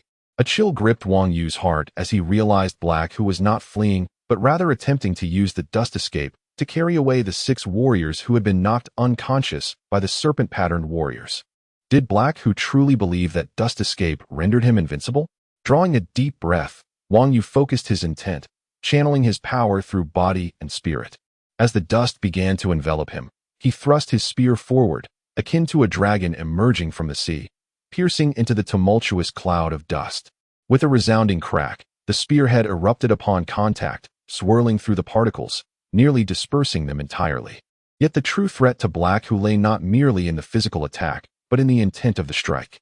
Under the state of dust escape, as long as Black Hu maintained his divine power, he was immune to physical harm. However, Wang Yu's attack not only unleashed a thread of profound energy, but also contained a lethal intent that struck at Black Hu's very soul. A cry of agony escaped Black Hu's lips, yet he stubbornly held on, still attempting to pull the unconscious warriors away. Wang Yu, his expression impassive, pressed down with his spear. The blade sliced through the air, cleaving the throats of the unconscious warriors, leaving a crimson trail in its wake. The dust momentarily halted, but sensing Wang Yu's intent for another strike, Black Hu had no choice but to retract the dust, spiraling it upward to 10 meters before fleeing southward without a backward glance. Young Master Wang Yu, I swear I shall slay you. Black Hu's furious shout echoed above the battlefield. Surrounded by chaos, Wang Yu reflected on the tumultuous encounter. Black Hu's earlier attempt to deliver a decisive blow had been thwarted only by the timely return of the Viper, whose divine powers had diminished the force of the energy blades.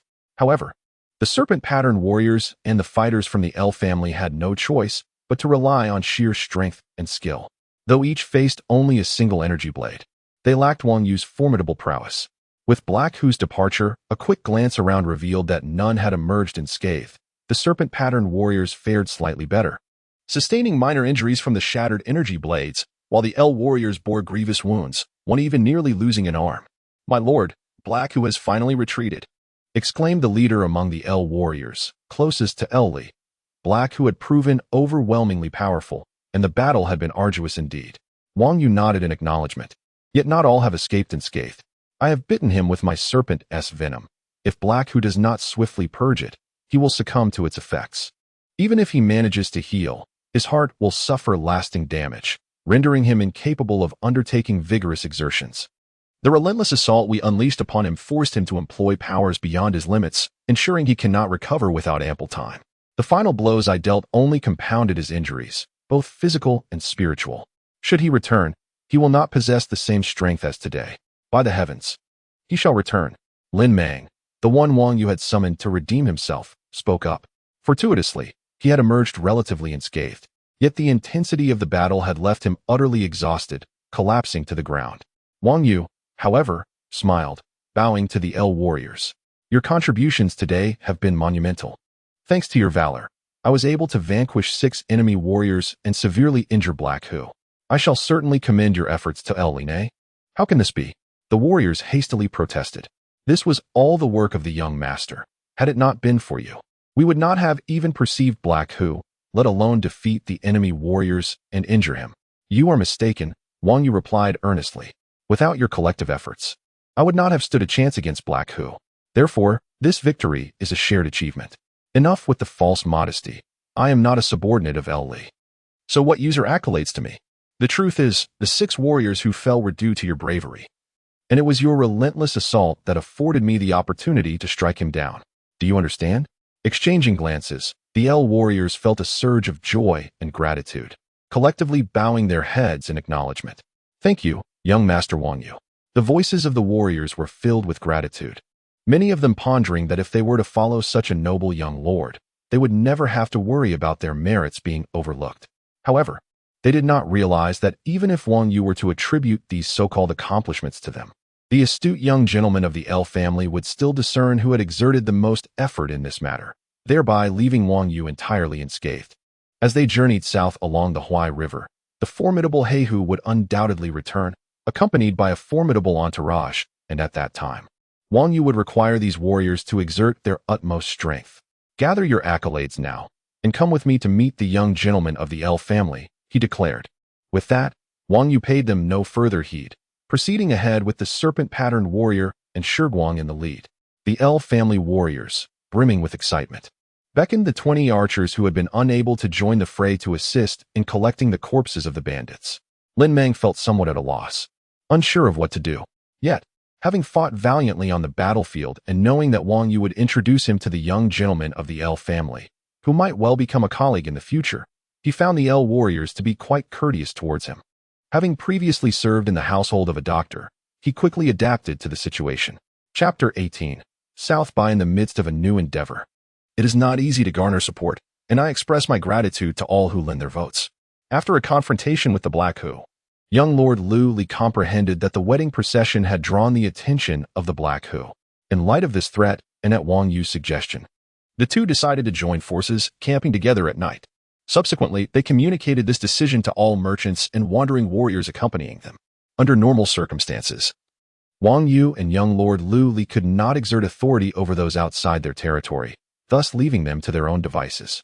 However, given the peril to their safety, the merchants were reluctant to do so.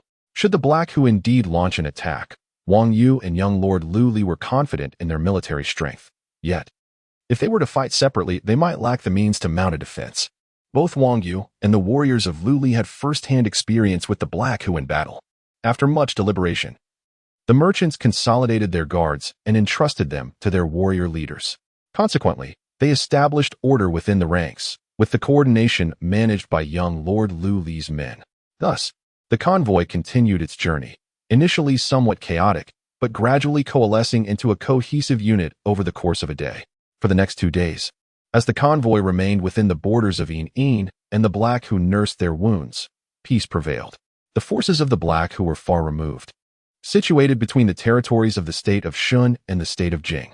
Wang Yu relished this tranquility, spending his days exchanging knowledge and insights with young Lord Lu Li and learning about various elegant customs and rituals from Zhiyao. He also took the opportunity to observe and learn about the military realities of this world. During the evenings, apart from tending to his own well-being, he devoted substantial time to his student, whom he held in high regard. In this era, the relationship between a teacher and a student is far more profound than in modern Earth. In essence, it can be summarized as, a master is a father for life. Typically, the bond between a teacher and a student ranks just below that of father and son, and often surpasses it. The esteemed physician Yin entrusted his son Shiguang to Wang Yu, with little hope of their paths crossing again. The relationship between Wang Yu and Shiguang, barring unforeseen circumstances, would surely resemble that of the latter. Wang Yu understood that success in this world cannot be achieved solely through personal endeavors. Even at the height of his past cultivation, he did not act unilaterally. To grow into a towering tree, the roots and trunk are vital, but they cannot thrive without a bountiful canopy of branches and leaves. With a reliable bond as a teacher and student, and recognizing Shiguang's intelligence, he resolved to nurture him diligently. By midday of the 3rd day, the convoy reached a town called South Bai, located at the southernmost tip of Yin. Beyond this point lay the border between the states of Shun and Jing, marked by nearly 100 miles of treacherous mountain paths, with sparse human habitation and no supply stations. Given the looming threat of the Black Hu, young Lord Lu Li decided to rest for half a day before proceeding the next day. This was the very site of the Battle of South Bai that had occurred 2 decades prior.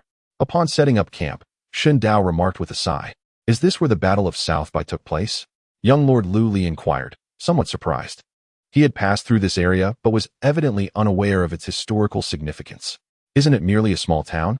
Most great battles unfold around capitals or large cities. Shen Dao smiled slightly and explained, Young Lord, not all major battles occur around cities. Many skirmishes happen at the borders of nations, often too minor to warrant mention in historical texts. Only significant battles like the Battle of South Bai receive extensive records. Observe the surrounding mountains and forests. Do they not differ from those we typically encounter? Wang Yu and young Lord Lu Li surveyed the woodlands surrounding the town and indeed found them markedly distinct from the usual landscapes. Logically, this being a national border.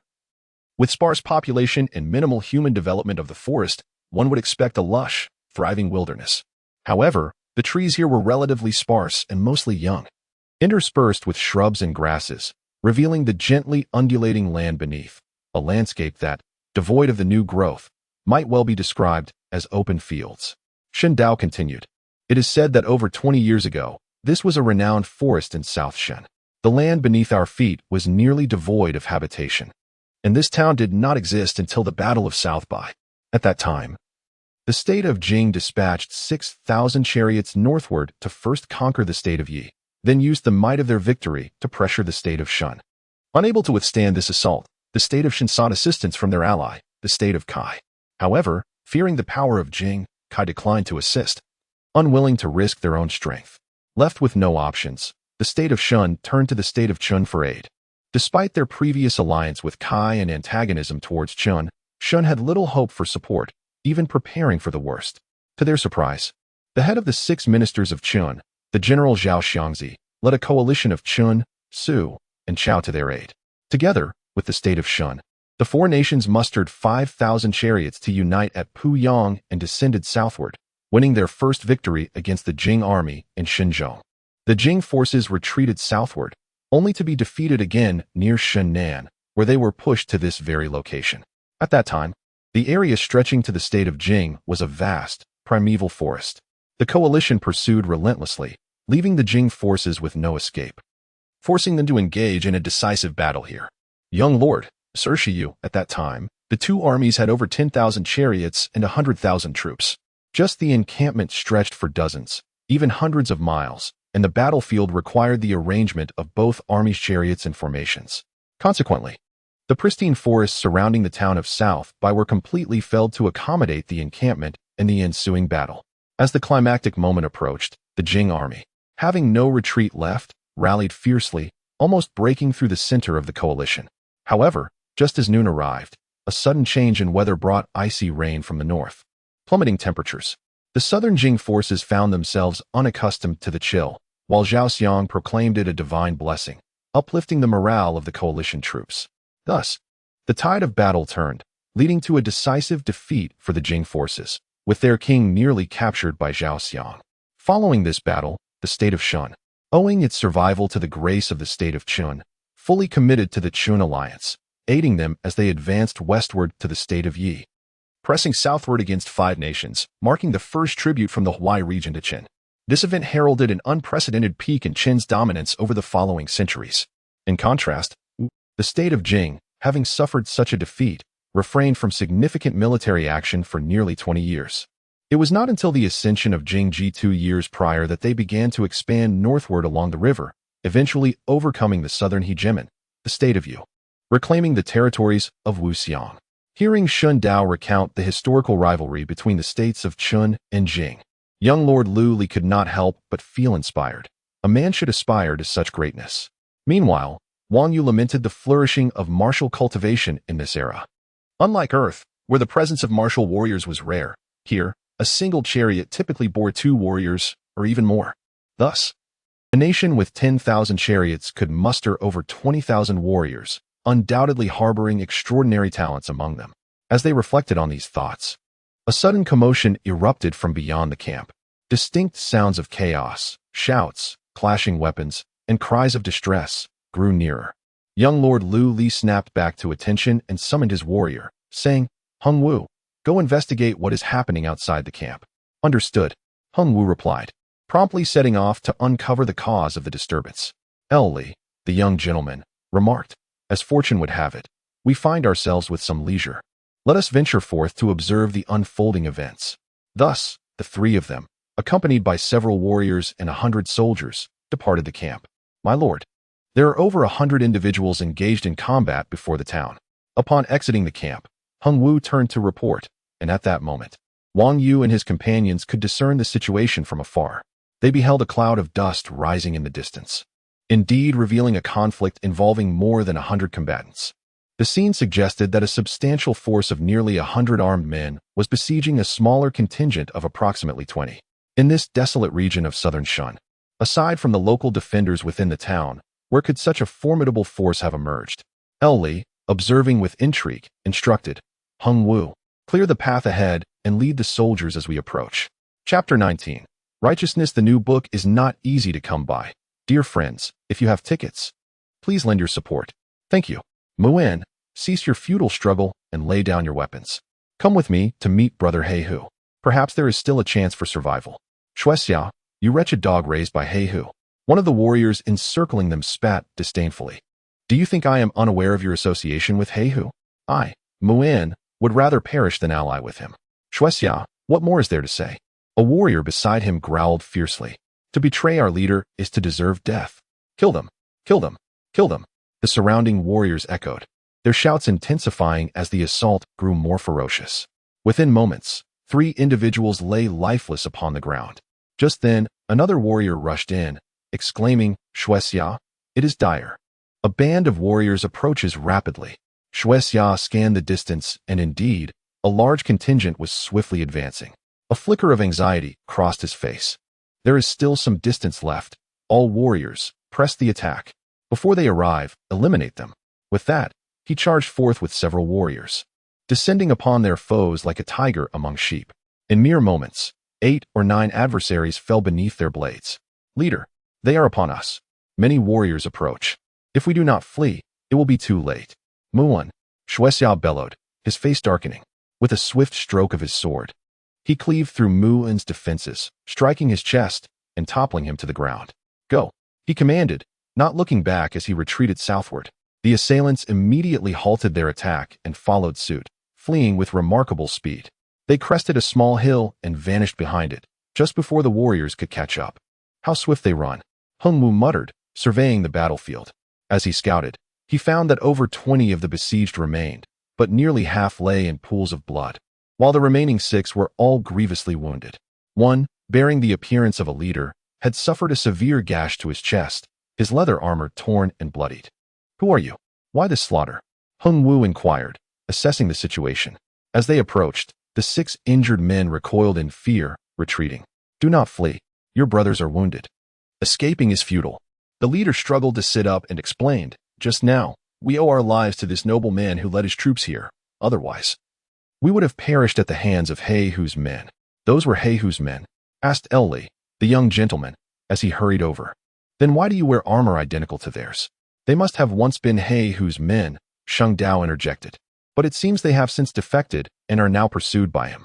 In the world of thieves, no laws exist. Internal strife, bloodshed, and defection are commonplace, he elaborated. Is that so? The young gentleman inquired of the leader. Indeed, as this noble man has stated, the leader nodded, sighing in anger. He Hu acts unjustly. In any matter, the benefits are hoarded by his trusted brothers while we are left with nothing. We were coerced into servitude, and from over 500, only a handful remain alive now. Recently, I have heard of their grand schemes. If we do not escape, we may not survive at all. You fled from He Hu. Surely you understand his true nature? The young gentleman's excitement was palpable as he pressed further. You claim to have been coerced by him? Yes, noble sir, the leader replied. I was once a warrior from ye country. They are villagers and townsfolk. After He Hu raided our villages, he captured our kin and forced us into servitude under threat of death. From what you just said, it seems you were not merely coerced. Sheng Dao remarked coldly.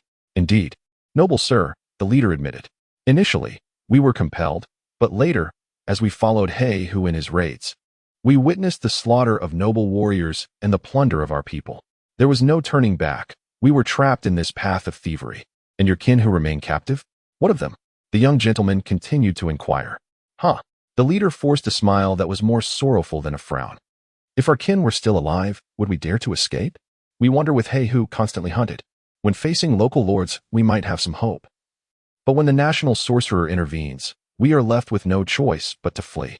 In such times, the weak and the elderly are burdens, often abandoned. Moreover, due to lack of supplies, we have resorted to plundering, but in the mountains and fields, little can be gained. We must attack villages and towns. However, these places are armed, and any assault incurs losses. Who never sends his trusted brothers, he only forces us to fight. After all that, we warriors are left in such a state, while our families are either abandoned or perished. Previously, I had only heard of the cruelty of thieves. Yet now it seems they surpass even that. Ellie sighed. Young gentlemen, what shall be done with these individuals? Hung Wu asked. They must be executed, Sheng Dao suggested. Cheng, young master Shiyu, I believe they could be of use. The young gentleman pondered for a moment. Firstly, they have escaped from Hu and possess knowledge of his inner workings. As this warrior has just stated, they harbor a deep enmity towards him. Young gentlemen, we are willing to serve you. The leader exclaimed joyfully, bowing repeatedly, and the other 6 followed suit. As long as you seek vengeance against Hu, we will dedicate our lives to your cause. We know of Hu's situation and are prepared to guide you to annihilate him entirely. Such individuals are not to be trusted, Sheng Dao interjected, hastily cautioning. Young gentlemen, human nature is inherently malevolent. It is only through societal morals and laws that such tendencies are restrained. Any warrior or commoner who enters a life of thievery is likely irredeemable, for they have lived free of legal constraints, allowing their inner darkness to surface. It is akin to a domesticated beast tasting blood. It will awaken its wild instincts, transforming from a pet into a beast. How can such wicked individuals be of any use? Today they rebelled against Hu due to perceived injustices, but tomorrow, should they feel even slight discontent, how can we trust they will not betray you? Furthermore, their presence here is suspiciously fortuitous. It may very well be a ploy by Hu to deceive us. As far as I know, Hu has always employed cunning strategies, and many a noble has fallen victim to his schemes. What? The leader seethed with anger. You suggest we are sent by Hu to deceive you? How could we possibly orchestrate such a ruse? The majority of our brothers have perished. Those of us who survived bear wounds. Had it not been for mere luck, we would have all fallen. Sheng Dao regarded them coldly, continuing. There are many forms of deception. One is that you know the inner workings. In such a case, trust is difficult to establish. If you are ignorant, however, then there will be no vulnerabilities.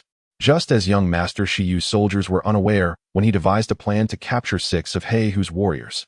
They believed Shiyu was inviting Hu to meet with the young gentleman, and perhaps Hu had intentions of approaching you, thus falling into Shiyu's trap. Today, how can we be certain these men are not also a part of Hu's designs? The leading warrior erupted into laughter, pointing at Sheng Dao with indignation. My lord, I have come to realize that you wish for our demise simply because we have lived as thieves. Do you think I would forsake my honorable status as a warrior to embrace a life of crime? Very well, if there is no path to survival, I, Muin, shall perish here without regret. Yet, even in death, I shall curse you. May you one day face the destruction of your home, be compelled to ascend the mountains as bandits, and ultimately meet your end as I do now. The remaining 6 under his command, alarmed at his intent to take his own life, rushed forward to intervene. Muin, with a grim smile, addressed his brothers. Brothers, are you willing to die alongside me today? One of them bowed deeply and replied, It is only through your protection, my lord, that we have followed you thus far. To die with you is our honor. Please, allow us to die first, that we may clear the way for you. With that, he picked up a broken spearhead from the ground and, without hesitation, plunged it into his own abdomen. My lord, if life could be lived anew, I would still serve you, he gasped, enduring the agony as he grimaced and twisted the spear within himself. In a fleeting moment, he succumbed to his wounds, collapsing lifelessly onto the ground. My lord, we paved the way for you. If given another chance, we would still serve you. Upon witnessing this, the remaining 5 echoed his sentiments, each taking up their weapons and following suit, piercing their own abdomens in a tragic sequence, falling one after another. They did not perish at the hands of the black-bearded men, but chose to end their lives by their own volition. Muin's eyes brimmed with tears as he raised his sword. It is I who have led you down this path of death. I am unworthy to be your lord.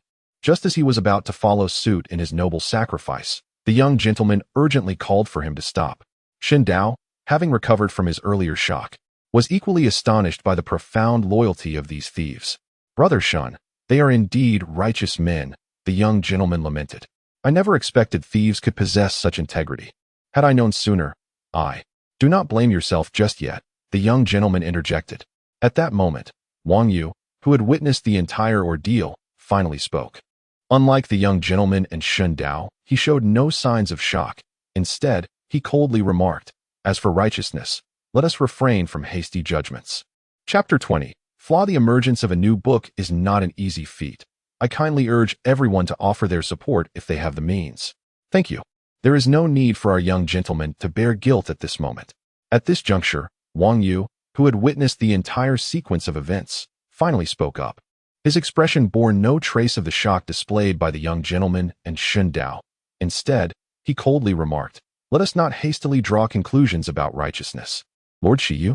the young gentleman queried. "Such actions, so valiant, can they not be deemed righteous?" Muin merely chuckled derisively. "What? Do you, my lord, wish to humiliate me as well?" Wang Yu shook his head, stating, "I do not seek to humiliate you. Rather, I believe you have wronged those brothers who willingly laid down their lives for you." "What?" Shen Dao exclaimed in astonishment. Having been moved by the heroic sacrifice of the 6 individuals, he was already grappling with self-doubt and unease. "Brother Shen, I am unaware of the specifics of your legalist teachings, but from my perspective, there is a critical element you lack. I implore Lord Shiyu for your guidance." The young gentleman replied, turning his gaze toward Wang Yu. "Lord Shiyu, have you discovered something?" Wang Yu affirmed, "Indeed. And to Brother Shen, what you lack is a discerning eye, one capable of uncovering the various means by which lawbreakers operate. Observe this warrior named Muon. See how deeply he embodies loyalty. Do you comprehend what his true nature is?" Shen Dao listened intently to the nobleman's discourse. Wang Yu continued, "I too was struck by the allure of the man in black. How could such a warrior sacrifice himself to deceive me?" "Sir," Muin bellowed, "this is not your place to speak." Wang Yu coldly interrupted, "You should instead take a good look at those who died for you. Do you truly believe your cunning can deceive everyone? Just moments ago, despite the distance, I observed clearly that the warrior in black, before departing, seemingly struck you with all his might. Yet I can assure you that blow was not delivered with intent to harm, but rather held back. This can easily be verified by any seasoned warrior under the young gentleman's command." Xing Wu, the young gentleman, commanded immediately. "Yes." The warrior Xing Wu complied and approached Muin, coldly stating, "This warrior, allow me to examine your wound." Muin laughed heartily, falling silent, his face turning a shade of purple before collapsing without a sound. Xing Wu examined him and turned back, saying, "Young gentleman, he has exploded his own internal energy, leading to his own demise, and his wound." Xing Wu inspected closely and remarked, "Indeed, as Lord Shiyu asserted, the warrior in black spared him. Otherwise, with the force of that blow, it should have cleaved his chest wide open, rather than merely causing a moderate injury." The young gentleman gazed at the 6 who had long since perished, so he truly deceived these 6 valiant souls. Yet, he too died for the black-cloaked man. A sigh escaped him, as he appeared deeply impacted by the day's events, left at a loss for words. After a brief moment of reflection, his anger surged anew. What audacity does the black-cloaked man possess to lead these valiant souls to their deaths, all in such a meaningless manner? And what purpose does he serve in this matter? With his strength, reportedly commanding thousands, and lurking in the shadows, he could have launched a surprise attack. "You misunderstand, young gentleman. The strength of the black-cloaked man is not as formidable as one might imagine," Shen Dao interjected. "In fact, this warrior Mu In mentioned earlier that the black-cloaked bandits, besides their own strength, often rely on a multitude of untrained civilians as leverage. This serves as both hostages and as scouts during warfare. The so-called thousands of black-cloaked bandits are diminished by the absence of these elements. Furthermore, they are outlaws, not a regular army. While they may excel in guerrilla warfare, they would undoubtedly be at a disadvantage in a direct confrontation against us. Having anticipated their intentions, they have forfeited their advantage of surprise. Even if their strength surpasses ours in battle, they will undoubtedly suffer significant losses in the aftermath. Such a result is hardly what they desire." Shen Dao glanced at Wang Yu. "Lord Shiyu suggests that the black-cloaked man seeks to ensnare him, and I believe that to be the case." "Oh, the black-cloaked man wishes to ensnare Lord Shiyu?" "Indeed, our confrontation with the black-cloaked bandits began at the residence of Minister Yin, where a theft of a jade wall was inadvertently discovered, leading to an ambush. He could have escaped, but was injured by Lord Shiyu. This encounter exposed the existence of the black-cloaked men, and one of their skilled fighters was gravely wounded. The second confrontation occurred when we departed from Enian City. Lord Shiyu deduced that black-cloaked men were likely watching us, and through a series of maneuvers, he unexpectedly found and killed 6 of their warriors, severely wounding their leader. Following these 2 encounters, the black-cloaked man's strength has been greatly diminished, and he recognizes our formidable capabilities, compelling him to devise extraordinary schemes in response, culminating in today's performance orchestrated by Mu En before us. The young gentleman grasped part of the situation, but still had lingering questions. What exactly does the black-cloaked man hope to achieve by sending Mu On? Shen Dao explained. Lord Shiyu is markedly different from most. He is rarely reactive, instead approaching matters with proactive vigor. In his clashes with the black-cloaked bandits, he has consistently exhibited an aggressive stance. Thus, today, the black-cloaked man has intentionally revealed a so-called flaw. Oh, I see. The young gentleman laughed. Earlier, Mu En claimed he was aware of the black-cloaked man's situation and was willing to lead us. The black-cloaked man must have believed that Lord Shiyu would seize this opportunity to mount an offensive against him. Should Mu En lead the way, it would surely be to lead Lord Shiyu to his demise. Laughing, he then sighed, yet, it is unexpected that the black-cloaked man perceives only Lord Shiyu as a threat, dismissing us entirely. Were I in his position, I would think the same. Shen Dao turned to Wang Yu. Without Lord Shiyu, the strength the black-cloaked man exhibited that day would have sufficed to pose a threat to us. The young gentleman nodded and inquired, what course of action should we undertake now? Naturally, we shall maintain our course and adapt to any changes, Shen Dao affirmed. In the coming days, we must exercise caution, ensuring we do not fall victim to a surprise attack. Otherwise, the black-cloaked man will find it impossible to contend with us. Lord Shiyu, what is your perspective? The young gentleman asked Wang Yu. While Shen Dao possessed considerable wisdom, there was no doubt that Wang Yu held greater authority regarding the black-cloaked man. Given that the black-cloaked man has so graciously revealed his own weaknesses, I shall not let this opportunity slip away. I will indeed strike without hesitation. Strike? How do we proceed with an attack? The young gentleman expressed confusion, chuckling. The black-cloaked man sent Mu En to ensnare you. Now that Mu En is deceased, the flaw he laid out for you has no one to guide us. Wang Yu shook his head. The weakness I refer to is not the supposed flaw arranged by him through Mu En. What is it? Both Shen Dao and the young gentleman echoed their curiosity. The flaw I speak of lies with the group that besieged Mu En earlier, Wang Yu grinned. With these 100 individuals as our guides, we have no reason to worry about locating the black-cloaked man's lair. What remains is for me to prepare a strategy, gather our warriors, and await the opportune moment to launch a surprise attack on the black-cloaked man. While we may not be able to eradicate him completely, we shall certainly diminish his strength, rendering him incapable of standing against us. But that group has already fled. Young gentlemen, having observed from such a distance the black-haired warrior's restraint towards Mu En, how could I possibly overlook the traces left by this group of over 100? Moreover, I possess certain arcane techniques within the serpent residences. The young gentleman's eyes sparkled momentarily, yet he sighed, tinged with regret. Serpent young master, you truly are the most astute individual I have ever encountered. Why must you remain within the confines of the serpent residences? Were you an ordinary warrior, I would spare no effort to recruit you. Beside them, Shen Dao chuckled and remarked, in my humble opinion, young master's talents are worthy of governing an entire nation. I wonder which realm you shall ultimately serve. Wang Yu interjected, should the opportunity arise, I would aspire to govern a realm, and would you, brother Shen, be willing to assist me? Though it seemed a jest, Shen Dao responded earnestly, that would depend on whether you govern a great nation or a small one. If it is the latter, I would not be inclined to join. Additionally, it must be considered when this may happen, at least within the next 5 years. My capabilities are still insufficient to manage the affairs of a state. Perhaps after another decade, then. Chapter 21. The trap. The release of a new book is not an easy endeavor. If you have the means, your support would be greatly appreciated. Thank you. Wang Yu proposed an assault on Black Hu, suggesting that the young gentleman confirm the plan. Within the camp, preparations were underway. The warriors of Luli, who had fought alongside him to vanquish Black Hu, had all sustained injuries and were replaced. Nevertheless, they dispatched 10 men to join Wang Yu, Shiguang, and the 6 serpent pattern warriors, making a total of 18 warriors, all well equipped with necessary supplies. No other soldiers were involved, remaining stationed outside the camp at Nanbai Town. Wang Yu defined this offensive not as extermination, but rather as a surprise strike to deliver a significant blow to Black Hu, characterizing it as a special operation that demanded exceptional individual combat prowess and strategic mobility. With the 18 warriors at his disposal, they were adequately prepared. "My lord, we are ready. We can depart at any moment," announced the warrior Hengwu, flanked by his 9 companions, who gathered before Wang Yu, awaiting orders. Following their recent victory against Black Hu, coupled with Wang Yu's commendation that earned them rewards from the young gentleman, the Luli warriors held him in high regard, their eyes filled with respect. "Regarding the matter of Black Hu, the Luli will entrust it entirely to you. Words are futile. I merely wish for your success.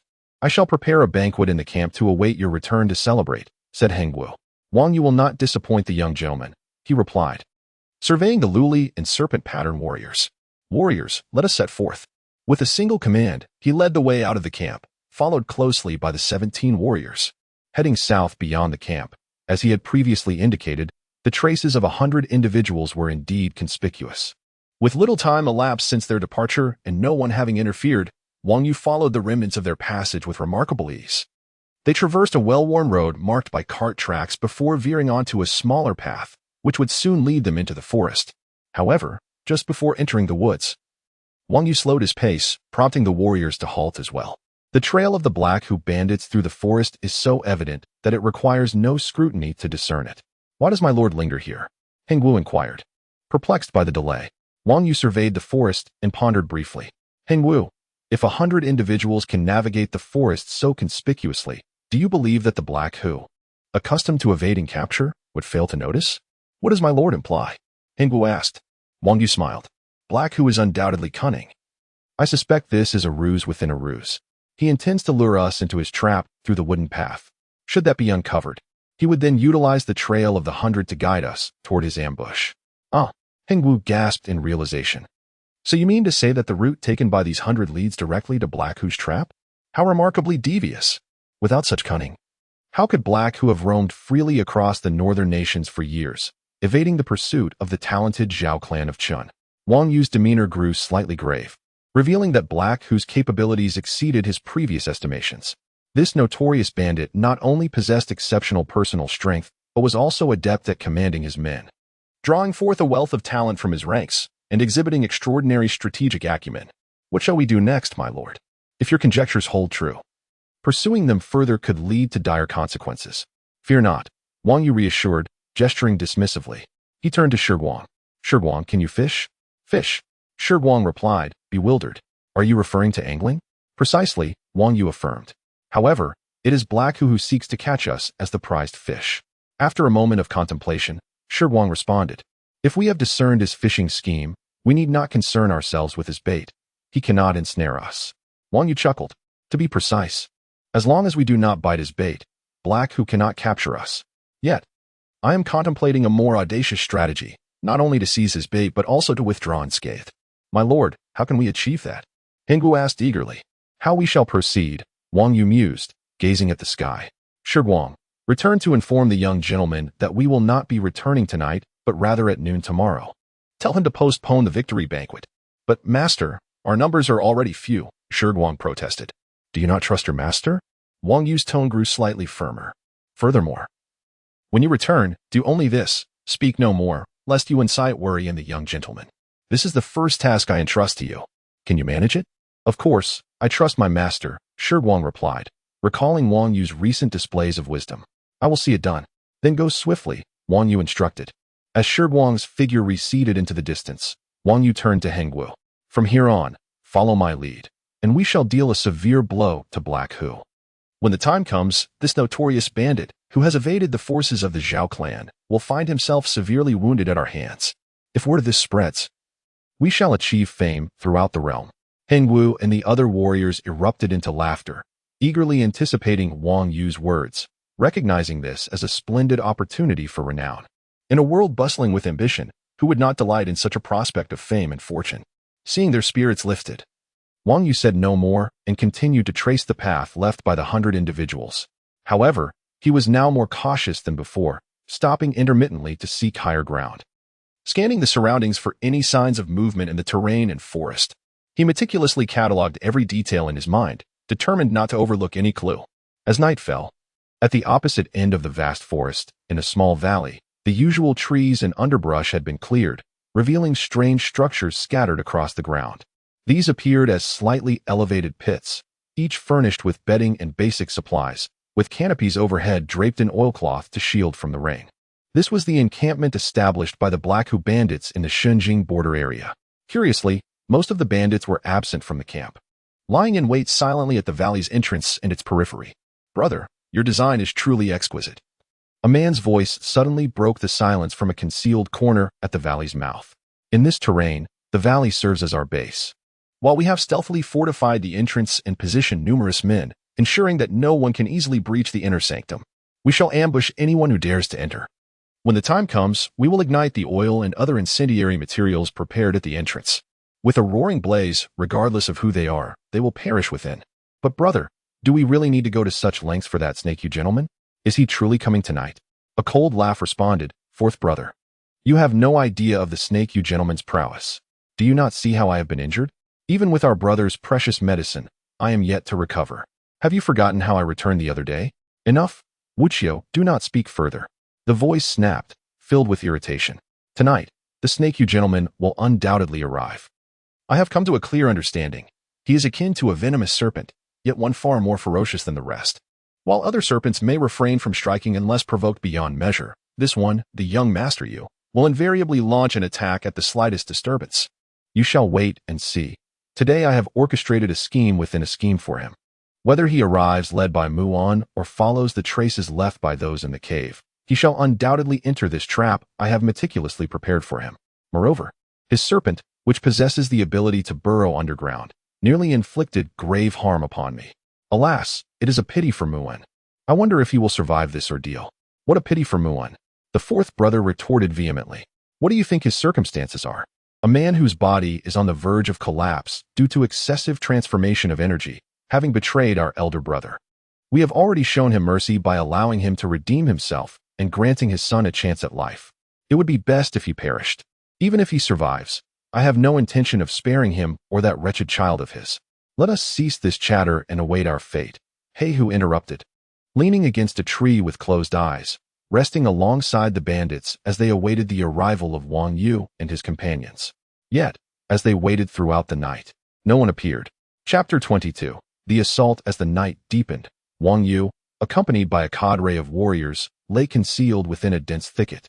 Shrouded by the dim light of the night, gazing at a valley not far away. "My lord, that valley must be the lair of Heihu," one of his companions observed. "Indeed," Wang Yu replied, gesturing in the direction of the valley, where numerous earth mounds were densely packed. He had already discerned the layout with clarity. "What shall we do? We must not rush into an ambush. The seemingly exposed camp in that valley is nothing more than bait set by Heihu.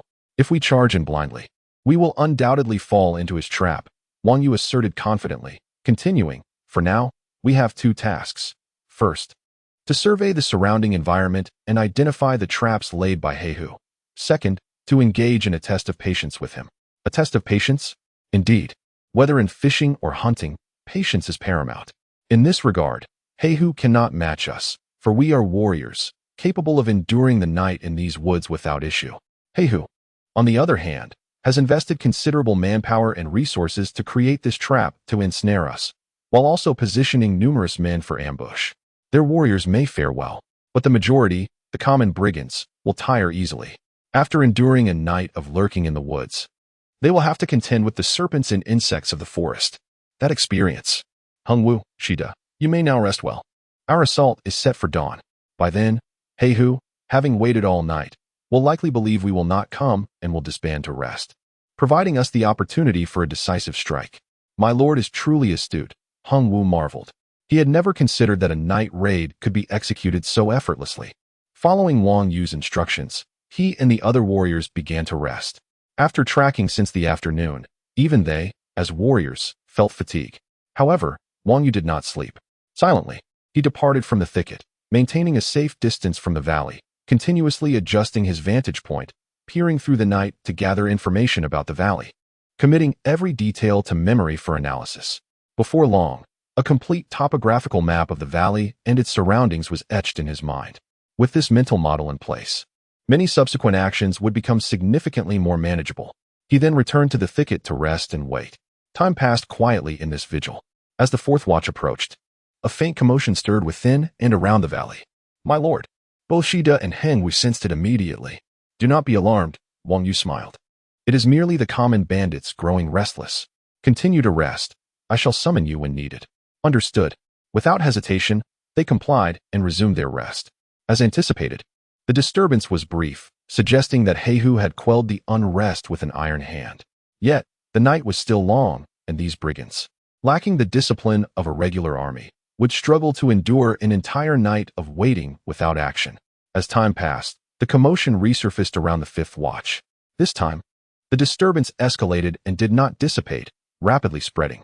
Wang Yu, with his exceptional hearing, could discern shouts and arguments, leading to the most intriguing scene.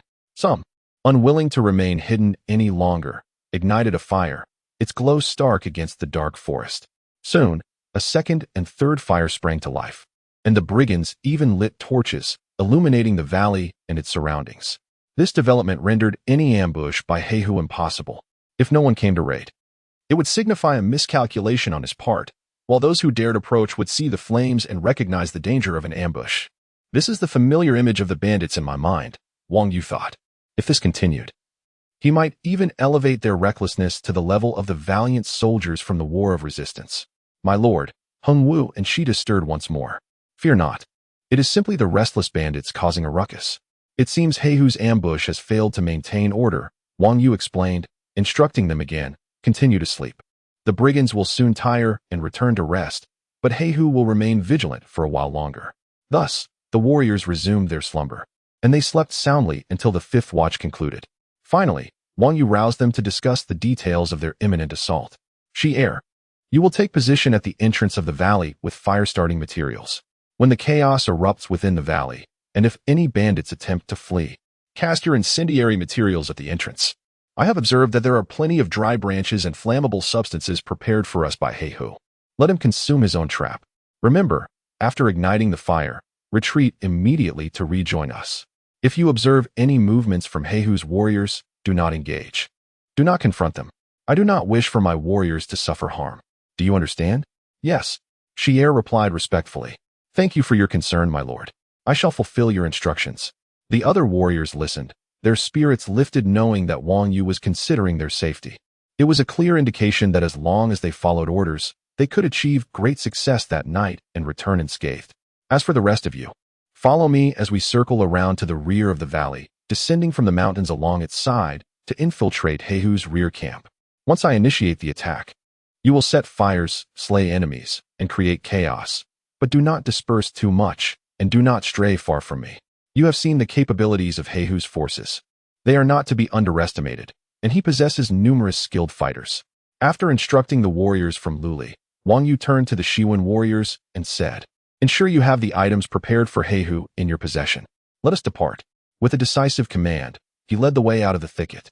The warriors did not head directly into the valley, but took a wide berth to avoid detection by any potential sentries. In a matter of moments, the well-rested and motivated warriors followed Wang Yu to a less steep area at the rear of the valley, finding a place with ample footing to descend. Reaching the back of Heihu's camp, Wang Yu had already analyzed the rear encampment through his mental model. Although Heihu had gained experience in establishing camps through his prolonged campaigns, he had constructed a rudimentary wooden wall to deter potential threats from the rear, preventing enemies from charging into the rear camp. However, this barrier posed little challenge for seasoned warriors, especially as the majority of Heihu's focus was directed towards the front, leaving insufficient guards behind. Furthermore, many brigands had spent the night awake and were likely deep in slumber at that moment, making it easy to breach their defenses. Onward, with a wave of his hand, the warriors surged forward. A few skilled archers drew their bows and targeted the makeshift lookout towers still manned by sentries, dispatching them one by one with cold precision. Wang Yu and his comrades, taking advantage of the momentum, bounded over the wooden barrier with ease. The camp of Heihu lay defenseless before them. At this moment, Heihu had yet to succumb to slumber.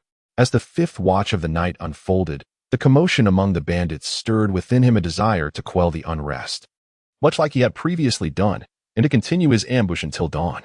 Alas, his subordinates were but rogues. A Aside from a few seasoned comrades who had fought alongside him for years and could barely heed his commands, the rest created chaos, even brandishing torches. Ultimately, with no other recourse, he was compelled to send the bandits back to camp. While they succumbed to deep slumber, he remained wide awake. Although he had awaited Wang Yu's arrival in vain, he sensed that the enigmatic young master Shiyu had already arrived, biding his time like a hunter, waiting for Heihu to lower his guard, intending to strike a decisive blow at the opportune moment. Thus, he refrained from sleep and tasked some of his loyal brothers to continue their vigil at the front of the camp, alongside a few warriors limited by their small numbers. He could only conceal himself on one side of the valley, engaging in a test of patience against Wang Yu. By this juncture, he had relinquished any hopes of annihilating the attackers led by Wang Yu. Inflicting substantial damage would be deemed a success. Just then, he suddenly perceived movement not far from the mouth of the valley. "Who goes there?" Heihu and the 5 bandit warriors shouted in unison. It was Shi Er who, following Wang Yu's instructions, had circled around to reach this side of the valley, planning to lie in wait to ignite a fire at this critical moment. However, he had inadvertently been spotted by Heihu upon his arrival. Chapter 23. Fire. The advent of a new book is no easy feat. Readers, please lend your support generously. Thank you. As the fiery chaos unfolded, Wang Yu swiftly summoned Shido upon the arrival of the 5 men, who bore not only swords and various pre-prepared incendiary materials, but also large clay jars filled with the fire oil that Wang Yu had meticulously processed. At his command, Shido promptly hurled the jars into the air. Simultaneously, Wang Yu released the Mo-Wei. The air resonated with a familiar whoosh as Mo-Wei unleashed its devouring power, expanding rapidly to engulf the jars and a substantial volume of air. A mere stir of its body shattered the jars, causing the oil within to mix violently with the swiftly circulating air, transforming into a combustible vapor. Torches. Shisan deftly ignited the torches and flung them into the air following Wang Yu's gesture. Boom.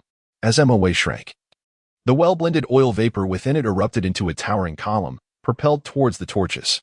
The moment the oil vapor met the flames, it ignited, and Mo-Wei's breath resembled that of a great dragon, trailing a fierce column of fire that surged forth for dozens of yards. In an instant, the flames engulfed every thatched shelter atop the earth mounds. Yet, Mo-Wei's fiery breath did not cease. It merely rotated its head slightly, unleashing a fan-shaped torrent of flames. The camp of the Black Hu bandits was soon ensconced in a raging inferno, spreading swiftly to create a veritable sea of fire. The thatched roofs, composed of branches and reeds, were particularly susceptible, having been parched by a stretch of dry weather, and the rainproof cloths pilfered from various armies, coated in tung oil, ignited with alarming ferocity, multiplying the flames tenfold in mere breaths. Hiss! The warriors accompanying Wang Yu gasped in astonishment. They had witnessed Mo-Wei's fiery breath during their previous siege on the Black Hu, but they had never fathomed its devastating potential when combined with oil. Some seasoned warriors, familiar with the battlefield, estimated that a single breath from Mo-Wei could incinerate hundreds of soldiers lined up in formation, leaving those trapped in the ranks utterly defenseless. Intruders! Sound the alarm. In the distance, bandits who had not yet been caught in the flames emerged from their shelters, startled by the unfolding chaos. Their cries mingled with the anguished wails of countless bandits, who, roused from slumber by the flames, scrambled to escape the firestorm consuming their surroundings. Yet, the tightly packed structures offered little refuge, and the inferno had spread too rapidly, trapping them in a hellish blaze. In mere moments, inhaling the searing, smoke-laden air proved fatal, leaving them to succumb to the flames, their cries echoing in despair. Others, unfortunate enough to be ignited, became human torches, frantically running and rolling on the ground in a futile attempt to extinguish themselves, only to be further engulfed by the relentless flames. The most tragic fate befell those crushed beneath collapsing shelters, denied even the chance for a final struggle. Only a scant few, positioned at the periphery of the inferno, managed to escape. What are you all dawdling for? Wang Yu's cold snort snapped them from their stupor. Execute the plan without delay. Do not allow the bandits a moment's reprieve. Understood. The warriors, now roused, swiftly adhered to the strategy, advancing to slay the organizers among the bandits surrounding the fire, inciting chaos, and igniting additional torches to further spread the conflagration. Meanwhile, Mo-Wei readied its second breath. With the flames already proliferating, it required no additional ignition. It merely let the expelled oil vapor sweep past the edges of the fire, transforming into a dragon-like breath that exacerbated the already uncontrollable blaze, engulfing the entire rear camp in a fiery abyss. Many bandits, initially stirring to extinguish the flames, found themselves ensnared within the inferno, their cries of anguish filling the air as they desperately sought escape, only to find it a fruitless endeavor. Only a handful managed to break free from the conflagration, rushing towards the camp, but their flaming bodies ignited nearby shelters, prompting their owners to retaliate without hesitation. The situation devolved into further chaos as those bandits, unwilling to perish without a fight, resisted, plunging the entire scene into turmoil. What now? At the entrance of the Black Hu camp, Chen was momentarily startled by the sight of the flames. However, as a seasoned killer, his composure quickly returned, igniting within him an inexplicable thrill. A rare, twisted smile crept across his usually impassive face, one only seen in the face of impending death or murder. Seeing the Black Hu bandits poised to cross the threshold in pursuit, Chen cast a glance towards the conflagration, resolutely igniting a few torches strapped to his body and sprinting along the valley's edge, hurling them towards the positions Wang Yu had designated. Thieves! How dare you! Black Hu's eyes widened in rage, momentarily forgetting his own identity as a notorious bandit. With a distance of several dozen yards separating him from Chen, there was no hope of catching him. He could only watch helplessly as sparks ignited the valley entrance, rapidly transforming into a raging inferno. The brothers Black Hu had stationed within the camp were thrown into disarray by the sudden blaze. Fortunately, they were positioned outside the immediate range of the flames. Black Hu, casting a wary glance, felt a slight sense of relief. It was merely a disruption of his trap. Wang Yu posed no real threat to him. However, as this thought crossed his mind, he was rendered speechless by the unfolding scene behind him. Mo Wei had consumed the oil jars from Shi and prepared its third breath, burrowing underground to emerge in an unscathed area, unleashing flames that blossomed in the center of the camp. Witnessing the rampant fire, Black Hu's face contorted in agony. He could scarcely believe that Wang Yu possessed such means to ignite the camp. Just 3 breaths had set ablaze a substantial portion of the encampment. If this continued, the entire site would be consumed. More horrifyingly, the traps he had laid for Wang Yu now lay within a sea of flames. With fire encircling him, Black Hu pondered the fate of his bandits, realizing that apart from a few warriors, most were likely to perish here, including those he relied upon. Brother, what do we do? The warriors, aghast at Mo Wei's devastating display, found themselves at a loss, placing their hopes solely on the one who had repeatedly led them from crisis to crisis. As Black Hu, ever the strategist, regained his composure, he commanded a few warriors. Position yourselves at the valley's edge to assist. I will go down and retrieve our brothers. But just as he issued the order, Mo Wei's 4th breath arrived. Damn it! Black Hu's furious roar echoed as Mo Wei surged towards the front camp, unleashing a torrent of flames upon the area where his brothers were stationed. Black Hu could no longer afford to delay, nor could he spare a thought for the fleeing Chen. With a series of powerful leaps, he descended from the side of the valley, vaulting over the inferno at the valley's mouth. The imposing phantom of a great bear unfurled around him as he swept his arm, sending a makeshift structure engulfed in flames flying away, creating a gap amidst the fire. Withdraw this way. His commanding voice reached the ears of the bandits trapped in the flames, who perceived him as their savior. Dozens, even hundreds, surged towards the opening, only to create a bottleneck. Some, still ablaze, inadvertently ignited those around them, inciting chaos.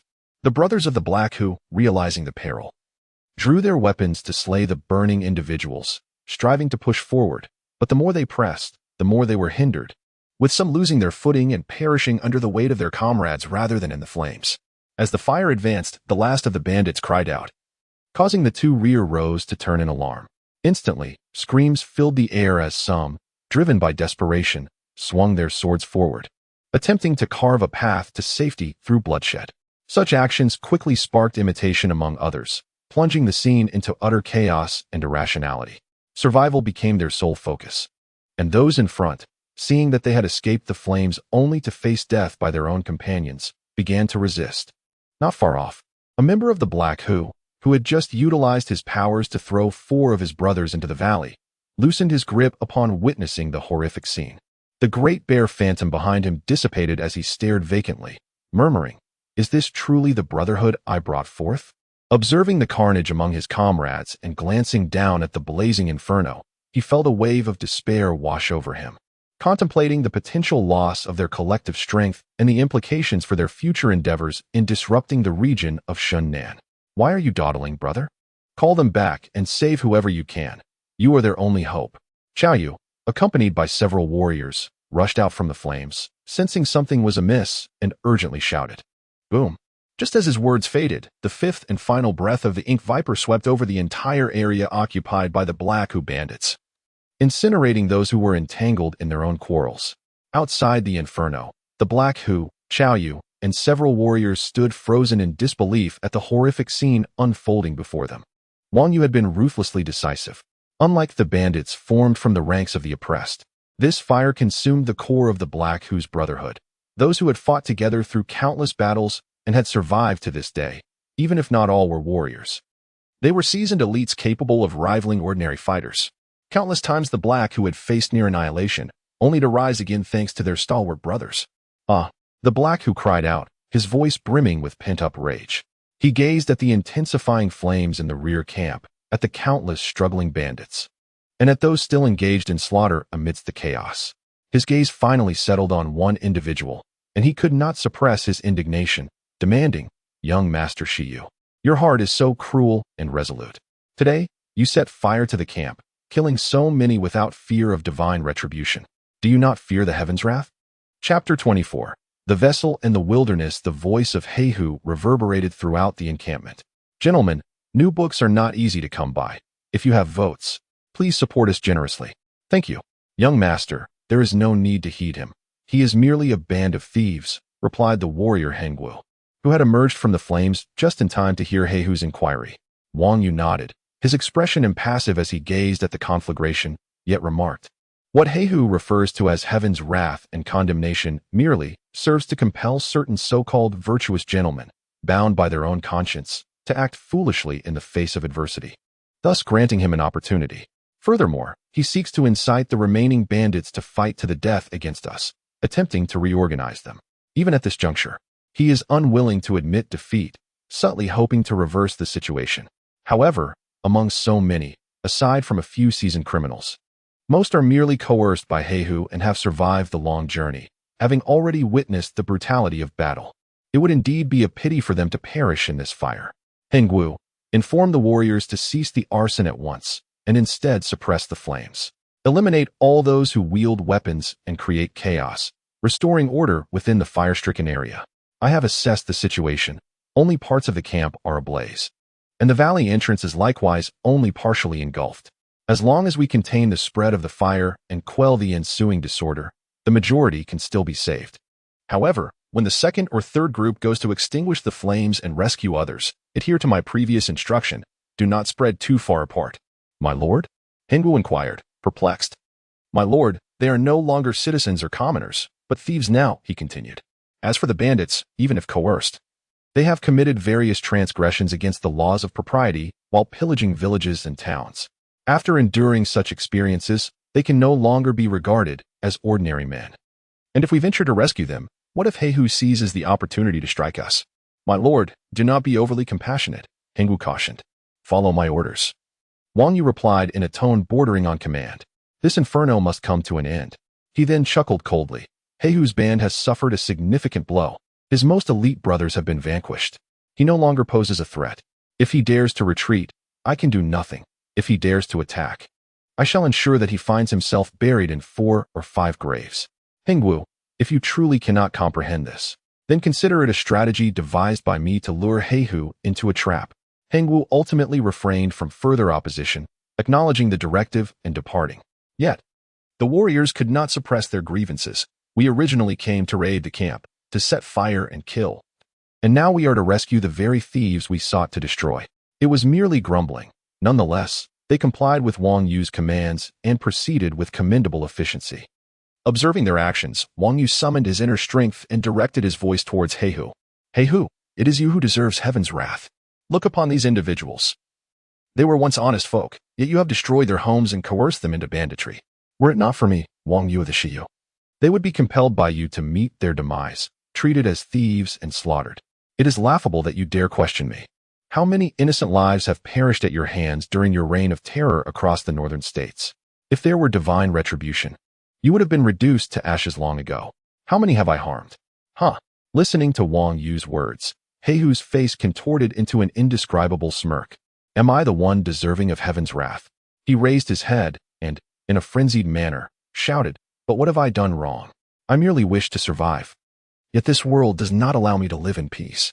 I long to lead my brothers to a better life, but we are pursued relentlessly, with no respite.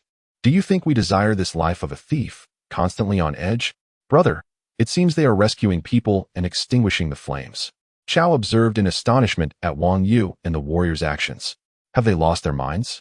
They are actually saving a group of thieves. Brother, this is a golden opportunity. While they are busy saving lives, we can strike and avenge our fallen comrades. Heihu gasped for breath, his expression darkening. After his initial fury subsided, he called out to Wang Yu of Shiyu, what are you doing? You have already caused the deaths of so many. Are you now attempting to display your feigned compassion? What good does it do to save them? They are already thieves, unwelcome in this world, and no one will accept them. Their fate is still a dead end. My lord, the warriors, hearing Heihu's words, hesitated. Those rescued from the flames were engulfed in despair.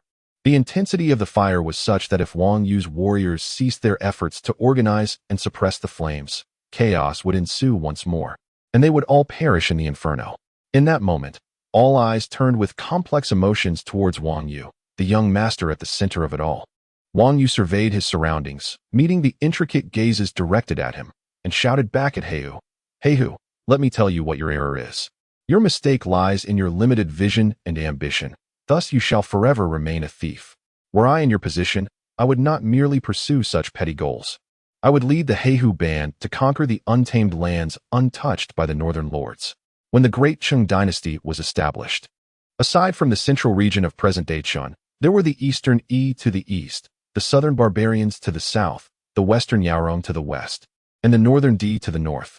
We stand upon the very lands of the barbarian tribes, yet now it belongs to the state of Chen. Heihu, why do you not take your brothers to establish your own kingdom in the barbarian territories? At that time, you would be the king of Heihu, and who would dare label you as a thief? What? My vision and ambition are too limited? Initially, Heihu dismissed Wang Yu's words. He had roamed the northern lands for years, unscathed by the lords of various states, and many officials had fallen to him. How could Wang Yu claim his aspirations were too small? Yet soon, he found himself in a stupor. Indeed, he could do just that. This land, once a barbarian territory, was now part of the state of Chen. The former sovereign of Chen had braved frost and dew, cutting through brambles to turn that land into a prosperous realm. Why could he not do the same? The barbarian territories still housed barbarians, but with his prowess, could he not carve out a domain for himself? Why had he continued to flee from the Lord's encirclement until now? It was true, as Wang Yu had suggested. His ambitions and vision were indeed too limited. He had only sought a means of survival, a mere acknowledgement from the Lords, a patch of land to call his own, and become a mere official. Had he been mistaken all along? Heihu chuckled at his own folly, turning his gaze back to where Wang Yu stood. In this moment, he should have harbored deep-seated resentment towards Wang Yu. Yet strangely, he found himself unable to feel such animosity. Taking a deep breath, he asked, Wang Yu of Shiyu, could you enlighten me about your aspirations and ambitions? What will become of those you have rescued, who are now counted among thieves? My aspirations and ambitions? Wang Yu looked up at the starry sky, which had yet to dissipate. His aspirations and ambitions were vast, encompassing even this world, a realm that was beyond Heihu's comprehension. He replied simply to Heihu, I desire to establish peace for this land, to ensure that the tragedies that have befallen you and these people never repeat. Though they are thieves now, I shall still provide them with a path to redeem themselves and live as honorable men once more, to establish peace for the world. Your ambition and capacity are indeed.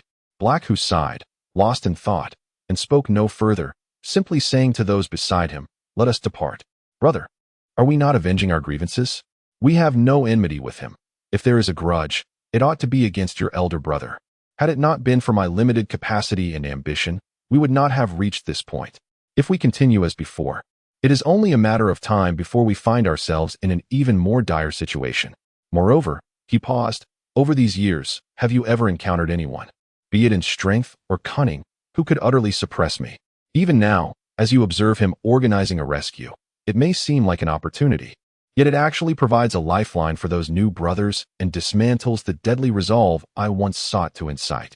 If they are willing to engage in a death struggle with Prince Shiyu, we might still reverse the tide. However, should we charge in now, we would become the very destroyers of their chance for survival. At that point, with Wang Yu stirring the pot slightly, this group, who we have coerced into thievery and whose kin have perished at our hands, will rekindle both new and old animosities, turning their ire upon us. What seems to be an opportunity is, in essence, a path of no return. This Prince Shiyu, Wang Yu, is truly a remarkable figure I have encountered in all these years. The grudge cannot be avenged today, and it will be even more impossible in the future. Today, Wang Yu, with only a handful of men, has already breached my Black Hu's defenses. What will the future hold? Black Hu shook his head, gazing at the other members of Black Hu, who remained silent, their eyes filled with boundless dread. They had just begun to grasp, through Black Hu's earlier explanation, how much complexity could be hidden within a few exchanges. Black Hu had grown formidable to the point of being invincible, and it was terrifying to think that there existed individuals far more powerful and cunning than he. Brother, where shall we go now? Did you not say you would lead us to claim a territory in Shennan? What shall we do now? We shall venture northward to carve out our own sky and establish our own nation. At that time, I shall be the sovereign, and you shall all be my ministers. What significance does a ministerial domain in Shennan hold? But our strength has been depleted here. By what right shall we advance? What have we truly lost? A few brothers who would turn against each other? A multitude of ordinary soldiers readily available? Black Hu smirked. The crux is, you are still here. With you, Black Hu can traverse the world without fear. Do you recall how we first rose to power? We took up arms out of desperation, and now we must persevere. Not just for ourselves. As long as there are those in this world who cannot survive, they are our brothers. We shall lead them northward to establish our own nation. Brother, I seem to see the you of yesteryear once more, Chayu remarked. This is my Black Hu elder brother. Then, are you all still willing to follow us? Black Hu inquired of those around him. Of course, brother. Were it not for you, we would have perished in the dark mines of Kaigwa long ago. Our lives are yours to command. We are bound to you for life. Chayu spoke, and the others echoed in agreement. Third brother, are you not planning to align yourself with that esteemed gentleman, Lu Li, who holds you in high regard? Someone nearby asked. Black Hu's elder brother has a ministerial position for me. Why would I still seek to be a warrior? Even I, Chayu, know that ministers are preferable to warriors. However, I do owe Lu Li a favor, which I must repay first, so I cannot accompany you now. I shall have to wait until later. Very well, Chayu, go and fulfill your obligations. When the time comes, you are always welcome to return. Young master, it seems Black Hu has departed. Snakeder remarked to Wang Yu within the Black Hu camp. If they have left, so be it, Wang Yu replied, then called out to those around him. What are you all dawdling for? Quickly organize a rescue and extinguish the flames. Erect isolation barriers to contain the blaze. Black Hu has left, but Wang Yu still has the aftermath of his own fire to manage. The tasks at hand involve not only controlling the fire and rescuing lives, but also confronting those who harbor enmity towards him and converting them into a much-needed source of strength. A task far more complex than mere firefighting and rescue. Chapter 25. Recruitment. The task of recruiting new followers is no small feat, and I kindly urge everyone to show their support. Thank you. The warriors of El Li acted with remarkable efficiency. Shortly after the departure of the Black Hu, they swiftly restored order, organizing the remaining bandits into a designated area and establishing a containment zone to curb the flames, ultimately bringing the fire under control. My lord, they reported, as per your command, the fire has been completely contained, and all those who still live have been rescued. The warrior Hengwu returned to fulfill his duty. What shall we do next, my lord? Wang Yu surveyed the still blazing inferno, and the crowd gathered at the containment zone. First, disarm them and arrange them in military formation. I have something to say to them. My lord, do you truly intend to take them in? Hengwu questioned, adding, they are bandits, and we have already slain many of their kin. We have sown seeds of hatred between us. Wang Yu shook his head, replying, it matters not. Simply observe my actions. Hengwu pondered for a moment, then spoke no further and accepted the order. Soon after, all surviving bandits, under the direction of the warriors, began to line up. Having been previously subjected to the harsh discipline of the Black Hu, they exhibited a high degree of compliance before the warriors. Moreover, their experiences of warfare and displacement had fostered a certain level of organization, allowing the formation to be established with relative ease. Wang Yu, along with 6 serpent-patterned warriors and 10 LE warriors, positioned themselves at the front of the line. The surviving bandits, with expressions of complexity, anxiously awaited their unknown fate. Wang Yu surveyed the assembled crowd, then addressed Hing Wu and the warriors. He proclaimed loudly, "I am he who leads the charge against the Black Hu, the one who has vanquished them with a mere 17 companions." The warriors, in unison, shouted with fervor, "It is you! It is you! The serpent young master, Wang Yu." Their collective exclamation stirred a ripple of excitement among the crowd. The bandits, ordinary country folk who had long lived under the dominion of their lords, were now confronted with a figure of status far exceeding that of their masters, an actual noble standing before them. How could a mere 17 individuals defeat the immensely powerful and ruthless leader of the Black Hu? Through this simple declaration, Wang Yu clarified several pivotal truths to the bandits. He possessed extraordinary strength, surpassing even that of the Black Hu. With just 17 men, he had triumphed over thousands of their formidable foes. His noble status granted him the moral right to eliminate thieves and command their submission. This notion alone was sufficient to compel the bandits to yield. After all, they had already submitted to the might of the Black Hu, surrendering their lives to their tyranny. To submit once more under greater power would be far less daunting, especially when reinforced by the latter's presence, which eradicated any lingering psychological barriers. At that moment, those on the fringes of the bandit line were trembling, hesitant to speak. Only those shielded by the crowd dared to whisper, their excitement palpable. "I heard earlier that a noble was coming to attack the camp. I can hardly believe it is true." One exclaimed, "Could it be that this noble is willing to grant us a chance at redemption? Is that true?" Another responded. Their hope ignited. "Indeed, it must be true." I heard the same. The realization struck them. The prospect of shedding their bandit identities and living anew was a testament to the noble's mercy. However, a young boy interjected, his voice laced with agitation. "How can you say such things? This so-called noble has already killed many. Did he not take your kin?" His words, however, failed to resonate with those around him, drawing only hostile glares. A middle-aged man retorted, "Our kin are already dead. What more can be done? We were coerced into banditry by the Black Hu, and we shall inevitably meet our end as thieves. If blame is to be placed, it lies solely with the Black Hu. Without him, we would have fared much better. Indeed, the blame rests with the Black Hu. How can we harbor enmity towards this benevolent noble? He is willing to shelter us. Other lords would not hesitate to slay us all, leaving us no chance of survival," another added.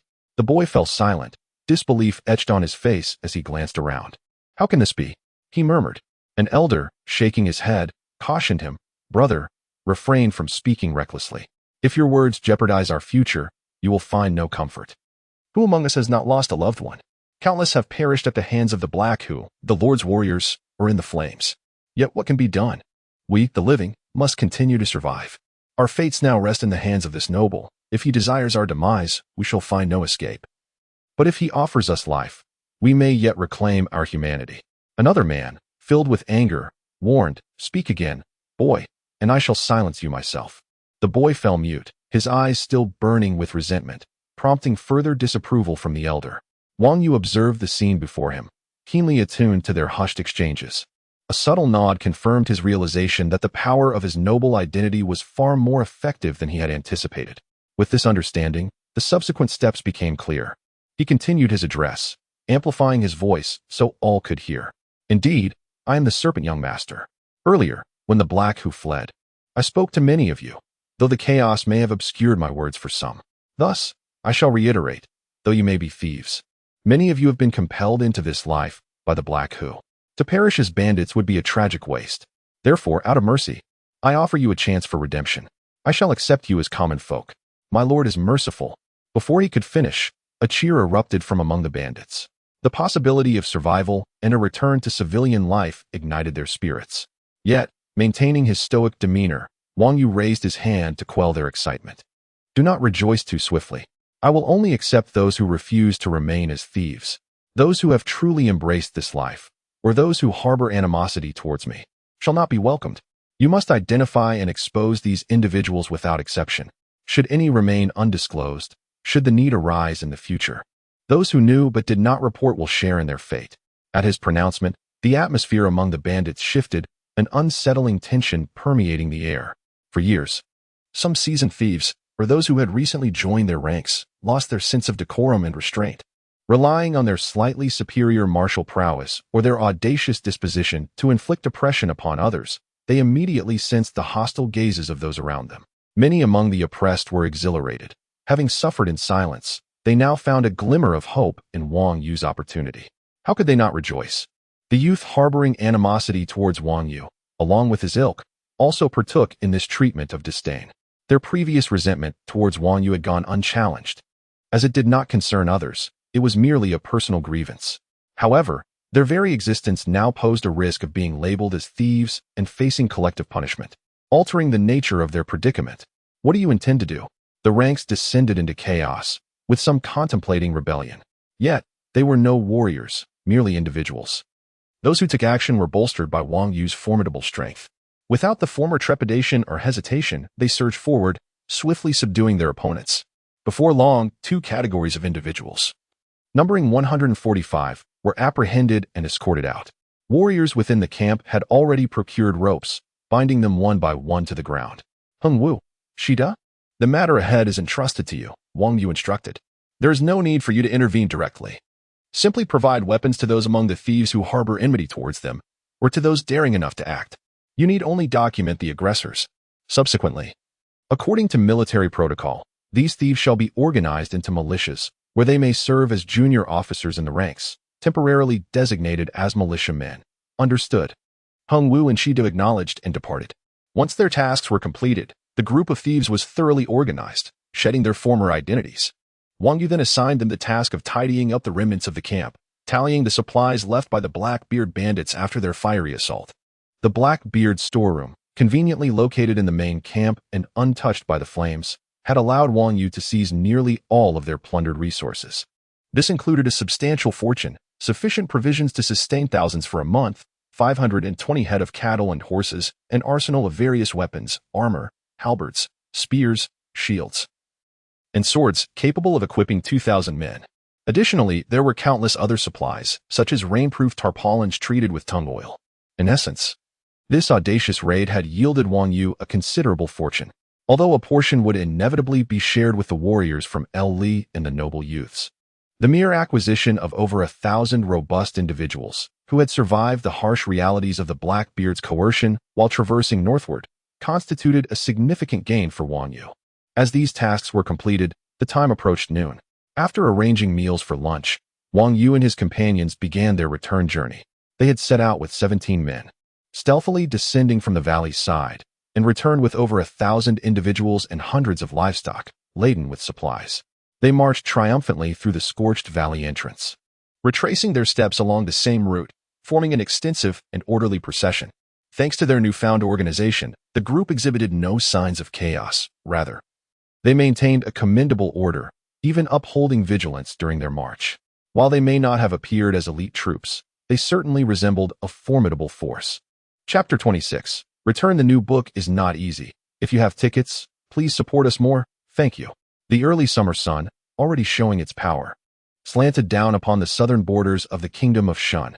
In the barracks beside Nanbai town, the young gentleman L stood atop the watchtower with Shin Dao, Shi Guang, and several warriors, constantly gazing towards the south. At this moment, his heart was as restless as the earth scorched by the sun all day long. Wang Yu had led a group of warriors to ambush the Black Hu, and they were originally supposed to return by nightfall. However, only Shi Guang returned, bearing news that they would not return until noon the next day, and there was no further word. This situation was already alarming, and by noon today, as they failed to return at the agreed time, El felt not just worry but also suspicion. He feared that Wang Yu and the others had perished at the hands of the Black Hu, and if that were true, the consequences would be unimaginable. Young master, there is a great cloud of dust rising from the southern road. A large troop is approaching us. One of the warriors suddenly exclaimed. El quickly turned to look southward, and indeed, as the warrior had said, dust was billowing into the air. A shock ran through him. As he realized his fears had materialized, Wang Yu and his companions had been annihilated by the Black Hu, and now, seeing their strength diminished, the Black Hu had decided to attack directly without stealth. Quickly, alert all warriors. Issue orders to prepare for the Black Hu's assault, he commanded urgently, causing a stir within the barracks. Soon, the troop that had raised the dust gradually came into view, emerging from the hills beside the road. Hiss. One warrior inhaled sharply, his voice trembling with tension. I had heard that the black who roamed across the northern kingdoms, unable to be subdued. I thought they relied on their core brothers from the past, but seeing them today, it seems even their ordinary bandits are trained like elite soldiers. L, following the warrior's gaze, saw that from behind the hill, a well-disciplined army was emerging like an unending serpent. This was indeed dire trouble. However, Shen Dao remained calm and pointed to a figure at the front of the line, saying, "That warrior seems to be your personal guard. Hung Wu? Hung Wu?" El squinted towards the front of the line. Though he could not yet distinguish the features, he noticed a warrior whose height and attire were identical to Hang Wu's. Could it be that the black who killed Hung Wu and seized his armor and weapons? "Young master, that is indeed Hung Wu," Shen Dao declared, his vision evidently sharper than El's, recognizing the warrior without a doubt. "Hung Wu, is that truly you? And who are the people behind you?" El questioned, his curiosity piqued. "Young master, it seems that Lord Shiyu is also at the front," Shen Dao replied, "and those 6 warriors with snake patterns are with him as well. Look, it is Hung Wu, it is Hung Wu." One of Hung Wu's familiar warriors called out. Hung Wu has come away from the main troop. As the figures drew closer, El recognized that it was indeed Hung Wu. "Hung Wu, I greet you, young master." Upon reaching the barracks, Hung Wu immediately bowed to El. "Hung Wu, what has happened?" Before Hang Wu could rise to speak, El pressed him. "Who are the troops behind you?" Hung Wu stood up, brimming with excitement, and said, "Young master, Hung Wu has come to bring you good news. Under the leadership of Lord Shiyu, we launched a surprise attack on the Black Hu overnight, achieving a resounding victory. The troops behind us are all militia formed from the remnants of the Black Hu after their defeat." "What? How is that possible?" El and the surrounding warriors displayed expressions of disbelief. To think that a mere 17 individuals could defeat an army of thousands that had roamed the northern kingdoms for years and recruit so many bandits. How could it be? "You were merely 17. Shen Dao murmured. "It sounds like a legendary tale from history." "Young master, it is true. When I think back on it now, it seems almost unreal, as if I were dreaming," Hung Wu insisted. "Look, Lord Shiyu has also arrived." Wang Yu and his group advanced swiftly, and by the time Hung Wu and El had exchanged a few words, they were nearing the barracks. Wang Yu, at the forefront, was surrounded by the 6 warriors adorned with snake patterns and other warriors from El's camp, forming a protective circle around him. Behind them trailed over 1,000 armed militia, creating a scene of grandeur.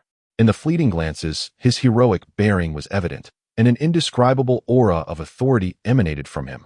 El and Shen Dao, observing from afar, instinctively felt compelled to lower their heads. After 2 months, Wang Yu was no longer the former slave, a Mu, nor the wandering warrior just out of Ji. Upon reaching the barracks, he bowed from a distance. "Young master, I have fulfilled my promise. I defeated the Black Hu and brought back every warrior without exception." "Indeed, it is Lord Shiyu," El murmured, filled with admiration and immense joy. He commanded the nearby warriors, "Quickly, open the gates. I shall host a celebration for Lord Shiyu and all the warriors." "Young master," one of the warriors hesitated. "But the troops behind Lord Shiyu are all former bandits." "No need to worry. The Black Hu bandits have all been incorporated under my command."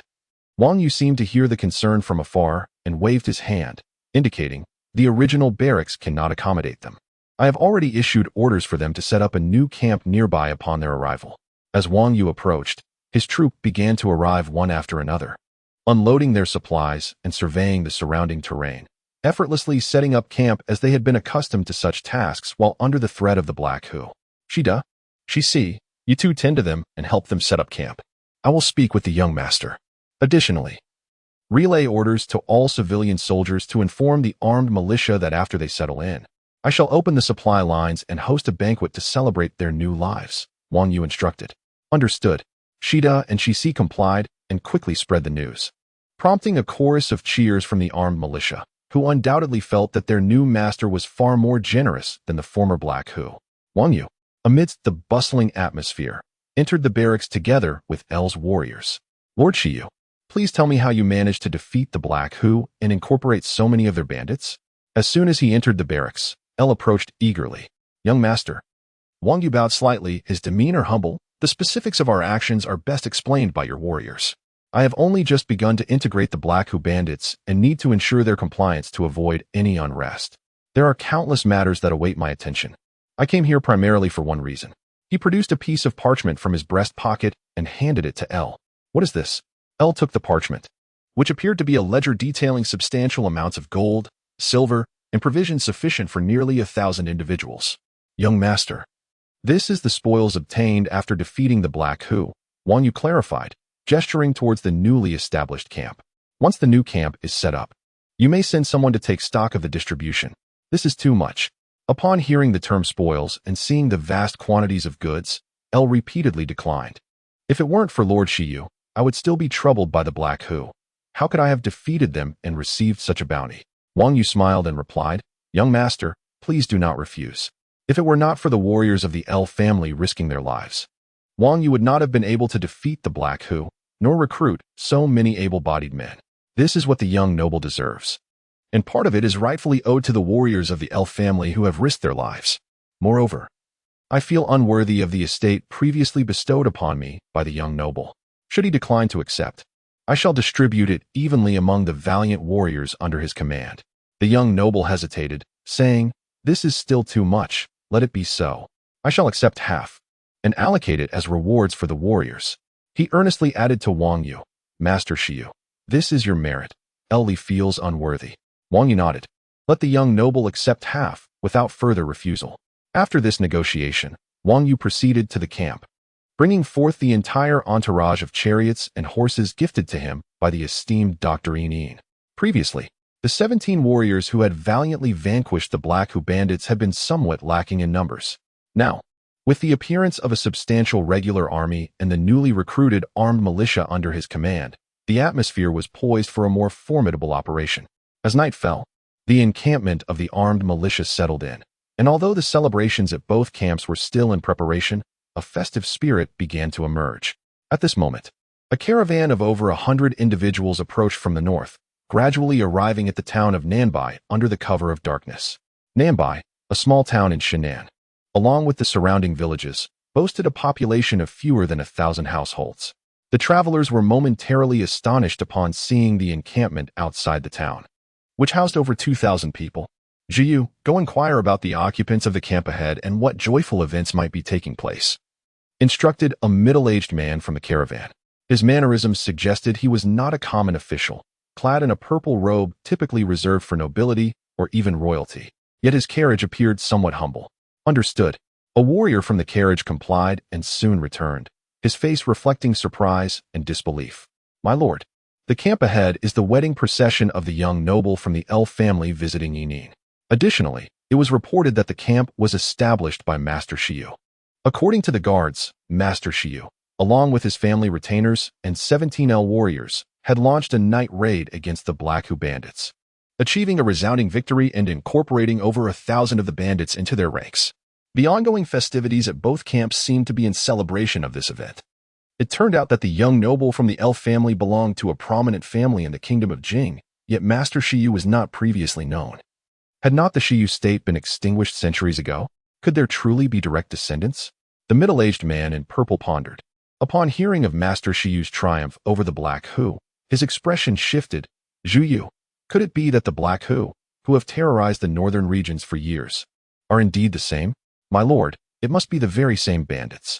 Recently, the Black Hu were defeated by the Zhao family at the borders of the Chen state, fleeing to the Yi state, and it is rumored they traversed through the borders of Xinjiang.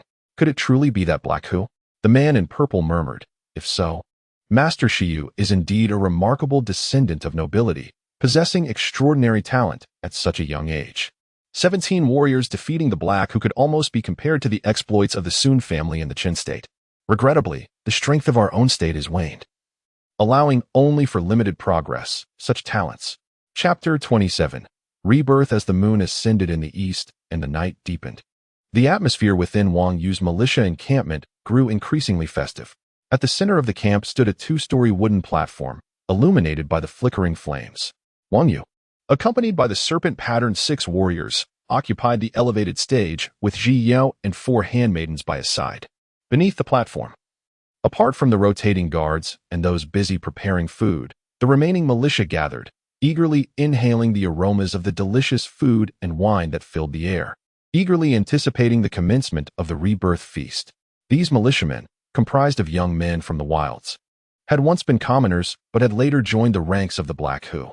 Due to their status as non-core members, they were relegated to the periphery, receiving scant provisions that were primarily reserved for the core members. Thus, it was hardly surprising that they held great expectations for this feast, rumored to allow them to eat their fill. One of Wang Yu's objectives for this rebirth feast was to ensure that they could immediately perceive the stark contrast between their new existence and their previous lives. Even better than when they served as commoners, he aimed to fully integrate them into the collective centered around him. "Sir, the kitchen has responded. The feast can commence," a voice announced. Wang Yu nodded slightly, signaling Ji Yao, "Initiate the music." "Yes," Ji Yao replied with a graceful bow, her delicate fingers pressed down. And soon the sounds of the Chen began to rise. The four handmaidens joined in with their instruments, producing a melody reminiscent of the grand feast held in the past. As the prelude commenced, the previously boisterous militiamen fell silent in awe. Such refined music had always been the privilege of nobles and warriors, known to only a select few who had heard tales from servants or warriors. To hear it today was nothing short of astonishing. A middle-aged militiaman marveled. "I never expected a mere commoner like myself, once a thief, would be graced with the melodious sounds reserved for the nobility." "Silence. Just listen. The music is truly enchanting," urged another, as the subtlety of the strings required undivided attention. Shortly after, the platform echoed with the pure, unadulterated voice of a female singer. As if from the heavens, "Ode to the deer, feeding on the wild grasses. I have honored guests, playing the Chen and blowing the sheng, with the sheng and drums. I present the harvest. Those who adore me, show me your ways. Ode to the deer, feeding on the wild sage. I have honored guests, their virtues resound. The people are not discontent, let the noble be the example. I have fine wine, let the guests indulge in merriment. Ode to the deer, feeding on the wild herbs. I have honored guests, playing the Chen and drums. Playing the Chen and drums, in harmony and tranquility. I have fine wine, to delight the hearts of the guests." As the song resonated, the militiamen were entranced. Though they could not comprehend the lyrics, the beauty of the music was an experience unlike any they had known. With the melodies filling the air, the rebirth feast commenced. Hundreds of militia members, dressed as kitchen staff, emerged carrying wine, cured meats, rice, and porridge. Weaving among those seated on the ground, the militiamen, having awaited this moment eagerly, nearly fought over their portions, eyeing their surroundings warily, devouring their food with great haste as if afraid it might be snatched away. "There's no need to rush. There's plenty of food prepared for you tonight," chuckled one of the serving militiamen. Yet, he too had long been deprived of a hearty meal, reminiscing about how rare it had been even in their days as commoners, let alone now with wine and meat available. As the militiamen feasted, the elegant music momentarily paused, replaced by the rhythmic beat of drums. "What is happening up there?" a voice inquired. "Why has the music stopped?" In response, a figure named Monkey Old sighed enviously toward the platform. "Those who dared to kill during the day have been assigned official posts by the master. They are all common soldiers, with the least among them being squad leaders. Some, noted for their valor, have even become captains, while others have been granted the rank of commander overseeing multiple squads. But tonight, the master will officially bestow titles upon them. If I had known that killing those men would lead to such glory, I too would have taken up arms." Monkey Old lamented, though it was too late for regrets. "Look, that fellow Mashurtu is on stage," exclaimed a young militiaman. "I can't believe that brute could rise to such ranks." "Don't call him Mashurtu anymore. From now on, we must refer to him as Lord Mashurtu," admonished another, leaving the youth speechless. In just a day, what once seemed like a foolish companion had ascended to a different echelon. Before they could ponder further, more news arrived from the platform. Wang Yu announced to the crowd, "Today, as honored soldiers, and those who achieve sufficient merit henceforth, may learn the ways of the warriors from their respective units. Should anyone cultivate their strength to become a warrior, I shall not hesitate to bestow upon them the title of warrior." Warrior techniques? Titles of warriors? The militiamen, including the newly titled soldiers, erupted in uproarious cheers. Having once been mere commoners, they understood the significance of the warrior title, and their excitement stemmed from the realization that this opportunity extended beyond just those currently on stage. "Sir, this militia is ready for action," reported Snake to Wang Yu, who nodded in agreement. The morale among the militiamen was palpable, and through the newly appointed soldiers, he could gain complete control over them. With just a little training, this militia could become as formidable as the regular troops under local lords. Though he regarded them as mere brigands, in the future, They would serve as his foundation for survival and dominance in this world. As the elegant music resumed, the rebirth feast continued. For the militiamen below, the revelry was only beginning, while for Wang Yu, his objectives had been fully realized. He beckoned Snake to arrange the forthcoming matters. Meanwhile, the celebration at the L. Lee minor gentleman's camp was about to commence, and as a principal figure, he must also partake. After making the necessary arrangements, Wang Yu casually led a few serpent pattern warriors and soldiers out of the camp and toward the L. Lee minor gentleman's encampment. However, upon exiting, he heard a commotion nearby, where a caravan had halted at the town's gate. In this world, all cities and towns enforced a nighttime curfew, and the town of Nambai was no exception.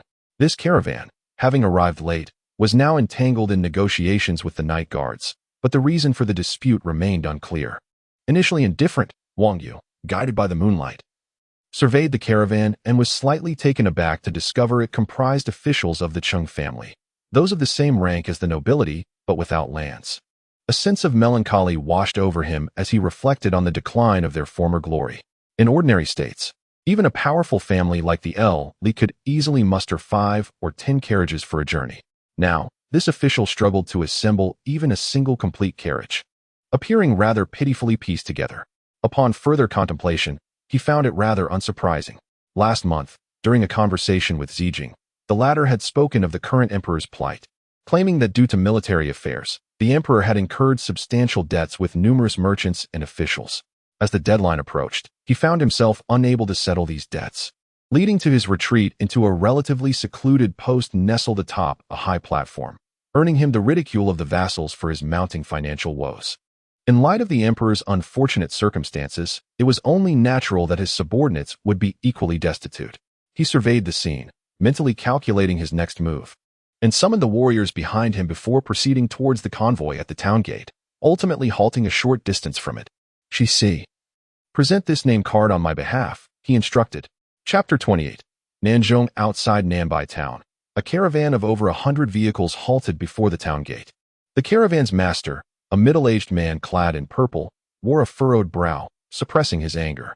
The warrior Zhu Yu in the forefront was engaged in negotiations with the town's guards, which initially seemed normal but soon escalated into a heated argument. The coarse language from the guards was unbearable, leaving the warrior Zhu Yu at a loss for words. Sigh. He felt a surge of frustration. Yet, if he were to report the behavior of these guards to Minister Yin, it would be a source of ridicule, tarnishing the reputation of Cheng Shi. Thus, he could only endure, his discontent transforming into a deep sigh within. The state was in turmoil, and external matters were fraught with difficulty. He cast a glance not far away where young noble Lu Li was attending a wedding, accompanied by 5 military chariots. The son of the fallen kingdom, Sha Yu, commanded a grand assembly of soldiers. Previously, upon passing by, he had been greeted by the melodious strains of silk and bamboo, suggesting he was accompanied by musicians and singers. Reflecting on his own circumstances, as the Vice Minister of External Affairs representing the Emperor on a mission to Hawaii, he could barely muster a single military vehicle. Deepening his sense of gloom, amidst his discontent, a guard approached. My lord, a warrior nearby has presented a name card. A warrior and a name card? Under the moonlight. He glanced over and caught sight of a young nobleman, surrounded by his retinue like a constellation, whose gaze met his. However, he instinctively averted his eyes. The young nobleman's gaze, initially gentle, concealed an unmatched sharpness akin to the grandeur of mountains and clouds, emanating an overwhelming presence. What an extraordinary youth! The purple-clad man silently praised, recognizing him without needing to glance at the name card. Upon taking the card, he discovered it was embossed in gold with the name Sha Yu, and upon seeing the emblem of the serpent, he furrowed his brow momentarily before coming to a realization and relaxing. Please, come quickly. Shortly after, Wang Yu approached, aware of the precarious state of Cheng Shi, yet still mindful of his own ambitions. Upon reaching the caravan, he bowed deeply, lowering his head respectfully. I did not expect to encounter such a distinguished individual in this remote place, Lord Sha Yu, said Wang Yu graciously. The purple-clad man, accustomed to being slighted, felt a jolt of joy, favorably impressed by the young noble, and stepped forward to assist him up. I am merely a humble vice minister appointed by the emperor. How can I accept such reverence? You carry the emperor's banner, equivalent to his presence. You are a celestial envoy, deserving of every honor, Wang Yu replied, rising with a warm smile. He then glanced towards the town gate. The guards here are unrefined and have shown a lack of respect. Given your weariness from travel, why not rest in my camp for the night? I believe your party has yet to dine. We have provisions and entertainment to offer. The purple-clad man hesitated for a moment, but seeing Wang Yu's earnest hospitality, he decided it would be rude to decline. He signaled to Zhu Yu to cease the quarrel with the town guards and accompanied Wang Yu to the camp. My lord, are you not headed to meet young noble Luli? Reminded Sha Si, inadvertently catching the purple-clad man's attention. Wang Yu replied, meeting young noble Luli can wait. We must not neglect this esteemed gentleman. He then inquired, may I know your name, my lord? The purple-clad man sighed. I am Nanzhong Li Wen, the Vice Minister of External Affairs. Wang Yu nodded thoughtfully, recalling a piece from the Great Elegance that detailed the emperor leading the vassals against the Western barbarians, which mentioned the esteemed ancestors of the Nanzhong clan. His expression turned solemn as he realized he was in the presence of a descendant of the once great Nanzhong. Nanzhong Li Wen felt a surge of pride upon realizing Wang Yu was familiar with his lineage, though he was overwhelmed by a myriad of emotions, too complex to share with outsiders. Thus, Wang Yu guided Nanzhong Li Wen into the camp, where he was treated with the utmost respect. After ensuring the arrangements were satisfactory, Wang Yu took his leave to return to young noble Lu Li's camp. Once Wang Yu departed, Nanzhong Li Wen enjoyed the food and drink, relishing the performances before observing the militia surrounding him. As a seasoned diplomat, he quickly recognized that the soldiers below were neither from the national army nor local officials, but rather brigands, evident from their appearance and makeshift encampments. His heart raced with alarm as he inquired, this warrior, I heard your son led 17 warriors to defeat the Black Hu and absorb their ranks. Are these soldiers here the former bandits? Indeed, Sha Si beamed, pride evident on his face. They are all former Black Hu bandits, now my lord's militia. Nanzhong Li Wen was taken aback. His initial shock stemmed from the realization that he had entered a den of thieves. Now, he was astonished by the respect these former bandits showed Wang Yu, their spirits high, as they cheered for him. How could this be? These supposed militia were once bandits, and Wang Yu's campaign against the Black Hu must have resulted in significant bloodshed. Did none of them have family among the slain? Moreover, bandits were notoriously difficult to rein in. What extraordinary qualities did Wang Yu possess to tame this unruly band of rogues so swiftly? Sha Yu, Sha Yu. The camp erupted with cheers from the soldiers as Wang Yu entered. Young noble Lu Li smiled wryly, exclaiming, Sha Yu, you have completely stolen the limelight tonight. Why should I steal anything? Wang Yu gestured towards the soldiers. Look at their expressions. They are filled with admiration for me. Young noble Lu Li glanced around. Noting that the soldiers gazed at Wang Yu with adoration, eager for any opportunity to join him in a night raid against the Black Hu, Wang Yu needed no spotlight. He was simply the center of attention. Young noble Lu Li sighed, lamenting the lack of Wang Yu's wisdom and valor within himself. Since the esteemed Sha Yu has graced us tonight, why delay the celebration? With Wang Yu's arrival, the banquet commenced, and he, alongside the warriors of Lu Li, became the stars of the evening. As the moment of reward approached, the young gentleman distributed all the wealth and resources handed over by Wang Yu among the participating warriors, elevating the banquet to its zenith. The warriors from El Li, including Hung Wu, had long anticipated such a reward. Yet they were astonished by the generosity displayed by Wang Yu and the young gentleman of El Li. The quantity of wealth and resources presented exceeded their wildest imaginations, igniting envy among all the other warriors and soldiers present. In this endeavor, they truly achieved both fame and fortune alongside Wang Yu during the night raid. Just as the banquet was reaching its climax, a warrior arrived with news. The young gentleman, outside the camp, was approached by a warrior claiming to be Chao Yu, who insisted on a crucial matter that required an audience with him. Chapter 29, The Righteous Warrior. The arrival of a new book is no easy feat, dear readers. Your support through votes would be greatly appreciated. Thank you. What brings Chao Yu here? The warrior Hung Wu frowned, expressing discontent. The young gentleman from the L family admired Chao Yu immensely. However, both he and the other L family warriors looked unfavorably upon the idea of this young gentleman recruiting warriors with the promise of several towns. He bluntly stated, "Is it not true that after the fall of the Black Hu, you have nowhere to settle, hence seeking refuge with the young master?" Immediately, another warrior interjected. The Black Hu sought to harm the young master, yet was soundly defeated by the noble Sha Yu and us. Could it be that Chao Yu wishes to infiltrate the young master's circle to bring him harm? Shen Dao glanced around, intending to speak, but remained silent. The L family young gentleman, however, laughed and said, with Master Xiaoyu present, "How could Xiaoyu bring any misfortune upon me? Whatever the matter, he will certainly reveal it upon his arrival. Please escort him into the camp." Shortly thereafter, Xiaoyu, dressed as he had been on that day, entered the encampment under the guidance of the warriors. He paid his respects to the young gentleman. The young gentleman nodded slightly and gestured for Xiaoyu to rise, inquiring, "What brings you here today?" "I have heard that the threat of the black who has passed. If you find yourself without a place to stay, you are welcome to take refuge here. I shall ensure you receive generous rewards." The warriors, led by Hung Wu, shook their heads in disbelief. After all, the black who was merely a bandit, albeit skilled in swordsmanship. Xiaoyu stood and sighed. "I am grateful for your kindness, young master, but I am not here for such reasons. I have come to repay the life-saving favor you bestowed upon me last time. After I fulfill this obligation, I shall depart with the black who. It is likely that I shall never return in my lifetime." "Xiaoyu intends to leave with the black who?" The young gentleman expressed surprise. "But the black who has become a thing of the past." Xiaoyu clasped his hands towards Wang Yu, casting a deep glance. "Thanks to Master Xiaoyu's enlightenment. While the black who is indeed past, it is possible that in the future, the name of the black who will resurface."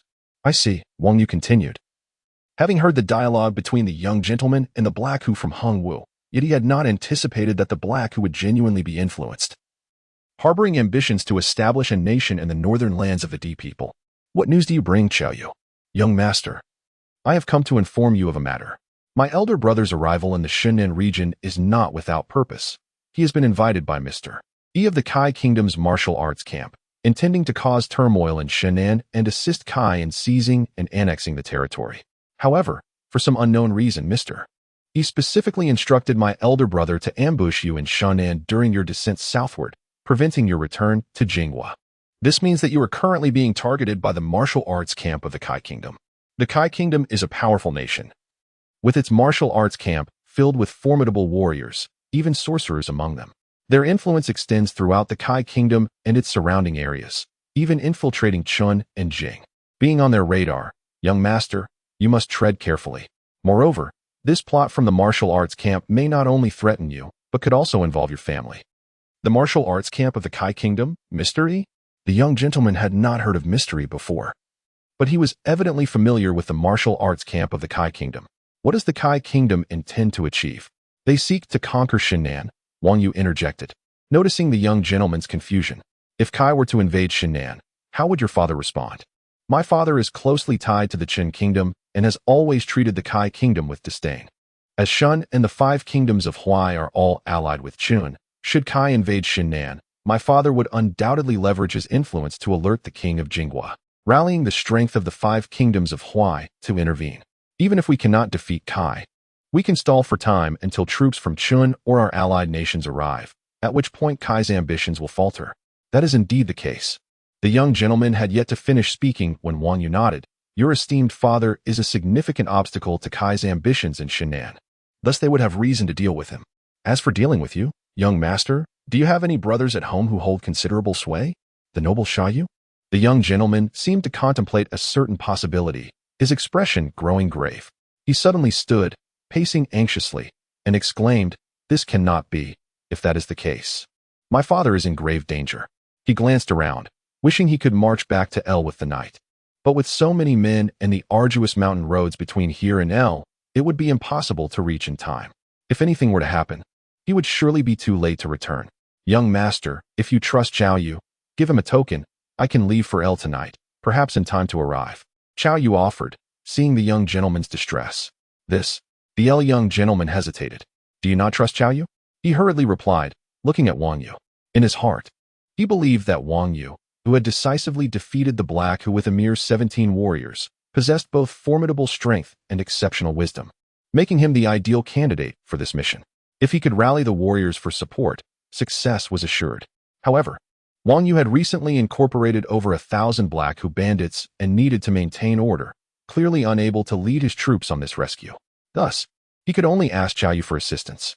"That need not be," Xiaoyu smiled. "The warriors under your command harbor significant mistrust towards me.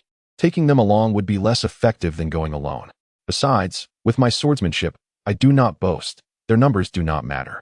"Xiaoyu, Hung Wu was incensed by this statement and called out his name, turning to the young gentleman. You must not heed Qiao Yu's south words and place your hopes on him. I am willing to take all the warriors in my camp and set off immediately for El to convey word to the master there and ensure his safety. Although there were no warriors accompanying the young gentleman's camp, with Master Qiao Yu present, it was undoubtedly secure. Thus, it would be a win-win situation. Huh? Qiao Yu looked at him disdainfully, offering a cold laugh. You? I am not disparaging you, but you could not even withstand one of my strikes. You. Hung Wu's fury escalated at this contemptuous gaze, igniting tensions among the other warriors. Hung Wu, the young gentleman hastily intervened. This matter should be entrusted to Qiao Yu. Wait. Wang Yu suddenly stepped forward. Young master, calm yourself. Master Qiao Yu? The young gentleman looked at him, believing he wished to take action, his eyes filled with hope. Yet, he heard Wang Yu let out a cold laugh. Young master, hear me. I have several questions to pose to this warrior Qiao Yu. What questions? Qiao Yu's expression turned serious. Master Qiao Yu may ask. Qiao Yu knows no secrets. Good. Wang Yu exclaimed, his gaze fixed intently on Qiao Yu. From the moment you entered, I found it curious why you carry the aura of the escape from En's residence. As if you were perpetually on guard against someone and ready to flee. Qiao Yu's face changed drastically, but he quickly composed himself, sighing, I have taken every precaution, yet did not expect to encounter complications here. Master Qiao Yu? The young gentleman looked between Wang Yu and Qiao Yu, struggling to comprehend. What are you speaking of? Wang Yu shook his head. Young master, had you given a token to Qiao Yu to convey to your esteemed father, it may have led to significant trouble. Master Qiao Yu, are you implying? The young gentleman's expression shifted drastically as he called out Qiao Yu's name. Qiao Yu waved his hand. A hint of resignation in his demeanor. Your trust has indeed moved Qiao Yu, but Master Qiao Yu's words are quite clear. Do you not understand? Qiao Yu, you are truly despicable, having betrayed the trust of the young gentleman.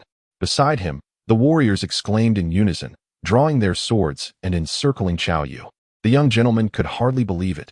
Yet, they were not fools. How could they be oblivious to the dire consequences had the young gentleman heeded Qiao Yu's words? With the token of trust in hand, should he approach Lord Lu Lizi with his unmatched prowess, would the latter stand a chance against a sudden assault?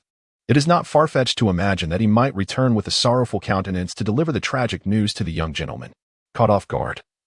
A single strike from Qiao Yu could easily extinguish his life. Ha! Qiao Yu erupted in laughter. What betrayal are you speaking of? I have only met the young gentleman once, and that was in the guise of a thief.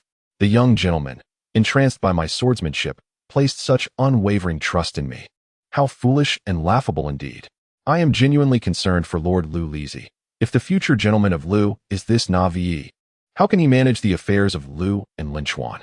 Were your formidable and cunning brother Lu Liping to take charge, he might surpass you by leaps and bounds. Qiao Yu, the young gentleman shouted in anger, yet felt powerless. So, in your heart, I am such a fool? After a moment of silence, Qiao Yu remarked, the young gentleman's foolishness is not entirely a misfortune, for it has led to a friendship with the likes of young Master Qiao Yu. Very well. Since I cannot obtain a token from you today, I shall have to take the risk of confronting your father, Lord Lu Lizi, directly.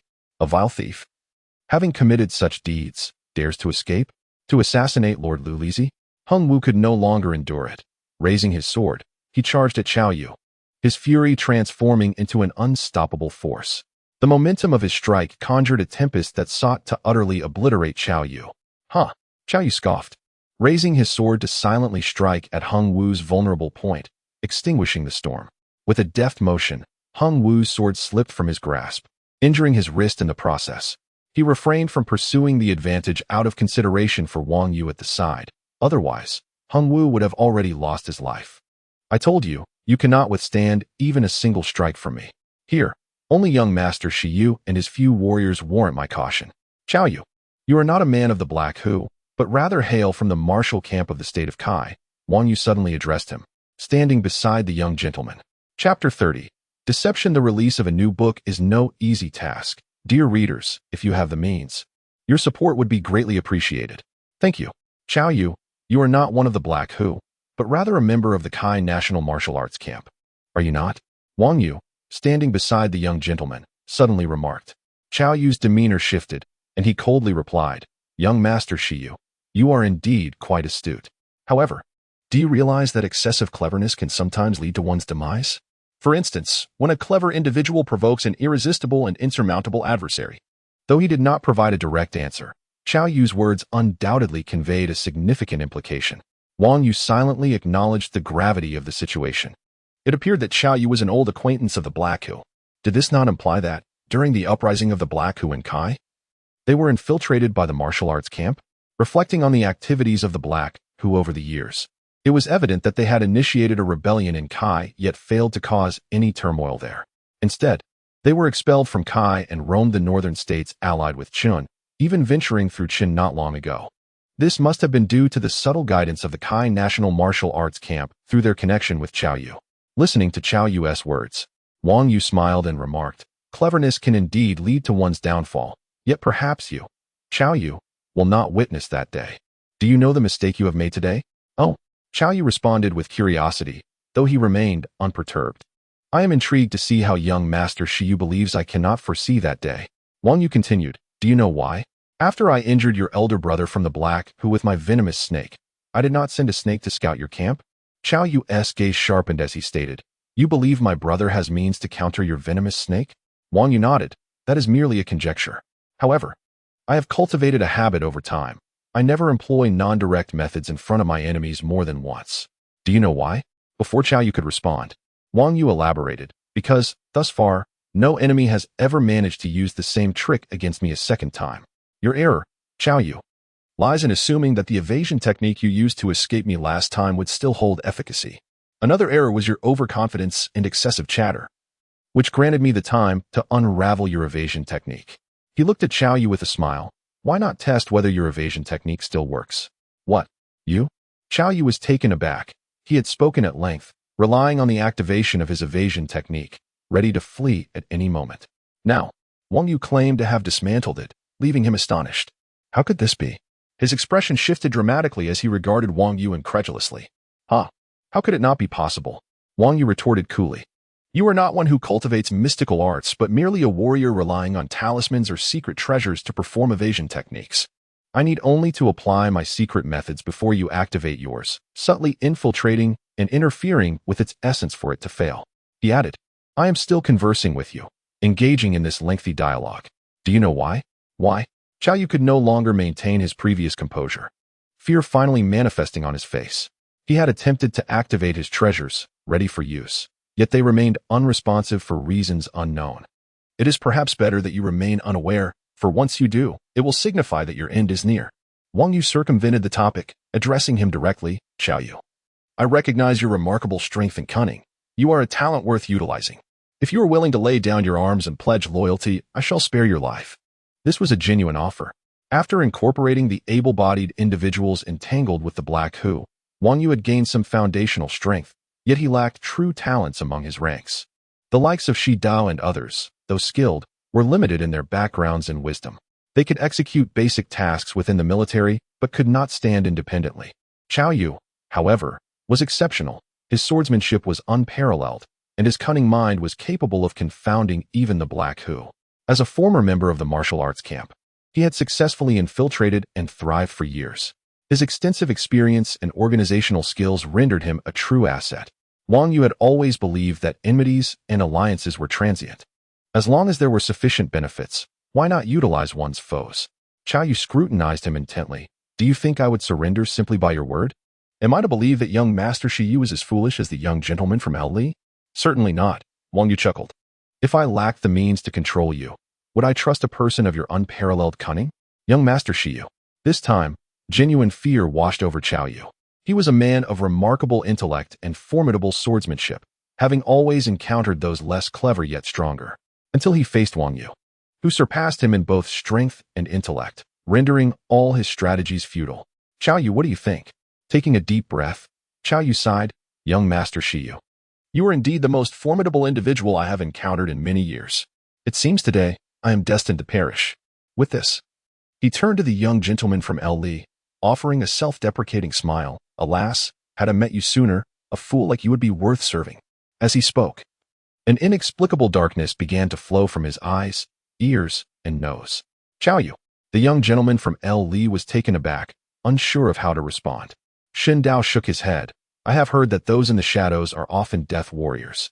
Qiao Yu feared that, under young Master Shiyu's grasp, he would divulge the secrets of the martial arts camp, hence choosing to end his own life. The martial arts camp? What could compel Qiao Yu to willingly embrace death? The young gentleman seethed. Ha ha, Xin Dao chuckled softly. In life, there are matters of greater significance than one's existence, perhaps a cherished individual or family. When such important entities are held captive, one's fate often unfolds as it has. Ha ha. Hearing this, Qiao Yu erupted into laughter, violently expelling a mouthful of black blood, before collapsing weakly to the ground, gradually succumbing to silence. Qiao Yu, the young gentleman from El Li cried out, an array of complex emotions flooding his voice.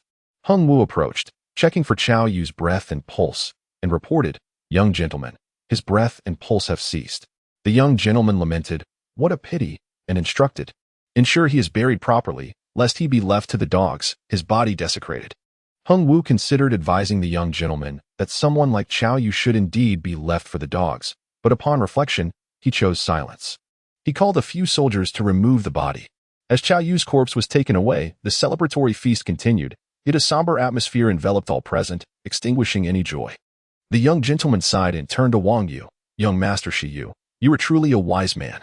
May I inquire, do you believe I am as foolish as Qiao Yu claimed?" It was clear that Qiao Yu's words had struck a deep chord within him. Wang Yu did not provide a direct answer. Instead, he remarked, "In this world, there exists neither absolute wisdom nor folly. In my view, what the young gentleman deems foolish is, in fact, an ability and expertise that the average person lacks. Both I and Brother Shun, along with many other friends, are eager to befriend the young gentleman. Even Qiao Yu has expressed that the young gentleman is worthy of service, though he lamented not encountering you sooner. In the future, dear young gentleman, simply remember not to be so easily deceived. I am grateful to Master Shiyu for his guidance." Upon hearing Wang Yu's words, the young gentleman felt considerably uplifted. However, in the midst of their conversation, a sudden commotion erupted at the camp's entrance. Shortly after, the warrior Hung Wu hurried over, his face flushed with a mixture of embarrassment and anger. "Young gentleman," he exclaimed, "that scoundrel Qiao Yu pretended to be dead. Just moments ago, we carried what we believed to be his corpse to the camp entrance, and he shed his disguise, injuring several warriors and fleeing." "What?" the young gentleman gasped, then, with a resigned gesture, sighed, "I never anticipated that at this moment, fully aware of his treachery, I would still fall prey to Qiao Yu's deception, allowing him to escape. With my abilities, it seems I shall never attain the cleverness of Qiao Yu, Brother Shun, or Master Shiyu." "Ha ha." Wang Yu laughed heartily. "Fear not, young gentleman, for Qiao Yu has not yet managed to flee. Allow me to demonstrate my methods." Chapter 31. Death in the midst of a new book struggle. Support is always welcome. Ha ha. Wang Yu chuckled. "Little gentleman, Qiao Yu has yet to escape. Just watch my methods. Qiao Yu hasn't fled yet? Does the young Master Shiyu still possess means?" The little gentleman exclaimed, but Wang Yu's expression suggested he was not deceiving. Wang Yu smiled but said nothing, merely closing his eyes slightly to sense the surroundings, then gestured towards the direction outside the camp. Outside the camp, Qiao Yu was sprinting at great speed, experiencing an indescribable exhilaration from his narrow escape. Twice now, he had managed to flee from the young Master Shiyu when he had seemingly no chance of survival. However, the more he escaped, the more he feared Wang Yu. He dreaded the feeling of being utterly suppressed and wished to avoid it at all costs. Suddenly, he sensed something peculiar. What was this sensation? He realized that the divine talisman he thought was ineffective due to Wang Yu's secret techniques had activated once more. An invisible force enveloped him and penetrated his body, causing him to turn yellow and gradually become transparent.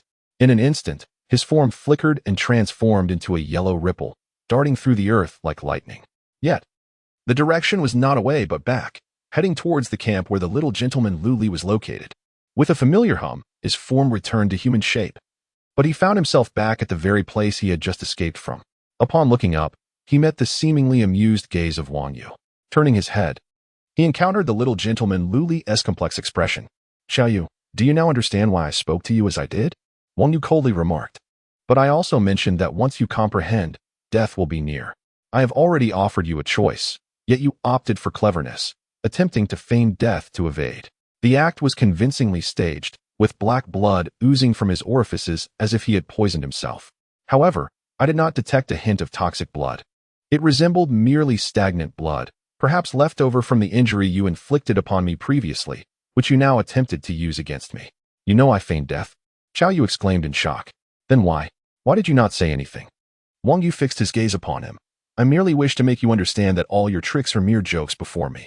If I am determined to deal with you, no matter how many opportunities you may have to escape to the ends of the earth, I will capture you. Xiao Yu sighed. Young Master Shiyu, you may as well kill me. Wang Yu shook his head. Xiao Yu, you are being clever again. Do you think I exerted such effort and energy out of some affection for you, believing I would not kill you? I certainly will not kill you. Instead, I will capture you and impersonate you to eliminate those in the Kai Kingdom's martial arts camp. Xiao Yu, you are part of the Kai Kingdom's martial arts camp. You ought to understand the price of betrayal. This price is surely beyond your capacity to bear otherwise. After all these years, how could He who treat you as a brother sincerely, and you have no feelings about it? The little gentleman Lu Li is willing to offer you several towns. Did that not stir your heart even slightly?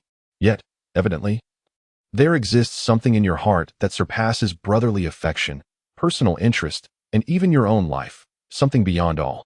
I do not know what it is. Nor do I need to. Xiao Yu gasped, terror etched across his face. No, young Master Shiyu, you cannot do this. Wang Yu coldly replied, Why can't I? I have always adhered to a principle. Treat friends with the warmth of spring, but show no mercy to enemies, as harsh as the cruel winter. The distinction between friend and foe lies within your own thoughts. Xiao Yu quietly said, Young Master Shiyu, since you know this, you ought to understand that I cannot submit to you. Wang Yu shook his head again. Xiao Yu, I do not require you to pledge your allegiance immediately. You may express your concerns to me. With my abilities, I might help alleviate them. Moreover, for years you have been coerced by the martial arts camp, committing numerous acts against your will. Do you not harbor any resentment? Have you never considered breaking free? Or do you willingly serve the martial arts camp? This. Xiao Yu hesitated, contemplating Wang Yu's capabilities, seemingly swayed. Suddenly, Wang Yu exclaimed, Xiao Yu, you are truly obstinate. I have spared you several times and even wished to alleviate your concerns. Yet you still choose to be an accomplice, genuinely believing I would not kill you? With that, he struck swiftly and forcefully, catching Xiao Yu off guard, delivering a powerful blow to his chest. The concentrated force penetrated and shocked his entire being. In an instant, blood spurted from his eyes, nose, ears, and mouth, and he collapsed helplessly to the ground, appearing to have lost his life. Wang Yu observed his fallen figure and turned to the little gentleman Lu Li. Such talent is indeed a pity. Sighing, the little gentleman refrained from saying more. He had already been deeply impacted by Xiao Yu, and given Xiao Yu's feigned death, he could not even utter words to preserve his corpse as before. Wang Yu then instructed Shi Si. Shi Si, carry Xiao Yu's body back to the camp. He is from the martial arts camp, and perhaps I can learn some secrets from him. Little gentleman, I have matters to attend to and shall not linger. Continue to enjoy your meal. Do not let Xiao Yu's treachery dampen your spirits. Furthermore, since Xiao Yu is plotting to obtain a token from the little gentleman to assassinate your father, Lord Lu Li, it suggests that Lord Lu Li is relatively safe. Otherwise, he would not exert such effort. Therefore, the little gentleman need not worry for now. Now that He who has retreated, we shall break camp tomorrow and hasten back to Lu Li, no matter what the Kai Kingdom's martial arts camp intends. They will find it impossible. The little gentleman Lu Li pondered for a moment, deeply bowing to Wang Yu. I am immensely grateful to you, young Master Shiyu. Otherwise, I and several lives of Lu Li would have fallen victim to He Hu and Xiao Yu's hands. Even my family would suffer because of me. Wang Yu promptly helped him up. There is no need for such formality, little gentleman, nor for concern over Xiao Yu's matters. Although you did not have the loyalty of Xiao Yu, you have my friendship, and for me, these matters are but a trivial effort, truly not worth mentioning. Ha ha. The little gentleman then laughed. To have made a friend like you during this journey is indeed a stroke of fortune for Lu Li. Wang Yu slightly cupped his hands in acknowledgement and departed with Shi Si and the others. In the deep of night, when the feast had ceased, in Wang Yu's exclusive tent, Xiao Yu's body lay horizontally in the center. Wang Yu clasped his hands behind his back, sensing the atmosphere, then smiled. Well, Xiao Yu, you are now within my tent, and there are no outsiders present. You need not feign death any longer. Xiao Yu's body quivered slightly and slowly rose. Young Master Shiyu, your sudden strike nearly cost me my life. That would have been preferable, Wang Yu replied, gazing at him intently. From today onward, Qiao Yu is dead in my hands. There shall be no warrior by that name in this world. He continued, now, speak of your concerns. With our combined abilities, there should be few obstacles we cannot overcome. Qiao Yu shook his head, uttering a single word, difficult. Things are achievable through human effort, Wang Yu asserted. You need only share your thoughts with me before reaching a conclusion. Qiao Yu contemplated. I have a sister. She is my only family in the world. Over the years, the martial arts camp has used her as leverage, forcing me to perform many deeds against my will. You are right.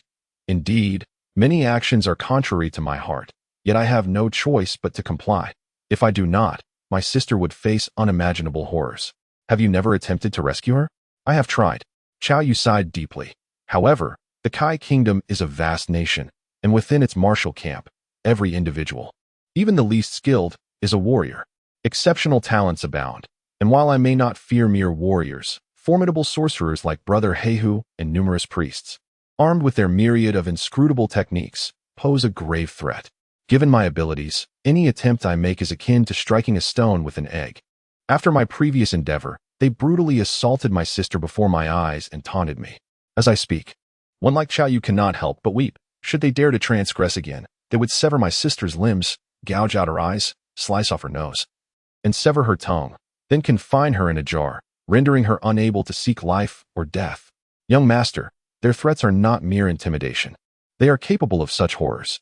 In the martial camp of the Kai Kingdom, I have witnessed many individuals kept in jars like that, and countless others who have been cruelly used by sorcerers as materials for their dark arts. So it is, Wang Yu nodded, with Qiao Yu's prowess. Most ordinary warriors would stand no chance against him, easily slaughtered like dogs. Even warriors of equal standing would struggle against his unparalleled swordsmanship. However, if the opponent were to be a sorcerer wielding various bizarre spells, the dynamics would change entirely. Should both sorcery and martial prowess be combined, Qiao Yu's strength would indeed be rendered inconsequential. Qiao Yu continued, young master, I must expedite my efforts to rescue my sister. If those in the martial camp discover I am dead, my sister will lose her value, and the consequences would be unimaginable. Where is your sister imprisoned? In the southern region of Kai Kingdom, in GD, where there is a branch of the martial camp responsible for matters in the countries of Shen and Huai. It is quite distant, and being their stronghold makes it more challenging. Wang Yu pondered for a moment and responded, I heard you mention a Mr. In the martial camp. I have also heard of him. He must be a significant figure within the camp? Mr. E is one of the leaders of the GD branch. Wang Yu nodded slightly, a glint of cold light flashing in his eyes. You should have had recent contact with Mr. E. Do you know his whereabouts? Young Master Shiyu. What do you mean? For someone of such stature, he should easily accommodate your sister's situation. Though that may be true, Mr. E is exceedingly difficult to deal with. And young Master Shiyu, are you truly willing to stand against the colossal martial camp of the Kai Kingdom for my sake? Qiao Yu expressed skepticism. That is my affair, Wang Yu thought to himself. The nature of his relationship with the Kai martial camp was not solely determined by him. He had already been drawn into their tumult, and even if he wished to avoid conflict, it was no longer feasible. During his time with the young gentleman of the L family, he had already thwarted the camp's plans twice, first against Heihu, and now with Qiao Yu. Upon further reflection, he realized he had also become entangled in the matters concerning the Kai Kingdom in Judi, and when he reached Huaishang, it was quite possible he would have to confront the L family directly. He might even find himself on the martial camp's list of targets. This young master Shi was essentially a wild card in the martial camp strategies in Shunnan and Huaishang. If Wang Yu were a responsible figure within the martial camp, he would undoubtedly prioritize eliminating such variables. Given the current circumstances, he would not shy away. Previously, upon learning of the martial camp and its schemes, he had intended to recruit Qiao Yu, appreciating his talent while also keeping a wary eye on the martial camp.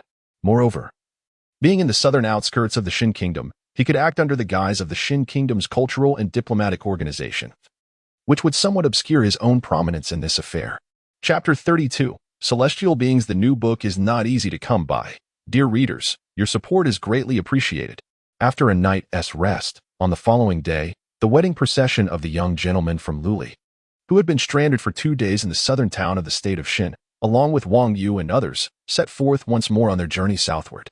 They welcomed a new member to their ranks, Nanzhong Li Wen, the official envoy of the Celestial Emperor, who was also en route to Hawaii. Before their departure, Wang Yu exchanged greetings with Nanzhong Li Wen, then approached the young gentleman from Luli. He informed him that although the black-hulled beast had departed, their journey to Luli was still fraught with dangers, notably the impending threat of the wolf demons. He then changed into a black warrior's garb and discreetly ventured ahead, separating himself from the group. Wang Yu's true purpose for this expedition was not merely to confront the wolf demons. He had been informed of various matters concerning the nest the previous day. The so-called wolf demons were, in fact, a beast trained by the black-hulled beast, which had now departed along with its master. The notion of dealing with these wolf demons was merely a pretext. His true aim was the martial arts camp established by the state of Kai, set up in the borderlands between Shunnan and Jing due to the recent events in Hawaii. Leaving the main road, Wang Yu leapt effortlessly over a grove of trees. Awaiting him on the hillside beyond the woods was the nest. "Young master," the nest greeted him with a slight bow, to which Wang Yu waved dismissively, indicating no need for formality. He addressed him directly, stating, "Although you mentioned several matters last night, I require a deeper understanding of the purpose of this journey, particularly regarding Mr. E." "Understood," the nest acknowledged, and as they traversed the forest, he began to elaborate. "My direct interactions with the martial arts camp of the state of Kai have been limited, so my knowledge is primarily superficial. The individual I have communicated with most frequently is Mr. E. As I became more acquainted with him, I gleaned some insights. Mr. E, whose full name is Chen, is an elder of approximately 60 years. His strength is roughly on par with mine, and according to my understanding, he belongs to a higher echelon of martial artists, proficient in the mastery of energy. He is indeed a formidable figure. He is known by the moniker Eagle Eye, for he possesses the ability to perceive even the slightest movements of a field mouse from thousands of feet above. This title attests to the extent of his perceptual prowess. It is said that any event, no matter how clandestine, cannot elude the gaze of his keen eyes once he sets his sights on it." Wang Yu nodded in understanding. The reason why Wenli, Yin and the others suddenly sought to eliminate him was due to intelligence received following the opening of the Zhu clan's gates. It was revealed that the assailants targeting the princess had perished at his hands, information that remained unknown until Mr. E uncovered it. Thus, even without having met him, I have already experienced a glimpse of his capabilities. The reputation of his eagle eye is also linked to a formidable hawk-like creature he has tamed. This beast possesses considerable strength and a wingspan of several feet, allowing it to surveil from above, ensuring that no ambushers or fleeing foes can escape its sight. Owing to its massive size, Mr. E can even ride upon its back, covering vast distances in a single day. "Young master, if we are to contend with Mr. E, we must first deal with this hawk creature. Otherwise, we may not even approach without being detected. With your intellect, do you possess a strategy?" "The hawk creature?" Wang Yu pondered. "That presents no issue. We can devise a plan to neutralize it before we enter its territory. If necessary, we may also operate under the cover of night. Even the keenest eagle's sight wanes in darkness. Moreover, there is another matter I must attend to." Wang Yu slowed his pace, cupping his hands over his face, vigorously rubbing it before releasing them. He now appeared transformed, bearing a striking resemblance to the warrior Yin. He twisted his body, and the sound of cracking bones resonated as he seemingly grew taller. "What is this, young master?" Even the knowledgeable Nest was taken aback by Wang Yu's transformation. He had heard of individuals skilled in disguise within the martial arts camp, but had never witnessed such a casual change in appearance before him. "It is merely a manipulation of energy. It is not particularly remarkable," Wang Yu replied. "From this moment on, during this operation, you may refer to me as Lord Yin." "Yes, young master." "No, Lord Yin." The Nest swiftly adapted, demonstrating his understanding of Wang Yu's intent.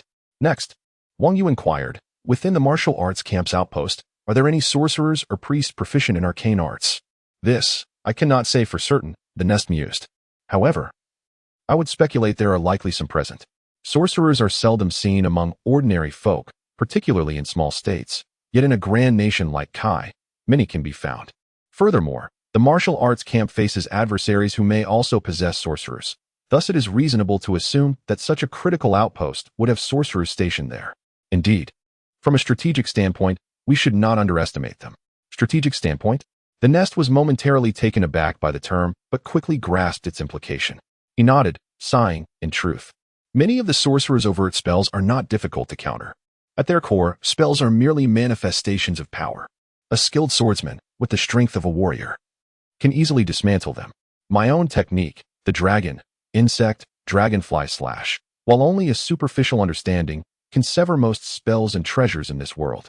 However, I find myself ill-equipped to confront more elusive forms of sorcery such as stealth techniques, curses, voodoo, and divination.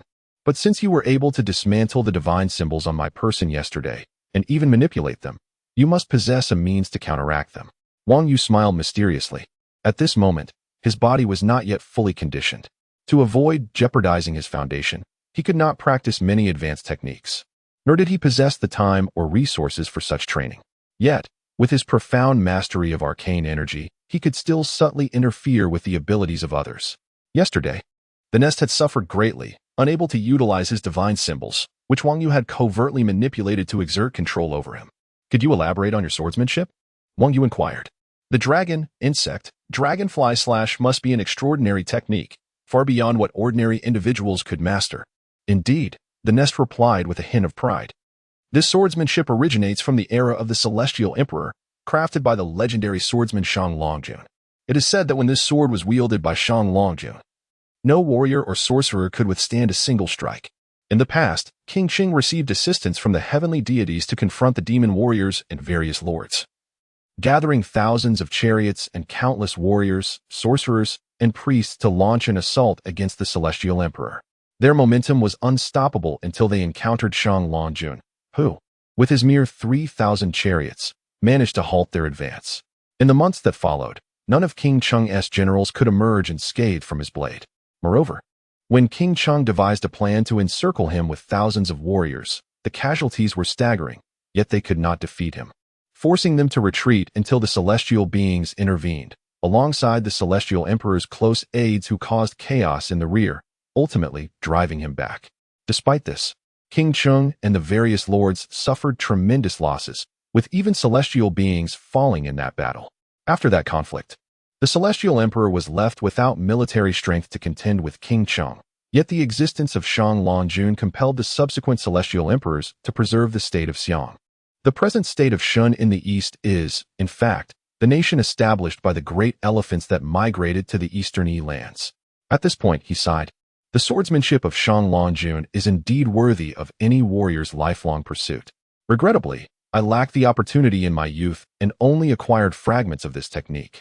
Unable to grasp its entirety, the swordsmanship of Shang Longjun is indeed captivating. Wang Yu had heard of this from Jing, but had not delved into it deeply, as he had been pressed for time, seeking only practical knowledge that he could immediately apply. Matters too distant were set aside for later consideration.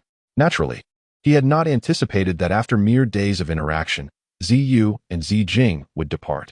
In contemporary discussions, it is often remarked that although the prowess of Lord Dragon is acknowledged, attention is primarily directed towards the celestial beings that appear amidst the exploits of the Son of Heaven against the elephants.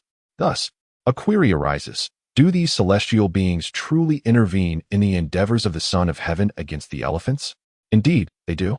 The celestial beings of yore, once mere earth deities, were predominantly worshipped in their respective locales. However, having contributed to the triumph of the Son of Heaven against the elephants, their influence has expanded to encompass the entirety of the realm.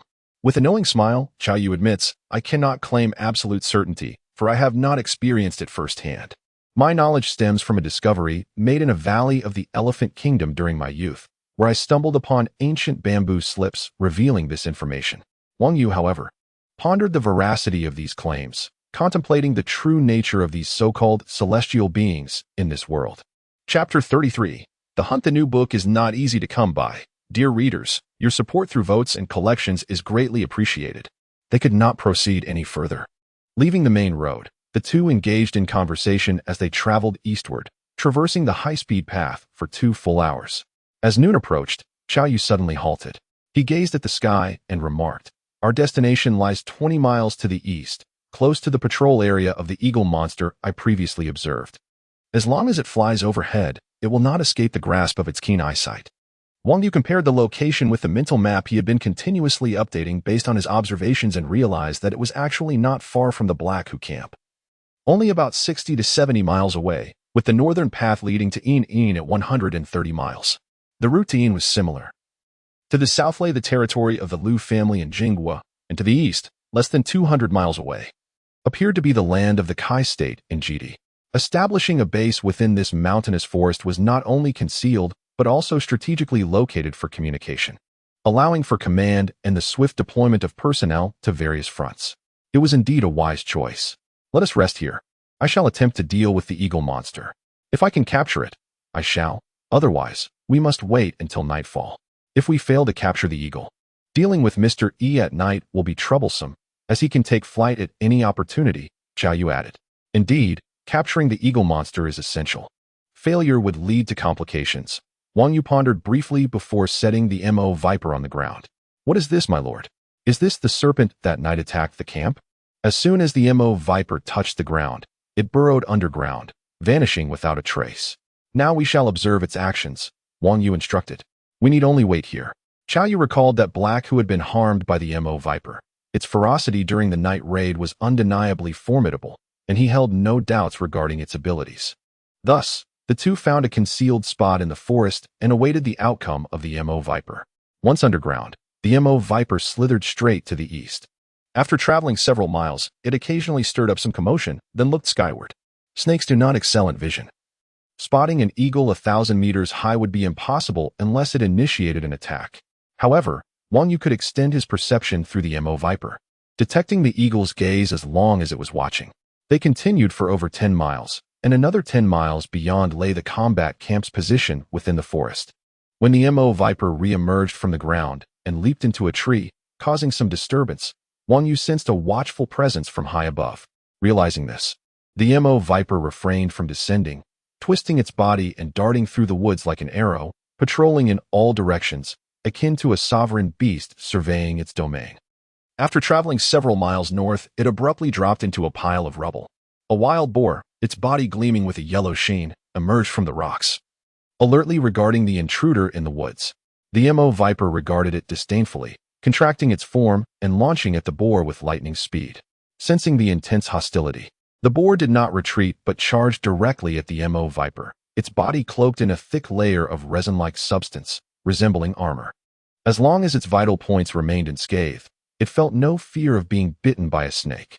With a resounding slap, the Mo viper twisted in midair, using its tail to strike the boar, adjusting its position and opening its jaws wide, directing its venomous fangs towards the boar's eyes.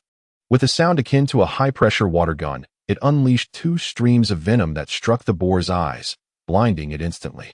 The boar let out a horrific bellow, rampaging wildly. Its massive form and brute strength were not to be underestimated. As it charged, it uprooted underbrush and snapped small trees like twigs, shaking even larger trees upon impact. The Mo viper remained composed, following closely behind. As the boar collided with a tree and came to a halt, it seized the moment to deliver a venomous bite to the soft flesh at the corner of the boar's mouth, then recoiled and returned to the tree, waiting for the boar's demise. Throughout this process, Wang Yu felt the continuous gaze from above. Clearly, the eagle monster was intrigued by the Mo viper. This is advantageous, Wang Yu thought, continuing to direct the Mo viper's performance. Soon, the boar beneath the tree succumbed to the Mo viper's formidable poison and collapsed. The Mo viper sprang down from the tree and began to consume its prey. Typically, such a small serpent would be unable to swallow a boar, but the Mo viper possessed the extraordinary ability to do so. Wang Yu, controlling the process, gradually released this ability, prolonging the time instead of executing it instantaneously. This allowed for segmented usage and even concentration of power in specific areas, enabling it to devour larger prey. Under the tree, the Mo viper's small form suddenly expanded its jaws, effortlessly engulfing the boar's head. However, the rest of its body retained its usual size, creating a bizarre spectacle. Yet Wang Yu sensed an intensified gaze from above. Then, the Mo viper began to slowly swallow the boar, and within a few moments, it had entirely consumed it. At this point, it appeared monstrous, with its body resembling that of the boar while its head and tail remained the slender form of a snake. Though snakes can consume creatures larger than themselves, they often become immobile afterward, and the Mo viper seemed no exception, lying still as if awaiting digestion. Given that snakes are typically part of an eagle's diet, the sight of a similarly extraordinary serpent devouring a boar and lying there in apparent helplessness would undoubtedly pique the eagle monster's interest. The eagle monster, now a creature of intelligence, had been observing since the moment it spotted the Mo viper. Even after the Mo viper seemed incapacitated, it continued to watch. and Wang Yu could feel the intensity of its gaze. After several breaths, the eagle's focus sharpened, and Wang Yu began to sense a subtle pressure emanating from above. Rapidly approaching. It's coming, Wang Yu thought, his concentration heightened as he fully opened his perception through the Mo Viper. The instant the eagle monster swooped down, he commanded the Mo Viper to activate its burrowing ability, causing its entire body, along with the boar, to disappear underground. The eagle monster struck the ground empty-handed. Instinctively sensing danger, as it landed, it attempted to leap back into the air. Just as the Mo Viper dove underground to evade the attack, it emerged nearby, using the boar as a projectile, launching it directly at the eagle monster with tremendous force. Taken by surprise, the eagle was struck and knocked to the ground, crashing into a nearby rock pile, shattering it. Its massive wings flapped violently, stirring a whirlwind through the forest, sending dust and debris flying in all directions. The eagle monster, now fully aware of the trap, realized it was in peril. Though it did not know what awaited it, the impact of the boar had inflicted minor injuries. Without hesitation, it flapped its wings powerfully, striving to ascend. Once airborne, it could not only escape but also command the high ground, ready to confront any adversaries below. With a powerful flap of its wings, it quickly regained balance, pressing its talons against the ground to launch upward. Just as it was about to take flight, the Mo Viper raced to its side, employing its suction ability once more, drawing in the air beneath the eagle's wings, rendering its efforts futile and causing it to plummet. Seizing the opportunity, the Mo Viper lunged and sank its fangs into the eagle's body, injecting potent venom. Simultaneously, the massive form of the eagle rapidly shrank. The bearer unleashed unparalleled kinetic energy, an immense force akin to tangible air, striking against the eagle-like creature. With a resounding boom, the creature appeared struck by a cannonball. Its chest and abdomen visibly caved in, and its colossal body, propelled by the impact, spun and crashed into a heap of rocks, toppling and scattering a pile towering 2 men high. Before it could recover and adjust, under Wang Yu's manipulation, the Mo Viper surged forward once more, executing its devouring technique. This time, the Mo Viper's gaping maw targeted the surrounding air, rendering the creature's dual wings powerless by depriving them of air to gain lift, while simultaneously inhaling the debris it had just been hurled into. The ensuing expulsion would no longer consist solely of air. With a thunderous roar of anguish from the eagle creature, the Mo Viper transformed into a cannon of considerable girth, nearly pressed against its face, unleashing a barrage of assorted stones stored within its massive form. The assault turned the creature's body into a veritable hive, its wings reduced to a sieve. In less than a breath's time, the relationship between hunter and prey had irrevocably shifted. The eagle creature was now infected with the Mo Viper's merciless venom, its internal organs severely damaged, and its wings rendered incapable of flight or resistance. Wang Yu guided the Mo Viper back into the earth, quietly awaiting the creature's final moments. While his scattered awareness returned to him, it was done. Over 10 miles away, in a concealed location, he addressed Chao Yu. "Is the eagle creature taken care of?" Chao Yu asked, incredulous at the swiftness of the outcome. "It has been dealt with," Wang Yu replied with a smile. "We can now proceed to the battlefield.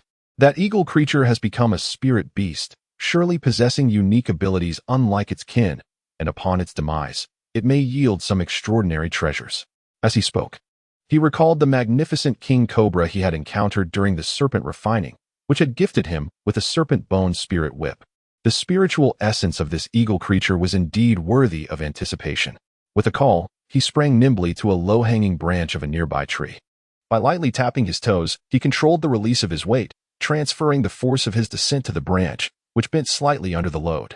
Utilizing this momentum, he leapt upward with an elegant mastery of his energy, soaring towards the direction of the Mo Viper as if performing a graceful martial art.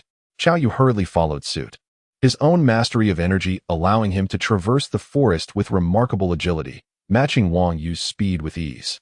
Chapter 34. The way and the technique. The release of a new book is never an easy feat.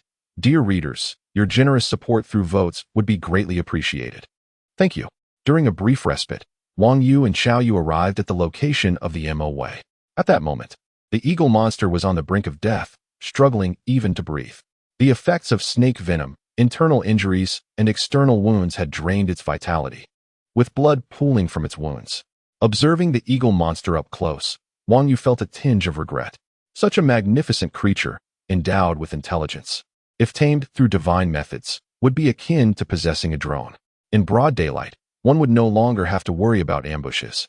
It could be utilized for reconnaissance and warfare, proving immensely useful. Furthermore, it could be ridden, soaring through the skies, unhindered by terrain, covering vast distances effortlessly. With such mobility, one could dictate the terms of engagement, retreating, or advancing at will. However, the eagle monster was a formidable entity in its own right, and its combat prowess should not be underestimated. In their previous confrontation, Wang Yu had manipulated Mo Wei against the eagle monster, seemingly overpowering it. Yet, that victory was a result of tactical advantage, exploiting the element of surprise and ensnaring the eagle monster within his rhythm of battle. Had it been a straightforward clash between Mo Wei and the eagle monster, the outcome would have been uncertain. Thus, he had not held back. For if the eagle monster were to escape and alert Mr. E and others, the consequences would have been dire. As Wang Yu and Xiao Yu approached, the eagle monster weakly drooped its eyelids, attempting to muster a fierce glare, but ultimately, it was too exhausted, letting out only a couple of feeble cries before falling silent. Wang Yu assessed the situation, raised his hand, and struck with the snake-bone whip, putting an end to its suffering. It was astonishing that this eagle, coveted by many, fell so easily to his hand. After the eagle monster's demise, Xiao Yu couldn't help but express a slight lament. Wang Yu drew closer to the eagle monster, channeling his mystical energy to penetrate its body and discern any abnormalities within. He remarked, "This is a result of exploiting the unsuspecting." Turning to Xiao Yu, he continued, "As the saying goes, a skilled warrior does not boast of his victories. The renown of Mr. E and his eagle is too prominent, making them easy targets for schemes." Xiao Yu pondered for a moment and inquired, "And what of you, young master? After defeating my brother He Hu, once the news spreads, you may become even more renowned across the nations. Will you not fear being similarly targeted?" Wang Yu chuckled softly, "I am not one to strike without reason. But when I do, it is with certainty of victory. Moreover, I always maintain ample, undisclosed contingencies, allowing me to respond to any situation with ease. Besides, I am hardly predictable." As he spoke, he lifted the tail of the snake-bone whip, channeling his energy, causing it to emit a resonating sound, akin to a rattlesnake warning its surroundings. However, upon witnessing this, Xiao Yu's expression shifted dramatically. "Young master, what are you doing? How can you wield my dragon insect dragonfly slash?" The dragon insect dragonfly slash was a pinnacle of swordsmanship that Xiao Yu had mastered after years of dedicated practice, and he could hardly believe the young master had acquired it so effortlessly. "Young master, did you already know this technique?" Wang Yu shook his head and explained, "The Tao gives rise to myriad methods, and methods give rise to countless techniques. I observe the essence of things, focusing not on the appearance, but on the underlying principles. The principle of the dragon insect dragonfly slash lies in the high-frequency vibration of the sword blade. While I may not fully grasp how to harness the energy within this sword technique, I recently acquired the pig dragon chi, which is related to vibration. I optimized its application based on the principle of the dragon insect dragonfly slash, resulting in what you see now. Moreover," he added with a smile, "my technique is far superior to yours. Your sword requires preparation to build up energy for the vibration, while I can initiate it at any moment. Feel this bone whip." Xiao Yu placed his hand lightly on the snake bone whip handed to him by Wang Yu, and immediately sensed a subtle vibration coursing through it. With a slight urging from Wang Yu, the whip's vibrations intensified, concentrating at the tip, achieving the effect of the dragon insect dragonfly slash without any preparatory time. "How is this possible? Young master has only observed it once."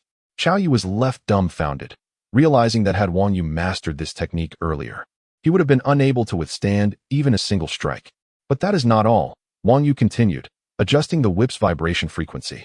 "Now, feel the whip's body. Align your energy with it, and then reciprocate the vibration within yourself to see how it resonates through your bones." Xiao Yu's expression shifted again, astonished at the implications. "Young master, are you a divine being? This clearly embodies the essence of the dragon insect dragonfly slash as a means of refining the body." Wang Yu chuckled, choosing not to elaborate further, leaving Xiao Yu in awe of his profound abilities. He realized that Wang Yu's martial prowess and strategic intellect far surpassed his own, revealing depths that were unfathomable. "Ah, I have found it, these eyes." As he spoke, Wang Yu utilized his power to penetrate the eagle monster's body, uncovering unusual organs within. He directed his energy and gently prodded the eagle's eyes, extracting two crystalline orbs that resembled gemstones rather than flesh. Transparent and shimmering, the crystals contained an essence that, despite the creature's demise, radiated a potent energy. As Wang Yu harmonized his power with the crystals, a remarkable sensation surged through him. This was a unique mode of energy operation directed at the eyes, a complex process that even he required meticulous control to master. However, through the resonance received from the eagle's eyes, he accomplished it with ease. In an instant, a beam of light seemed to emanate from his own eyes, granting him a vivid vision of a mosquito flitting about 1,000 meters away. The clarity of this perception overwhelmed his senses, and he felt a slight dizziness until he adjusted and refocused. Through this trial, Wang Yu comprehended the potential of the eagle eyes. They would bestow upon the wielder the ability to execute the eagle eye technique, granting astonishing vision and insight. Yet, there were drawbacks. Human eyes lacked the anatomical structure of eagle eyes. Relying solely on power to adjust the eyeball could lead to damage over time, rendering the technique unsuitable for prolonged use. Nevertheless, the capacity to significantly enhance vision and insight rendered the eagle eyes a precious treasure. After a moment of contemplation, Wang Yu tossed one of the crystals to Qiao Yu. "Young master?" Qiao Yu caught it, puzzled, but soon his eyes widened in astonishment. Having spent years alongside He Hu, he was not unfamiliar with spells, talismans, and magical treasures. Thus, after a brief examination, he recognized the power of the eagle eyes. Wang Yu explained, "Now that you're under my command, you will inevitably have tasks to undertake. With these eagle eyes for protection, you can avoid many dangers." Qiao Yu considered this and, without hesitation, accepted the gift, carefully stowing the eagle eye close to him. Wang Yu nodded in approval, and shortly thereafter, the two made their way southeast for several miles. Upon reaching their destination, with Qiao Yu's guidance, they began to discern the location of the martial camp nestled within the forest. Wang Yu selected a vantage point and activated the energy operation mode gleaned from the eagle eyes, enabling him to initiate the eagle eye technique and commence their reconnaissance of the camp. Qiao Yu observed him with keen interest, knowing that Wang Yu had retained one of the crystals for himself. Unbeknownst to him, Wang Yu had not employed the so-called eagle eye. Rather, everything was executed through his own capabilities. In fact, while utilizing it, he had already made subtle adjustments to the eagle eye technique to better suit his own vision, and extended its principles in conjunction with others to forge a usable ocular technique. This delineates the distinction between technique and the essence of the Tao. With the aid of the eagle eye, Wang Yu's vision effortlessly penetrated thousands of meters, allowing him to perceive the hidden encampment of the combat unit. What he discerned was not a traditional encampment, but rather a cave, cunningly carved into the cliffside, shaped by the natural terrain in a manner unexpected by ordinary folk. Its location both concealed and precarious. As he observed, he paid particular attention to the cave's structure and deduced that it appeared not to be the result of human excavation. It bore no signs of craftsmanship, resembling instead the exquisite handiwork of nature. Yet, the forces of nature alone could not yield such an artifice. This could only be the result of spells wielded by those adept in manipulating earth and stone, thus indicating the presence of at least one sorcerer proficient in earth magic stationed there, coupled with the elite warriors of the combat unit and the capable Mr. E. Even after having dealt with Mr. Yi's eagle previously, an assault on this stronghold would still prove exceedingly difficult. However, as Wang Yu contemplated the structure of the cave, a brilliant idea struck him. He turned to Qiao Yu and instructed, "We shall approach stealthily and await our moment at the cave's entrance, where I will make the first move. You need only focus on mystery when he emerges. If you can subdue him, do so. If not, simply delay him until I have dealt with the other warriors, sorcerers, and soldiers. At that point, with our combined strength, he will have no means of escape without his eagle." Qiao Yu furrowed his brow and replied, "Young master, this location is of great importance to the combat unit. The warriors stationed here are at least mid-tier fighters, and their numbers may exceed 10. They are exceptionally skilled, bolstered by soldiers whose combat prowess rivals that of ordinary warriors, and equipped with the secret crossbows of the Zhang family from the Chen state. You alone cannot contend with so many." Wang Yu smiled and reassured him, "Fear not. Simply follow my instructions. If the combat unit were to establish a conventional encampment with such martial prowess, along with sorceress assistance, it might indeed pose a significant challenge for us. However, here, watch as I employ a few tactics to turn that cave into a desolate graveyard." Understanding that Wang Yu's words were not mere bravado, Qiao Yu refrained from further protest. The two then stealthily advanced through the forest towards the cliff. Perhaps due to an overconfidence in their eagle, the combat unit had set no watch during daylight, allowing the pair to approach the cliff with ease. They deftly leaped up from the side and concealed themselves not far from the cave's entrance, awaiting the opportune moment. Chapter 35. The Earth Festival in the depths of a cave at the Yin outpost of the Kai Kingdom's martial arts camp. An elderly man paced anxiously within a small hall, his expression betraying his distress. "Lordy, have you encountered some trouble?" inquired a nearby warrior, noting the elder's restlessness. "It must be concerning that young Master Shiyu," another warrior asserted. "Just yesterday morning, Yu brought news of the annihilation of He Hu. And after aggregating various pieces of information for a thorough analysis, it is indeed alarming how formidable this Shiyu is. The critical point is that he is allied with the young gentleman from Luli. With him in the mix, our plans concerning the Huai River and Shun Nen are likely to falter. Did we not send Yu to confront him?" One warrior posited. "Yu, whether in martial prowess or cunning, he is hardly a match for young Master Shiyu," the first warrior sighed. "None among us can claim such strength. Unless Lord E himself takes command at the Huai. There is another course of action," the previously speaking warrior interjected. "What course?" The warrior's eyes gleamed with cold determination as he smirked. In the face of such unpredictability, it would be wise to ensure he does not reach the Huai alive. We should eliminate him on his journey there. But the second warrior hesitated. This young Master Shiyu is not to be trifled with. Even He Hu, accompanied by 6 warriors, could not best him. The proponent of the elimination nodded. Only Lord Yi's direct intervention would suffice. Sighing heavily, the man they referred to as Lord Yi abruptly halted his pacing, a profound sigh escaping his lips. "My lord?" the 2 warriors queried, their brows furrowed in confusion. After a moment of contemplation, the elder finally spoke. "For reasons unknown, I felt an inexplicable loss in my heart, akin to the passing of a dear one, accompanied by an overwhelming sense of unease as though something malevolent were fixating upon me. You 3, go forth and arrange for the warriors and soldiers to stand guard," he commanded. "My lord, it is still daylight." One warrior hesitated. "With your eagle in the sky, who could approach us unnoticed? If there were anyone, your eagle would have alerted us from 10 miles away." "Eagle?" Lord Yi's body tensed, his complexion paling instantly. "My lord, what troubles you?" Taking a deep breath to steady the tumult within, he resolutely ordered the 2 men, "Immediately issue a warning and accompany me outside to see if my eagle remains aloft." Before he could finish, an unsettling discomfort swept over him. "What is happening?" Glancing at the 2 warriors, he noted they were in a far worse state. Swaying as if intoxicated, their faces marred by despair. "Ugh!" One of the warriors could no longer contain himself, retching violently, while the other succumbed to a similar fate. Expelling a chaotic mixture of white, black, and yellow fluids, nearly revisiting the remnants of their last meal. Their stomachs, having held little, soon resorted to dry heaving after the initial purge. Lord E fared slightly better. With his superior cultivation, he managed to suppress the discomfort that surged within him. Yet, the dizziness and nausea persisted, amplifying his previously unsettled mood, rendering even coherent thought a challenge. What in the world is occurring? Confusion writhed upon his face as his mind raced through possibilities. "My lord Ugh," a warrior from an adjacent cave stumbled forward, battling nausea as he spoke. "My lord, I cannot comprehend what has transpired. Suddenly, all the warriors are dizzy, nauseous, and vomiting. Those stationed here are in even worse condition, with some of the weaker ones already perishing." "What?" Alarmed by this revelation, Lord E felt a chill run down his spine. The messenger collapsed after delivering his grim tidings, and the other 2 warriors, unable to withstand their own afflictions, soon followed suit.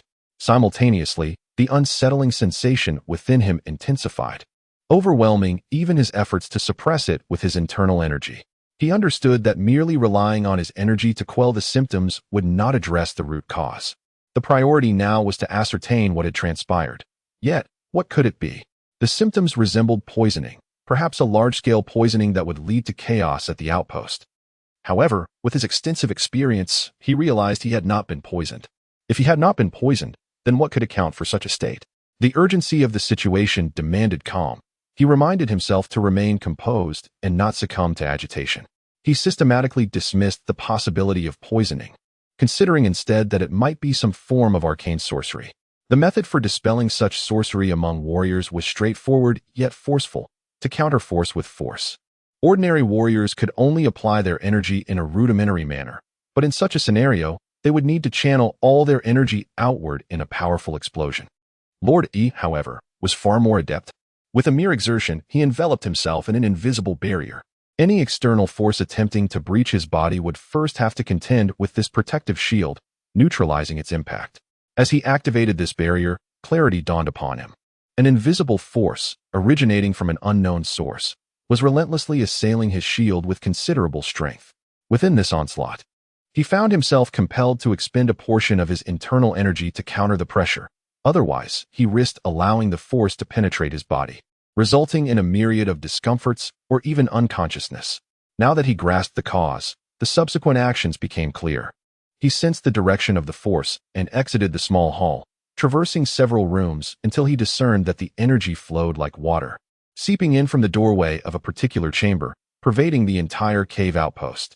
Following the source, he soon emerged from the cave's edge and beheld a stranger clad in black standing not far away, mouth agape as if shouting, yet soundlessly.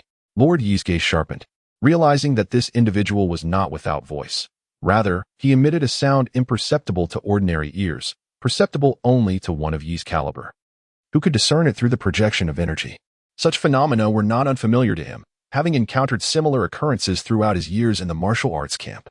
There was a renowned warrior in the state of Shun who had perfected the art of the Zhulong Qi to a formidable degree, gaining remarkable sound-based attack techniques. He could unleash a sound powerful enough to obliterate ordinary soldiers and severely injure warriors, while also capable of focusing sound into a concentrated blast, striking with the force of thunder within 100 paces, leaving devastation in its wake. Could this stranger be that legendary warrior from Chen? Yet, his age seemed inconsistent. As Lord Yi pondered, he did not hesitate. As he stepped out of the cave, his sword was already drawn, merging with him as if a tempest intertwined with lightning, rushing towards the black-clad warrior. The warrior did not flinch or evade, yet from his wide-open mouth emanated faint white ripples. Not good. Lord Yi recognized this as the very sound attack technique recorded in their camp's archives. But having initiated an assault, he had no recourse but to gather his energy and forcefully counter it in an attempt to neutralize the impact. Boom. The sword in his grasp emitted a resonant hum. And in an instant, his advancing body faltered, trembling violently, as an invisible force propelled him backward uncontrollably. With a swift motion, a shadowy figure emerged silently from behind the black-clad warrior, approaching with stealth, and struck with the sword, lightly grazing his neck. At the moment of contact, a force seeped from the blade into the nape of his neck, penetrating his spine. In the next heartbeat, the central nervous system of his spine was severed by this force, rendering his entire body, save for his head, devoid of sensation. The masterful martial prowess of the opponent made dealing with Mr. E astonishingly simpler than initially anticipated. A voice, disturbingly familiar, echoed in his mind. He had heard it just the day prior. Straining to turn his head, he finally beheld a well-known face. "Xiao Yu, how dare you betray the martial arts camp?" he bellowed. "Do you wish for your sister to be confined like a specimen?" Xiao Yu's body quivered momentarily before he regained his composure. Wang Yu spoke next, regarding Mr. E with a smug gaze, languidly asserting, "The renowned martial artist Mr. E from the kingdom of Kai. Have you ever considered that one day you might also find yourself ensnared like a specimen in my domain? I dare say, compared to your sister's confinement, the martial arts camp would prefer to avoid seeing you in such a predicament." Mr. Yi's expression faltered, his voice icy as he inquired, "Who are you?" He continued, "Why have I never heard of anyone your age in the kingdom of Shen who has mastered the pig dragon chi to such an extent? A true warrior boasts no grand achievements. Otherwise, how could I possibly subdue someone as esteemed as Mr. E?" Wang Yu chuckled, then cast a glance at Xiao Yu. "You should escort Mr. E away. The sorcerer station here is far more formidable than we previously imagined." "My lord." Xiao Yu hesitated slightly. Wang Yu's demeanor shifted. Losing its previous ease, he sensed the very cliffside around them seemed to stir to life. Coldly, he ordered, "Withdraw. Do you wish to obstruct me here? A mere sorcerer is hardly worthy of my concern." "Haha." Mr. E laughed. "Do you think this vital scheme was entrusted solely to me by the martial arts camp? The insignificant sorcerer you speak of is one of the 10 chief priests in the southern region of the kingdom of Kai. You should immediately kneel and beg for mercy. Surrender yourself. If I deem your talent worthy, I might persuade him to spare your life. Otherwise, it would be a pity for a valiant warrior like you, who has yet to achieve any merit or fame, to perish in this desolate wilderness." Xiao Yu, take him away and let me deal with this old fool myself. Understood. Xiao Yu finally ceased his hesitation, lifting Mr. E as one might a small pet, and swiftly descended the mountain. The sound of slaps, mingled with Mr. Yi's curses, echoed from afar. Just as Xiao Yu departed, the entire cavern trembled violently, and a colossal arm, sculpted from rock, emerged from within, swinging a fist the size of a water tank towards Wang Yu's position.